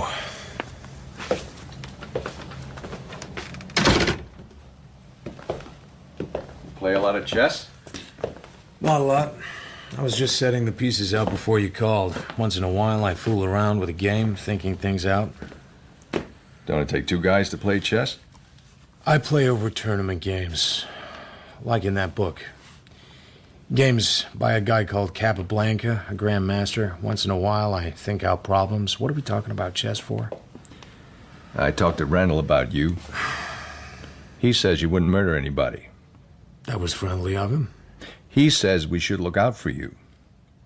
He says you're not as smart as you think you are, but that you're a guy things happen to, and a guy like that could be a lot more trouble than a very smart guy. That's what he says. You look all right to me. That's nice of you. You found Phillips's body. You talked to the guy. You said you didn't know what he wanted to see you about. I figure that maybe with time to think back, you could have remembered. This your gun? Uh-huh. A little dust. What were you expecting, rubies? I look at Breeze. He looks about as excited as a hole in the wall. He's lighting his cigar in the exact same way as when he lit it in Hench's apartment. Every motion the same as it always will be whenever he lights a cigar. He's that kind of man, and that's what makes him dangerous. You're on a job. We don't know what it is. Phillips was playing at being a private dick. He was on a job. How can we know that his job and your job don't tie in somewhere? And if they do, that is our business. That's one way to look at it. This is a murder case, Marlowe. I have a right to listen to my conscience. I have a right to protect my client until I'm sure you won't do him more harm than you'll do the truth good. Or until I'm hauled before somebody who can make me talk. You sound to me just a little like a guy who's trying to hold his conscience down. What did you find out about Phillips? He came into a little money. Not much, but enough to get a license and put up a bond and get himself a piece of an office. He shared a room with a guy named Marsh. Says he never had any customers. That's all we know about George so far. Kind of a pathetic case. What about Hench? Him and the girl were having a liquor party. I guess it'd been going on for days. What about the gun? You believe someone planted it under Hench's pillow? Sure. The killer went in and ditched his gun and found another. What about Hench's gun? I doubt we'll ever find it. It's a dead end. I don't know what to make of you. I can't see you deliberately covering up on a murder, and neither can I see you knowing as little about all this as you pretend.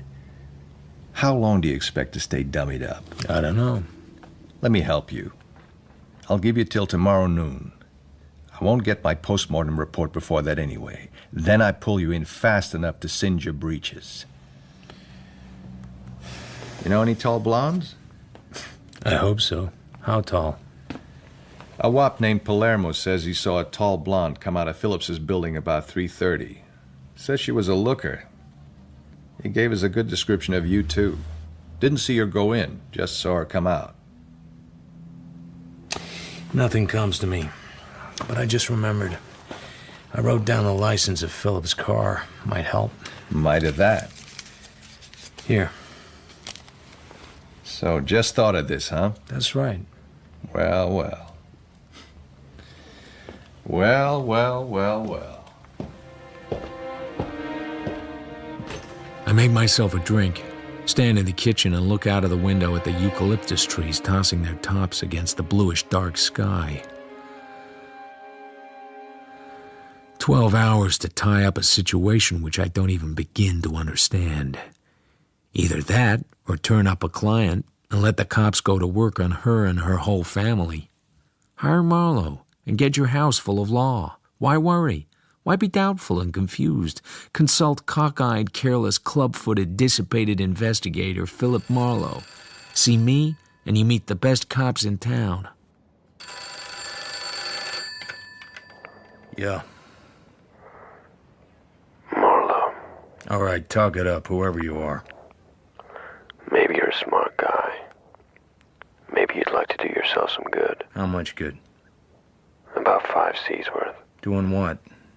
Keeping your nose clean. Want to talk about it? Where? When? Who to? Idle Valley Club. Nash. Anytime you get here. Who are you? Just ask at the bar for Eddie Prue. Oh, these gorgeous eyes, dark and glorious eyes, burn with passion eyes. How you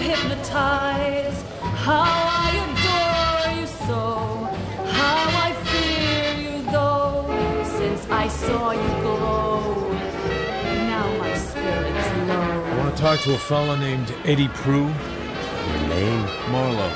Drink while you wait? Dry martini, will do. Okay. Mighty fires real, they my fate will seal. Burn my soul with zeal, but my love for you, when the time is due, will refresh anew, like the morning dew.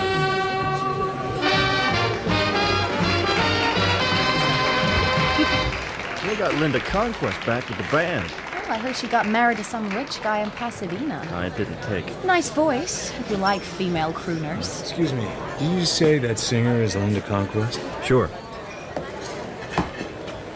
Marlowe. Huh? I'm Prue. A great long gallows of a man is standing over me with a ravaged face and a haggard, frozen right eye.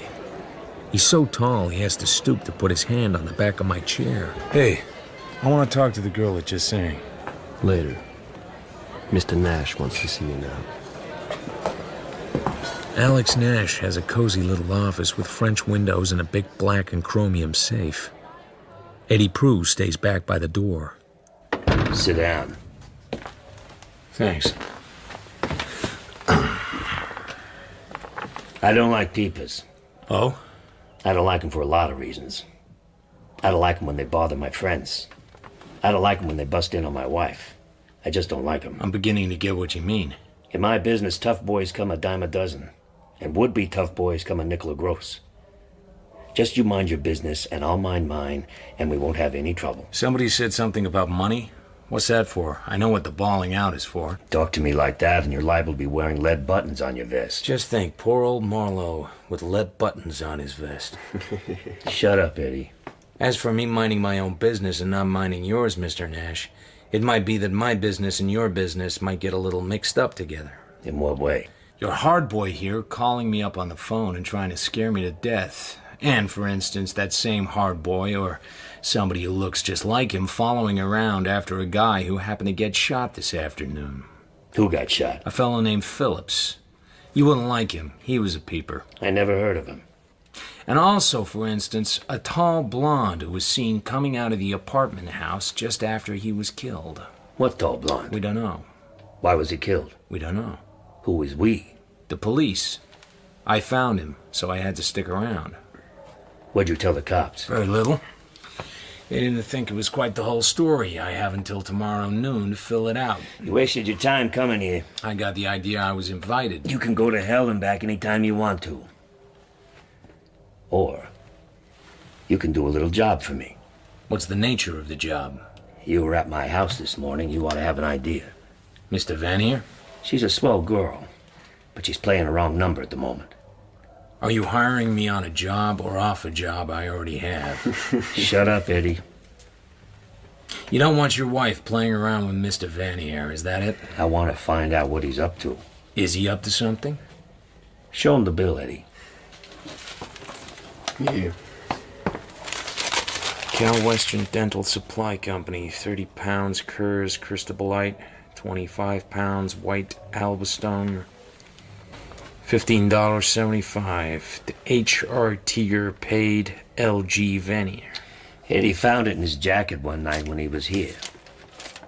Is this supposed to mean something? You're the detective. Here's your 5 C's. You take Vanier out of my wife's life, and you get the same again. You can give me your money when I deliver. I'll take a down payment and a short interview with Miss Linda Conquest, or Mrs. Linda Murdoch, or whatever. Okay. Thanks. Would you mind telling me why you had Eddie here call me up and try and give me the shakes? Linda's an old friend of mine. Leslie Murdoch told her you were working for his mother. I didn't know what the job was. I'm just a fellow who likes his friends and doesn't want them bothered by private dicks. Leslie Murdoch owes you some money, doesn't he? I don't discuss things like that. I'll send Linda in to talk to you. Come on, Eddie. So long, Marlowe. I smoke a cigarette and look at the dental supply company's bill again. Something squirms at the back of my mind, dimly. H.R. Tiger Dental Laboratory. H.R. Tiger. It clicks. Tiger is one of the names I saw on the doors of the 6th floor at the Belfont building when I did my backstairs crawl away from the dead body of Elisha Morningstar. Tiger. Then Linda Conquest comes in through the open door and stands looking at me with a cold light in her eyes. By and large, I'm quite sure I'm not going to like you one damn little bit. So speak your piece and drift away.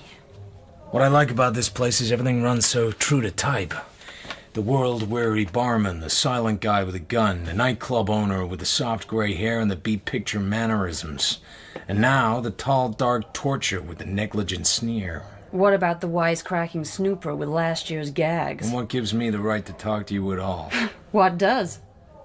She wants it back, and fast, or there'll be trouble. She wants what back, Mr. Marlowe? The Brasher doubloon. Oh, the Brasher doubloon. I bet you completely forgot it. Well, no. She wants it back, you said. Do you mean she thinks I took it? Yeah. Why would I take her silly old coin? Because it's worth a lot of money. Or maybe you just took it for spite. Maybe I ought to slap your face. Passing on from that to perhaps more important matters, will you give Leslie Murdoch a divorce? For 25 grand, I should be glad to. You're not still in love with the guy, huh? You're breaking my heart. I think he's still in love with you. After all, you did marry him. Mister, don't think I didn't pay for that mistake. That poor port-sodden fake made the bargain too tough. How do you like Leslie's mother for a client? I've had worse. You notice what she's doing to that girl? Merle Davis? I noticed she bullied her. It isn't just that. The girl had a shock of some kind, and the old brute has used the effect of it to dominate her completely. In company, she yells at her, but in private, she's apt to be stroking her hair and whispering in her ear. And the kid sort of shivers. I didn't quite get all that. The kid's in love with Leslie, but she doesn't know it. Something funny is going to happen in that family one of these days. I'm glad I won't be there. Mrs. Elizabeth Bright Murdoch is a smart, ruthless woman, Marlowe. Whatever she's got you doing, it's not what she says. She's up to something. Watch your step. Would she kill? What? No kidding. A couple of people have been killed. I don't get it. Murdered? Uh-huh. You tell Nash? About one of them. You tell the cops? About one of them. So, the Brasher doubloon, you didn't take it, okay. About the divorce, what? That's none of your goddamn business. Agreed. Well, thanks for talking to me. Do you know a fellow named Vanier? Yes. He's a friend of Lois. Lois Magic. Every time his name comes up, the party freezes. Nash will sure as hell kill him if he doesn't lay off Lois. Lois flops at the drop of a hat. Anybody can see that. Perhaps Nash can't. Let me tell you something else. Vanier knows Elizabeth Bright Murdoch. He never came to the house but once while I was there, but he called on the phone plenty of times. He always asked for Merle. Merle? Why Merle? I don't know. I'm very tired. Please go away. All right. Good night. And thanks.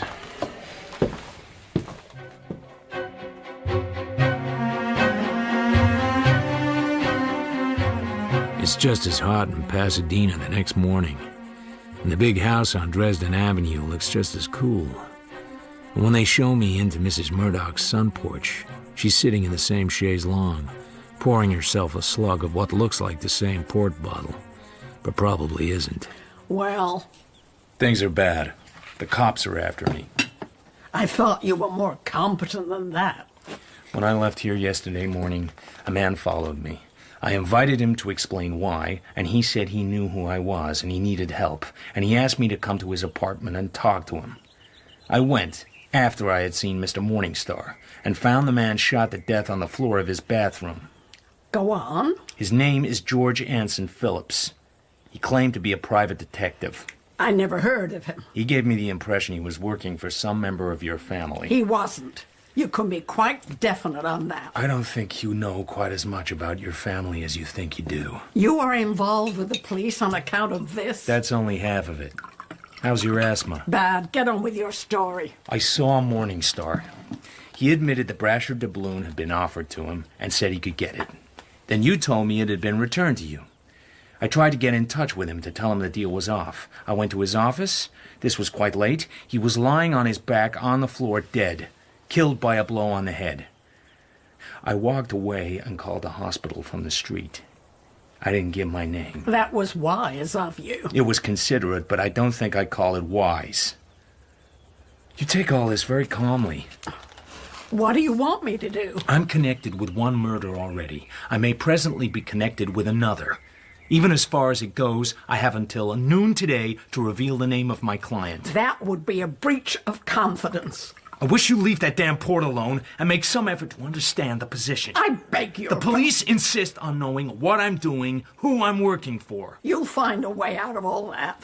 To keep my job, I have to be on reasonably good terms with the police. They don't have to love me, but they have to be fairly sure that I'm not cheating on them. Doesn't the law give you the right to protect a client? If it doesn't, what is the use of hiring a private detective? I value your business, Mrs. Murdoch, but I'm not going to cut my throat and bleed in your lap.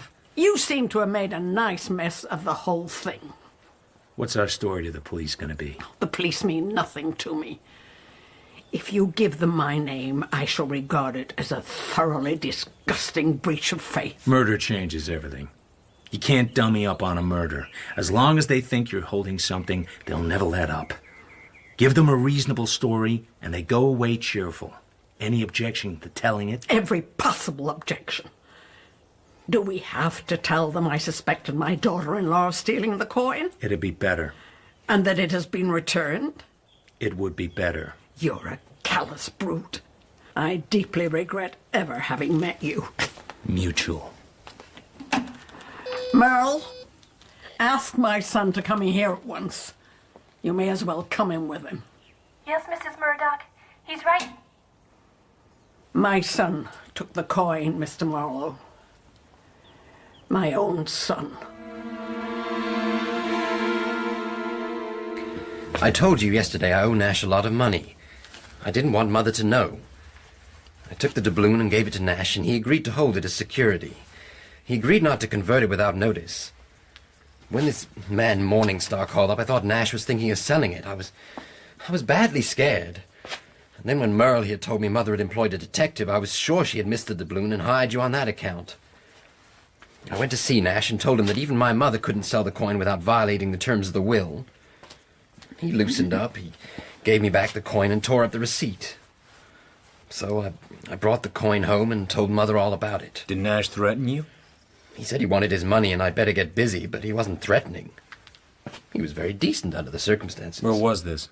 At his office. Was Eddie Prue there? Who is Eddie Prue? Nash's bodyguard. I didn't waste all my time yesterday, Mrs. Murdoch. I didn't see him there. Where's the coin now? Where would you expect it to be? I nearly tell her, just to see her jump. But I managed to hold it in. That seems to take care of that, then. Kiss your mother, Leslie, and run along. Yes, Mother. You too, Merle. If I ever catch you violating my confidence, you know what will happen. I never will, Mrs. Murdoch. Never. You can trust me. I hope so. Get out.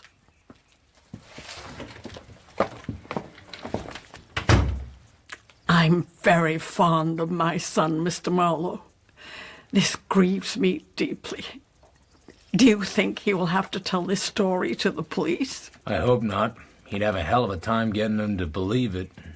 Just what do you mean by that? Did he make it up himself, or did you teach it to him? How dare you? Nash would deny it anyway, because otherwise it would tie him to a couple of murders. It doesn't make sense. I won't be. But don't have a heart attack yet. You're gonna like this bit. I found your daughter-in-law. She's back singing with the band at the Idle Valley Club. She's a pretty hard sort of girl. I don't find it impossible to think that she took the coin and that Leslie found it out and cooked up that yarn to protect her. He says he's still in love with her. Yes, poor Leslie. He would do just that. And in that case... In that case, my dear daughter-in-law may be involved in murder. And you just love that. I don't like your tone. I don't like it myself. I don't like anything. I don't like this house, or the air of repression, or the squeezed-down face of that little girl, Merle, or your twerp of a son, or the lies I'm told. Get out! Get out of my home! I'd be glad to.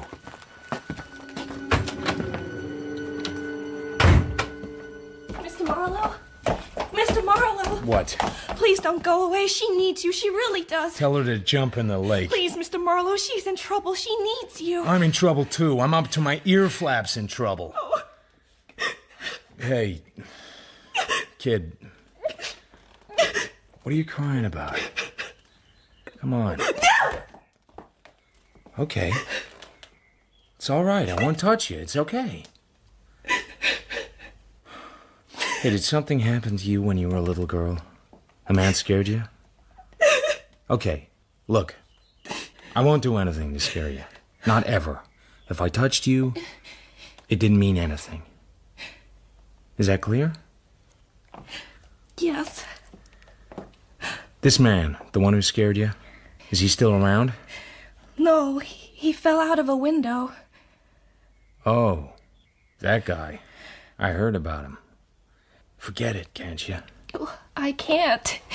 Mrs. Murdoch is always telling me to forget it, but I just can't. I was his secretary. She was his wife. She doesn't forget it either. How could she? But is there someone who has that effect on you now? Will you promise not to tell anyone? I promise. Well, I'm sorry. I can't. I just can't. All right. Hey, me again. I thought I told you to get out. Who's scaring the life out of that little girl? Do you regard yourself as a clever man, Mr. Marlowe? I'm not dripping with it. Suppose you find out for yourself. Now go away. I let myself out of the house. A gray Mercury comes drifting along the drive. Mr. Leslie Murdoch is driving it. When he sees me, he stops. I guess you think I'm an awful heel. On account of the story you told about the doubloon? Yes. That didn't affect my way of thinking about you in the least. Well... Just what do you want me to say? I suppose I like to be liked. I'm sorry, Murdoch. I like your being that devoted to your wife, if that's what it is. Oh, didn't you think I was telling the truth? Did you think I was saying all that just to protect her? There was that possibility. I see. Well, I guess I can take it that you don't like me. It's a silly subject and damned unimportant to both of us. I see. Pardon me for being crude enough to bring it up.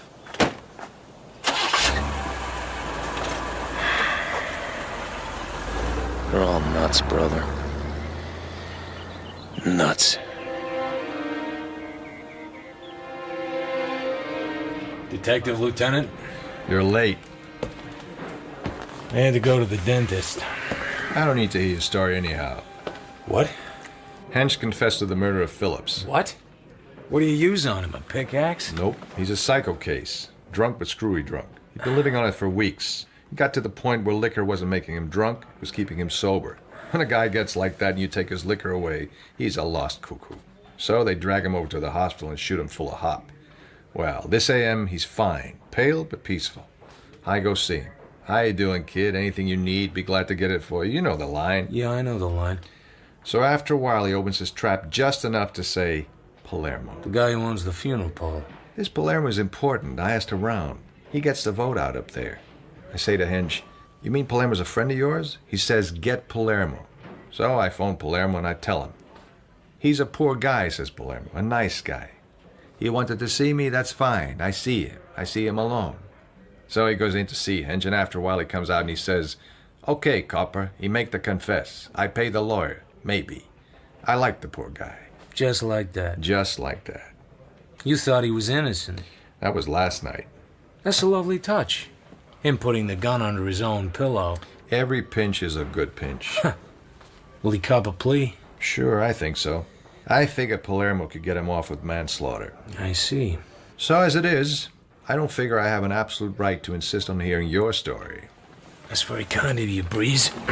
Maybe later. Maybe.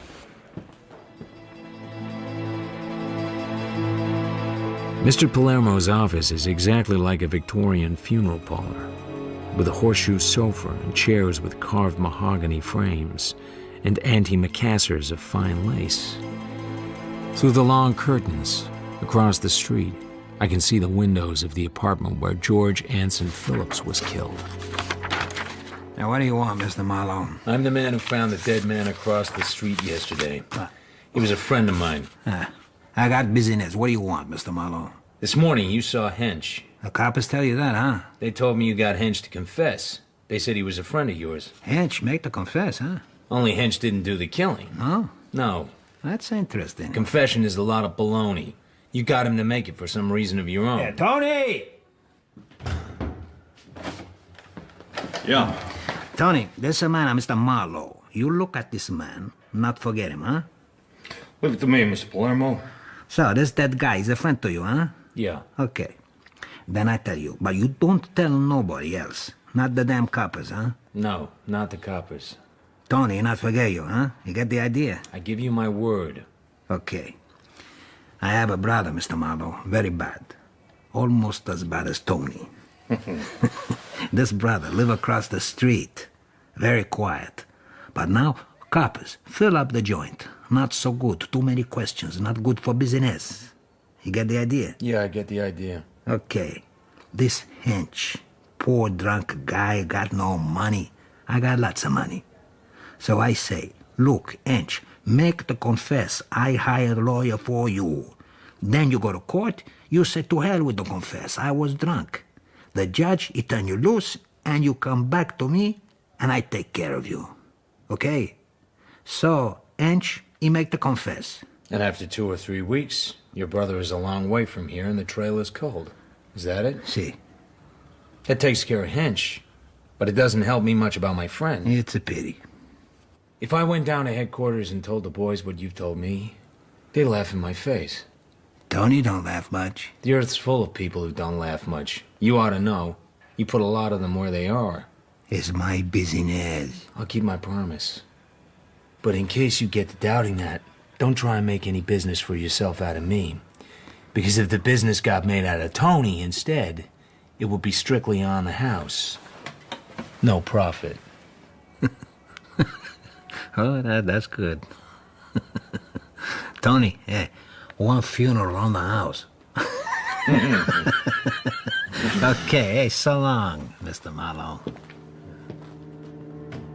I phone the office of H.R. Teager, and the girl tells me Mr. Teager hasn't come in today. I get his home address, 135 Toberman Street. Nobody answers. You want Mrs. Teager? Mr. or Mrs.? They gone away last night on their vacation. They loaded up and gone away late. It was kind of sudden. Thanks. I drive back to Hollywood. Another day drawing to its end, the air dull and tired, the traffic heavy on the boulevard, and Marlowe in his office nibbling a drink. Nobody comes in. Nothing happens. Nobody cares whether I die or go to El Paso.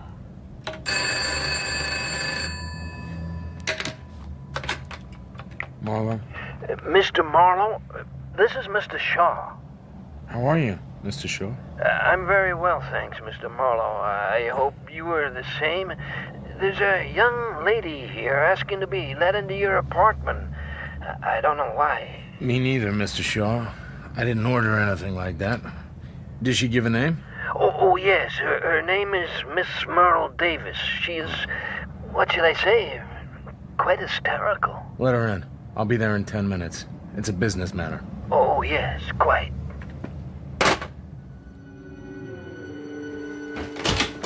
Ah, there you are, Mr. Marlowe. Miss Davis and I have been having such an interesting little conversation. Very kind of you, Mr. Shaw. Not at all. Well, I'll just run along now. Thanks. I appreciate it. Oh, not at all. Hello there. Hello. You're not wearing your glasses. No. I got them for you. Thanks. While she's putting on her glasses, I slip her gun out of her bag and into my hip pocket. So, here we are. What do we do now? I've been to Mr. Vanier's house. He lives at the end of Escamillo Drive, at the very end. Quite probably. I have to take him a parcel now and then. I never liked him very well. I was afraid he would... But he didn't. No. But he had his pajamas on. Lying around all afternoon with his pajamas on. Some guys have all the luck. You have to know something. Something that makes people pay you money. How much were you taking him today? $500? Mrs. Murdoch said that was all she could spare. It's all my fault, and Mrs. Murdoch has always been so wonderful to me. So I did it. He was there in his pajamas. He didn't even get up to let me in. He was leering at me. I went over close to him, so I couldn't miss. And what did Mr. Vanier do? He didn't do anything. Did you touch anything while you were there? Oh, I remember one thing. I put the light out before I left. One of those lamps that shine upwards, I put that out. How long ago? Just before I came over here. Where is your home? I live with Mrs. Murdoch in Pasadena. I mean your real home, your folks. Oh, my parents live in Wichita, but I haven't seen them for a while. Excuse me. I go to the kitchen and pretend to make a drink and look at her gun. It hasn't been fired. When I come back, she's out cold, fainted dead away on the sofa. I call Doc Moss and get him over quick. While I'm waiting, I check her bag. Tucked inside the zipper pocket is a fat pack of 10 $50 bills folded into a receipt. $500, payment on account. It doesn't seem as if it'll ever be signed now. I'm Dr. Moss. How are you? Aren't you the police? Where does it hurt, Miss Davis? Oh, nothing hurts me. Well, I don't even know why I'm lying here like this. I thought you were the police. You see, I killed a man. Well, that's a normal human impulse. I've killed dozens. I'm just going to talk to my friend Philip in the kitchen. All right.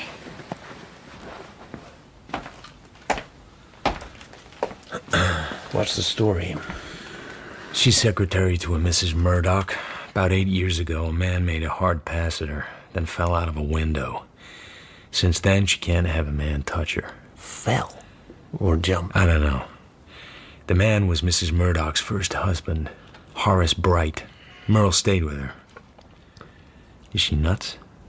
It's neurosis. What's this about killing a man? A man named Vanier. There seems to be some kind of blackmail angle. She had to take him money. She was afraid of him. She was over there this afternoon, and she says she shot him. Her gun hasn't been fired. This is too deep for me. I'm just a doctor. I have to go over there and see what happened. She can't stay here alone. She needs a nurse. I can sleep somewhere else. Marlowe, the shop-soiled Galahad. Okay, I'll give her a pill and find a nurse. Thanks, Doc. The house at the end of Escamillo Drive is a narrow bungalow with a high roof. The early moon lies quietly on its small lawn. The key is in the door. There doesn't seem to be anyone in. I'm not going to work any dipsy-doodle in this place. Whatever is. I just want to make sure. Up by the fireplace is a brown and gold jacquard chair with a footstool. Yellow pajama legs on the footstool. Bare ankles. A dark green silk robe. A yellow neck. Vanier's face turned sideways. The shoulder dark brown with blood. The face leers all right. The right arm hangs outside the chair, the ends of the fingers touching the butt of a small revolver. A belly gun, about .32 caliber, with practically no barrel. Leaning down, I see the corner of a picture frame under the table by his chair. I reach for it with a handkerchief. A small color reproduction, not interesting at all. A guy in doublet and hose leaning out of a window. The touch of the idea at first is so light that I almost miss it. Out of a high window, a man falling to his death. A man named Horace Bright.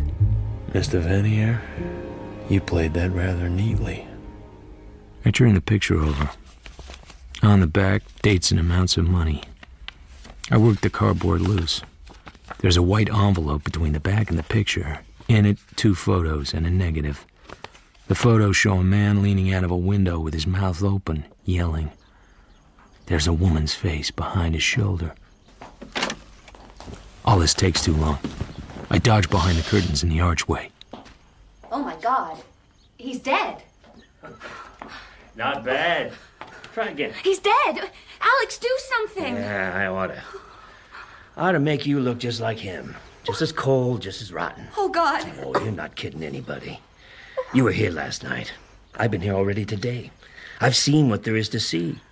Oh, I can see you on the arm of the chair, rubbing his greasy hair, and then feeding him the slug while he was still purring. Oh, don't say such awful things. Did you wipe off the gun? Lois? Hmm? You dirty... Did you wipe off the gun?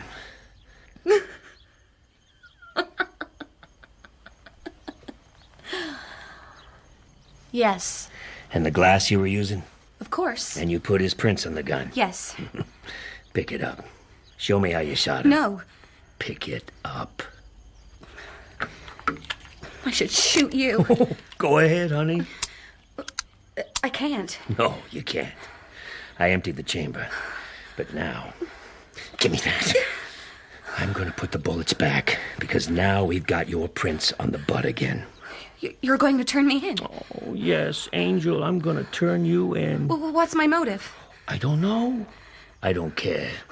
I knew he was dead. That's my key in the door. I'll talk to the Johns, but don't lay your paw on me again. You'll go through with it, all right. But what was my motive? A lover's quarrel. Maybe. When he was drunk, he looked a little bit like you. Perhaps that was the motive. Younger, with less belly, but the same self-satisfied smirk. We're going downtown. Now. Come on.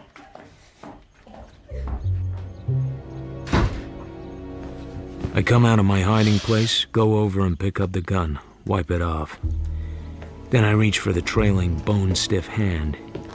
The prints won't be good, but at least they won't be Lois's. I wipe off the front door key, wipe off the thumb latch, and go on my way. Over in Santa Monica, the Hawk shop is still open.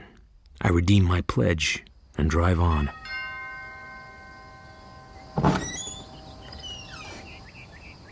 It's late. Mrs. Murdoch is not receiving. Tell her it's about Miss Davis. It's important. I'll see.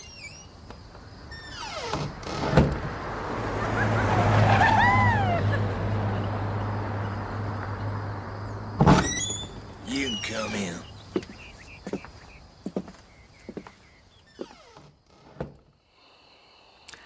Well... Merle's at my apartment. She threw an ing-bing. And just what is an ing-bing, Mr. Marlowe? No need to worry about her. She's got a doctor and a nurse. She was over to see Vanier. I made a mistake calling you in the first place. The loss of the doubloon would have been much easier to bear than you are. I haven't done so badly for you, Mrs. Murdoch. You told me you got your doubloon back. I kept the police away from you so far. I found Linda, and I don't think you'll have any trouble with her. So what's this about Merle? You sent Merle to Vanier's place this afternoon with $500. And if I did? Your son told me how his father died. I looked up the records today. There was an accident in the street under his office, and a lot of people were craning out of windows. He just craned out too far. Well? Merle was his secretary. He made a pass at her one time and scared her out of her socks. Yes? She brooded, got her chance, and passed right back at him while he was leaning out of a window, murdered him, and got away with it with your help. Did Vanier have any evidence? He talked about a photograph, but I never believed it. He couldn't have taken one. How much have you paid him? $11,100, not counting this afternoon. Anybody else know? Nobody, only Vanier. Well, it's all over now. Vanier is through. How? Merle told me she shot him. She didn't. He was dead long before she got there. I phoned her father long distance. He wants her to come home. That all right with you? He doesn't know anything. I'll need that last $500 for expenses. And how much more? Don't say that. You know better. Who killed Vanier? Nash and his wife walked in on me while I was right there. He's trying to pin it on her. She probably thinks he did it. Now it shapes up like suicide. Men like Vanier don't commit suicide. That's like saying girls like Merle don't push people out of windows. Have Merle's clothes packed and sent to my apartment in the morning. What? You don't need Merle anymore, now that Vanier is dead. One thing I wanted to ask you, this doubloon business is a little cloudy on account of a couple of murders which don't seem to make sense now that you have your coin back. Is there anything about the Murdoch brasher that might identify it to an expert? Yes. The maker's initials are on the left wing of the eagle. I'm told they're usually on the right. You did actually get the coin back. That wasn't just something you said. It's in the strong room this moment. If you can find my son, he will show it to you. I'd like to speak to him. I'd like that very much. Mother said you wanted to talk to me? You got a gun? Not with me. Have it with you last night when you called on Vanier? Oh, did I call on Vanier last night? I think so. Your mother still thinks Linda took the doubloon, and that your story about giving it to Alex Nash is just a cover to protect her. Leave my wife out of this. I'm willing to. But I don't believe your story for a different reason. What? This. This was sent to me by a would-be detective named George Phillips. I think he'd been hired to peddle a rare coin to a dealer named Morningstar, who suspected where the coin came from and hinted to Phillips that it was stolen. But he may be wrong about that. If your brasher doubloon is really upstairs, then this isn't a stolen coin. It's a counterfeit. Is this going to take long? I'm sorry, I'll try and organize it a little better. It's not a pretty story. A man named Vanier and a man named Tiger had an idea. The idea was to counterfeit a rare and valuable gold coin. The method they thought of was what a dental technician uses to make a gold inlay. You get the idea? Yes. But they had to have a model. That's where you come in. You took the doubloon, all right, but not to give to Nash. You took it to give to Vanier. I don't believe it's you okay. know what. I know he had a hold over you. I'm not just talking about gambling debts. How did you know that? Later. Now, Vanier and Tiger wanted to know if their merchandise would stand up to inspection, so they hired a sucker to try and sell the counterfeit to Morningstar, cheap enough so the old guy would think it was stolen. They picked George Phillips. But when he showed it to Morningstar, the old man maybe thought the coin was genuine and guessed that it might be the Murdoch brasher. So he called up here, and then your mother found the coin to be missing, and she suspected Linda and hired me to put the squeeze on Linda for a divorce. I don't want a divorce. She had no right. When Merle told you your mother had hired me, you came steaming up to my office, very sarcastic but very worried. You got in touch with Vanier. You had to get the coin back in a hurry. So Vanier gave you the doubloon. Chances are it's another counterfeit. Vanier goes down to Phillips's apartment and has it out with Phillips. I believe Phillips told him he knew the job was crooked, and Vanier shot him. He searched the apartment and didn't find the doubloon. So he went to Morningstar, cracked the old man's skull with his gun butt, and went through the safe. Then Mr. Vanier breezes on home, still rather annoyed because he hadn't found the doubloon, but with the satisfaction of a good afternoon's work under his vest. That left you. Why me? You knew too much. He was going to kill me? Could be. Then why didn't he? Because you killed Vanier. You went over there last night. He sent for you. He told you he was in a jam, and if the law caught up with him, he would see you were in the jam with him. Something like that. Yes? Then he played his trump card. He told you the truth, and said he had proof that Horace Bright's death wasn't an accident. You pulled the gun on him. Yes. I told him to produce his proof and give it to me. Uh-huh. I put my gun to his head and I clicked back the hammer just to scare him. But it went off. And you jumped back? Yes. You knocked the picture off the wall. Did I? The shooting was an accident. But I think I might have gone ahead and murdered him anyway. I can't prove it. You were lucky about the gun. All the people we know have been playing with it, wiping prints off and putting them on. I even put a set on myself just to be fashionable. Nash was over there. He thinks his wife killed Vanier, and she probably thinks he did. Well, I guess I'll just be running along now. But Aren't you going to turn me in? You say it was an accident. I haven't any proof either way. I don't like you. I don't like your mother. I don't particularly like your wife. But I like Merle. And I know she didn't push anybody out of any window. I don't know what to say. You're going? Just like that? I'm going the way I always go, with an airy smile and a quick flip of the wrist, and with a deep and heartfelt hope that I won't be seeing you in the fishbowl. Good night.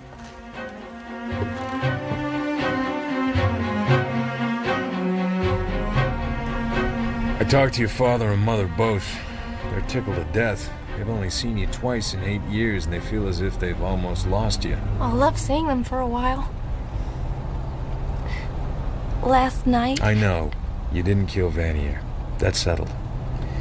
You got a shock seeing his face, and you just dramatized it in your screwy way. Oh. And you didn't push Horace Bright out of any window. Dr. Moss said I might as well hand it to you. You think you killed Horace Bright. You had a motive and an opportunity, and maybe you had an impulse. But at the last minute, probably something snapped, and you pulled a feint. He did fall, but you weren't the one that pushed him. But... You were made to think you pushed him. It was done with a sort of quiet ruthlessness. Mrs. Murdoch is cold and unscrupulous, and she used you without mercy as insurance in case Vanier ever blew his top. That's utterly impossible. You shouldn't say such awful things. Hey, here's what I found in Vanier's apartment. Open it up. A photo? Why, that's Mr. Bright. Not a very good picture, is it? And that's Mrs. Murdoch right behind him. Mr. Bright looks mad. You ought to have seen him a few seconds later when he bounced. When he what? He's falling. He's screaming with fear. She's right behind him. Her face is hard with rage or something. Don't you get it at all? Mrs. Murdoch has always been lovely to me. She made you the goat.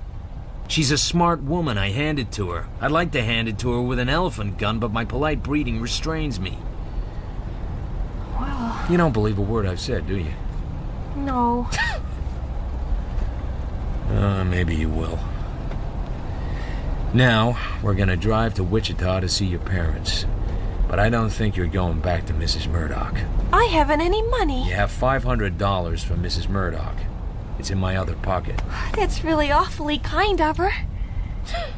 Oh, hell and fireflies. Merle's parents are kind and glad to have her back. They blame themselves a lot, and I let them do it.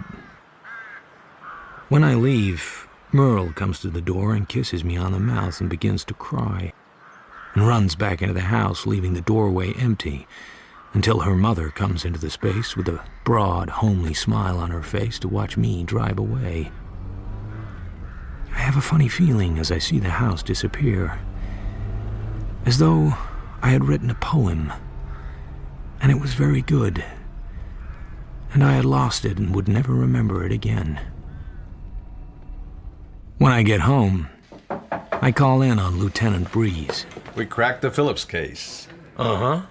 How come? When Vanier committed suicide. Yeah? It was with Hench's gun. He identified it. Then we found Vanier's prints in Hench's apartment, and in Phillips's.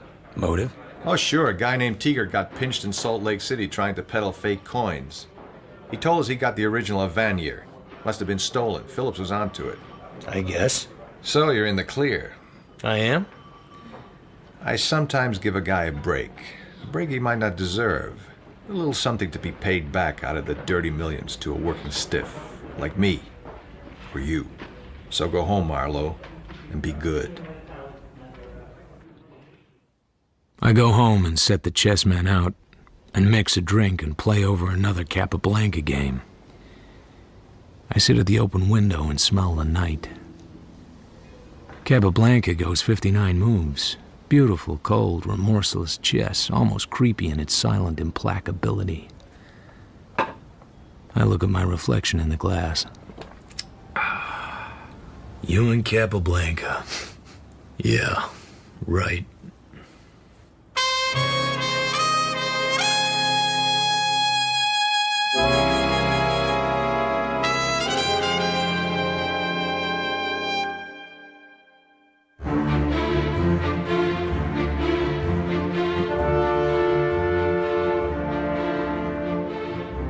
In The High Window by Raymond Chandler, adapted for radio by Robin Brooks, Philip Marlowe was played by Toby Stevens, Mrs. Elizabeth Bright Murdoch, Judy Parfitt, Merle Davis, Jessica Rain, and Leslie Murdoch by Patrick Kennedy.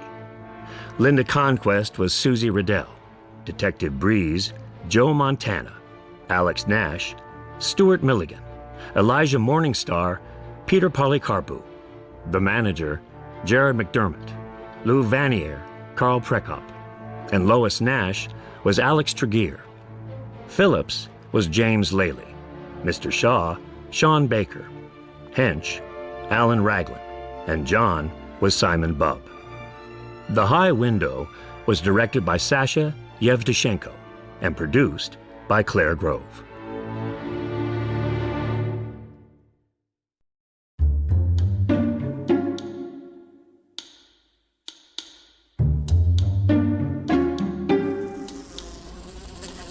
I've been stalking this blue bottle fly for 5 minutes, waiting for him to sit down.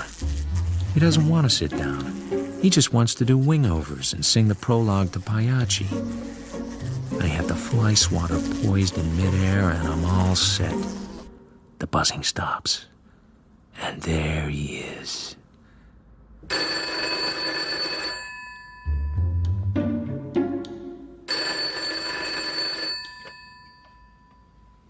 Hold the line a moment, please. I take a deep breath and swing.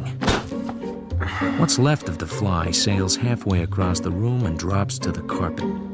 Hello? Thanks for waiting. Is this Mr. Marlowe, the detective? Yeah, it is. How much do you charge for your services, Mr. Marlowe? What does he want done? Oh, I can't very well tell you over the phone. It's very confidential. Before I'd waste time coming to your office, I'd have $40 a day in expenses. Unless it's the kind of job that can be done for a flat fee. Oh, that's far too much. Why, it might cost hundreds of dollars, and I only get a small salary. Where are you now?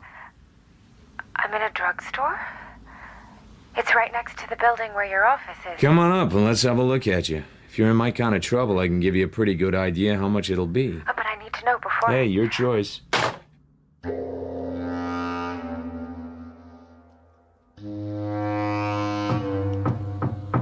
Come in. That's no way to talk to people over the telephone. You ought to be ashamed of yourself. I'm just too proud to show it. She's a small, neat, rather prissy-looking girl with rimless glasses. Over her shoulder hangs one of those awkward-looking square bags that make you think of a Sister of Mercy taking first aid to the wounded. If I talked to one of Dr. Zugsmith's patients like that, I'd lose my position. Why don't you forget about Dr. Zugsmith and take a seat? Or go away if you prefer. You're so rude. Should we get down to business? You don't look like the type that goes to see private detectives, and especially private detectives you don't know. I know that. And Oren would be absolutely livid. Mother would be furious, too. I just picked your name out of the phone book. What's your name? Orpha Quest. I live with my mother in Manhattan. Manhattan, Kansas. You know, not Manhattan, New York. My father's dead. And Oren? He's my brother. We've always been regular churchgoers and godly folk. A year ago, Oren came out here to work for the Cal Western Aircraft Company in Bay City. He didn't have to. He had a good job in Wichita. I guess he just sort of wanted to come out here to California. It wasn't like Oren not to write to us regularly. But he only wrote twice to Mother and 3 times to me in the last 6 months. And the last letter was several months ago. Mother and I got worried. So it was my vacation, and I came out to see him. He's never been away from Kansas before. Aren't you going to take any notes? I thought the detectives always wrote down things in little notebooks. I'll make the gags. You tell a story. I'd written to Oren that I was coming, but I didn't get any answer. So all I could do was go down to where he lived. It's in Bay City, number 449 Idaho Street. All I know about Bay City is that every time I go there, I have to buy a new head. You want me to finish your story for you? What? He's moved, and you don't know where he's moved to. And you're afraid he's living a life of sin in a penthouse on top of the Regency Towers with something in a long mink coat and an interesting perfume. Well, Oh, for goodness sake. Or am I being coarse? Please, Mr. Marlowe, I don't think anything of the sort about Oren. But I know something's happened. It was just a cheap rooming house, and I didn't like the manager. He said Oren had moved away a couple of weeks before, and he didn't know where to, and he didn't care, and all he wanted was a good slug of gin. Did you say slug of gin? That's what the manager said. I'm just telling you. All right. Go on. Well, I called the place where he worked, and they said he'd been laid off like a lot of others, and that was all they knew. So then I went to the post office and asked if Oren had put in a change of address to anywhere, but he hadn't. So then I began to get a little frightened. He might have had an accident or something. Did it occur to you to ask the police about that? I wouldn't dare ask the police. Just what do you think might have happened? I guess if I knew that, I wouldn't have come to see you. How much would you charge to find him? You mean alone? Without telling anybody? Yes. I told you what my rates were. I couldn't possibly afford more than $20. I've got to buy meals here, and the train going back, and the hotel is so terribly expensive. Which one are you staying at?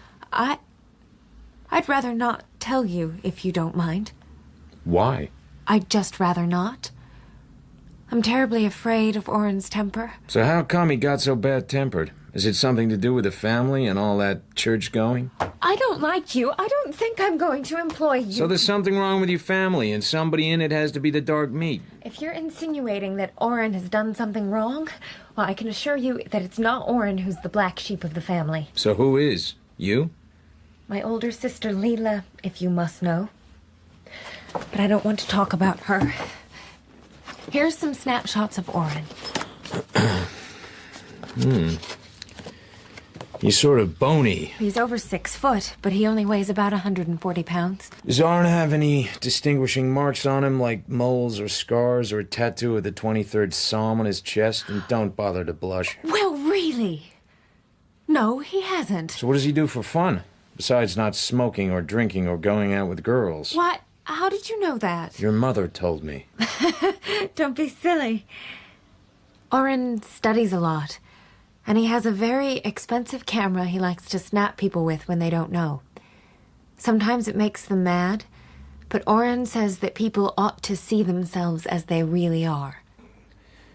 All right, I'll go down there and take a look. But you ought to be able to guess what's happened. A small-town, sanctimonious type of guy who's lived his entire life with his mother on his neck and the minister holding his hand. Out here he's lonely. He's got dough. The guy's going on 29 years old, and if he wants to roll in the gutter, that's his business. Oh, I'd hate to believe you, Mr. Marlowe. I'd hate for Mother to think that something... Something was said about $20. Do I have to pay you now? What would be the custom in Manhattan, Kansas? We don't have any private detectives in Manhattan. She counts out the notes very slowly, very sadly, as if she was drowning a favorite kitten. There.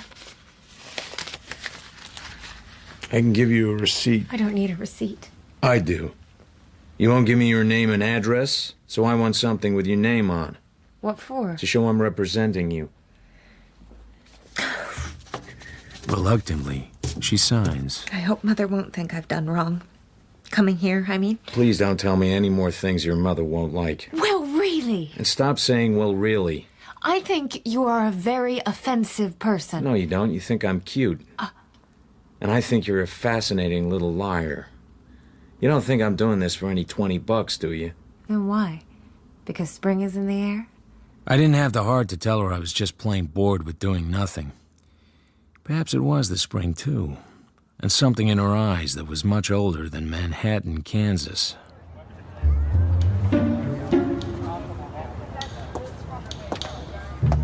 You could know Bay City a long time without knowing Idaho Street, and you could know a lot of Idaho Street without knowing number 449.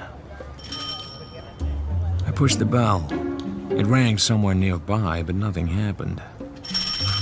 I rang it again. The same nothing happened. I prowled along to a door with a metal sign on it. Manager, Lester B. Clausen. I knocked on that. Then I kicked it.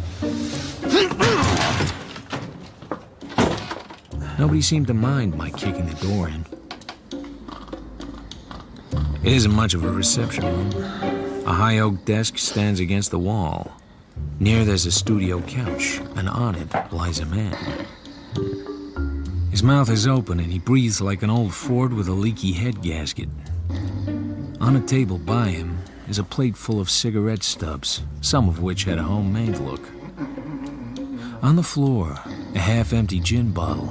The room smells, mostly full of gin and bad air. There is also a reminiscence of marijuana smoke. I go over to the desk. Inside is the house register. I leaf back until I find the name R&P Quest and the number 214 added in pencil.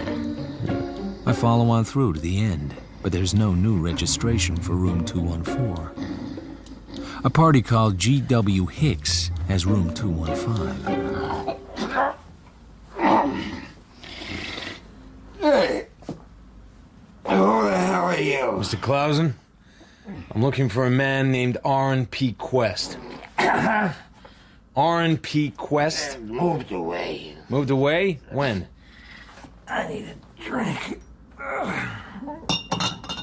All I want is the present address of R&P Quest.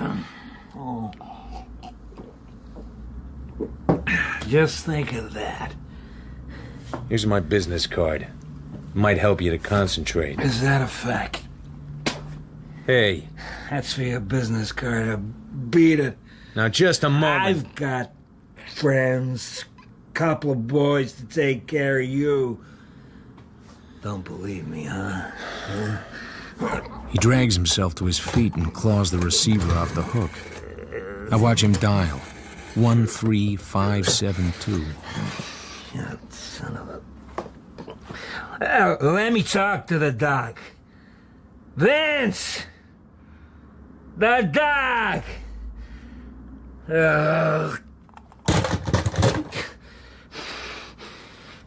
Not getting what he wants, he throws the receiver away from him. The effort seems to exhaust him. I refill his glass of gin. He drinks it with an airy flourish, lies down on the couch, and goes to sleep instantly.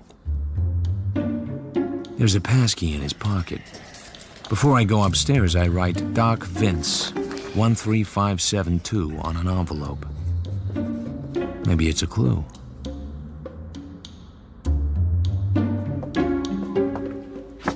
The much-filed passkey turns the lock of room 214 without noise. I push the door open. You can always try knocking. The room is not empty. I beg your pardon, the manager told me the room was vacant. A chunky, strong-built man is bending over a suitcase on the bed. He's as bald as a grapefruit. Then, his hands come up from the pillow, go to his head, and down again. Now he has hair. You can have this room in half an hour. I'm packing up. Mind if I look around? You'll make me laugh. You don't look at rooms in this town, you grab them sight unseen. This burg's so jam-packed now that I could get $10 just for telling there's a vacancy here. That's too bad. A man called R&P Quest told me about the room, so there's one sawbuck you don't get to spend. Oh, that's so. You don't get tough with me. I'm a bad man to get tough with. What happens to people who get tough with you? You make them hold your toupee? You lay off my toupee. So sorry. There's no vacancy sign in the house. What makes you come here and find one? You didn't catch the name? R&P Quest. Friend of yours? We grew up together. Yeah, this Quest party's been out of here 10 days. So he still thinks the room was vacant, huh? According to the register, it is vacant. I've been kind of dreamy all morning, or I'd have wised up. You're a dick. All right. Say I'm a dick. Yeah, what's the beef? No beef at all. I just wondered why you had the room. I moved from 215 across the hall. This is a better room, that's all. Simple. Satisfied? Perfectly, Mr. Hicks. How come you... George W. Hicks, it's in the register, room 215. My name is Marlowe. Philip Marlowe. You know something? You're a goddamn liar. What's your connection with R&P Quest? I have to find him, and I think you know where he went. He could have went somewhere without telling me. Your grammar's almost as loose as your toupee. Quit talking about my toupee. I wasn't gonna eat it. I'm not that hungry. Okay. I'm a careful guy myself. That's why I'm moving out. Why? Don't you like the reefer smoke? That and other things. That's why Quest left. Respectable type, like me. I think a couple of the hard boys threw a scare into him. So, no forwarding address. Well, thanks, Mr. Hicks. Going far? Not very far. Just far enough. What's your racket? Racket? Sure. What are you shaking for? How do you make your dibs? You got me wrong, brother. I'm a retired optometrist. Uh-huh.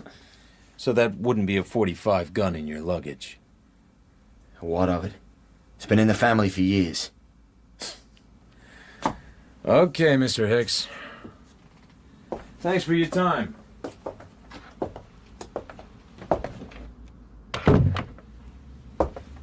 I go over to room 215 and use the passkey to enter.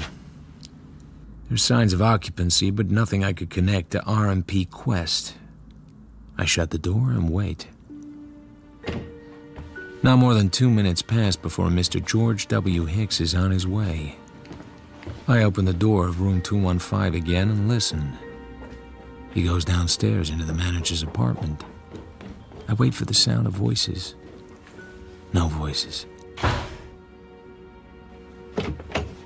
I make another pilgrimage into room 214. I search the room with care and patience and find nothing that connects it with R&P Quest either. I didn't expect to, so I go downstairs.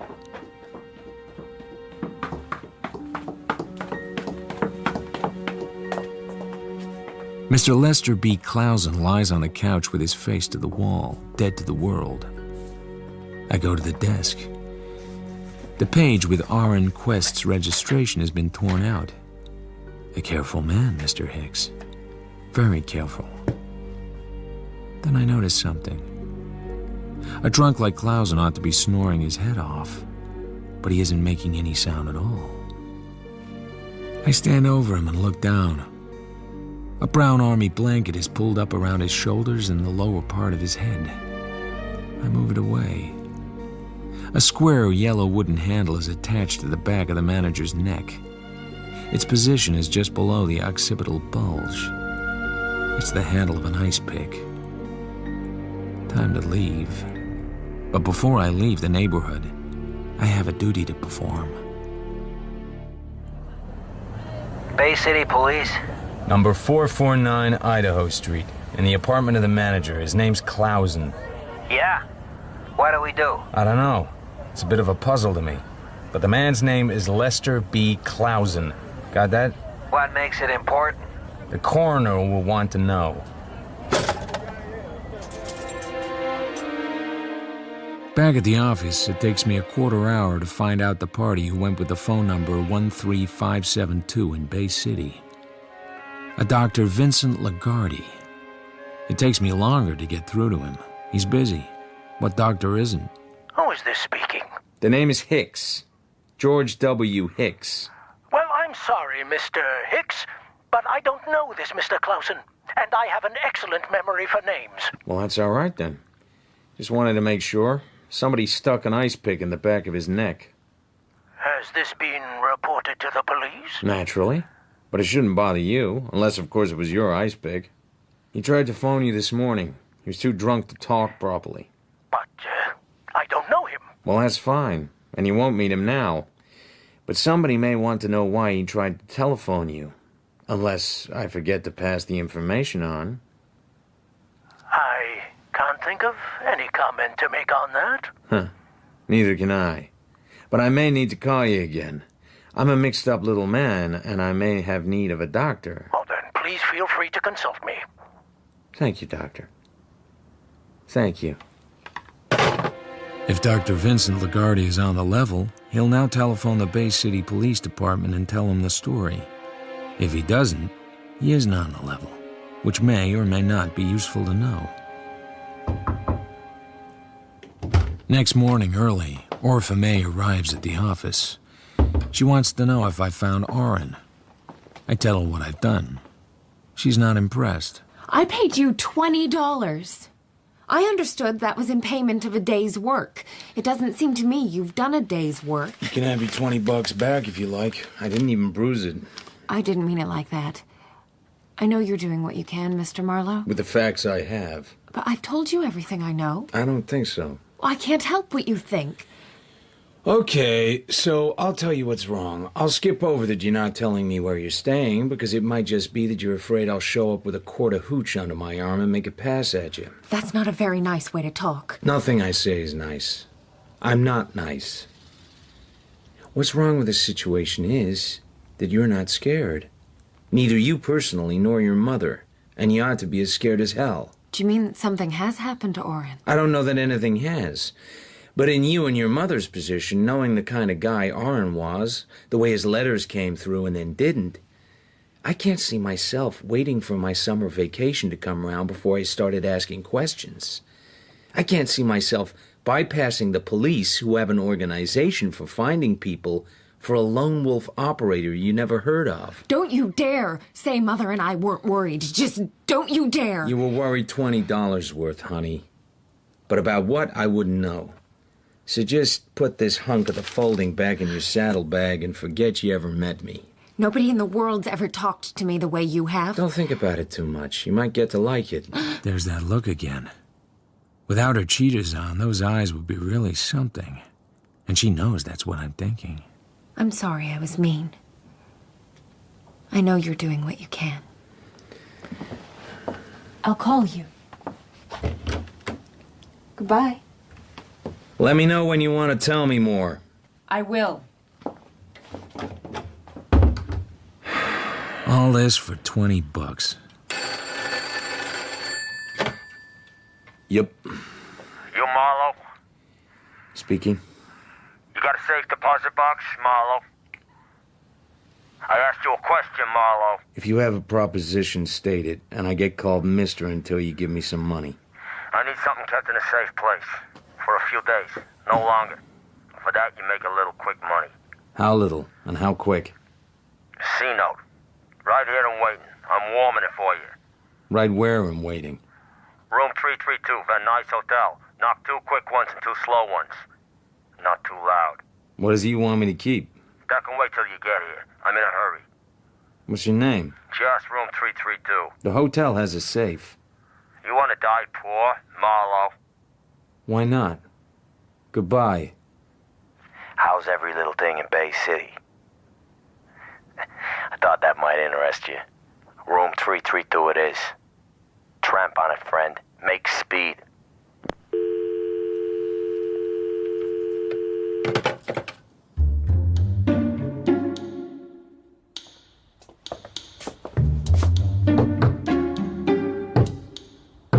It takes me 25 minutes to get to the Van Nuys Hotel. The porter tells me that the occupant is a Dr. G.W. Hambleton. The initials sound familiar. I feel as if I've spent my whole life knocking on doors in cheap hotels that nobody bothers to open. I try the knob. The door opens, and I walk in. Dr. Hambleton? A man lies on the bed. He doesn't answer. Then the bathroom door opens and a woman comes out. A towel in front of the lower part of her face. Dark glasses above the towel. A wide-brimmed straw hat over her head. This woman does not want to be recognized. Oh, and she's also wearing gauntleted gloves. And there's an automatic in her right hand. White bone grip. Looks like a .32. Turn around and put your hands behind you. Now, just a minute. Don't ever think I'm fooling. I'll give you exactly 3 seconds to do what I say. Could you make it a minute? I like looking at you. Turn around, but fast. I like the sound of your voice, too. Turn! All right. But don't forget you're a lady.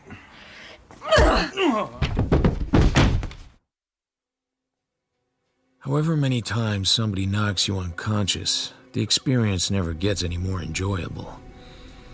When I come to, she's gone. But there are signs that she's been searching for something in the bathroom. All over the room, in fact. I go over to the man on the bed. He hasn't moved during all this time for a somewhat obvious reason.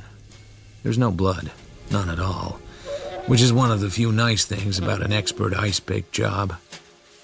The point of interest now is whether the people who had ice picked Dr. Hambleton, otherwise known as George W. Hicks, had found what they came for. They hadn't had much time.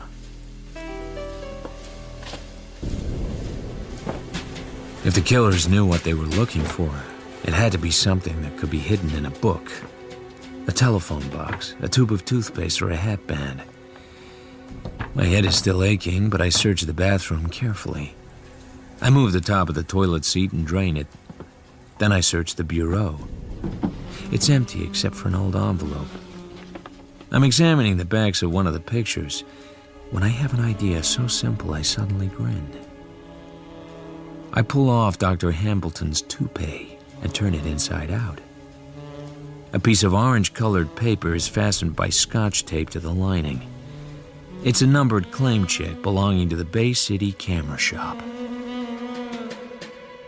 Yes, Mr. Hicks. We have them for you. 6 enlarged prints on glossy from your negative. What time do you close? Oh, in about 5 minutes. We open at 9 in the morning. I'll pick them up in the morning. Thanks. Soon I'd have to phone the cops. Tipping them off about dead bodies is getting monotonous, but I have to do it. First, though, I talk to the porter. Thank God for Hollywood. He has this crazy idea that the dame who left the hotel just before me looks like some movie star he's nuts about. He's got the registration number of her car. He gives the registration to me for considerably more money than Orpha Quest ever gave me. But I have to know what's going on. Once you have the registration, it's not hard to find a name. And even when the name's the name of an up-and-coming movie star called Mavis Weld, there are people who can get you her address and phone number for a price. It's a Crestview phone number. If you don't have a Crestview phone number in Hollywood, you're a bum. Miss Weld's apartment doesn't look expensive, except that every place is expensive here. You can smell money in the air.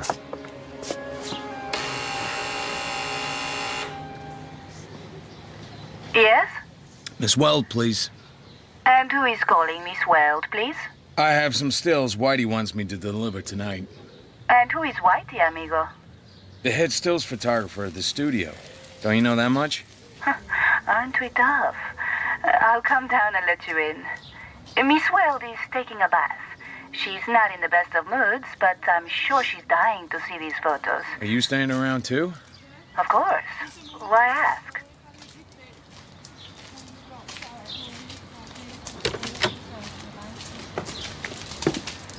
Well, what have you got for us, handsome? Some stills. So you say. She looks down sharply at my empty hands. Are you quite sure you have the stills, amigo? She's a tall, dark girl in jodhpurs. Sexy is very faint praise for her. Even I recognize her. Well? Your last picture was wonderful, Miss Gonzalez. But it was stinking. Positively goddamn stinking. You sweet, lovely man. Nothing with you and it stinks for me, Miss Gonzalez. Come up and have a drink. I adore flattery, however dishonest.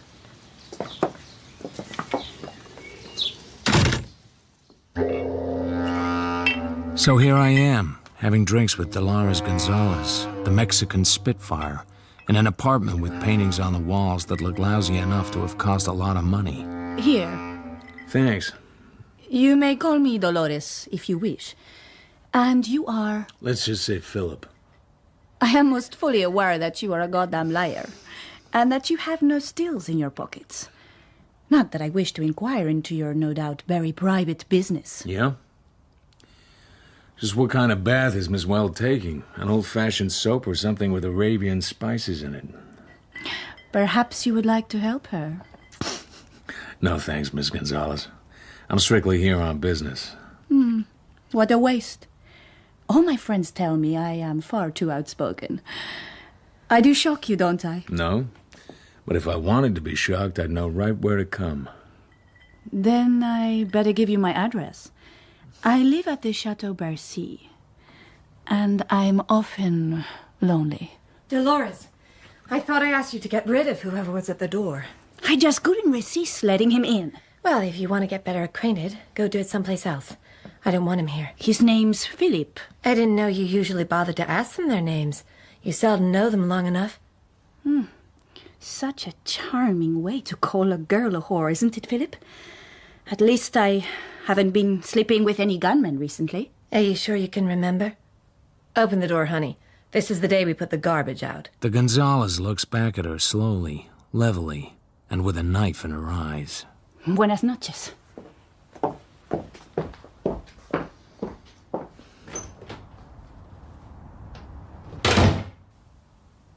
Now suppose you do the same, but more quietly. I'm here on business, Miss Weld. Out. I don't know you, and I don't want to know you. Do I have to call the manager to bounce you downstairs like a basketball? You still have your little gun with a white bone grip? My head's still aching from that knock you gave me. What are you talking about? You know what I'm talking about. So what do you want from me? Money? Money always helps. I'm sure it does. I never thought you killed Hicks. But it would help to have some sort of reason for not telling you were there. Oh, my goodness. Am I supposed to have killed somebody? How silly of me to have forgotten. Look, you're gonna find this hard to believe, but I came here with the quaint idea that you might be a girl who needed some help. I trust you have your car fare home. I'm not giving you a cent. Listen, I figured you went to that hotel room to make some kind of payoff. And the fact that you went by yourself and took chances on being recognized, and were recognized, makes me think you're in one of those Hollywood jams that really means curtains for your career. Will you shut up? Okay. You don't need me. You're so goddamn smart you could talk your way out of a safe deposit box. Go ahead. And talk your way out of whatever mess you're in. Will you go now? You slimy, blackmailing, keyhole peeper. I'm beginning to think you write your own dialogue. I've been wondering just what was the matter with it. You know where the door is. She doesn't move or breathe as I reach the door. Just stares at me. Her eyes remind me of someone. That sets me thinking. Outside, I almost bump into a slim, dark-eyed man who's standing there lighting a cigarette. Oh, excuse me. I'm afraid I'm in your way. He has a key in his other hand. Not at all. You don't need that key. The door isn't locked. Of course. How stupid of me. Yeah, we're both stupid. Anybody's stupid that bothers with that tramp. Oh, I wouldn't say that. You don't have to. I've said it for you. Thank you. By the way, I hope I'm not interrupting an interesting quarrel. I would hate to do that. And since Miss Weld is a friend in common, may I introduce myself? My name is Steelgrave. Haven't I seen you somewhere? No, I don't believe you have. My name's Marlowe. Philip Marlowe. I'll remember that. Good night, Mr. Marlowe. I look back. He's still standing there watching me, the cigarette between his lips, very calm, his face giving nothing away. But I somehow sense it might have been better for me if I had known who Mr. Steelgrave was and hadn't been quite so brutal. Another day at the office. Another early visit from Miss Orpha Quest. Marlowe. The office isn't open yet. But it's terribly important. I've heard from Oren. Fine. Then you don't need a detective. Very well, but I don't think you'll like it. I don't think you'll like it at all. I'm ready to call the police now. Why is that? Because there's murder in it, Mr. Marlowe. And murder is a very nasty word, don't you think? Anybody I know? That horrid man in the rooming house was murdered. I read it in the papers. Mr. I forget his name. Let's both forget it.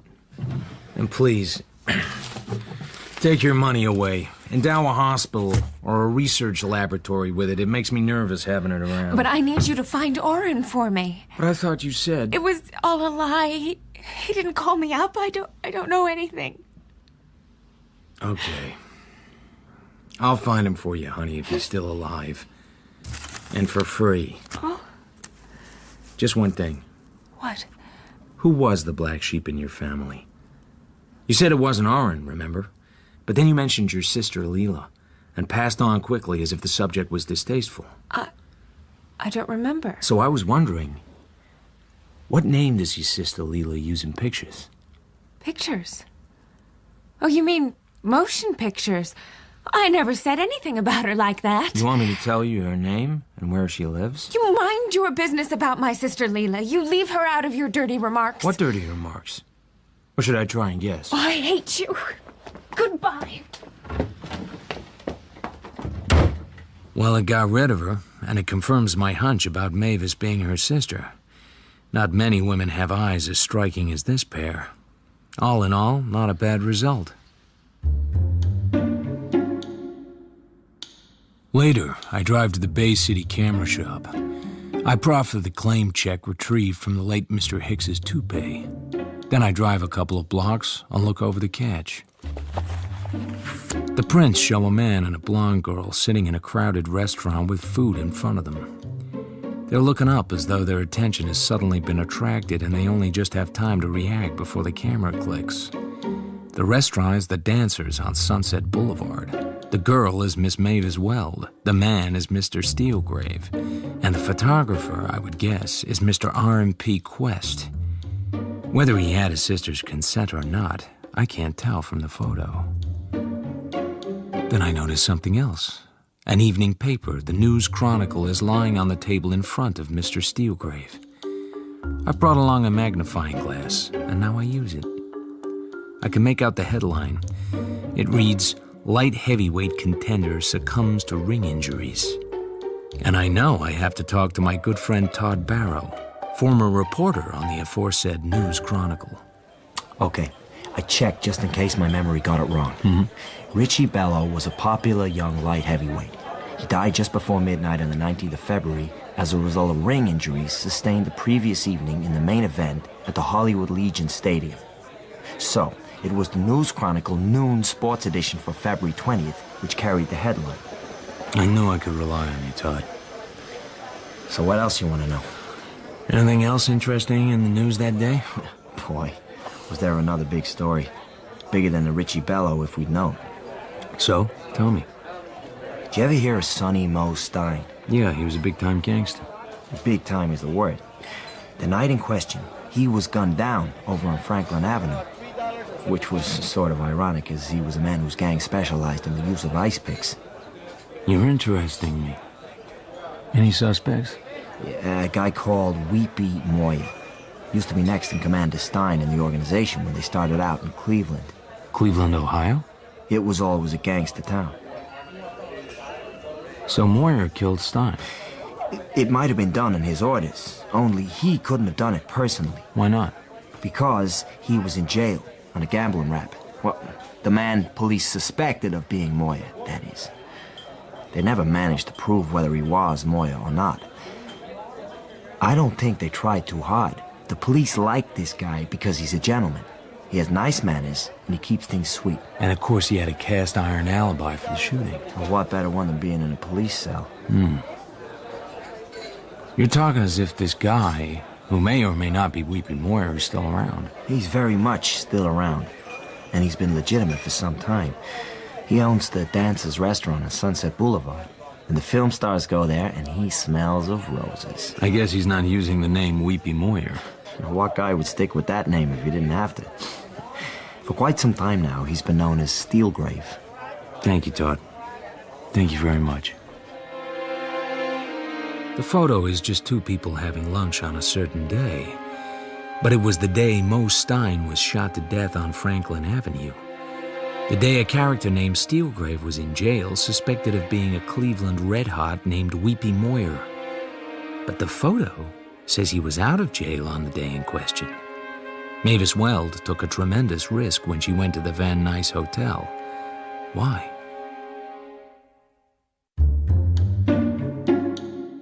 A Hollywood movie studio is some kind of fortress. You better know the entry codes, or they'll pour boiling oil on your head. Somehow I managed to get a message to Miss Mavis Weld on the studio floor of her latest epic that I have some photos from a certain day in February which she might like to see. And, miracle of miracles, she graciously agrees to see me in her dressing room during her lunch hour. Well, Mr. Marlowe, this had better be good. Maybe graciously is the wrong word. I have very little time. Despite what people think, making a movie is not about sitting around sipping champagne. I've been here since 5 this morning. Believe it or not, I saw your last movie. Oh? I thought you were good, but you could have been better. But if you had been better, half your scenes would have been yanked to protect that aging brunette who had top billing. But then, I don't know much about movies. You clearly know enough. Show business. There's something cheap about it. There always has been. Here's the photo. Well? I have the negatives and some other prints. You would have had them if you'd had more time and known where to look. Or if Hicks had stayed alive to sell them to you. The significance of all this escapes me. What you mean is I know you and I know Steelgrave. So what's this photo got that makes anybody give me a diamond dog collar? All right. What? I'm not sure. But if finding out is what it takes to shake you out of this Duchess routine, I'll find out. You haven't anything to sell. Except perhaps your life. You've waited too long. Far, far too long. For me or for you? For both of us. Give me a cigarette.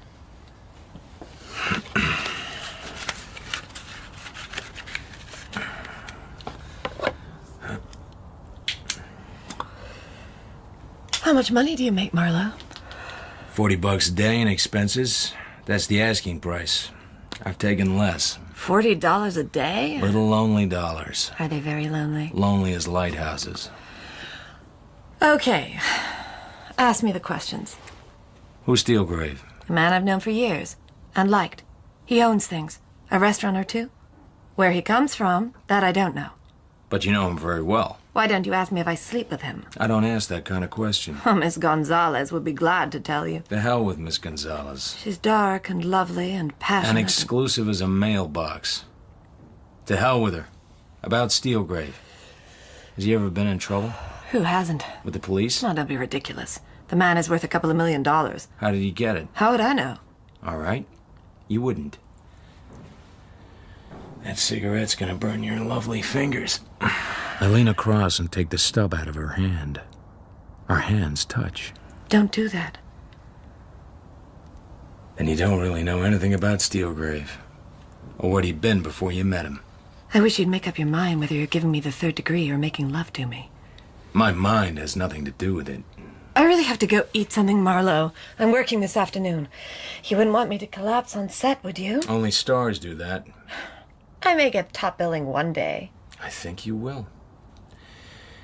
I told you before, I wouldn't be here if I thought you killed anybody. But you were there in the hotel. You took a big chance. There was something you wanted very badly. It can hardly have been this photograph. That was the one thing he had so well hidden that it wasn't found. But you're right. Why is it so important? It's only a photo of you and a man called Steelgrave in a booth at the Dancers. Nothing in that. Nothing at all. Unless there's something about Steelgrave. Or there's something about the date. The date? Get yourself a magnifier and look at that newspaper headline. Or show it to Steelgrave. Ask him if it means anything. You're just building a sandcastle, Marlowe. You really think that? Why not? I found something the police would love to have. Something you were prepared to go to the Van Nuys Hotel to buy. Something that got the man you were going to meet murdered. Something that possibly links your friend Mr. Steelgrave to a gangland murder. All this is as full of motive as the ocean is full of salt. Well, if this is as big as you seem to think it is, aren't you scared? As long as the cops don't find the negatives, I have a license. And as long as somebody else doesn't find I have them, I won't get an ice pick in the back of my neck. Would you say I was in an overpaid profession? I never said that. You better go, Marlowe. I have to eat. Goodbye.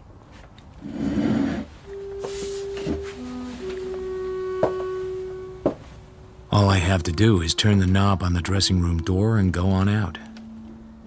I don't know why it has to be so hard to do.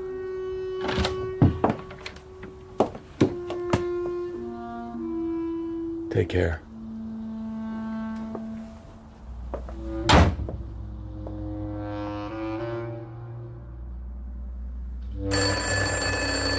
I was just thinking it was high time I heard from Orphamay again.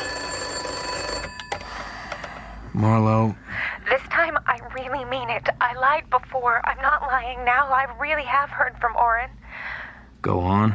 You're not believing me. I can tell by your voice. You can't tell anything by my voice. I'm a detective. Heard from him how? By phone from Bay City.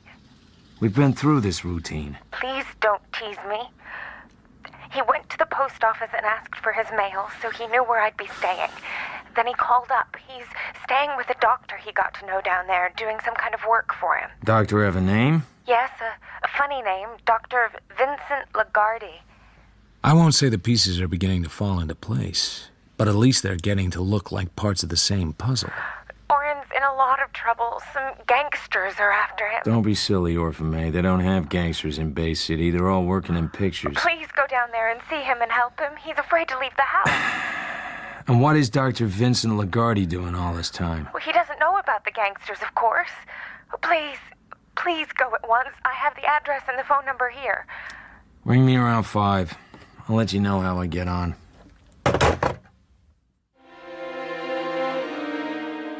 I study my face in the car mirror. I look as if I've made my mind up to drive off a cliff. Dr. Lagarde is busy and doesn't want to see me. But somehow the name of R&P Quest finally makes him see me. He's a thin, dark, haunted man. A sterilizer is working in the corner. There are a lot of needles cooking in it. I confess I am puzzled, Mr. Marlowe. I don't know anyone named Owen Quest. I can't imagine any reason in the world why a person of that name should say he was in my house. Hiding out? From what? From some guys that might want to stick an ice pick in the back of his neck. On account of he's a little too quick with his little Leica.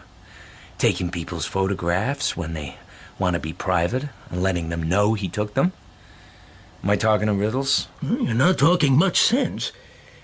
So, I suppose it must have been you who called up and reported Clausen's death to the police. And it was also you who called me up and asked me if I knew Clausen. I said I did not. But it wasn't true. If you'd been on the level, you would have reported to the police what I told you. But you didn't. I've better things to do with my time. At least I never told the police you knew Clausen. Somebody did. And caused me a great deal of inconvenience. I'm under no obligation to give you any information, Mr. Marlowe. The front door opens and closes. We both listen to it carefully, but we don't say anything about the footsteps. Why so many needles in the sterilizer? Is it any of your business? Nothing's any of my business. I'm just talking and waiting. Something's going to happen in this house. It's leering at me from the corners. So why are you concerned about the number of needles? This is a doctor's surgery. But not any doctor's surgery. I've dealt with addicts. What doctor has not? It's a complete waste of time. Sure. But I've known other doctors who've made a good living out of filling dames with drugs for their bad nerves. I don't see where this is getting us. Maybe I've been jumping to the wrong conclusions. Smelling that reefer smoke over at Clausen's place yesterday and having him call your number on the telephone and call you by your first name made me think you and he might be in some kind of drug deal together. I'd say you were coming to very wrong conclusions. If you want to play it that way. Let's both just sit here, as though we haven't got a care in the world, when both of us are probably going to be in the clink by nightfall. What makes you think that? You, because Clausen dealt in drugs and knew you by your first name. And you may have been the last man he talked to. Me, because I've been doing all the things a private investigator never gets away with. Hiding evidence, hiding information, finding bodies, and not coming in with my hat in my hands to those lovely, incorruptible Bay City cops. You talk too much. I'm trying to read your mind. You're a smart guy. So how come you're here with a cheap little practice in a cheap and nasty little town? What are you doing with people like Clausen? What was the rap, doctor? Narcotics? Abortions? Or were you by any chance a medic for the gang boys in some hot eastern city? As for instance? As for instance, Cleveland, Ohio. A very wild suggestion, my friend. It goes like this, if you want to listen. I am listening. Clausen was killed very skillfully with an ice pick while I was upstairs talking to a grifter named Hicks. Later, Hicks was killed with an ice pick in L.A. There was a woman there who had come to buy something from him. She didn't get it. I did. Presumption A. Clausen and Hicks were killed by the same man, not necessarily for the same reason. Hicks was killed because he muscled in on another guy's racket. Clausen was killed because he was a babbling drunk and might know who would be likely to kill Hicks. Any good so far? Not the slightest interest to me. Oh, but you are listening. Sure good manners, I suppose. Now, what did I find? A photo of a movie queen and an ex-Cleveland gangster having lunch on a particular day. A day when this gangster was supposed to be in hock at the county jail. A day when his one-time gangster buddy was shot dead on Franklin Avenue in Los Angeles. And the man in the picture had a very good reason to want him dead. It's therefore strong blackmail material. Presumption B. Orrin Quest, the boy I'm trying to find, took that photo. How did he get a chance to take the photo? Answer. The movie queen was his sister. She let him come up and talk to her. It begins to have possibilities. But why are you telling this rather dangerous story to me? Have a cigarette. He reaches a cigarette out of a box and tosses it to me. I catch it and look it over. Egyptian, oval and fat, and a little rich for my blood. But he lights up, and so do I. Shall I tie you in now? Oh, I'd be most interested. Presumption C. Orrin didn't really know the value of what he got. The L.A. cops hadn't been able to establish the identity of that ex-Cleveland character. Let's call him by his new name, Steelgrave. Maybe the police didn't want to. Maybe somebody made it worth their while. Orrin may have realized he could ruin Steelgrave's alibi, but it needed somebody else who was able to identify Steelgrave as Weepy Moyer, if that photo was worth killing people over. So, tell me, did you ever practice medicine in Cleveland, Doctor? You asked me that before. Somebody has to mastermind this deal. Clausen was a bum, and Orrin Quest a nasty-minded creep who didn't know enough to make the blackmail stick. You did, but you couldn't go up against Steelgrave directly, particularly if you had dealings with him in the past. You wouldn't have stayed alive long enough to brush your teeth. You had to work through pawns. Expendable pawns. Presumption D, Mr. Marlowe. You are an unmitigated idiot. What? My mind is slowed to a turtle's gallop. What's going on here? A little potassium hydrocyanide. What? Not fatal. Not even dangerous. Merely relaxing. I have to. I've been very dumb. I start to try to get off the floor, but somebody needs to nail the floor down first. A face swims towards me out of the darkness. I change direction and crawl towards the face. It's getting dark rapidly. There's no face. There's no wall, no desk. Then there's no floor. There's nothing at all. I'm not even there.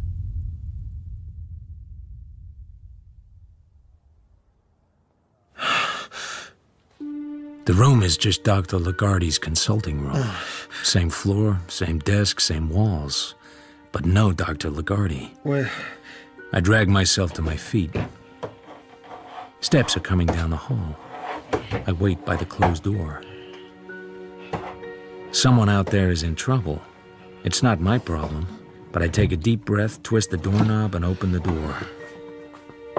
He's braced to the doorframe by 4 hooked fingers made of white wax. Our faces are inches apart. His eyes look at me, but they don't see me. Our breathing meets in midair. Mine is quick and harsh. His is the far-off whisper which has not yet begun to rattle. Blood bubbles from his mouth and down his chin. I couldn't see where he'd been shot. He starts to fall.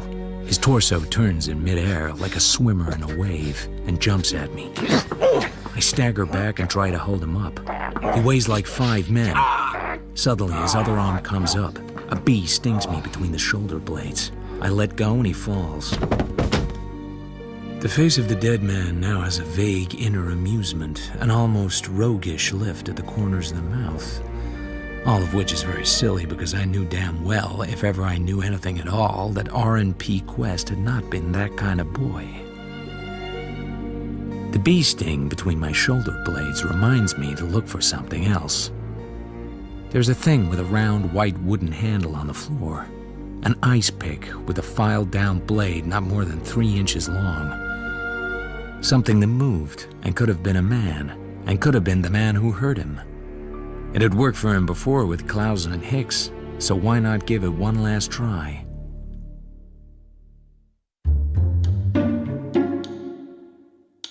Just out of Bay City, I stop in front of the last drugstore. It's time for me to make one more of my anonymous phone calls. Come and pick up the body, fellas. Who am I? Just a lucky boy who keeps finding him for you. Modest, too. Don't even want my name mentioned. I'm far outside the law already, and my luck isn't gonna last. Then I think of Orphamay. She has a right to know first, law or no law.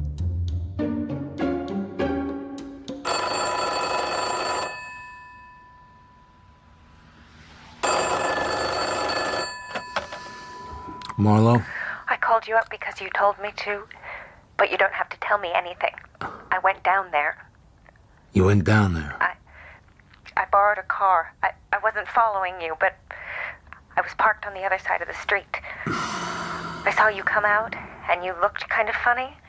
I tried to go after you, but I lost you. So I went back to the house. Why did you do that? I just had a bad feeling. He being my brother and all. So I went back and I rang the bell. Nobody answered. Maybe I'm psychic or something. All of a sudden I seem to have to get into that house. So let me guess. You called the police. I told them I'd heard shots. They came and one got in through the window. Then they wouldn't let me go. I had to tell them all about it, who he was, that I'd lied about the shots, but I was afraid something had happened to Oren. And I had to tell them about you, too. That's all right. I'd have told him myself, as soon as I could get a chance to tell you. It's kind of awkward for you, isn't it?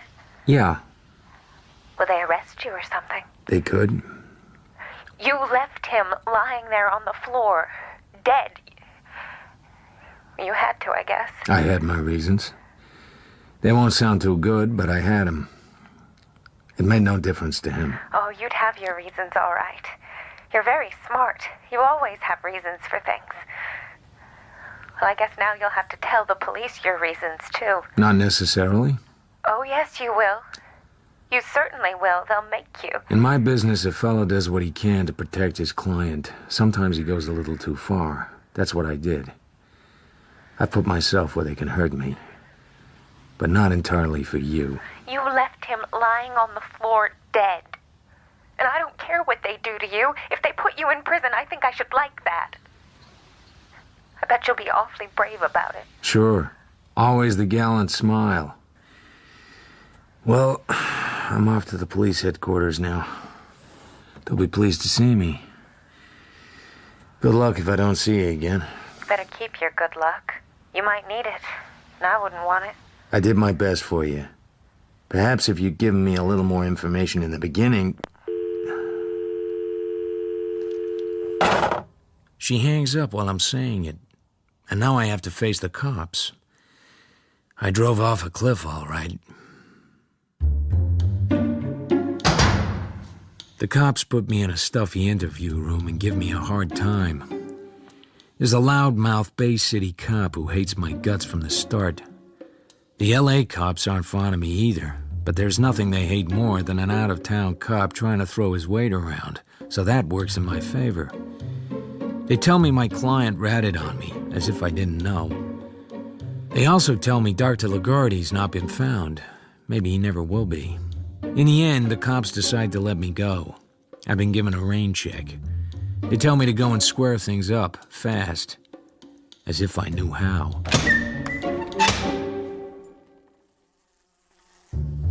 So now I'm back in my office with a distant cousin of the recently deceased Fly going for the prologue of Pagliacci again. I can't be bothered to swat him. I feel like a page from yesterday's calendar crumpled at the bottom of the wastepaper basket.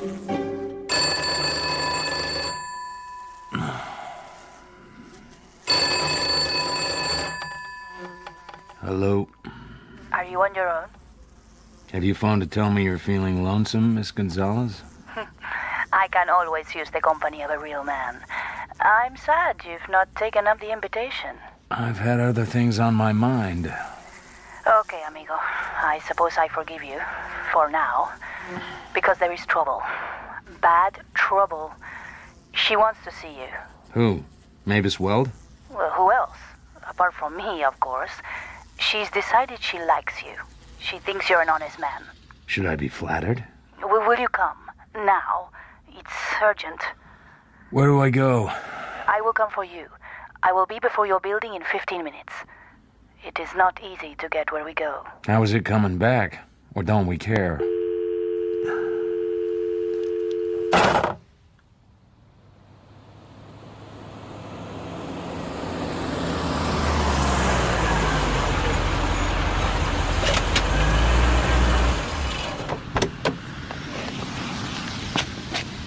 You drive, please, amigo. Why didn't she call me? She couldn't. She did not have the number and she had very little time. Why? It seemed to be while someone was out of the room for just a moment. And where's this place she called from? I do not know the name of the street, but I can find the house. That is why I come. Please, get into the car and let us hurry. Maybe. And then again, maybe I'm not getting into the car. Old age and arthritis have made me cautious. Oh, always the wisecrack. It is a very strange man. Always the wisecrack where possible. And it's a very ordinary man with only one head, which has been used rather harshly at times. Will you make love to me tonight? That's an open question. Probably not. You would not waste your time. Just for half an hour. Let's leave the sex to one side. Okay. Where are we going? We go west through the Beverly Hills and then further on.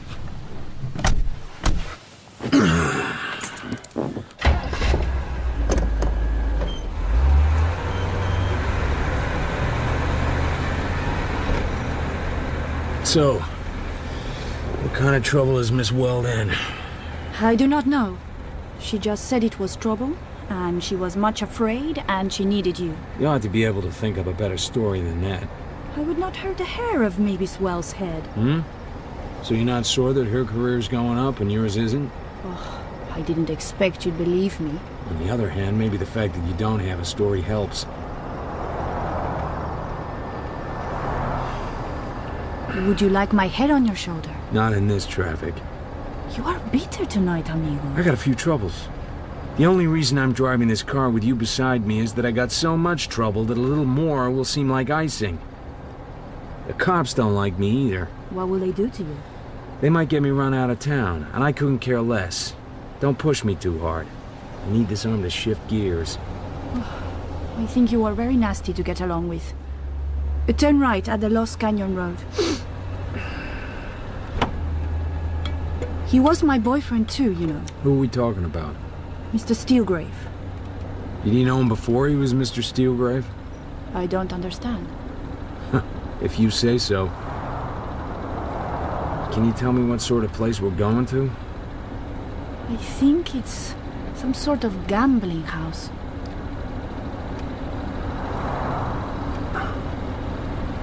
Private road. No trespassing.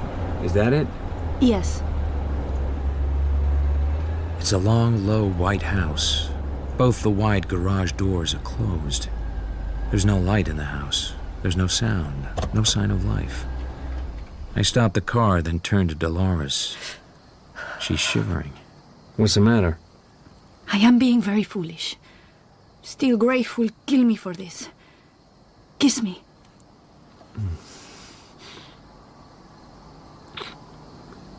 Is he in there? Yes. Who else? Nobody else. Except Mavis. He will kill her too. Mavis took him away from me, but I did not want him to kill her. The world is full of other men who have enough money. He seemed like a nice little guy when I met him. Of course he did. That is why he is what he is. You think you are tough, amigo. You are a very soft peach compared with Steelgrave. He has killed 12 men, with a smile for each one. I have known him for a very long time. I knew him in Cleveland. Will you kill him for me? Would you believe me if I promised? Yes? I'll kill him if I have to. That's all I can ask. Good luck, amigo.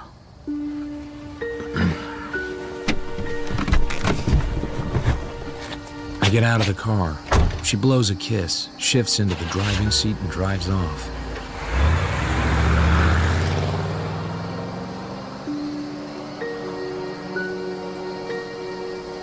alone in the moonlight.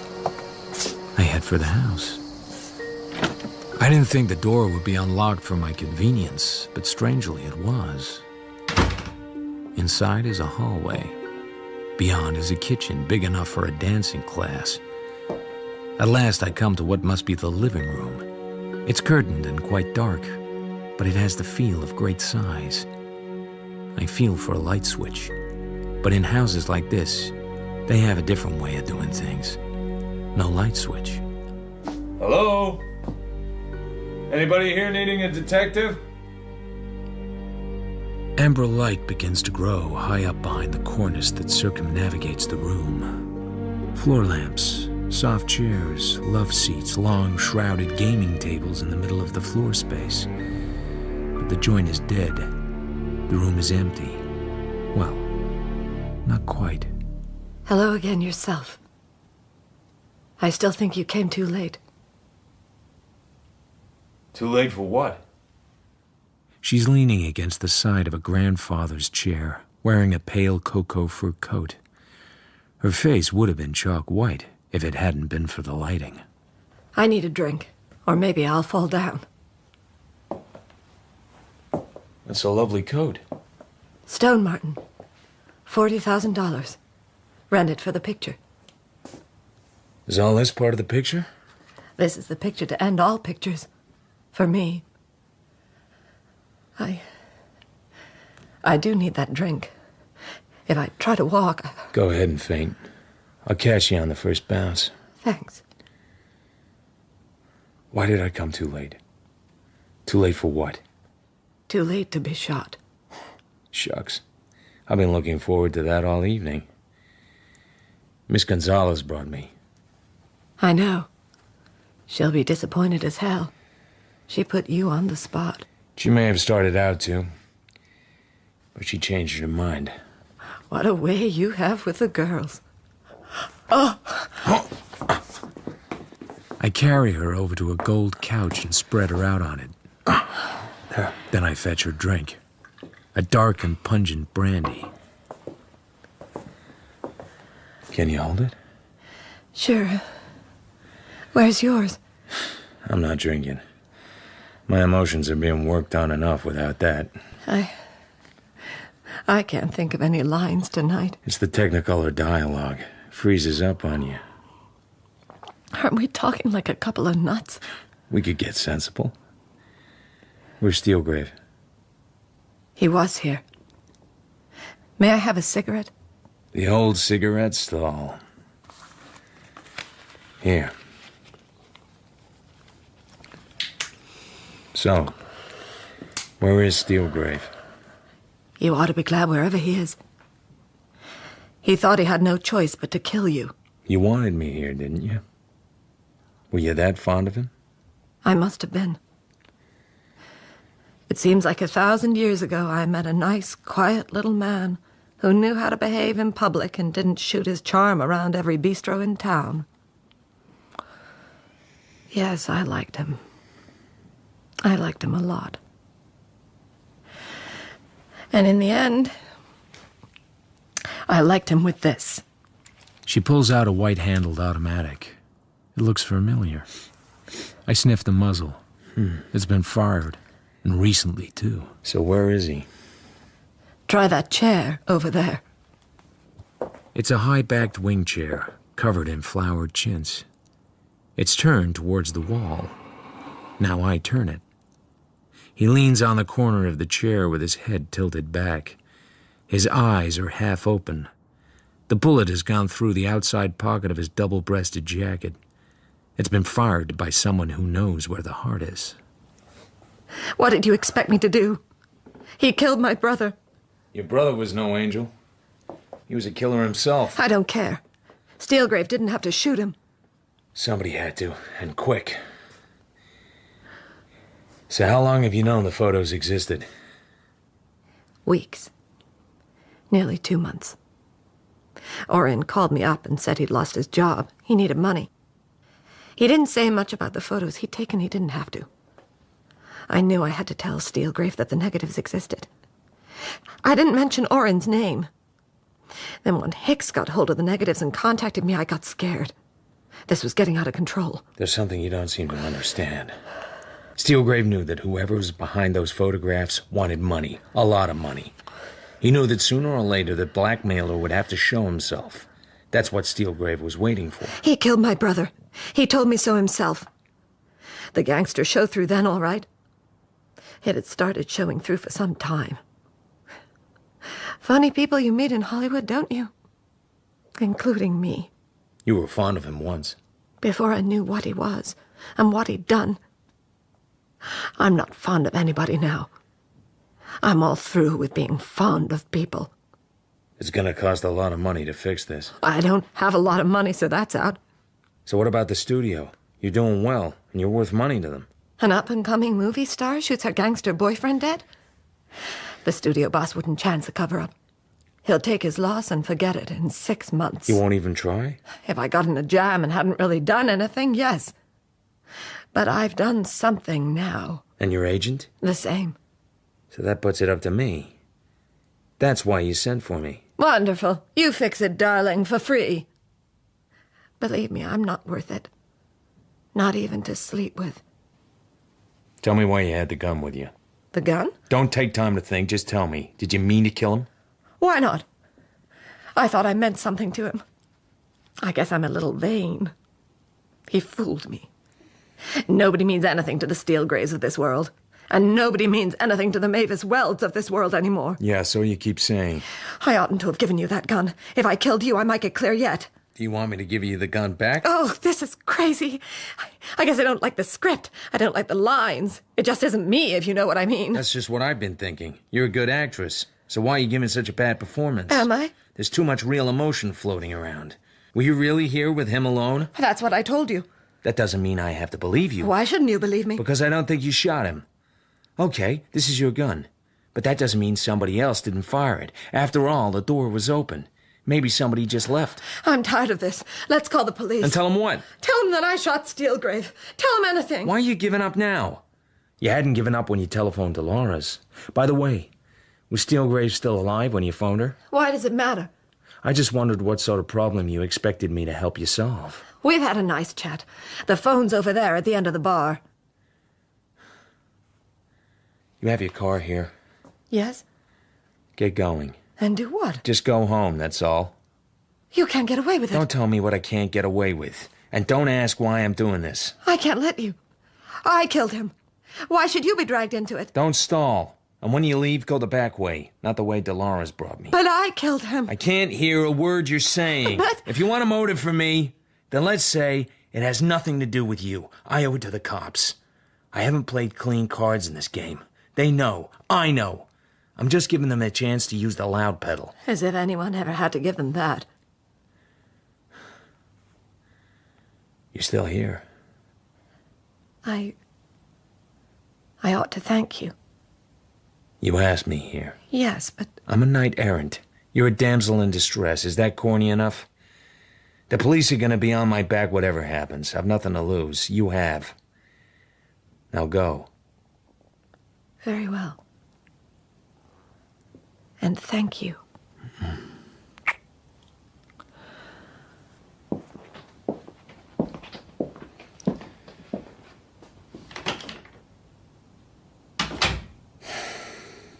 After a time, I hear a whirring noise. The garage door going up. Then a car starting. The motor fades away into the distance. I hear nothing now. I go back to Steelgrave. He looks as if he plans to stay dead. I take the gun Mavis has given me and wipe it off. I put his small, limp hand around the butt and let it go. The gun thuds to the carpet. The position looks natural. I'm not thinking about fingerprints. He would have learned long ago not to leave them on any gun, even the one he kills himself with. The weapon in Steelgrave's holster, I take out and then put it on the bar shelf under the counter, wrapped in a towel. Then I touch the big muscle in the side of his neck, usually the first to harden. There's not a hell of a lot of time to play around with. I go to the telephone and dial the number of the Los Angeles Police Department. I tell them I'm here alone with Mr. Steelgrave, but unfortunately Mr. Steelgrave can't come to the phone right now. And this time, I promise to wait till they get here.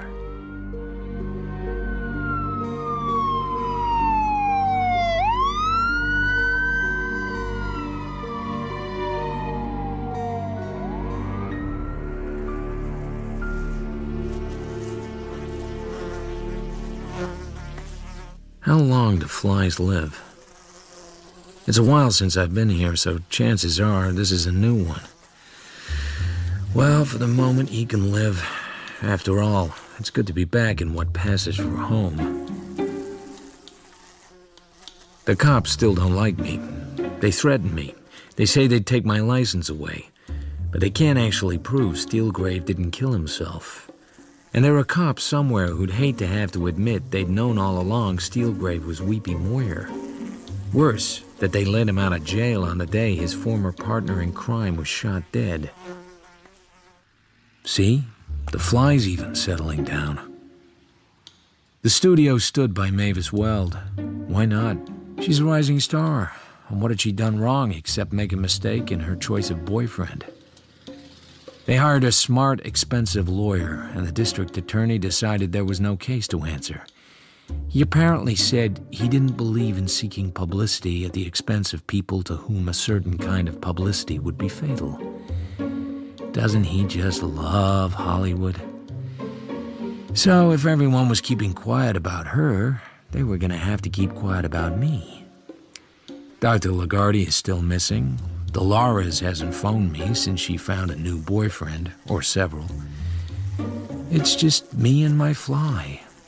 And the one person I haven't heard from in a while. Yeah. I'm in that telephone booth. If you're alone, I'm coming up. Uh-huh.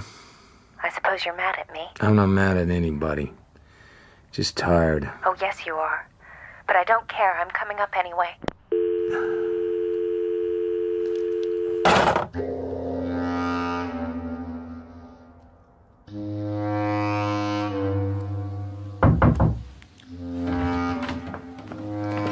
It's me. I'm going home. Would that be Manhattan, Kansas? I may have to come back, of course. Can you afford it? Why not? I can't remember whether I gave you back your $20 or not. We kept passing it back and forth until I lost count. Oh, you gave it back to me. Thank you. You sure? I never make mistakes about money. She places her big, square bag on my desk. The bag she carried the first morning, along with her glasses and the prim little narrow-minded smile. Are you all right? Did they hurt you? The police? No. And it was as tough a job as they ever didn't do. You must be awfully brave. Huh, just luck. After all, I'm not used to having my client ratting on me. I pick up a pencil and feel the point. It's a good sharp point, if anybody wanted to write anything. I don't. I reach across and slip the pencil through the strap of her bag and pull it towards me. Don't touch my bag. But it's such a cute little bag. So like you. You think I'm cute, Philip? I'm so ordinary. I wouldn't say so. You wouldn't? Hell no. I think you're one of the most unusual girls I ever met. I swing the bag by its strap and set it down on a corner of the desk, on my side. I bet you've known lots of girls. Why didn't you ever get married? The ones I'd like to marry, well, I haven't got what they need. The others you don't have to marry, you just seduce them if they don't beat you to Oh, it. you're horrid when you talk like that. You wouldn't have been so hard to take yourself. Don't talk like that, please. Well, would you? Oh, I wish you'd tell me what happened to Oren before he died. I'm all confused. I told you. You probably went off the rails. The first time you came in, remember? Abnormal family life, an awful money hunger running through the whole family, apart from one. So tell me, was your father married before? Yes? Why? That helps. Leela had another mother. She's just your half-sister. That suits me fine. Tell me some more. After all, I did a lot of work for you for a very low fee of no dollars net.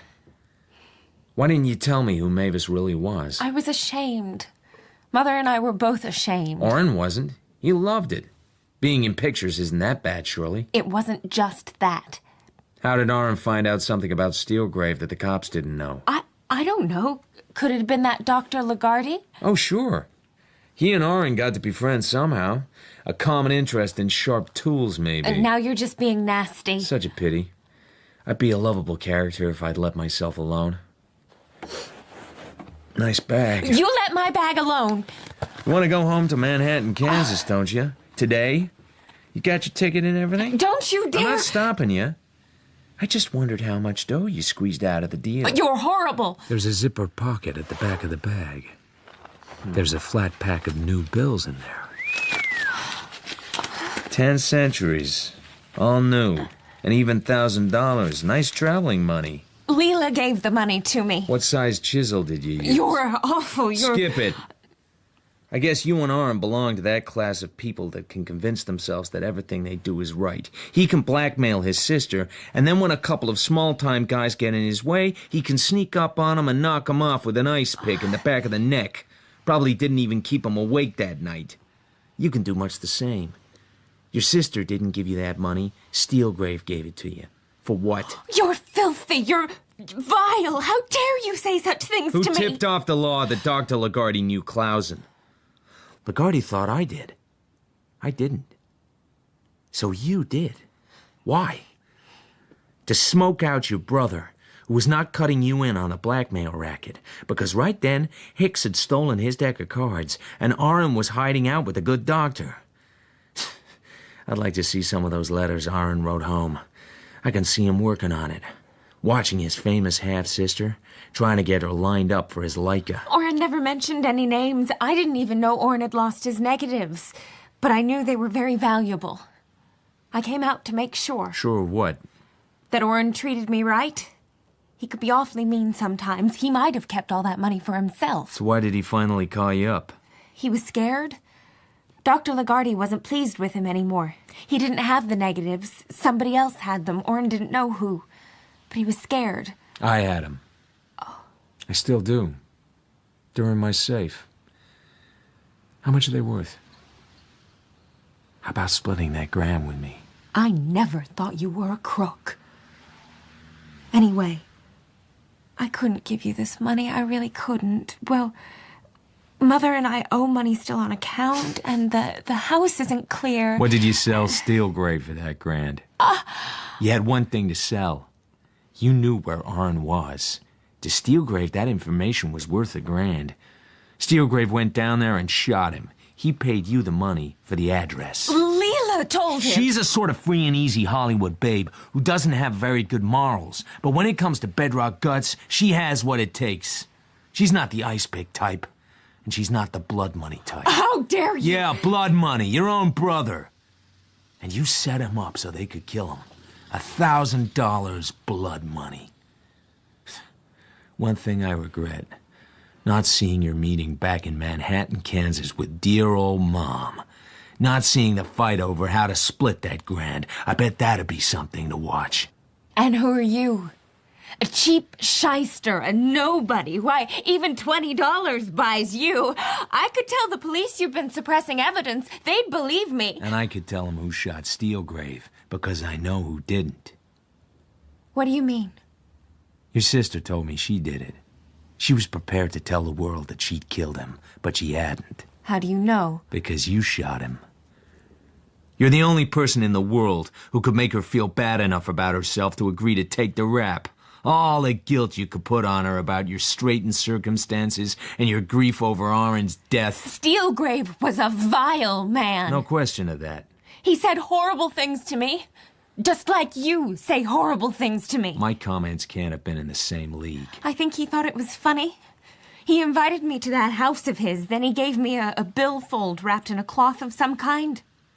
When I unwrapped it, there was a hole in the middle, and the hole was stained with blood. I felt sick. No one likes to be reminded of what they're responsible for. Then he gave me a pile of fresh notes. He thought that was the end, but... But? My sister arrived. She saw what had happened. She took out her gun. To defend you. I don't know, maybe. That's my guess. But I was so mad and so upset. I grabbed the gun from her and I Plugged Mr. Steelgrave through his double-breasted suit. He'd killed Oren. And then you persuaded Big Sister to take the rap. She owed it to us. Owed it? Well, that's one way of looking at it. Who are you going to tell? Nobody. Because your sister's in the clear. And who needs all the publicity? It'd cost her too much. Unless you want the publicity. Besides, what evidence do I have? You're saying I'm a murderess. Aren't you? You just don't understand anything. I'd agree with that. He was a horrible man, a killer, and he laughed at me. Sure. I think I'm going to go now. I think you should. I regret ever walking into your office. The feeling's mutual. I'm not surprised nobody ever married you.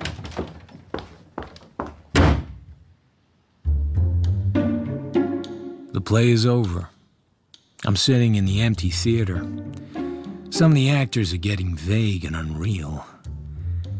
I think of the little sister tripping back to Manhattan, Kansas, and dear old Mom with that fat little $1,000 in her purse. A few people had been killed so she could get it, but I don't think that'll bother her for long. Then I think of Dr. Zugsmith, her employer back home, and I frame some advice. If that little girl wants anything from you, Dr. Zugsmith, give it to her quick. Just wrap yourself in a smile and shell out. Don't get involved in any discussions about what belongs to who. Just keep the little girl happy. That's the main thing. Good luck to you, Doctor. And don't leave any harpoons lying around the office. Sorry, Fly. Wrong moment.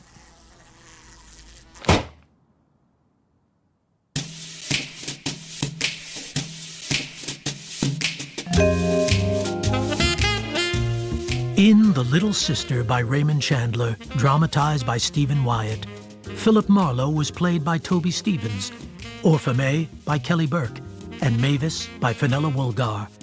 Lagarde was played by John Garasio, Dolores by Janita Jimenez, Hicks by Jonathan Forbes, and Clausen by Peter Polycarpou. The director was Claire Grove.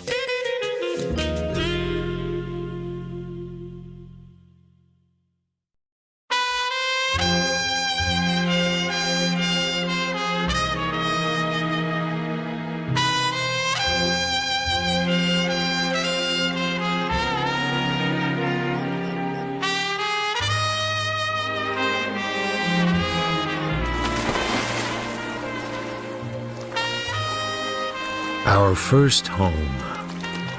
It's a very handsome place, except that it stinks of decorator. It's only rented for the season. It's a bit on the she side, but so is Poodle Springs. Pool's too small, and no springboard. The master bedroom has a bed as big as a tennis court. Well, that's nice. We don't get on together, we can be distant. Oh, I'm paying $1,200 a month for this dive. I want you to like it. It'll be the first time I've been kept. Can I wear a sarong and paint my little toenails? Damn you, Marlowe. It's not my fault I'm rich. We could, have an early lunch and, a siesta. You have an early lunch. I'll go downtown and look for an office. There must be some business in Poodle Springs. Oh, I hate you. I don't know why I married you. Can I borrow the car? Tomorrow I'll fly back to L.A. and pick up my olds. Can it wait? Does it have to be like this? It all seems so unnecessary.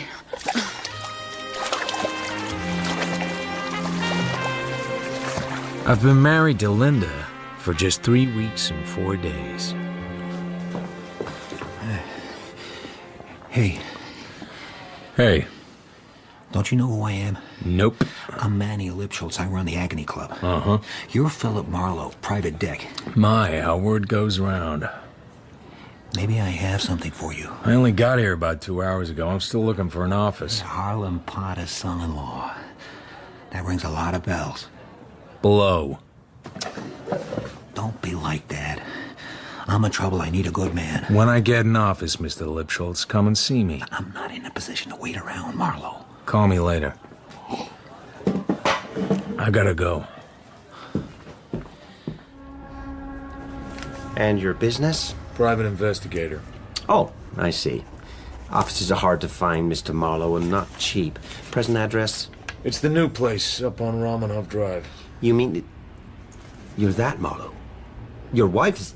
She's Holland Potter's daughter. Uh-huh. I'm sure we can fix you up, Mr. Marlowe, sir. Absolutely.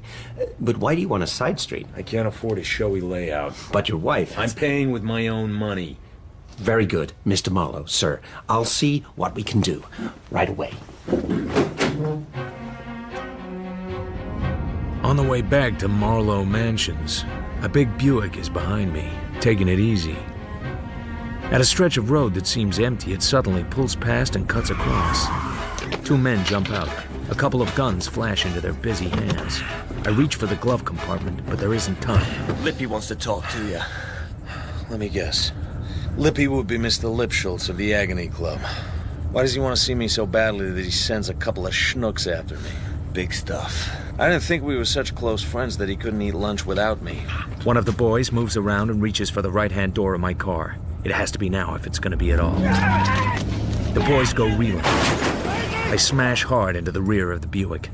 I can't see what it does to Linda's car. I yank the glove compartment open and grab my .38. The smaller hood is running. The other one's still on his ass. I fire a shot over their heads. If Lippy wants to talk to me, he can't do it with me full of lead. Never show a gun unless you're prepared to use it. I am, you're not. Maybe I will go see Lippy. I need some advice about his staff.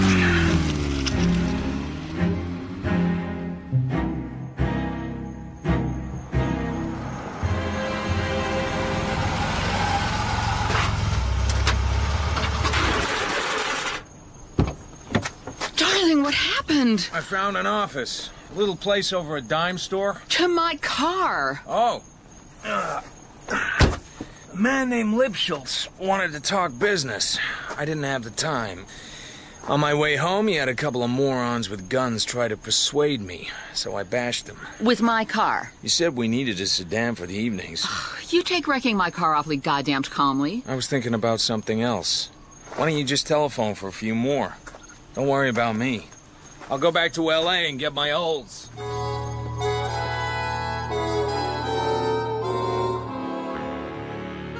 The Agony Club is northeast of Poodle Springs, just over the line in Riverside County.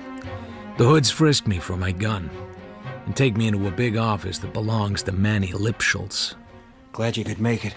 Gotta make a living. Yeah, sorry about the boys. Uh-huh. See, I got a problem, Marlowe.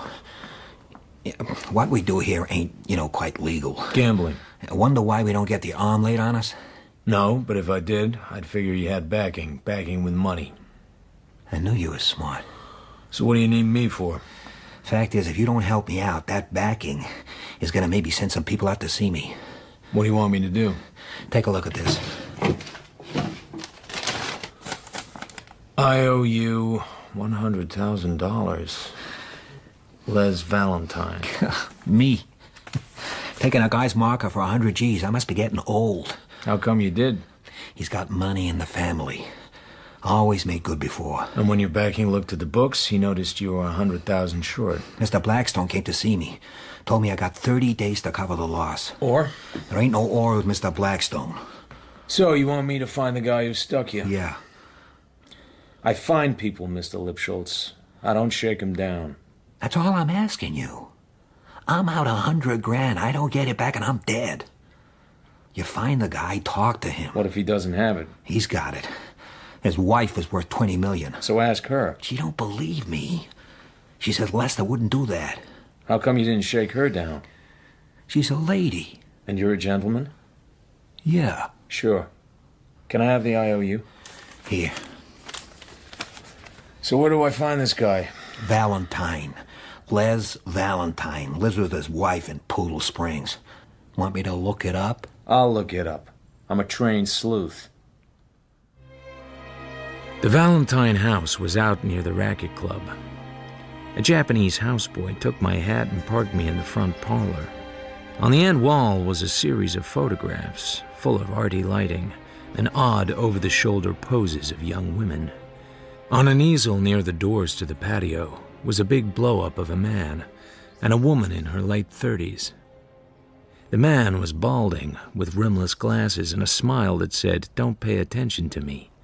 The woman had a mouth that said, "I won't give you a damn thing," and a body that said, "You can have anything that you can take." Mr. Marlowe. Nice photo. Is that your husband? That's Les. He set the timer and joined me. He's very clever. I'm trying to locate your husband, Mrs. Valentine. Really? I've been employed by a man who claims your husband owes him $100,000. That's ridiculous. My employer says your husband ran up gambling debts at his casino and left him holding IOUs. IOUs for illegal gambling are not enforceable. But it has put my client in a difficult position with his employer. Mr. Marlowe, this is no doubt of some interest to someone, but not to me or to anyone who knows my husband. My husband does not gamble.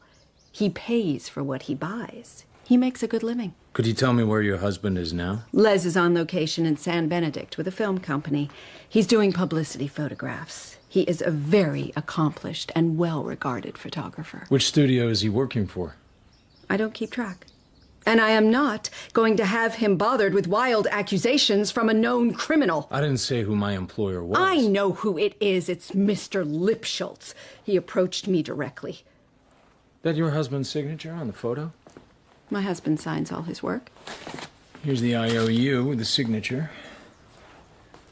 Oh, look at that. Oh, forgive me if I've not been entirely straight with you, Mr. Marlowe. Uh-huh. My husband enjoys gambling, and I have been happy to indulge him in his little weakness. Les is an artistic man. He's full of quirky needs, sensitivities that worldly men like you, do not necessarily have. Uh-huh. In the past, I have paid his debts, but this $100,000 to a man like Lipschultz, I said that it was time for him to become more responsible. I said he would have to liquidate this debt himself. Does he work out of his home? Of course not. He has an office in Los Angeles. Do you have the address? I don't need to know his address. Don't need to? Our marriage is founded on trust. There are starlets on the wall. Isn't that Sandra Lee? You think I fear those women? You think I can't keep him at home? If you want to play your little boy games, you go ahead. Goodbye, Mr. Marlowe. I went home. Mrs. Marlowe was out by the pool with a one-piece white bathing suit and a drinks trolley. Oh, did my big detective get all worn out? Talked with Lipschultz. I also talked with Mrs. Les Valentine. Muffy? Do you mean Muffy Blackstone? Woman, maybe 40, mean little mouth, body of a Varga girl. That's Muffy. She's Clayton Blackstone's daughter. He's a friend of Daddy's. I think he's wealthier than Daddy. Heavens. Muffy married not long ago. No one ever thought she'd make it. Whenever she had a boyfriend, something always went wrong. Who's the lucky man? Nobody. It is assumed he married her for her money. Yeah? Probably has a rundown office someplace over a dime store. Oh, don't be such a bastard. What are you doing talking to Muffy?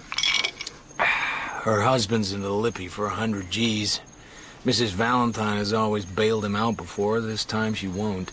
Good for her. I'm sure he's been a dreadful trial. She seems a little trying herself. She was single all that time and devoted to Daddy. She drinks too much. Anyway, the guy Lippy works for is unhappy. Lippy has 30 days to get the money back, so Lippy hired me to find him. Well, if anyone can do it, I'm sure you can. Funny thing, the big boss, the man putting the heat on Lippy, his name's Blackstone. Clayton Blackstone? I don't know. No, probably a different Blackstone. Uh-huh. Next morning, I head north along the coast to San Benedict to look for a movie company shooting there. And It's a simple transaction. We give her the money, she turns up on time. It's called working. Yes, Mr. King. Excuse me. Yeah, what? Name's Marlowe. Looking for a photographer named Les Valentine. Can't say I know him. She's awake, Mr. King.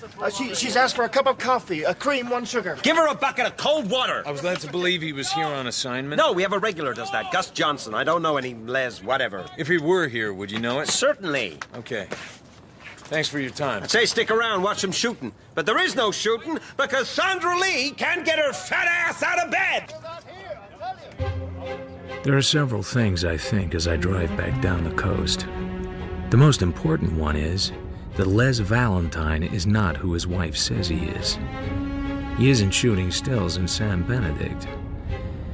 After 2 days hot in his trail, I know less than when I started. I watch Muffy Valentine's house for a week. Every morning she heads off for her exercise class, and the houseboy takes the dogs for a walk. On the 8th day, I wait for them to go, then walk up to the front door with a clipboard and a pencil behind my ear, and a collection of master keys on my belt. I find nothing in the house.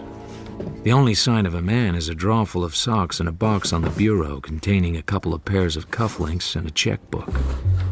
The checkbook is Valentine's. I go through the stubs. Dues at the racket club, clothes, photographic equipment, and a parking ticket made out to the parking clerk, City of Los Angeles. I decide this is a clue. Office of Parking. This is Marlowe, Sheriff's Substation in Encino. I need a location on a ticket. We're busy. Put it through on a requisition form. Listen, sis, you're not talking to some biscuit kicker from Fresno. This is police business, so get off your whitest part and get me the address. What's the number on the ticket? 41701. Hubba hubba, sister. I don't have all day. One moment. Biscuit kicker from Fresno. The violation occurred in front of 1254 Western Avenue, and I must say I don't appreciate your manner. Why don't you go kiss a walrus, sis? It's on the west side of the block between Hollywood and Sunset Boulevard.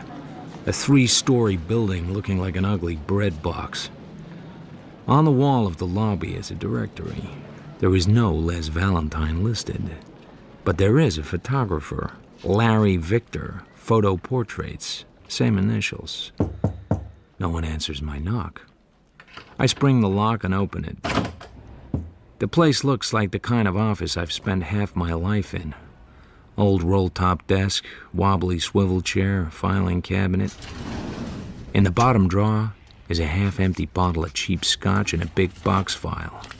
In the file are about 100 glossy prints of naked women doing a variety of tricks, some of them quite old. One of these women is a young Sandra Lee. I roll up her photo and slip it into my coat pocket. The coincidences are piling up. What? Don't be confused. I am not you. I can see that. So what the hell are you doing here? You first. Me first? This is my office. Aha, you must be Larry Victor. But who are you? Why are you sitting in my chair? Kind of like a nursery story, isn't it? Are you gonna tell me? Marlowe. I'm looking for a guy named Les Valentine. You a cop? Nope. I met him at a card game. He took my marker for half a G and gave me this address. Funny thing, I know Les Valentine. Amazing. No, well, not really. We're both in the same line. Both do a lot of movie stills work. He's a good photographer. Where is he now? Heard he was out of the country. Heard of a guy named Manny Lipschultz? No. Swell name, though. Uh-huh. We're all swell. Just a couple of swell guys lying to each other on a pleasant afternoon. I go out onto Western Avenue and sit in my car and wait to tail a guy who isn't the man I'm looking for. But there's something about him that bothers me. After about 20 minutes, he comes out of his office on foot, and I follow him 2 blocks into a bar called Reno's. I let him settle at the bar and sidle into a booth. You want a drink? Gimlet on the rocks. Larry Victor's at the bar, and beside him is a blonde in a very short skirt, and she's mad as hell. She takes something and shoves it at him. He puts a pair of rimless glasses on to look at it, and I realize what's been bothering me. Except for the hair, he looks like a picture I saw of Les Valentine. And hair can be arranged. He shoves the photo back at the blonde and heads for the door like a man leaving his wife for good. He gets his car from the curb near the office, and I follow him down onto the freeway and south to Venice Boulevard. He pulls up behind a beachfront bungalow. I park further down and cut up the beach walk. Larry Victor is sitting on his porch with a black-haired young woman with big dark eyes. They're drinking beer from the bottle and holding hands. The girl leans over and kisses him, and he reaches up in an automatic gesture and straightens his hairpiece. Bingo. Les Valentine. And then there's something else strikes me about these two. They look happy. Did you detect anything good today, darling? I found Les Valentine. Oh, how exciting for you. I'm sure it compensates for missing our dinner at the club. Sorry, the whistle doesn't blow at cocktail time for me. Don't you want to be with me? Of course I want to be with you. I want to spend all my time in bed with you, having cocktails by the pool with you. And if I give in to that, you might as well get me a little jeweled collar and take me for walks. So where'd you find him? He's living in Venice Beach under the name of Larry Victor. Has a photography studio in Hollywood. Oh, Mr. Lipschultz will be awfully pleased. If I tell him. Why wouldn't you? There appears to be a Mrs. Victor. Is there really? That timid little waterbug of a man? In L.A., he wears a toupee, blonde, smooth back, dresses like an agent for a B-movie starlet. He specializes in this type of photograph. Oh, that's Sandra Lee. Uh-huh. Oh, her breasts are awfully small. Oh, and she's a little potbelly. Hardly. Muffy's husband takes pictures like this? Hundreds. Well, how did you find them? I burgled his office. So why didn't you tell Mr. Lipschultz? I don't know. Larry and his other wife. She seemed glad to see him. But what about Muffy? Yeah. I drive back to L.A. again, park on Hollywood Boulevard, and walk back to Western. It's time to talk with Larry, or Les. The door of his office is unlocked and I go in. He isn't there, but something is. She's in his swivel chair, tilted back, a small hole in the middle of her forehead. I can't see the blood, but I can smell it, and a stale hint of some perfume. It takes me a moment to place her. She's the blonde who argued with Larry Victor in the bar. I check the filing cabinet. The box file is gone. I take in a deep breath and dial Bernie Oles at the DA's office. And wait. Marlowe. Hey, Bernie. Small caliber gun. You know her? No. You been cute? Not yet. You still working? I heard you don't need to. Missing persons job out of the Springs. Trail led here. I talked to the guy. He said he couldn't help me. I went away, found out some things that didn't make sense, and came back to talk to the guy again. The door was open. Guy's name Larry Victor? That's the name on the door. You know where he is now? No. Anything else you can tell me might help? No. I suppose if I ask you the name of your client, you wouldn't tell me. Not if I don't have to. And who decides if you have to? We work it out, right? Stay in touch, Marlowe. I go west down Santa Monica Boulevard with my foot heavy on the gas pedal. It won't take the cops very long to find out where Larry Victor lives, and I want to get there first.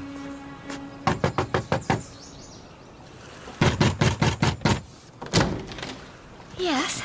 I need to see Larry quick. Larry's fixing drinks. Would you like one? In a minute, we'll all need one. Angel? Who's this? What the hell do you want? There's a dead woman in your office, Larry. The cops are on the way. A dead woman? Come on, Larry, get in the car. Angel, tell the cops you don't know where he is. Hold on. Larry, it's me or a long night downtown. Dump the drinks. Larry! Call me! Get rid of the 2 glasses, Angel. You don't know where he is. I didn't kill her. But you knew her. What the hell you say? You just had a fight with her at Reno's bar. How'd you... I followed you. Followed me? Try not to say everything I say. I followed you to Reno's, and then I followed you home. Is Angel your wife? Yes. And is Muffy Valentine your wife? Muffy Valentine? Told you not to do that. Who's Muffy Valentine? Les Valentine's wife. I saw a picture of Les in her house. If you put on your glasses and took off your rug, you'd look just like him. So, do I call you Larry or Les? You legally married to Angel? Well, this is certainly pleasant. No smart guy remarks, no lies, just the soothing sound of my own questions. Got a photo of Sandra Lee here. I assume you took this when she was just starting out. Jesus Christ, Marlowe. Yeah, you have it all rolled up and folded away neat. Then there's a murder and everything unravels. What am I gonna do? You're gonna tell me what's going on. The cops know about me? Not from me. When I left them, they just had the corpse in your office. You were there? I discovered the body, stiff a minute Marlowe.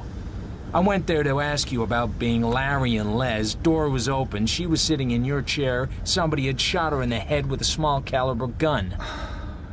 Yeah. You got a cigarette? Here.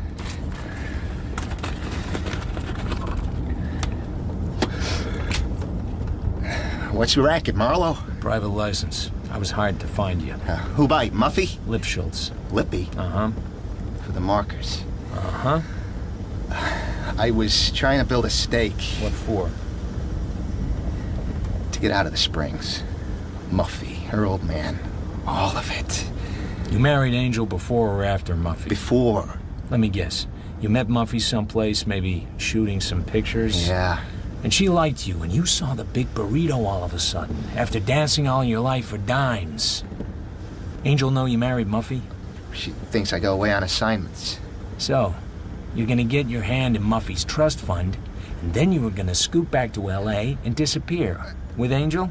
Something like that. Except you couldn't get the dough. No. So, you tried to parlay it at the Agony Club, and found out that it's hard to beat the house. I think the game was rigged. Yeah, sure. So, well, how come you didn't tell the cops? How come you came tearing out here to save me? I'm a romantic. A what? I saw you and Angel together the other night. You looked happy. You're a piece of work, Marlowe. Uh-huh. I didn't kill her. Then tell me how she ends up at your office sitting at your desk with a bullet hole in her forehead. I don't know. What was her name? Lola something. I hardly knew her. What were you arguing about? But I used to date her. But you don't know her last name? I can't remember every name, huh? Remember this one, pal, or I'll drive you straight downtown. Don't do that! Jesus Christ! Faithful. Her name was Lola Faithful. Stage name. That's how she was in the book when I was dating her. And she was mad because you weren't dating her anymore? She was mad as hell. How long you been married to Angel? 3 years, 7 months. Break up with Lola before that? Sure, hell, what kind of a guy you think I am? So, like, 4 years ago, you ditched Lola Faithful, and a few days ago she's in a bar screaming about it? She carried a torch. Not my fault. If you don't believe me, why are we here? 2 things. 1, I don't think you got the iron in your bones to kill a man. You ever kill anybody, tough guy? 2, why would you kill her right there in your office and leave her and not even lock the door? Hey, that's true. You got a place to go? No place the cops wouldn't think of. They know about Muffy? No, Jesus, nobody knows about her. Go there. Muffy's? Why not? She's your wife. It's your house. How am I gonna get there? I'll drive you. All the way? I live there. Marlowe. Holy Christ, are you the guy that married Harlan Potter's daughter? She married me. You live right down the street from me. In a small world. The big burrito.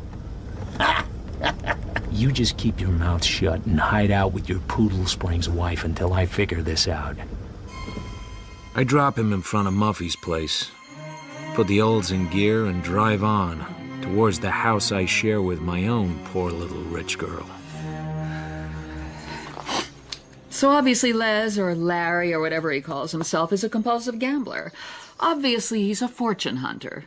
Obviously, he's dishonest. Why are you protecting him? Why not simply turn him in? He doesn't understand either. I should think he wouldn't have worm. What kind of a man would get himself into this kind of mess? I think he's addicted. To drugs? To risk. Why does someone feel that way about gambling? It's the danger of losing. It gets the juices going. He likes to lose? He likes the chance of losing. It excites him. So he gambles and commits bigamy and takes pornographic pictures and maybe murders someone? Well, things got out of hand.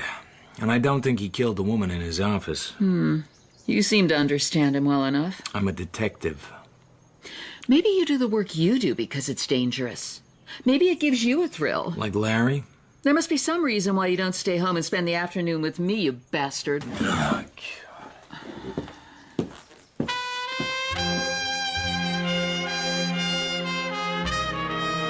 The sky is as blue as a cornflower, and the weather is in the low 70s when I walk into Reno's bar. What'll it be? Rye, straight up. Lola Faithful coming here much? I might run a tab. Here's 20. Okay. Lola Faithful coming here much? Oh, Lola, sure, yeah. I didn't get you the first time. Hell, Lola comes in here all the time. Christ, that's what she does. She comes in here. What can you tell me about her? Well, I think she used to be some kind of hoochie-coochie dancer. And? And nothing. That's all I know. Know a guy named Larry Victor? Sure. Lola and Larry were hollering at each other here at the bar just the other day. What were they fighting about? She had something on him. She was going to get even, I guess. She had something on him. She was going to make him pay. What did she have? Well, I don't know. That's all I know. There's always something. Where's Lola live? Kenmore. 222 Kenmore. Want another drink? Not just now. Keep the change. 222 Kenmore is on the left side as you drive up toward Franklin. The lawn has gone to hell. The house needs paint. The front door is locked, but the frame is shrunk up so that it doesn't take much to get in. I'm hoping to see something the cops wouldn't have seen, or that didn't mean anything to them. I look behind the refrigerator and examine the linoleum around the edges, and pull over a chair and climb up and look inside the kitchen light. Hold that pose, sailor. Uh-huh.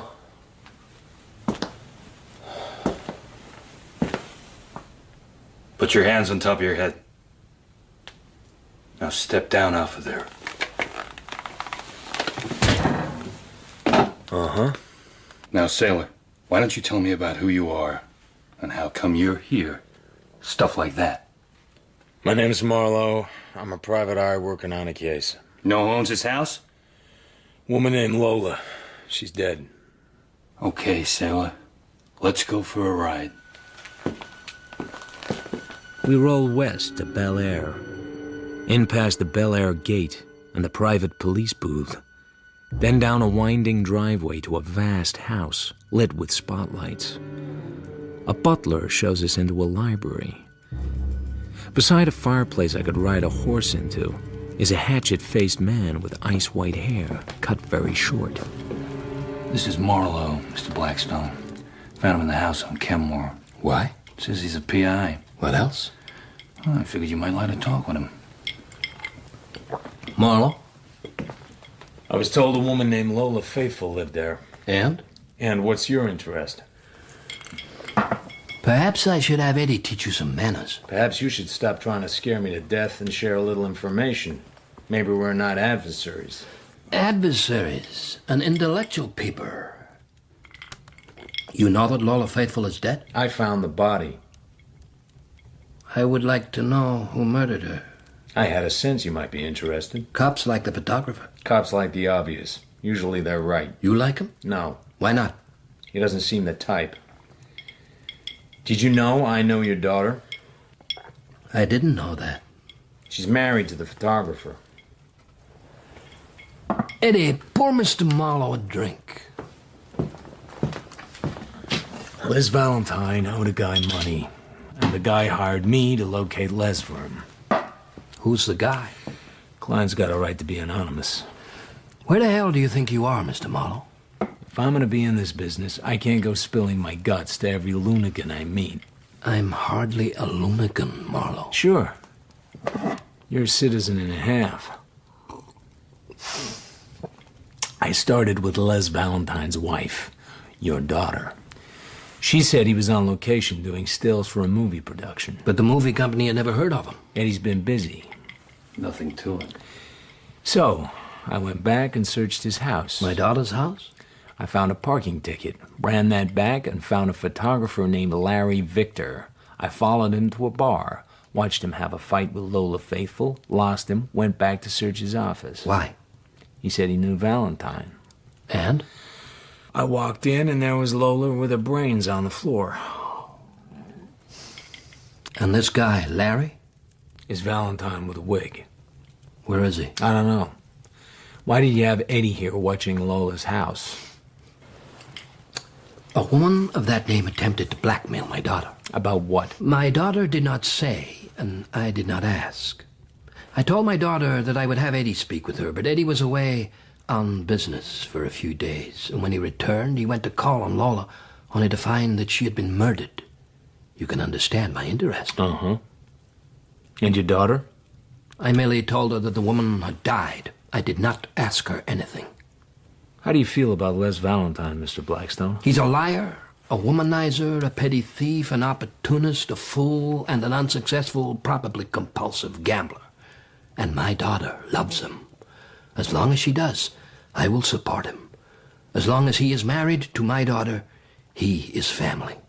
Even though he's a wrong G. I am not much of a father, Mr. Marlowe. I have only my daughter. Her mother is long since gone. If she wishes to be married to a wrong G, then he will become my wrong G. The wrong G is home. I delivered him myself. So you weren't telling me everything? I never said I was. I can admire that, but don't make the mistake of confusing admiration with patience. Take him home, Eddie. When you get there, give him back his gun. Yes, Mr. Blackstone. I'm up again. Showered, shaved, smelling like a desert flower and tougher than 2 armadillos. On my way to the Agony Club to report to my employer. Hello? Anyone home? Lippy is in his swivel chair. A bottle of scotch on the table beside him. 1 glass. His head hangs down on his chest. The exit wound is dark and messy. His face has begun to bloat.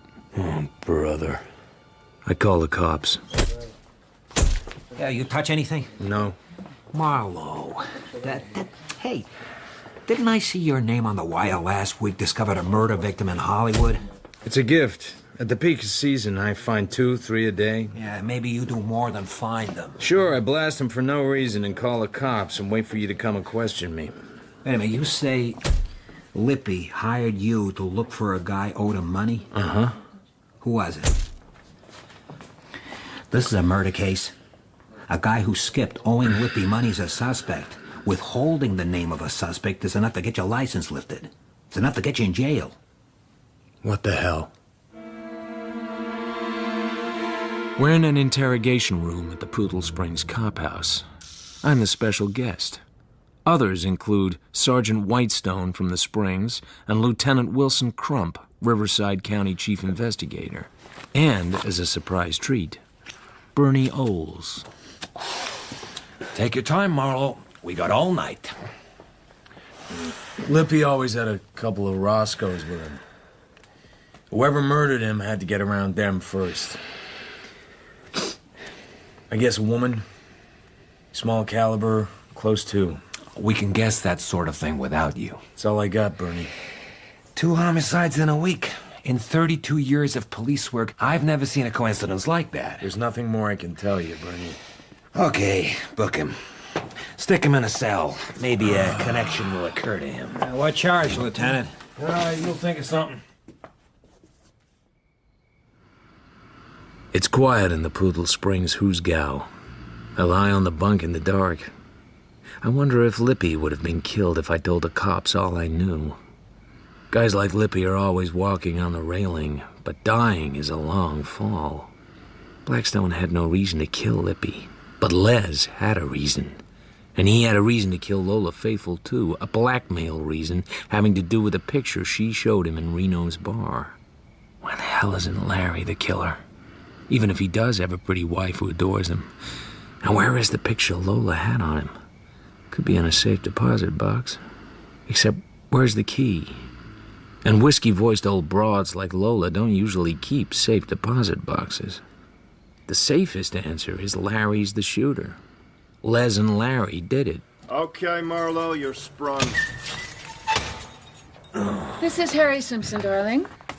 I'm sorry we took so long, Mr. Marlowe. I had to wait until the court opened this morning to get a writ. Uh-huh. I'll drive you home. Daddy's furious. To hell with him. He got you out. To hell with him anyway. I've been in the jug before. It's an occupational hazard. I frankly fail to see how you can do your work and keep your self-respect. Because it involves spending time occasionally in jail. Because it brings you into contact with the lower classes. It's not my fault my father's rich. It isn't mine either. But you don't get as rich as Harlan Potter without spending time with some people you wouldn't care to break a crumpet with. Oh, this is no kind of a marriage. You're out all night half the time. I don't know where you are or what you're doing. You might be getting killed. What will they say at lunch? Damn it! Don't be so poor, snob, high and mighty. I spend the night in the guest room. In the morning, I drive over to Muffy Valentine's house. Les isn't here. I don't know where he is. You know Lipschultz is dead? Yes? Did you know he worked for your father? Your father owns the Agony Club. She stepped back as if I poked a live snake at her. She didn't say anything. I find Angel sitting on her front porch, looking at the beach. Larry's not here. You waiting for him? I didn't go to work. I have to be here in case he comes. He's not worth it. He's got no spine. I love him. He'll come back here sooner or later. Angel, I'm not so sure that he didn't kill Lippy. He wouldn't. And if he killed Lippy, he might have killed Lola. No. No. I drive downtown to see Bernie Oles. Harlan Potter spring you, or you just tunnel out? Huh. You're not looking too good, Marlowe. Bernie... Les Valentine and Larry Victor are the same guy. Is that a fact? You've known this for a while. Yeah. You think that maybe you played it a little too tight this time, Marlowe? Lippy didn't deserve it. Not from this guy. Nobody deserves it. Yeah, sure. Let your heart bleed a little. I don't think he did it. You don't think he did it? Who appointed you? He's a spineless creep, but he's got a nice little girl who loves everything about him. You covered for some guy you barely know because he's got a nice wife? They looked... happy, Bernie. You don't see too much of that. Okay, Marlowe.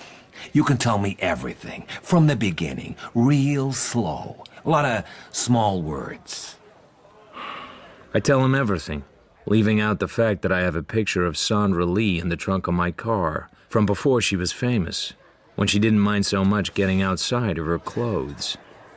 You still think Larry, Les, whatever his name is, didn't do it? I don't know. I've told you what I know.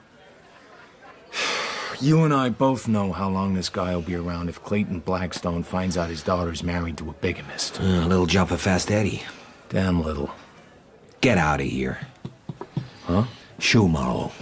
Go on. Shoo. I drive up Kenmore to Lola Faithfull's house. She was blackmailing Larry with a picture, so where is it? I tossed her house like a Caesar salad and found nothing. So where would she hide it?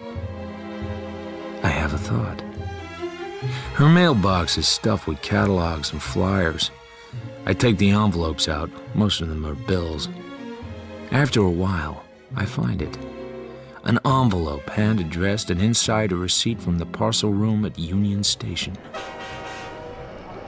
An ancient attendant shuffles off into the catacombs and emerges maybe 3 weeks later with a flat manila envelope. There's a name scrawled across it. Lola Faithfull? That's the one. Inside is a print and a negative. They match.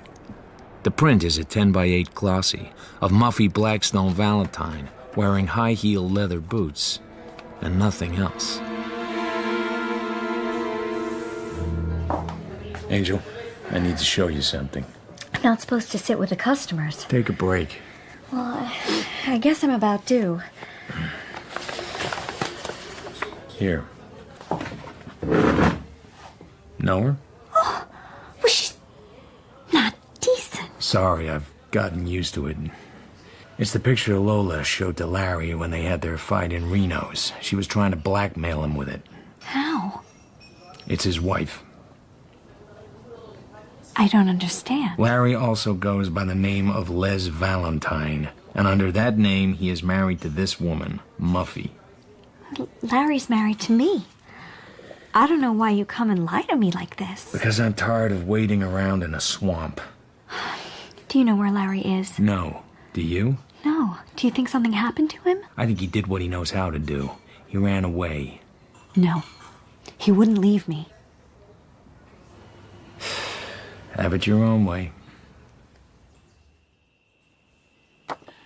Muffy Blackstone. I had no idea. Really, Philip, why do you have to be the one to dig this thing up? Aren't you embarrassed? This is awful. I'm a detective. You knew that when you married me. Well, I guess I didn't think you'd always be a detective. Damn you, Marlowe, can't you see how it is for me? This is what I am. A guy who ends up with dirty pictures in his possession. I could tear it up right now. Sure you could, but I've made copies. Damn you, it's embarrassing digging up the dirt on people we know. Oh, shoot. I'm terrified when you're not home and humiliated when I don't even know where you are. And now this disgusting thing. I don't want you mixed up in this. It's not up to you. Do you really think... You live your life, I'll live mine. Very well. I'll ask my attorney to draw up divorce papers.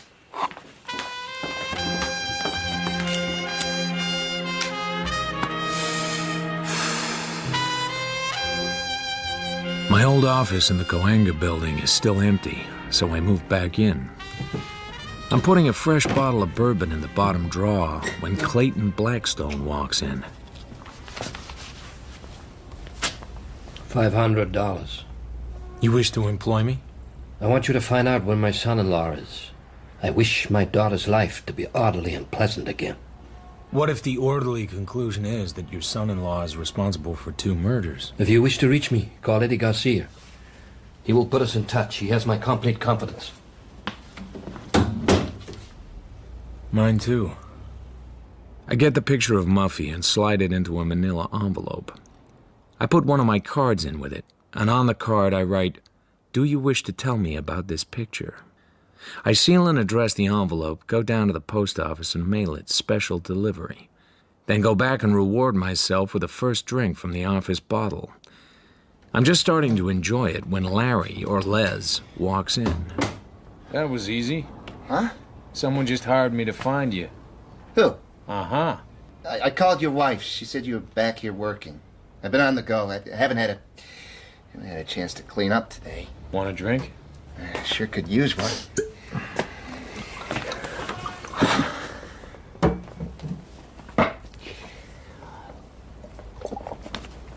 Oh, I didn't kill that bimbo. How about Lippy?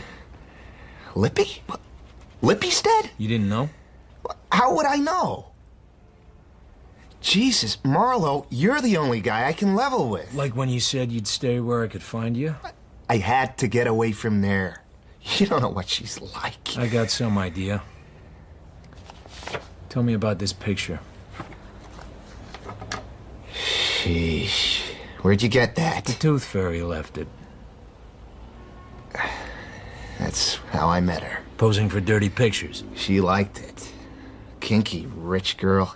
Funny thing is, she had to know the pictures would be used. She wanted them sold. So you proposed at once. You're a sarcastic bastard, Marlowe. It was my chance. I'd been nickel and diming it. Here's a broad with more dough than Howard Hughes. For me, sure, but for Angel, too. Kid deserves everything. Now look what she got. Here's a C-note. Huh? There's a flop house on Wilcox. Starwalk Motel. Check in. Get cleaned up. If you're not there when I want you, I'll tell everybody everything, and you're on your own. I call Eddie Garcia, and he agrees to meet me at the Bay City Pier. Nice day you brought me out on, sailor. You picked the pier. Good place to talk alone. So? I'm gonna bind Eddie. I can probably find Les Valentine okay, but I don't know for sure it's the best idea for everybody. No? Does Blackstone know his daughter's kinky? Kinky? Look at this.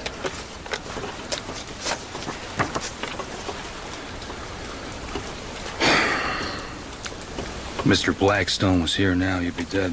He'd kill me? He'd have me kill you. I can feel my lip quivering. Does he know about her? Yeah, he knows. The kid's been wrong since she was little. Booze, creeps, dope. When she was younger, spent a lot of my time straightening out her life. Like what? Like she's shacking up with some Hollywood heartthrob. I go and have a talk with him, and he leaves her alone. There was a magazine, kind of behind a wrapper. They were going to do a photo spread with her. I had to go and talk to the publisher. Where'd you get this one? Lola Faithful stashed it at Union Station. Where'd she get it? I don't know. She was dead when I met her. She tried to blackmail Larry with it. Uh-huh. You carry a small caliber? If I was you, I'd find myself Les Valentine, bring him back to Muffy, take Mr. Blackstone's dough, and move on. He finally got her married. The guy's a creep, but she's off the streets, safe. Now you screw that up, and Mr. Blackstone's gonna be sending me looking for you. If he does, you know where I am. It's still raining next morning when Muffy Blackstone comes into my office. Coffee? Why did you send this photo to me? I've been walking around the edge of this case since I started. I thought maybe if I couldn't get in, I could get someone to come out. You are trying to ruin my marriage. No. I'm trying to find out who killed Lola and Lippy. To whom have you shown this picture? I thought you liked having your picture passed around. How come you're throwing a wingding? What do you know? I know you met Les when he was taking pictures out of an office on Highland Avenue and calling himself Larry.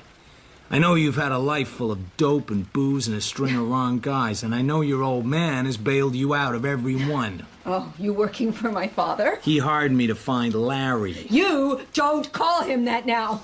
My father just wants you to find him so Eddie can kill him. Why would he do that? Because he won't let anyone have me. He'll ruin that too, like he ruins everything.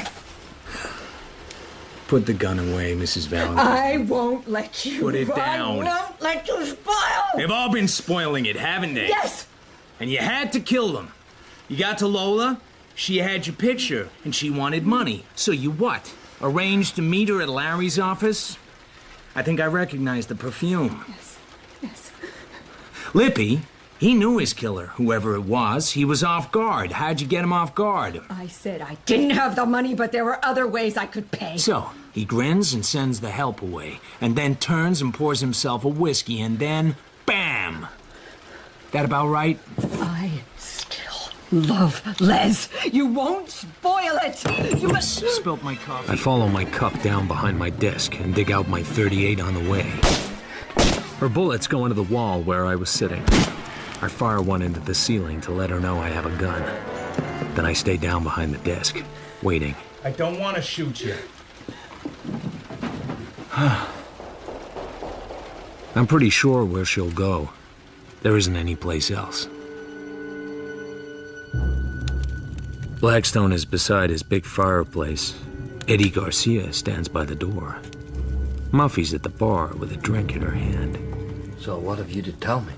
Your daughter stopped by my office. She said you were trying to destroy her marriage. She said she'd kill me like she killed Lola and Lippy. Then she got out her .25 and began plugging away. Muffy? Lola had a bad picture of me. Didn't you know there'd be other copies? She's not playing with all the dots on her dice. Muffy?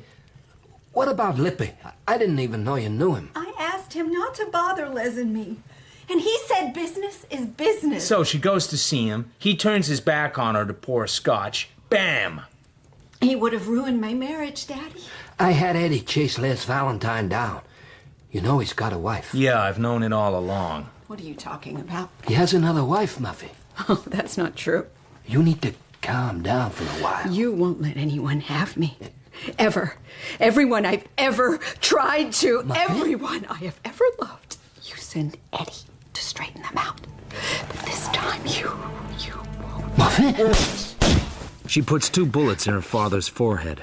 I'm half turned in my seat and the heavy thump of Garcia's magnum sounds, and she falls face down on the floor. Half a second. I was half a second late.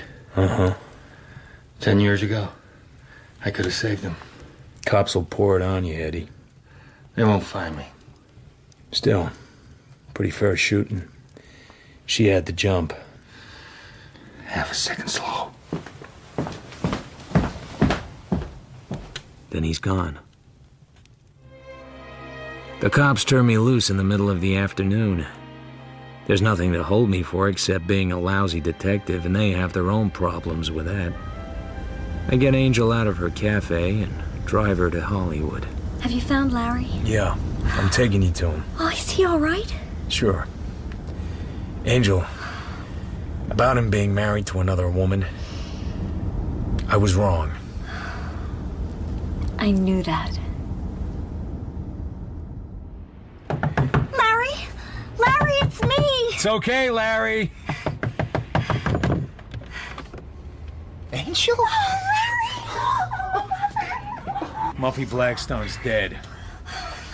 So's her father. How? Doesn't matter. Wasn't you, wasn't me. I don't know you're here. I don't know where you are. Don't call me up. Don't come see me. Wait a minute. What if the cops come after me? They will. What should I do? There's 4 C's. Hey. Get going. Stay away from me and take care of that girl. If I ever hear you weren't good to her, I'll track you down and stomp on your face. Hey, Marlowe. No need to talk like that after everything we've been through. Yeah. Remember what I told you.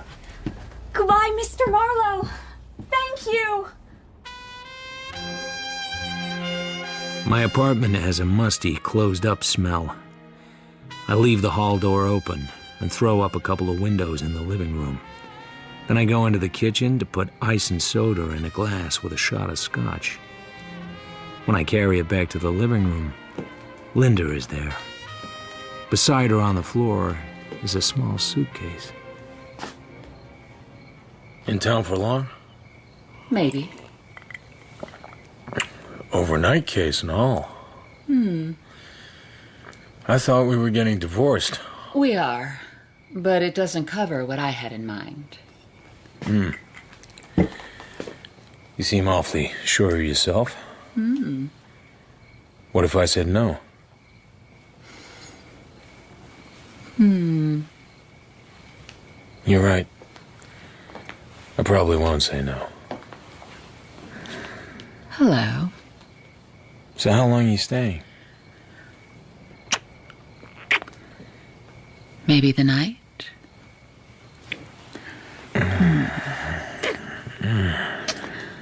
Maybe forever. Maybe.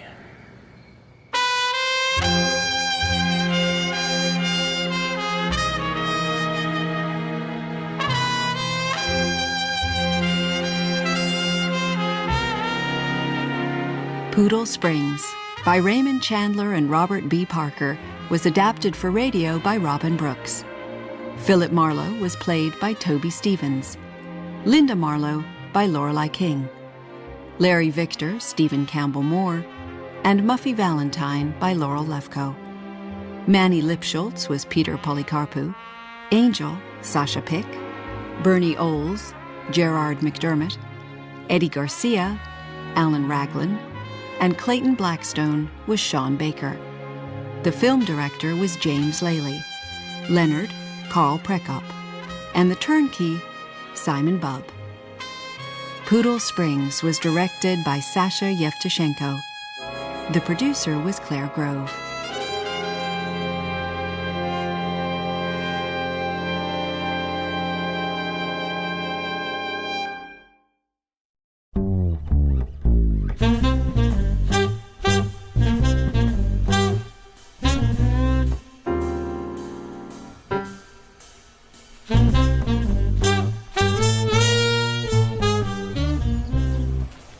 It was about 11 o'clock in the morning, with the sun not shining and a look of hard, wet rain in the clearness of the foothills. I was wearing my powder blue suit with a dark blue shirt, tie, and display handkerchief. I was neat, clean, shaved, and sober, and I didn't care who knew it. I was everything the well-dressed private detective ought to be. I was calling on $4 million.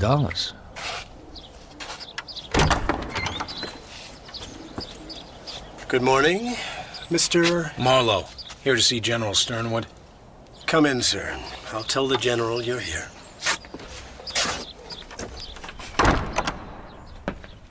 The main hallway of the Sternwood place was 2 stories high. Over the entrance was a broad stained glass panel showing a knight in dark armor rescuing a lady who was tied to a tree and didn't have any clothes on but some very long and convenient hair. The knight had pushed the visor of his helmet back to be sociable, and he was fiddling with the knots on the ropes that tied the lady to the tree and not getting anywhere. I stood there and thought that if I lived in the house, I would sooner or later have to climb up there and help him. He didn't seem to be really trying. Hello. Hello. Tall, aren't you? I didn't mean to be. Handsome, too. And I bet you know it. What's your name? Riley. Doghouse Riley. That's a funny name. Are you a prize fighter? Not exactly. I'm a sleuth. Uh-huh. You're making fun of me. Uh-huh. What? Get on with you. You heard me. You're just a big tease. You're awfully tall. Oh! Whoops-a-daisy. You want to watch that? One day some guy will drop you and you'll end up on the floor. You got me. You're cute. I'm cute, too. The General will see you now, Mr. Marlowe. Let me put this down somewhere first.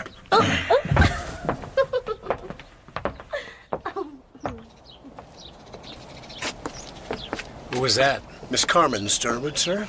You ought to wean her. She looks old enough. We went along a path that skirted a lawn. On the far side was a garage. A boyish-looking chauffeur was polishing a big black and chrome sedan. The path took us to the side of a greenhouse.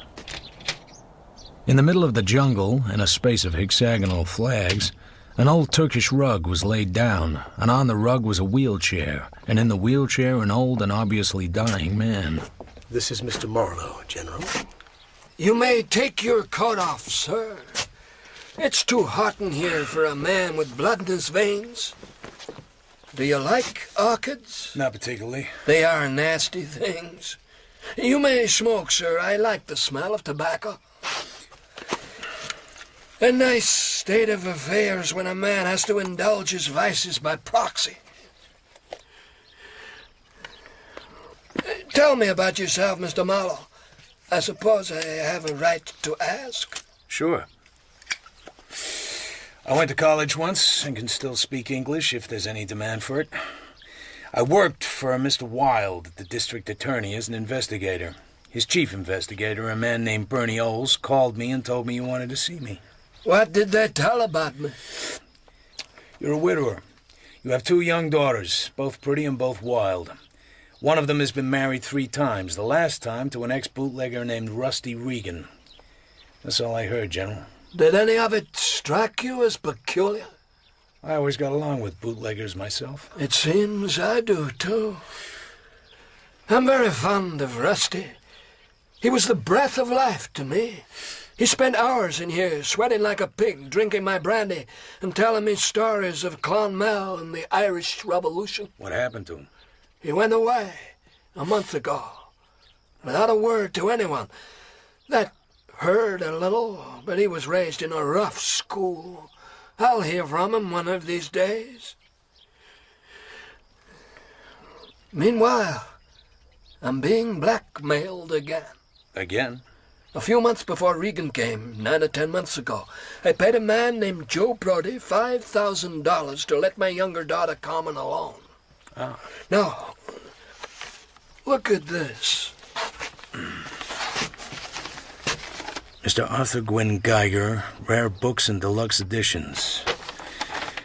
Dear Sir, in spite of the legal uncollectability of the enclosed, which frankly represent gambling debts, I assume you wish them honored. Respectfully, A.G. Geiger. $3,000. What does Carmen say? I haven't asked her. She would just suck her thumb and look coy. She did that to me. Then she tried to sit in my lap. I can take this Geiger off your back, General, if that's what you want. He'll think a bridge fell on him.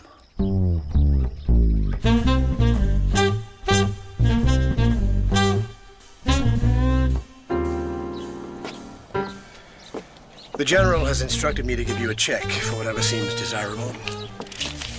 Mrs. Regan would like to see you before you leave, sir. I was obliged to tell her who you were. I don't like that. Are you attempting to tell me my duties, sir? No, but I'm having a lot of fun trying to guess what they are. This way, please, sir. Do sit down, Mr. Marlowe. I sat down on the edge of a deep, soft chair and looked at Mrs. Regan. She was worth a stare. She was trouble.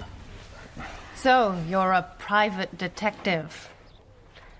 I didn't know they really existed except in books. Or else they were greasy little men snooping around hotels. There was nothing in that for me, so I let it drift with the current. How'd you like Dad? I liked him. You liked Rusty. I suppose you know who Rusty is? Uh-huh. He's your husband. He shouldn't have gone off like that. Dad feels very badly about it, although he won't say so. Or did he? Uh-huh. You're not much of a gusher, Mr. Marlowe, are you? How will you go about it? Go about what? I don't see what there is to be cagey about. And I don't like your manners. I'm not crazy about yours. I don't mind if you don't like my manners. They're pretty bad. I grieve over them during the long winter evenings. But don't waste your time trying to cross-examine me. People don't talk to me like that. Just what is it you're afraid of, Mrs. Regan? That wasn't what he wanted with you at all, was it? To find my husband. Better ask him. Get out! Damn you, get out!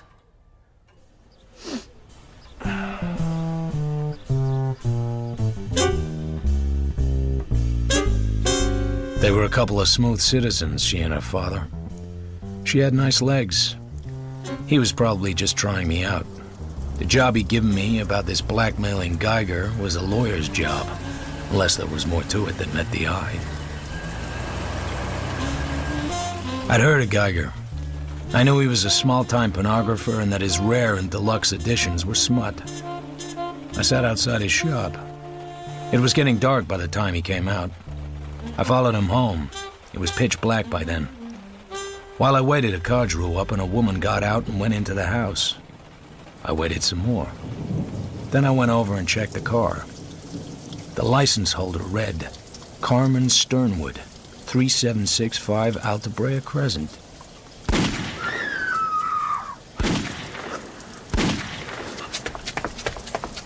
As I got to the front door, someone came out of the back, running.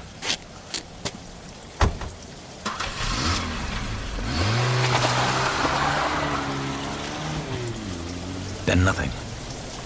The house was silent. There wasn't any hurry. What was in there was in there. I kicked the French window in, climbed through, and pulled the drapes off my face. Neither of the two people in the room paid any attention to me, although only one of them was dead. Carmen Sternwood was sitting on a high-backed chair at one end of the room. She was wearing a pair of long jade earrings. She wasn't wearing anything else. Geiger was on his back on the floor, in front of a camera. He was very dead. Come on. Let's be nice. Go to hell. What's this? Ether? Laudanum? Go to hell. Let's get you dressed.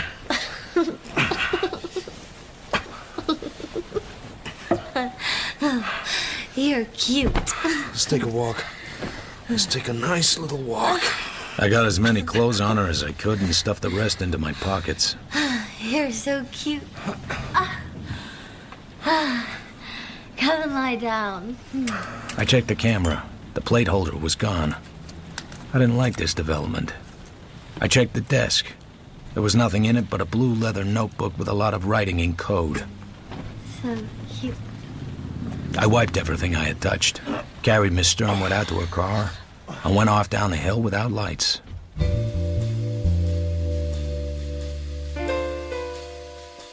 I dumped Carmen and her Packard on the butler.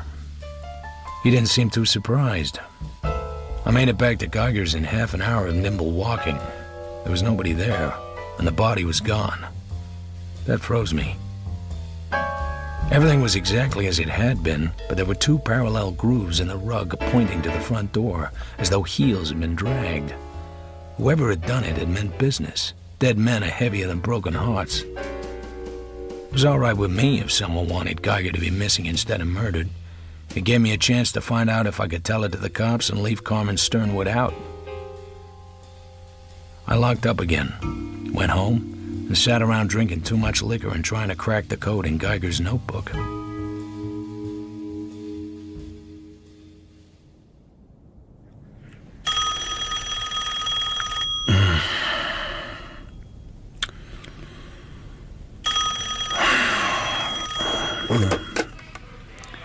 Marlowe. It's Bernie. Bernie Oles. Hey! I got a hangover. You seen General Sternwood yet? Uh-huh. They seem to be a family things happen to. Big Buick belonging to one of them was washing about in the surf off Lido Fish Pier this morning. Anyone in it? The chauffeur, Owen Taylor. Murder or suicide? He'd been sapped before he went in the water. Doc couldn't say how long before. I gotta go up to Sternwood place now. Leave the old man out if you can. He has enough troubles. You mean Rusty Regan? Are you looking... I don't know anything about Regan. I'm not looking for Regan.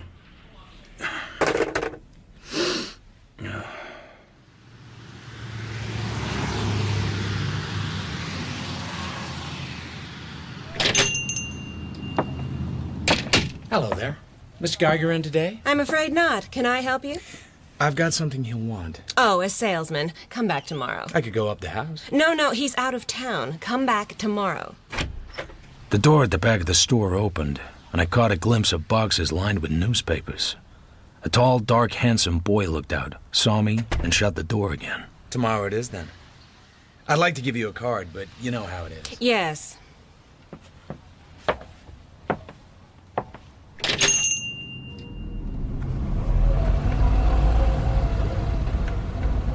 I drove down the alley behind the store.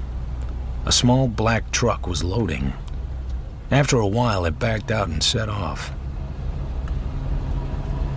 I tailed it all the way over to Weston. It ducked into the basement garage of an apartment building on Randall Place. I parked and went down into the basement. Watch the weight, bud. She's only tested for half a ton. Where's the stuff going? Brody, 405. You the manager? Yeah. Looks like a nice lot of loot. Yeah, books. 100 pounds a box, easy, and me with a 75-pound back. Oh, yeah. Brody. Books, huh? Yeah. Well, watch the weight.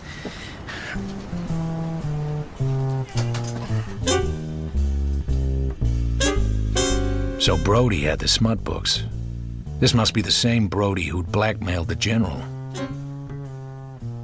I went back to my office. I always left the reception unlocked in case I had a client and the client cared to wait. I had a client. It was Carmen's big sister, Mrs. Vivian Regan. She was still worth staring at. You don't put up much of a front. You can't make much money at this trade if you're honest. Oh, are you honest? However did you get into this slimy business, then? How did you come to marry a bootlegger? Oh, my God, let's not start quarreling again. I've been trying to get you on the phone all morning. About Owen? So you know about that. Poor Owen. He was in love with Carmen, you know? She treated him like a dog. You better look at these. They came this morning.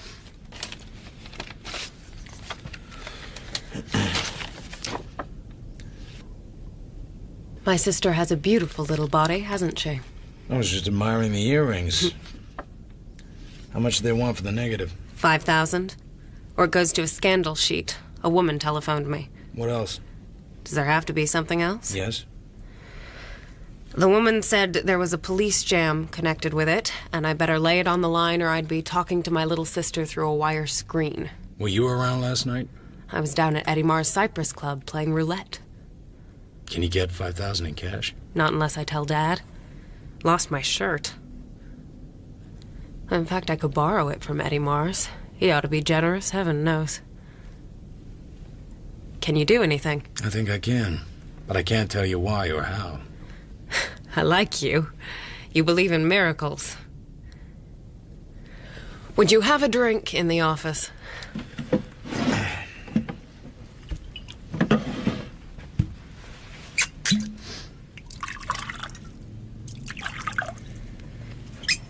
Thank you.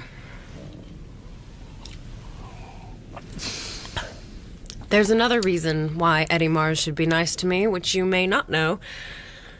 Eddie's wife is the lady my husband ran away with.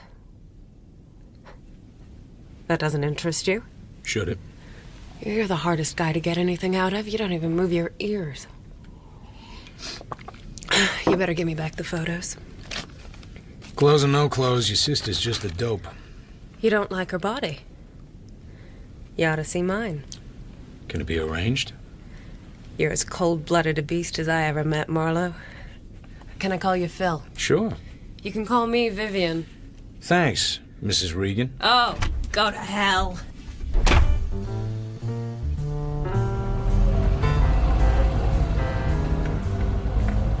I drove past the front of Geiger's house, slowly, gnawing at an idea. I hadn't looked in the garage the night before. Once Geiger's body had so conveniently slipped away, I hadn't really wanted to find it. But I didn't get the chance now. As I drew level, a woman in a small button hat on soft blonde hair stepped out from behind the hedge and stood looking wild-eyed at my car. It was Carmen Sternwood. Of course. Hello? Hello? What? Remember me? Doghouse Riley, the man who grew too tall. Oh. Let's go in. What? What are you doing here? How much do you remember of last night? I was sick last night. I was home. Before you went home, in that chair. Are you the police? No? Who killed him? Who else knows? Who killed him? Killed who? Don't get clever, for God's sake. Your name isn't Riley. You're a private detective, my sister told me. You've come back to look for the photo, haven't you? It's gone. Maybe Brody's got it. You know Brody? Oh, I hate him. Don't give it another thought. Just don't tell anyone you were here. Leave it to Riley. Your name isn't... I have to go home now. Sure. What? Keep quiet.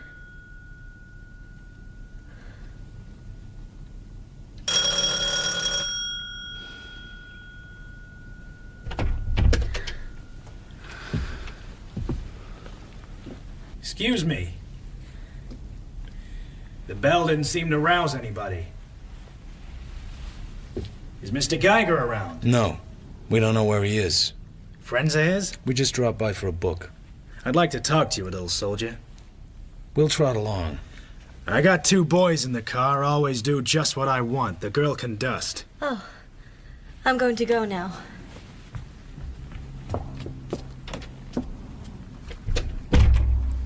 There's something wrong around here. I'm gonna find out what it is. Well, well. A tough guy. Only when necessary, soldier. Blood. Blood on the floor here. Quite a lot of blood. Old blood.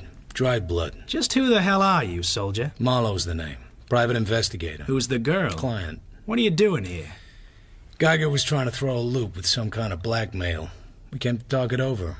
What are you doing here? I own this house. Geiger is my tenant. You know such lovely people. Got any good ideas, soldier?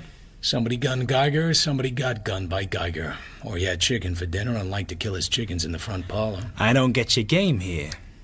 Maybe it just isn't your day. I know you, Mr. Mars. The Cypress Club at Las Olindas, flash gambling for flash people, the local law in your pocket, and a well-greased line into L.A. You've got protection. Geiger was in a racket that needed that. Oh, yeah? But somebody got to him. He didn't show at the store today. They don't know where he is. I find blood on the floor, and you. You missed a little something. Somebody moved his books out of his store today. You seem to get around. How do you figure it? I think Geiger was rubbed. I think that's his blood. Somebody is taking over the racket and wants a little time to organize. That gives a motive for hiding the body. They can't get away with it. Who says so? This is a big town now, Eddie. You talk too damn much. Whoever got the books knows what's what. And I have a guess who got the books. Who? Not ready to talk, Eddie. Why should I? This. Oh, that. Or I might make it worth your while. Whatever you know about all this is under glass, or there'd be a flock of Johns squeaking soul leather around this dump. My guess is you need a little protection yourself. So cough up. You're right. If anything has happened to Geiger, I'll have to give what I have to the law. That doesn't leave me anything to give you. So, with your permission, I'll just drift. By the way, how's Mrs. Mars these days? Beat it. I don't give a damn where you go, but leave me out of your plans or you wish your name was Murphy and you lived in Limerick. Not Clonmel? I hear you had a pal from there. Beat it.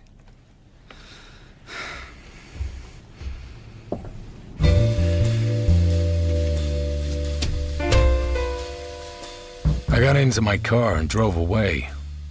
Nobody shot at me. Nobody followed me. I drove back into Hollywood and parked near the entrance of the apartment house on Randall Place and went up to 405.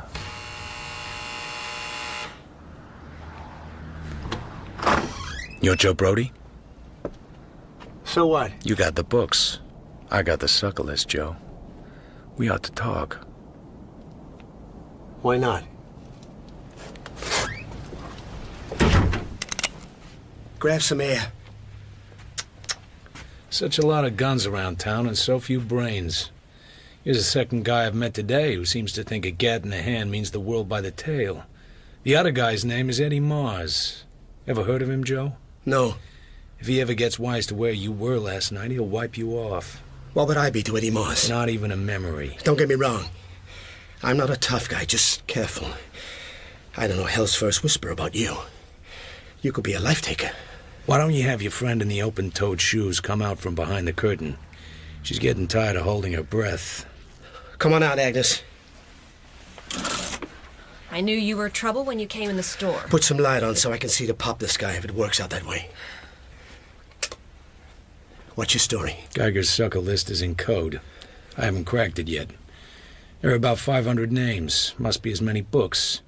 If each name reads each book, $1 a rental, that's 500 times $500, and you still have your capital. Say, split it 50-50? You're crazy. Pipe down, for Christ's sake, Agnes. Joe! Pipe down! It's no racket for bums. It takes a smooth worker like you, Joe. Who has this lovely racket? You have, almost. Get rid of him, Joe. You shot Geiger to get it. The trouble is, he wasn't alone when you whiffed him. You take chances, mister. It's kind of goddamn lucky for you that I didn't pop Geiger. You can step off for it just the same. How come? There's somebody who'll tell it that way. I told you there was a witness. That goddamn little hot pants. She would. Swell. So, you got the photos of her? What photos? You were either there last night or you got the nude photo from somebody that was. You know, she was there because you had your girlfriend here threaten Mrs. Regan with a police rap. The only ways you could know enough to do that will be by seeing what happened or holding the photo. Cough up and be sensible. So she says I gunned him. Carmen Sternwood hates my guts. We had a thing, but I bounced her out. She's too screwy. Hey, how about a little dough? I'm down to nickels. Not from my client. Listen. Get the pictures, Brody. Oh, hell, you win. Joe! I only...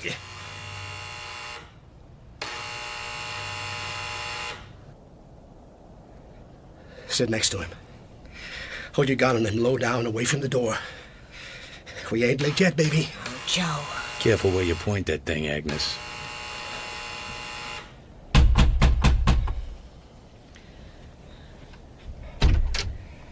Yeah? I want my pictures, Joe. Hey, Carmen Shaw, put the gun down, kid. I want my pictures. Agnes turns the gun away from me and swings it at Carmen. I reach out and close my fingers down over her hand and take the gun. She ducks her head and sinks her teeth into my thumb. I want my pictures. Listen, kid. Agnes spits at me and tries to bite my leg.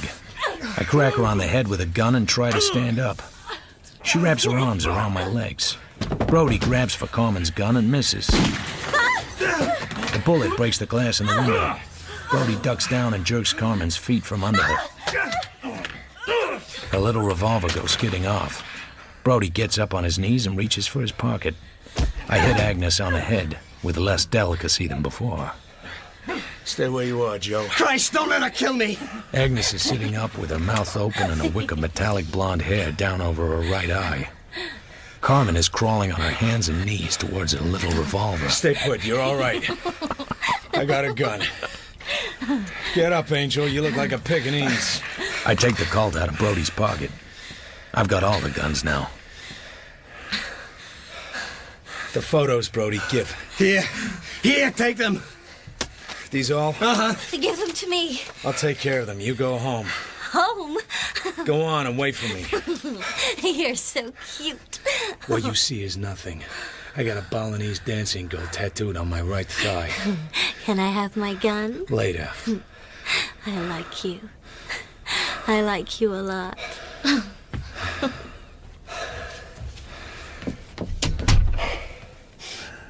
Satisfied? Why'd you put the bite on Mrs. Regan instead of the old man? Tapped him once already. What made you think she wouldn't tell him? I figure maybe she has a couple of soft spots she don't want the old man to know about. How'd you come by the photo? You got what you came after. I'm clean now. I don't know nothing about any photo, do I, Agnes? A half-smart guy. That's all I ever draw. Never once a guy who's smart all the way around the course. Never once. Did I hurt your head much? You and every other man I ever met. You ain't got nothing on me. Take the air. You ain't got nothing on me. Just a couple of murders. Oh, Joe. What's that mean? Where were you last night, Joe? I was watching a guy. A guy who had a nice racket I figured he needed a partner in. Geiger. Sure, Geiger. I was watching him now and then to see if he had any tough connections. You didn't watch hard enough. I'm there last night on the street below Geiger's house. It's raining. There's a car in front of Geiger's and another car a little way up the hill. That's why I stay down below. There's a big Buick parked down where I am. It's registered to Vivian Regan. Nothing happened, so I scram. Know where that Buick is now? Why would I? In the sheriff's garage. It was lifted out of 12 feet of water off Lido Fish Pier this morning. The chauffeur was in it, Owen Taylor. He'd been sapped. Jesus, Guy. You can't pin that one on me. Why not? Owen Taylor went over to Geiger's to have a few words with him. He was sweet on Carmen, and he didn't like the kind of games Geiger was playing with her. He caught Geiger taking a photo of Carmen without any clothes on.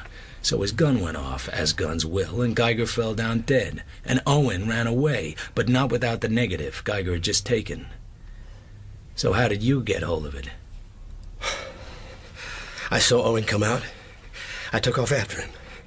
At the bottom of the canyon, he skidded off the road. I came up and played copper. He went for the gun, but I sapped him. I lifted the plate holder just out of curiosity. He came out of it all of a sudden, knocked me off the car, and drove away. He was out of sight by the time I picked myself up. How did you know it was Geiger he shot? When Geiger didn't come to the store this morning, I was pretty damn sure. So I figure it's a good time to move his books out. Where did you hide Geiger's body? Nick, skiphead. Somebody hit the body. You think I'd go back there and...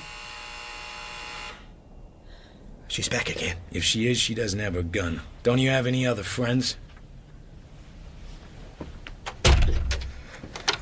Yeah? Brody? Yeah. Why'd you...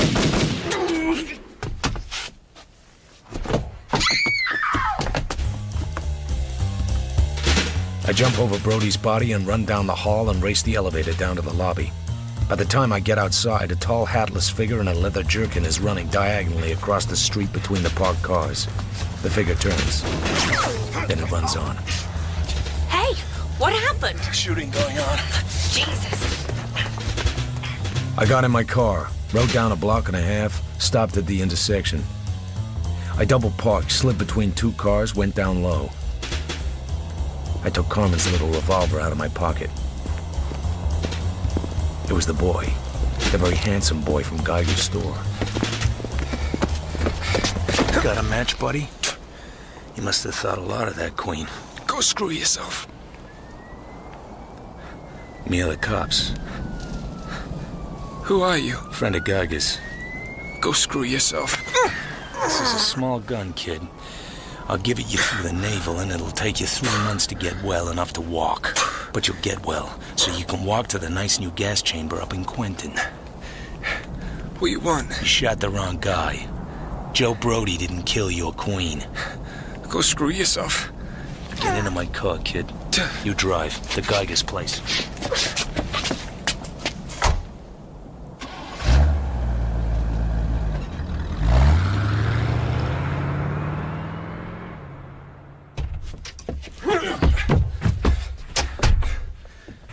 Anybody home? You ought to know. How would I know? Go screw yourself! You don't want to fight. You're giving away too much weight. He wanted to fight.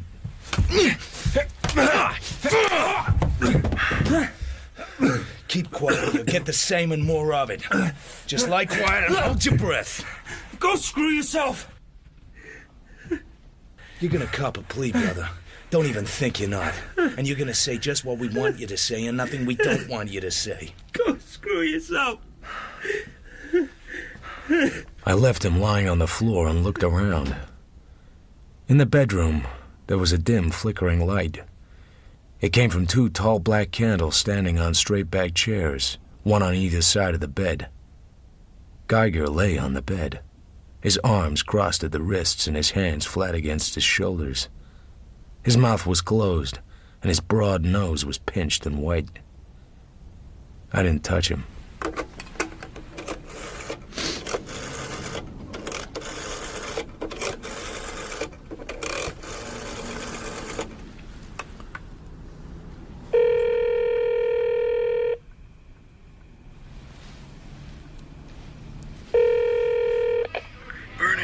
This is Marlowe. Yeah? Did you boys find a revolver on Owen Taylor this morning? That would come under the heading of police business? If they did, it had 3 empty shells in it. How the hell did you know that? Come over to Laverne Terrace, 7244. I'll show you what the slugs went into. Just like that, huh? Just like that.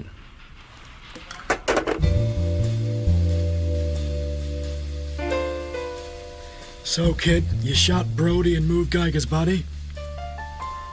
You admit to shooting Brody? He doesn't have to, Bernie. I have his gun. Go screw yourself. I wish to Christ I had $1 for every time I've had that said to me. I called the DA. We'll go over and see him and take this punk. Wild, the district attorney, sat behind his desk. Another man sat at the corner of the desk. A cold-eyed, hatchet-faced man. He looked ready for a fight. Captain Cronjager, meet Philip Marlowe. A private eye is in a jam. Oh, shoot. Marlowe, I'll try to handle Captain Cronjager, but you know how it is. This is a big city now.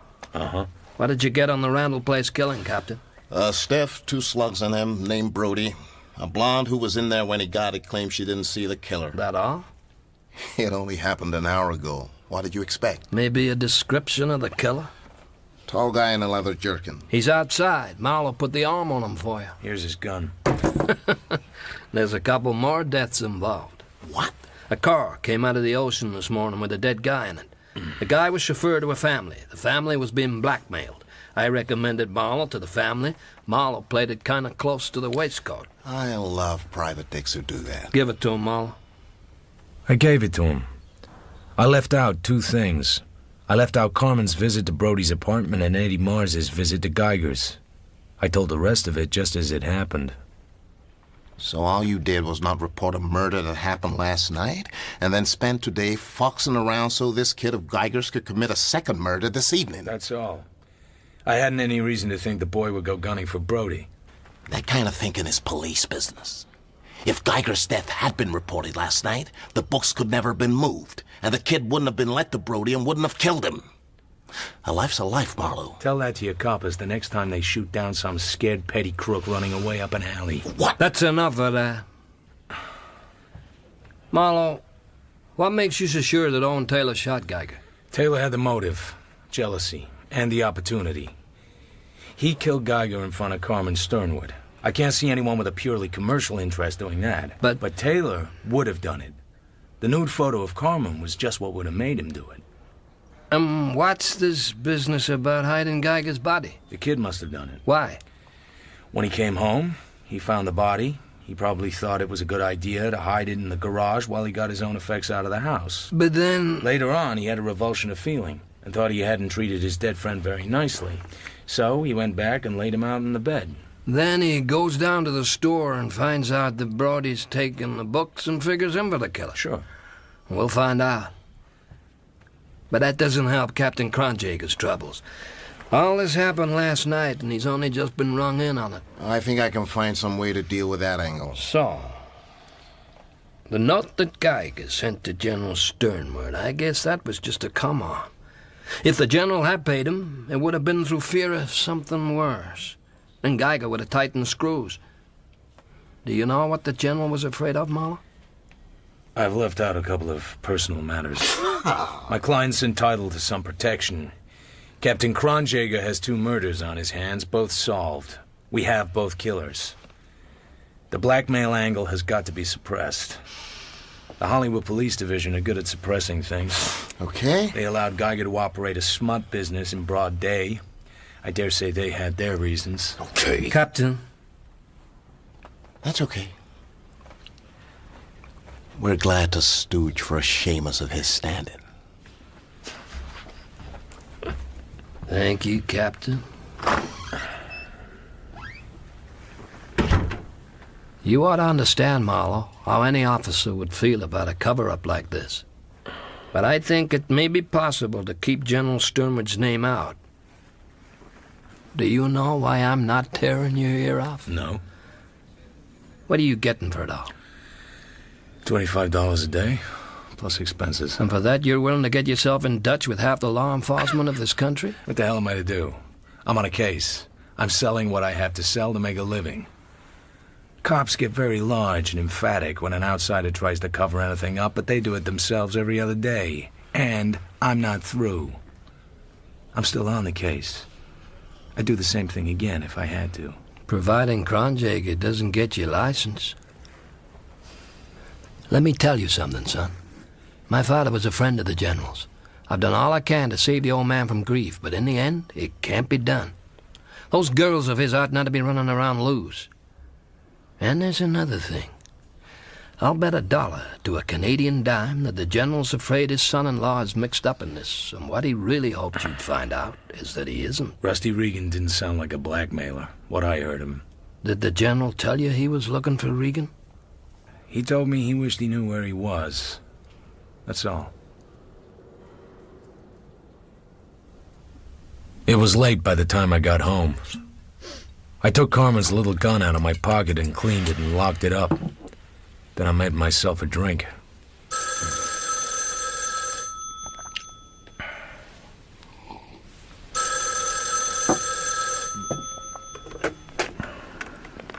Marlowe?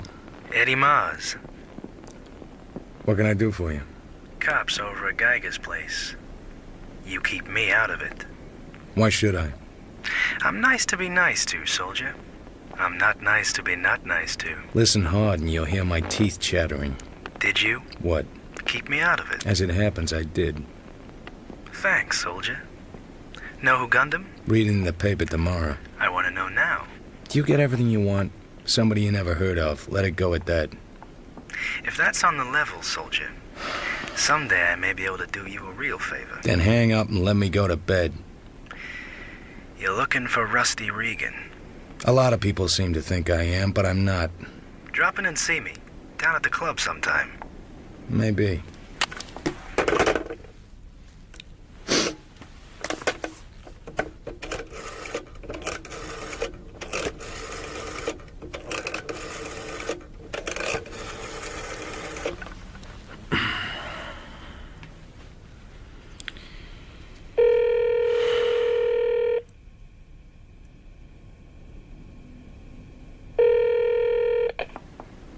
General Sternwood's residence? This is Marlowe. Remember me?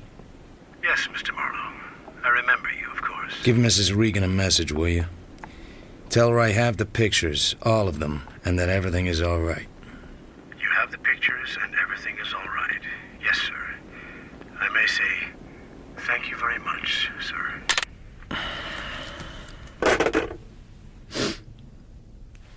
5 minutes later, the phone rang. I let it ring and went to bed. I had a belly full of the Sternwood family.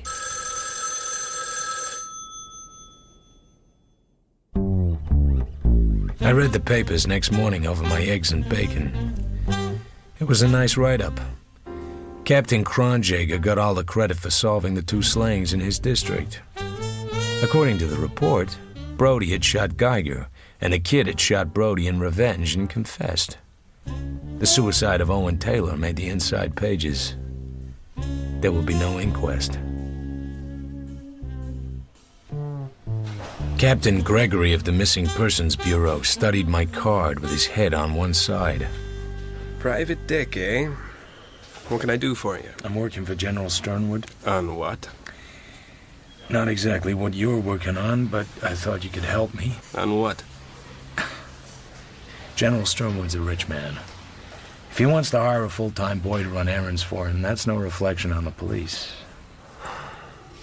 Regan? Sure. I'm told he disappeared about a month back. Brother, I'd like to help you, but I don't know where he is. Regan.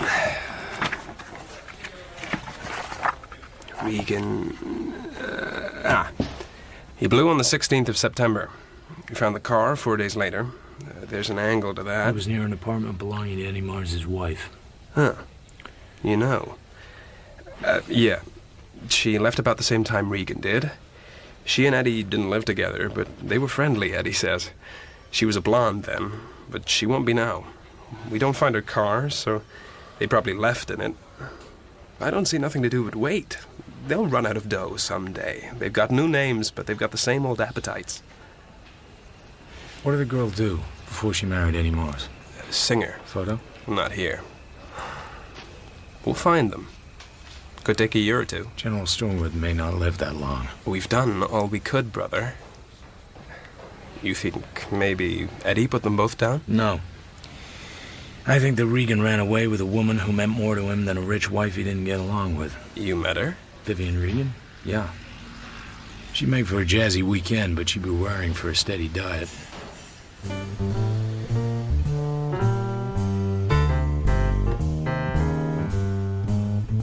A gray Plymouth sedan tailed me away from the city hall. I gave it a chance to catch up with me on a quiet street. It refused the offer, so I shook it off and went back to my office and sat in my swivel chair and tried to catch up on my foot dangling. I counted it up on my fingers. Rusty Regan had run away from a lot of money and a handsome wife to go wandering with a vague blonde who was more or less married to a racketeer named Eddie Mars. Geiger was dead, and Carmen would have to find some other shady character to drink exotic blends of hooch with. I didn't suppose she would have any trouble. Mrs. Regan knew Eddie Mars well enough to borrow money off him. Geiger's pretty boy was out of circulation for a long, long time. Agnes was in custody as a material witness. That left me, and I was paid off. The smart thing for me to do was take another drink and forget the whole mess. So I called Eddie Mars and told him I was coming down to Las Olindas. That's how smart I was. This is my office. Come on in, have a drink. You hinted you had something for me? What's your hurry? Have a drink and sit down. You and me haven't got anything to talk about the business. You'll have a drink and like it.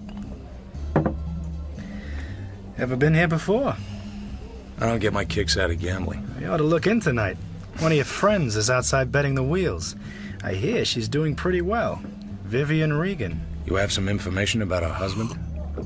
You're not really interested in Regan, are you? Not professionally. But I know somebody who would like to know where he is. She doesn't give a damn. I mean her father. Huh? Geiger was trying to blackmail the general. The general wouldn't say so, but I figure he was at least half scared that Regan might be behind it. It was just Geiger you're after. You washed up on that angle. Washed up and paid off. I wish old Sternwood would hire himself a soldier like you on a straight salary, keep those girls of his home a few nights in a week. Mm-hmm. Why?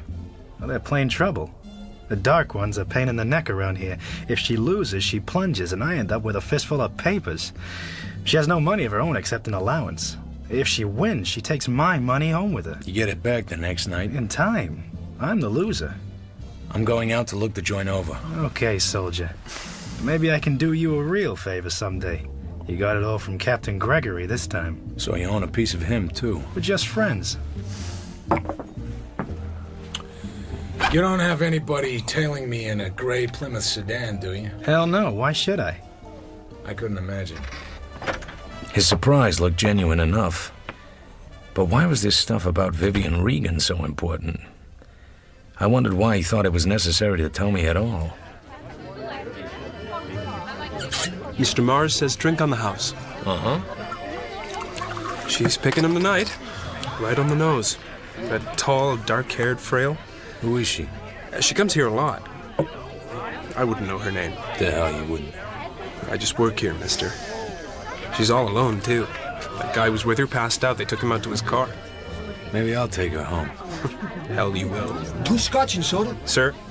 Boy, I never saw such a run. Plenty of soda. 8 wins and 2 standoffs in a row in that red. That's roulette, boy. That's roulette. It gives me the itch. She's betting $1,000 a crack. She can't lose.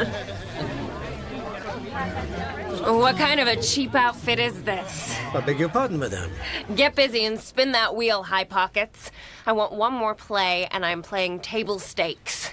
You take it away fast enough, I've noticed, but when it comes to dishing it out, you start to whine. The table cannot cover your bet, madame. You have over $16,000 there. It's your money. Don't you want it back? Mr. Mars. What's the matter, Michelle? Ah, Mrs. Regan. Well, if you're not playing anymore, you must let me send someone home with you. One more play, Eddie. Everything I have on the red. I like red. It's the color of blood. Michelle. Mr. Mars. Cover her bet in even thousands. No one objects to this turn of the wheel being just for the lady.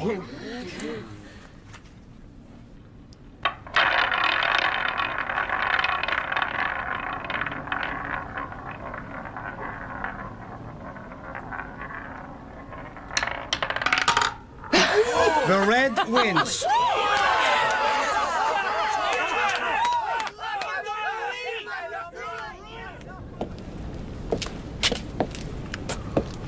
Can I get your car, sir? I'm just getting some air. Awful foggy, sir. If I get lost, I'll holler. You could see a scant dozen yards in the fog. I circled to the left and drifted back to the old stables where they parked the cars. There was someone there before me. I made him out, a vague shadow close to the path. He turned his head. His face should have been a white blur. It wasn't. There was a mask over it. I stepped behind a tree and crouched down. We both waited.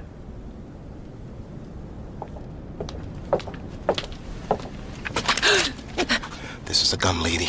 Oh. Gentle now. Sound carries in the fog. Make a noise and I'll cut you in half. Just hand me the bag. Hi, soldier, you're covered. Put the bag down. Slow and easy. Now the gun.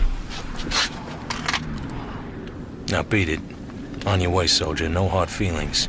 You keep it quiet and I'll keep it quiet, okay? Okay. People keep giving me guns. Yeah, this is your bag, I believe. Nice work, Marlowe. Are you my bodyguard now? Looks that way. What are you doing here? Eddie Moss wanted to see me. Why? He thought I was looking for somebody he thought had run away with his wife. Were you? No. And what'd you come for? To find out why he thought I was looking for somebody he thought had run away with his wife. Did you find out? No. I thought you weren't interested in that. People keep throwing it at me. Take me to the garage. I ought to look in at my escort.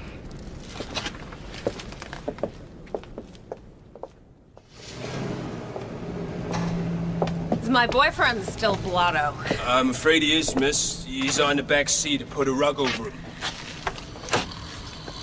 Meet my escort, Mr. Larry Cobb. You should see him sober. I should see him sober. Somebody should see him sober, just for the record. Yeah? I even thought of marrying him at odd times when nothing pleasant would come into my mind. Lots of money. A yacht, a place on Long Island, place at Bermuda. Yeah? Does he have a driver to take him home? Don't say yeah, it's common. Undoubtedly a whole platoon of drivers. They probably do squads right in front of the garage every morning. Buttons gleaming, white gloves immaculate, a sort of West Point elegance about them. He drove himself tonight.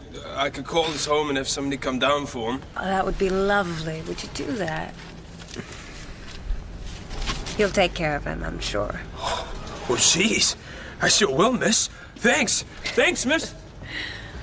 Let's ride in your car. Sure. It's outside on the street. Quite all right with me, Marlowe. I love a nice walk in the fog. You meet such interesting people. You better have a drink.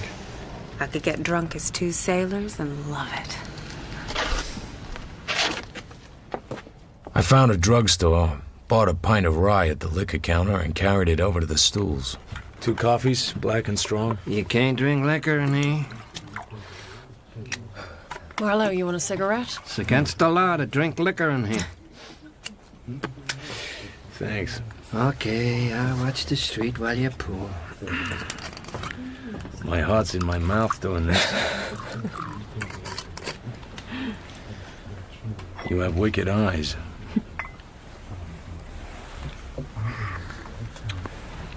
What's Eddie Mars got on you? I took plenty away from him tonight. You think he sent that Lugan after you? What's a Lugan? A guy with a gun. Are you a Lugan? Sure, but strictly speaking, a Lugan is on the wrong side of the fence. I often wonder if there is a wrong side. We're losing the subject. What has Eddie Mars got on you? You mean a hold on me of some sort? Yes. Wittier, please, Marlowe. Much wittier. How's the general? I don't pretend to be witty. Not too good. How much does he know? Probably everything. The district attorney came out to see him. They're old friends. I know. Did you burn those pictures? Sure. You worry about your little sister, don't you? I worry about Dad, too. To keep things from him. He hasn't many illusions. Where his blood was always wild, but it wasn't always rotten. I don't want him to die despising it. So, you're a gunman. A killer. Oh, nuts. One of those dark, deadly, quiet men who has no more feelings than a butcher has for slaughtered meat. I knew it the first time I saw you. You've got enough shady friends to know different. They're all soft compared to you. Thanks, lady. You're no English muffin yourself. Let's get out of this rotten little place.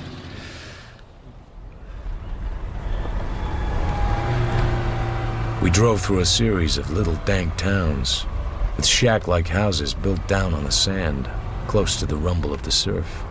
Drive down by the Delray Beach Club. I want to look at the water. Sure.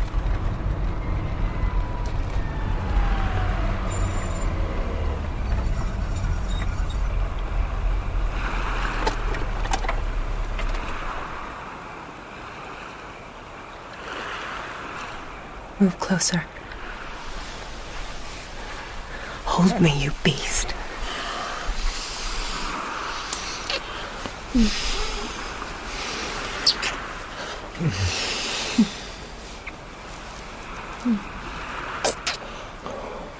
Killer. Kiss me again, killer.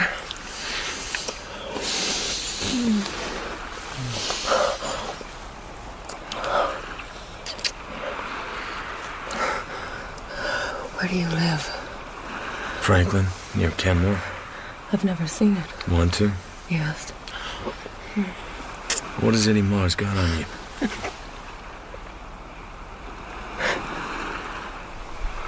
So that's the way it is.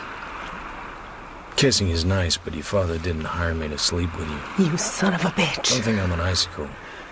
You're easy to take. Too damned easy. What has Eddie Mars got on you? If you say that again, I'll scream. Go ahead and scream. Men have been shot for little things like that. Men have been shot for practically nothing. First time we met, I told you I was a detective. Get it through your lovely head. I work at it, lady. I don't play at it. What makes you think he has anything on me? He lets you win a lot of money and sends a gun poke around to take it back. You're not more than mildly surprised. If I wanted to flatter myself, I'd say it was at least partly for my benefit. Do I have to tell you that I loathe your guts, Mr. Detective? I like kissing you. You kept your head beautifully. Should I congratulate you or my father? I like kissing you. If I had a razor, I would cut your throat just to see what ran out of it. Take me home. I took her home. I got back to my apartment, but before I switched on the light, I knew something was wrong. Something in the air. A scent. Something across the floor that shouldn't have been there. Something on my bed.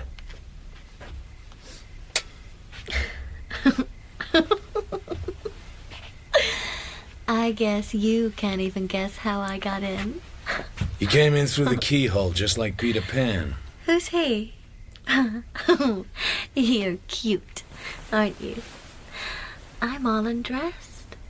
That's nice, but I've already seen it all, remember? I'm the guy that keeps finding you without any clothes on. So how did you get in? The manager let me.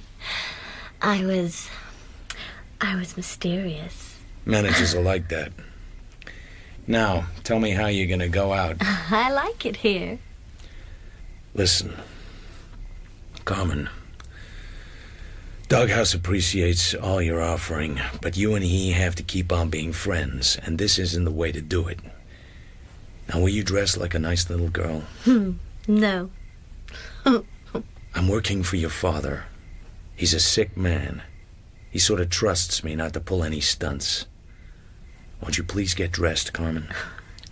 Your name isn't Doghouse Riley. It's Philip Marlowe. You can't fool me.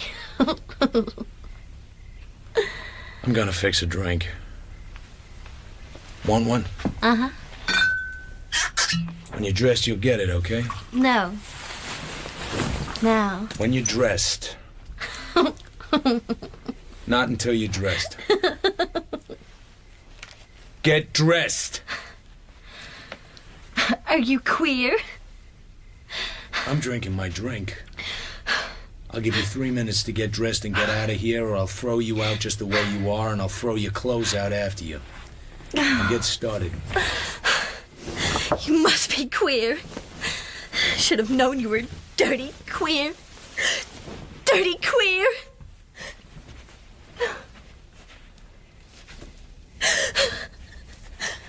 Don't forget your shoes. Queer.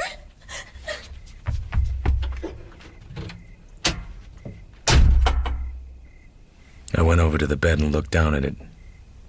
The imprint of her head was still in the pillow, of her small, corrupt body still on the sheets. I put my glass down and tore the bed to pieces, savagely.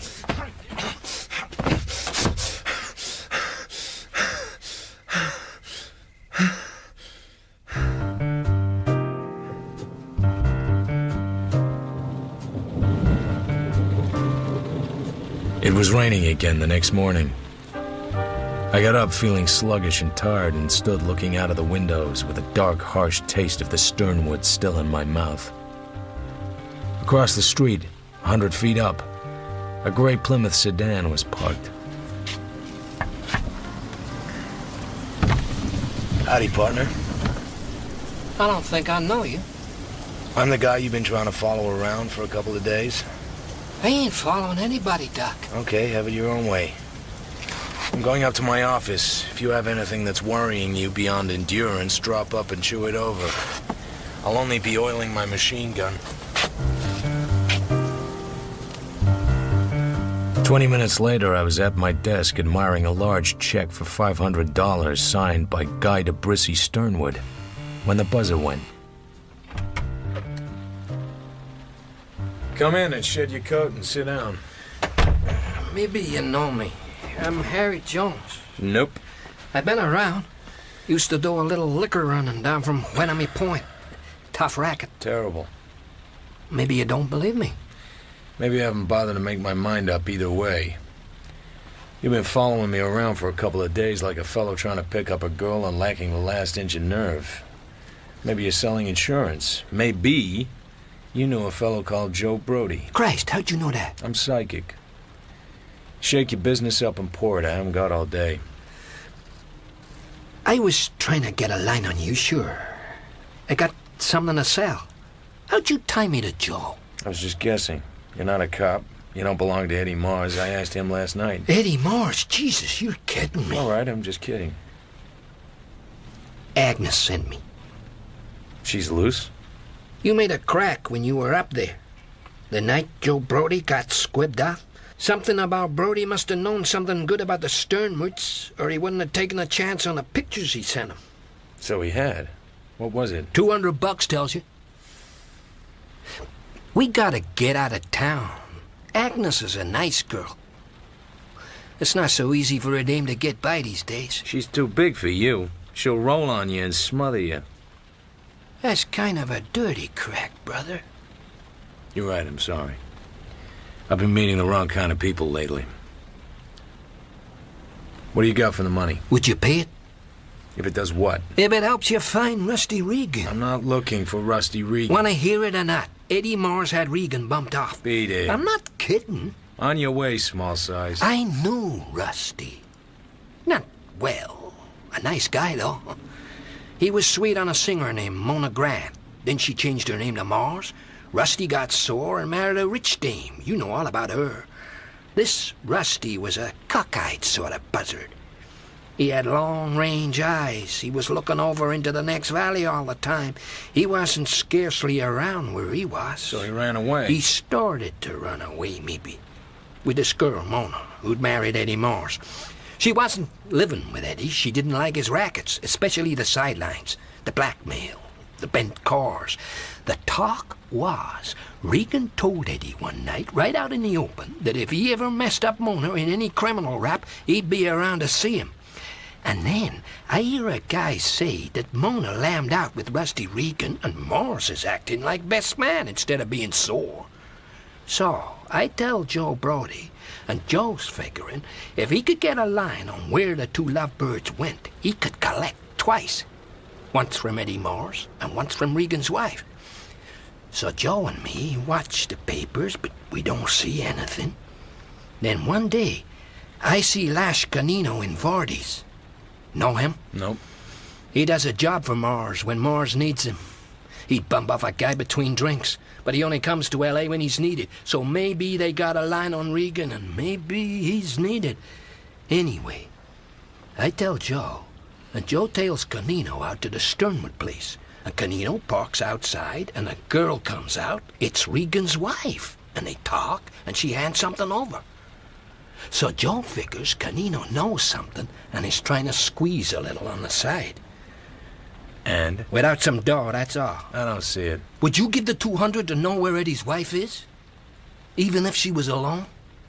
Even if she never run away with Regan at all and was being kept about 40 miles from L.A. so the law would keep on thinking she had dusted with him? Would you pay $200 for that, Seamus? I think I would. Where? Agnes saw her. Just by a lucky break, managed to tail her home. Agnes will tell you where. You bring the money, I'll take you to Agnes. Come over to the Fullwider building.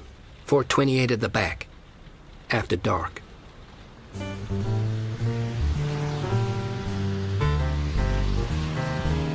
The fourth floor of the Fullwider building had a frayed mat and a tarnished spittoon, musted walls, and a memory of low tide. I went down the line and turned a corner. On a dark glass door were the numbers 428. A second door beyond showed light, and from the open transom above came the voice of Harry Jones. Canino, yeah, I seen you around somewhere, sure. I thought you would. I tried the darkened door, opened it softly, and hung motionless like a lazy fish in the water. A fan of light spread from an inch of the opening of the connecting door into the lighted office. So you go to see this peeper. Well, that was your mistake. Eddie don't like it. The peeper told Eddie some guy in a gray Plymouth was tailing him. Eddie naturally wants to know who and why, see? You know why I went to the peeper. Account of Joe Brody's girl. She has to blow. She figures the peeper can get us some dough. Dough for what? Brody was trying to peddle a nude photo with a young Sternwood girl. Marlowe got wise to him. While they were arguing about it, the young Sternwood girl dropped round with a gat and took a shot at Brody. The people didn't tell the coppers about that, and Agnes didn't neither. She figures it's railway fare for her not to. Where's this Agnes at? Nothing doing. You'll tell me, little man, here or in the back room. She's my girl now, Canino. I don't put my girl in the middle for nobody. How much you tap the people for? 2 centuries. Get it? I'm seeing him tomorrow. I have hopes. Where's Agnes? Listen. Where's Agnes? Look at it, little man. I'm looking at it. Go ahead and blast me and see what it gets you. Where's Agnes? Okay. 28 Court Street, up on Bunker Hill, apartment 301. I guess I'm yellow, all right. You got good sense. If it's the way you say it is, everything is Jake-a-loo. No hard feelings? No hard feelings. Fine. Let's step the bill. We got a glass. This is Bond stuff.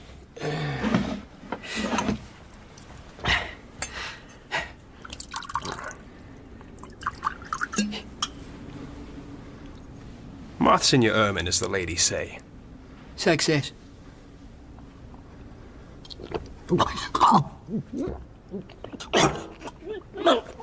You ain't sick from just one drink, are you, pal? So long, little man.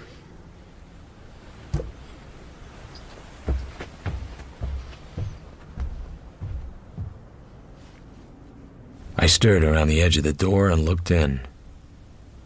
Harry Jones sat upright against the back of the chair, eyes wide. Behind the charred smell of the bourbon was the scent of bitter almonds. That made it cyanide.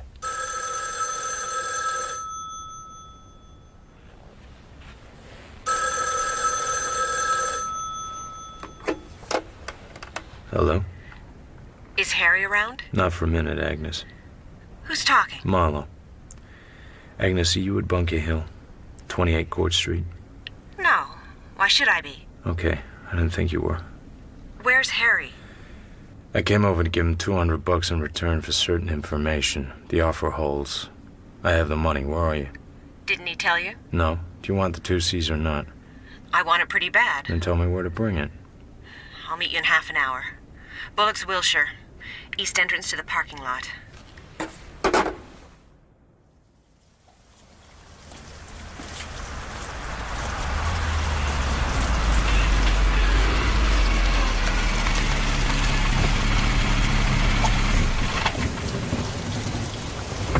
Give me the money. Here. What happened to Harry? He ran away. Canino got wise to him somehow. Canino? Forget Harry. I want my information. Joe and I were out riding Foothill Boulevard Sunday before last. We passed a brown coupe, and I saw the girl who was driving it. There was a man beside her. She was Eddie Mars's wife. The guy was Canino. Joe tailed them to the foothills, a mile east of Riolito. Just off the highway, there's a garage and a paint shop run by a guy named Art Huck. Hot car drop, likely. There's a frame house behind it. That's where she's holed up. Sure you knew her? If you ever see her, you won't make a mistake the second time. Goodbye, Copper. Wish me luck. I got a raw deal. Like hell you did.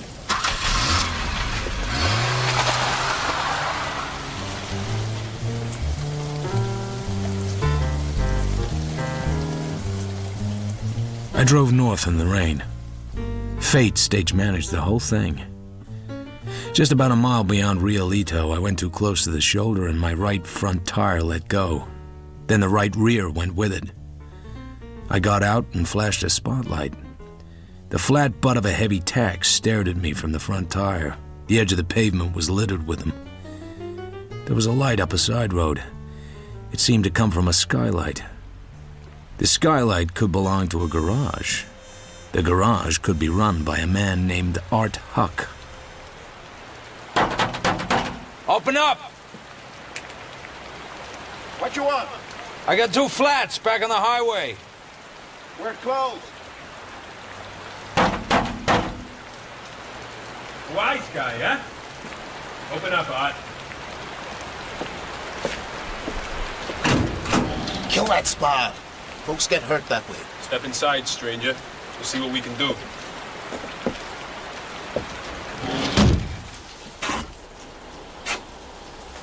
Ain't you got no sense? A bank job was pulled in Riolito this noon. Yeah? Well, I didn't pull it. Some say it was a couple of punk kids. They got cornered back here in the hills. I suppose they threw tax out. I got some of them. Don't you want the business? You didn't ever get socked in a kisser, did you? Not by anybody your way. The guy's in a jam, Art. You run a garage, don't you? I got this spray job. Too damn for a good spray job, Art. Get moving. Front and rear on the right side. You could use the spare for one if you're busy. You're gonna need 2 jacks, Art. Teach me my job. I bet you could use a drink. Uh-huh. That Art. He's like all mechanics. Always got his face in a job he ought to have done last week. Here's moths in your ermine, as the ladies say. Uh-huh. I rolled it around my tongue. No cyanide. I walked over to a half-painted sedan, the paint gun lying on its fender. Just a panel job to start with. But the guy had dough and his driver needed a few bucks. You know the racket. There's only one that's older. I lit a cigarette. The minutes passed on tiptoe. He and I were 2 strangers chance met, looking at each other across a little dead man named Harry Jones. Only he didn't know it yet. He took a roll of nickels out of his pocket and tossed it up and down on the palm of his hand.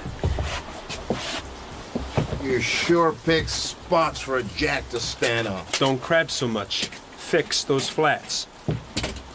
I'm fixing them, ain't I? Art put a tire on the spreader and tore the tube out. The teamwork must have been very nice. I saw no signal. Art takes a quick step and slams down the tube over my head and shoulders. Canino comes almost dancing toward me across the floor. He comes up to me without expression. His fist goes through my spread hands like a stone through a cloud of dust. He hits me again. There's no sensation in my head. There's nothing but hard, aching white light. Then there's darkness, in which something red wiggles like a germ under a microscope. Then there's nothing.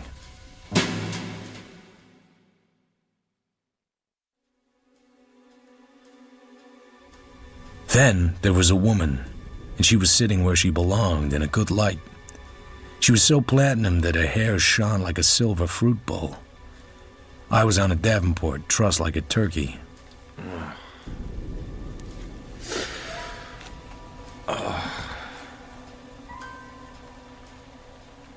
Hello. How do you feel? Great.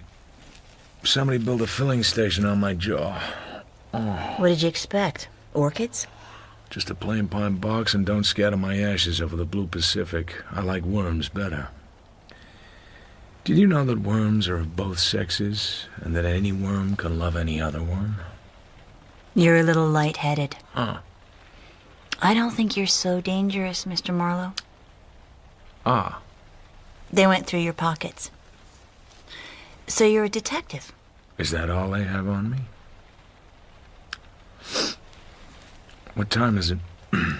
10:17. You have a date? I wouldn't be surprised. Is this the house next to Art Huck's garage? Yes. What are the boys doing? Digging a grave? They had to go somewhere. You mean they left you here alone?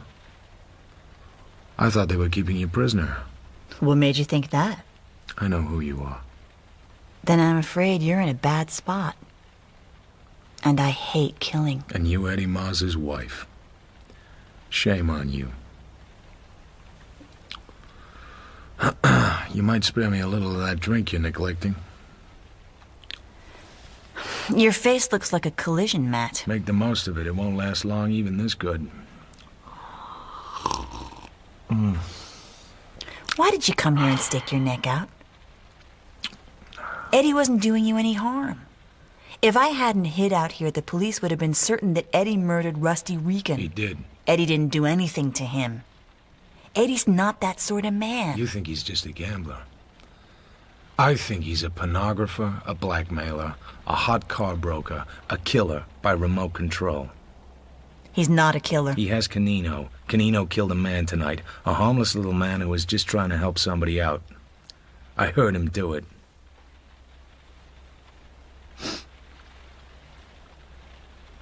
I thought platinum hair was out of style.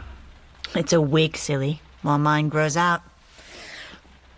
Cut mine off, see? Why? To show Eddie I was willing to do what he wanted me to do.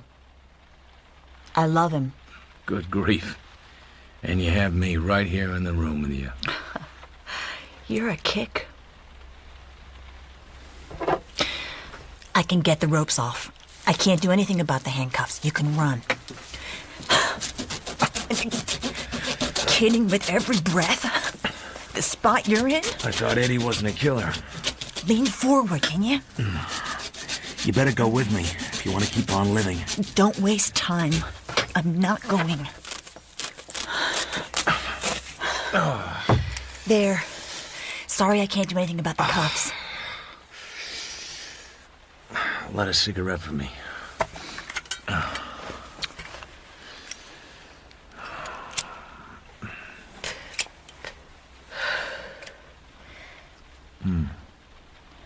Okay? Hello, Silverwig. Don't waste time. How long will you last after turning me loose? I'm not going. Kiss me, Silverwig. Please go. There's no hurry. All this was arranged in advance, timed with a split second, just like a radio program. No hurry at all. Kiss me.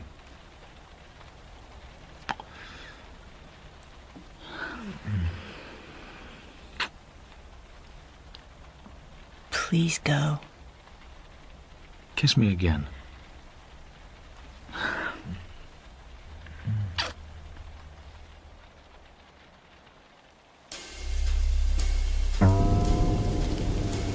I made it back to my car, took my gun from the pocket onto the wheel and started back. I flopped into a ditch as a car hummed by. When I reached the house, the car was parked and empty, the keys hanging in the dash. All I had to do was wait for him to come out. Canino! Hey! Canino! I got into the car and started it. Then I got out again and crouched behind the rear wheels. That did it. He needed that car. A darkened window slid down. Glass shattered in the coupe.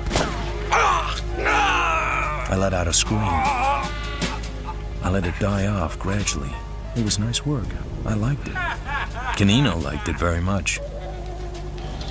The house door crawled open. Silverwig moved out onto the porch. Canino came crouched methodically behind her. It was so deadly it was almost funny. I can't see a thing. The windows are misted. Get closer.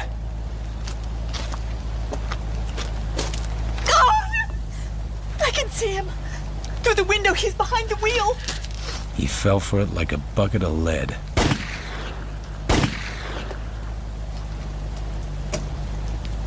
Finished? I shot him 4 times. He leaned forward, holding himself together with his broad hands. Then he fell face down on the broad gravel. I was afraid you'd come back. I told you. We had a date.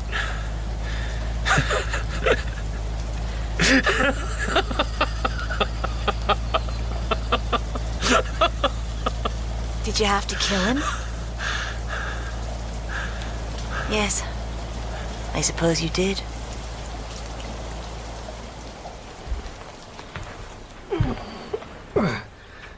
I hear there's been some killing. Yes, General. The police through with you? For now. I didn't ask you to look for my son-in-law. You wanted me to, though. You assume a great deal. Is that what you wanted to see me about? I do want you to find Rusty. I'll pay you another $1,000 to find him. He doesn't have to come back. I just want to know that he is all right, wherever he is. Am I clear? Yes, General.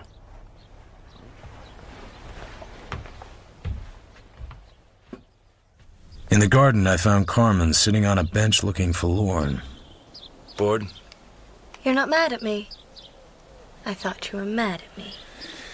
I brought you back your gun. I cleaned it and loaded it for you. Take my tip. Don't shoot it at people unless you get to be a better shot. Teach me to shoot. Teach me to shoot, I'd like that. Here. It's against the law. I know where. Down by some of the old wells. We reached the place she meant in 10 minutes. Half a dozen stained wooden derricks, a pile of rusted pipe, dusty eucalyptus, stagnant oil-scummed water.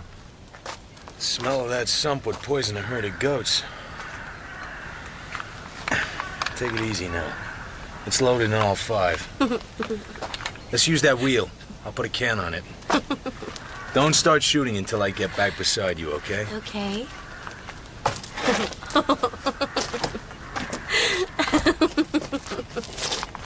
Stand there, you son of a bitch! Stay there!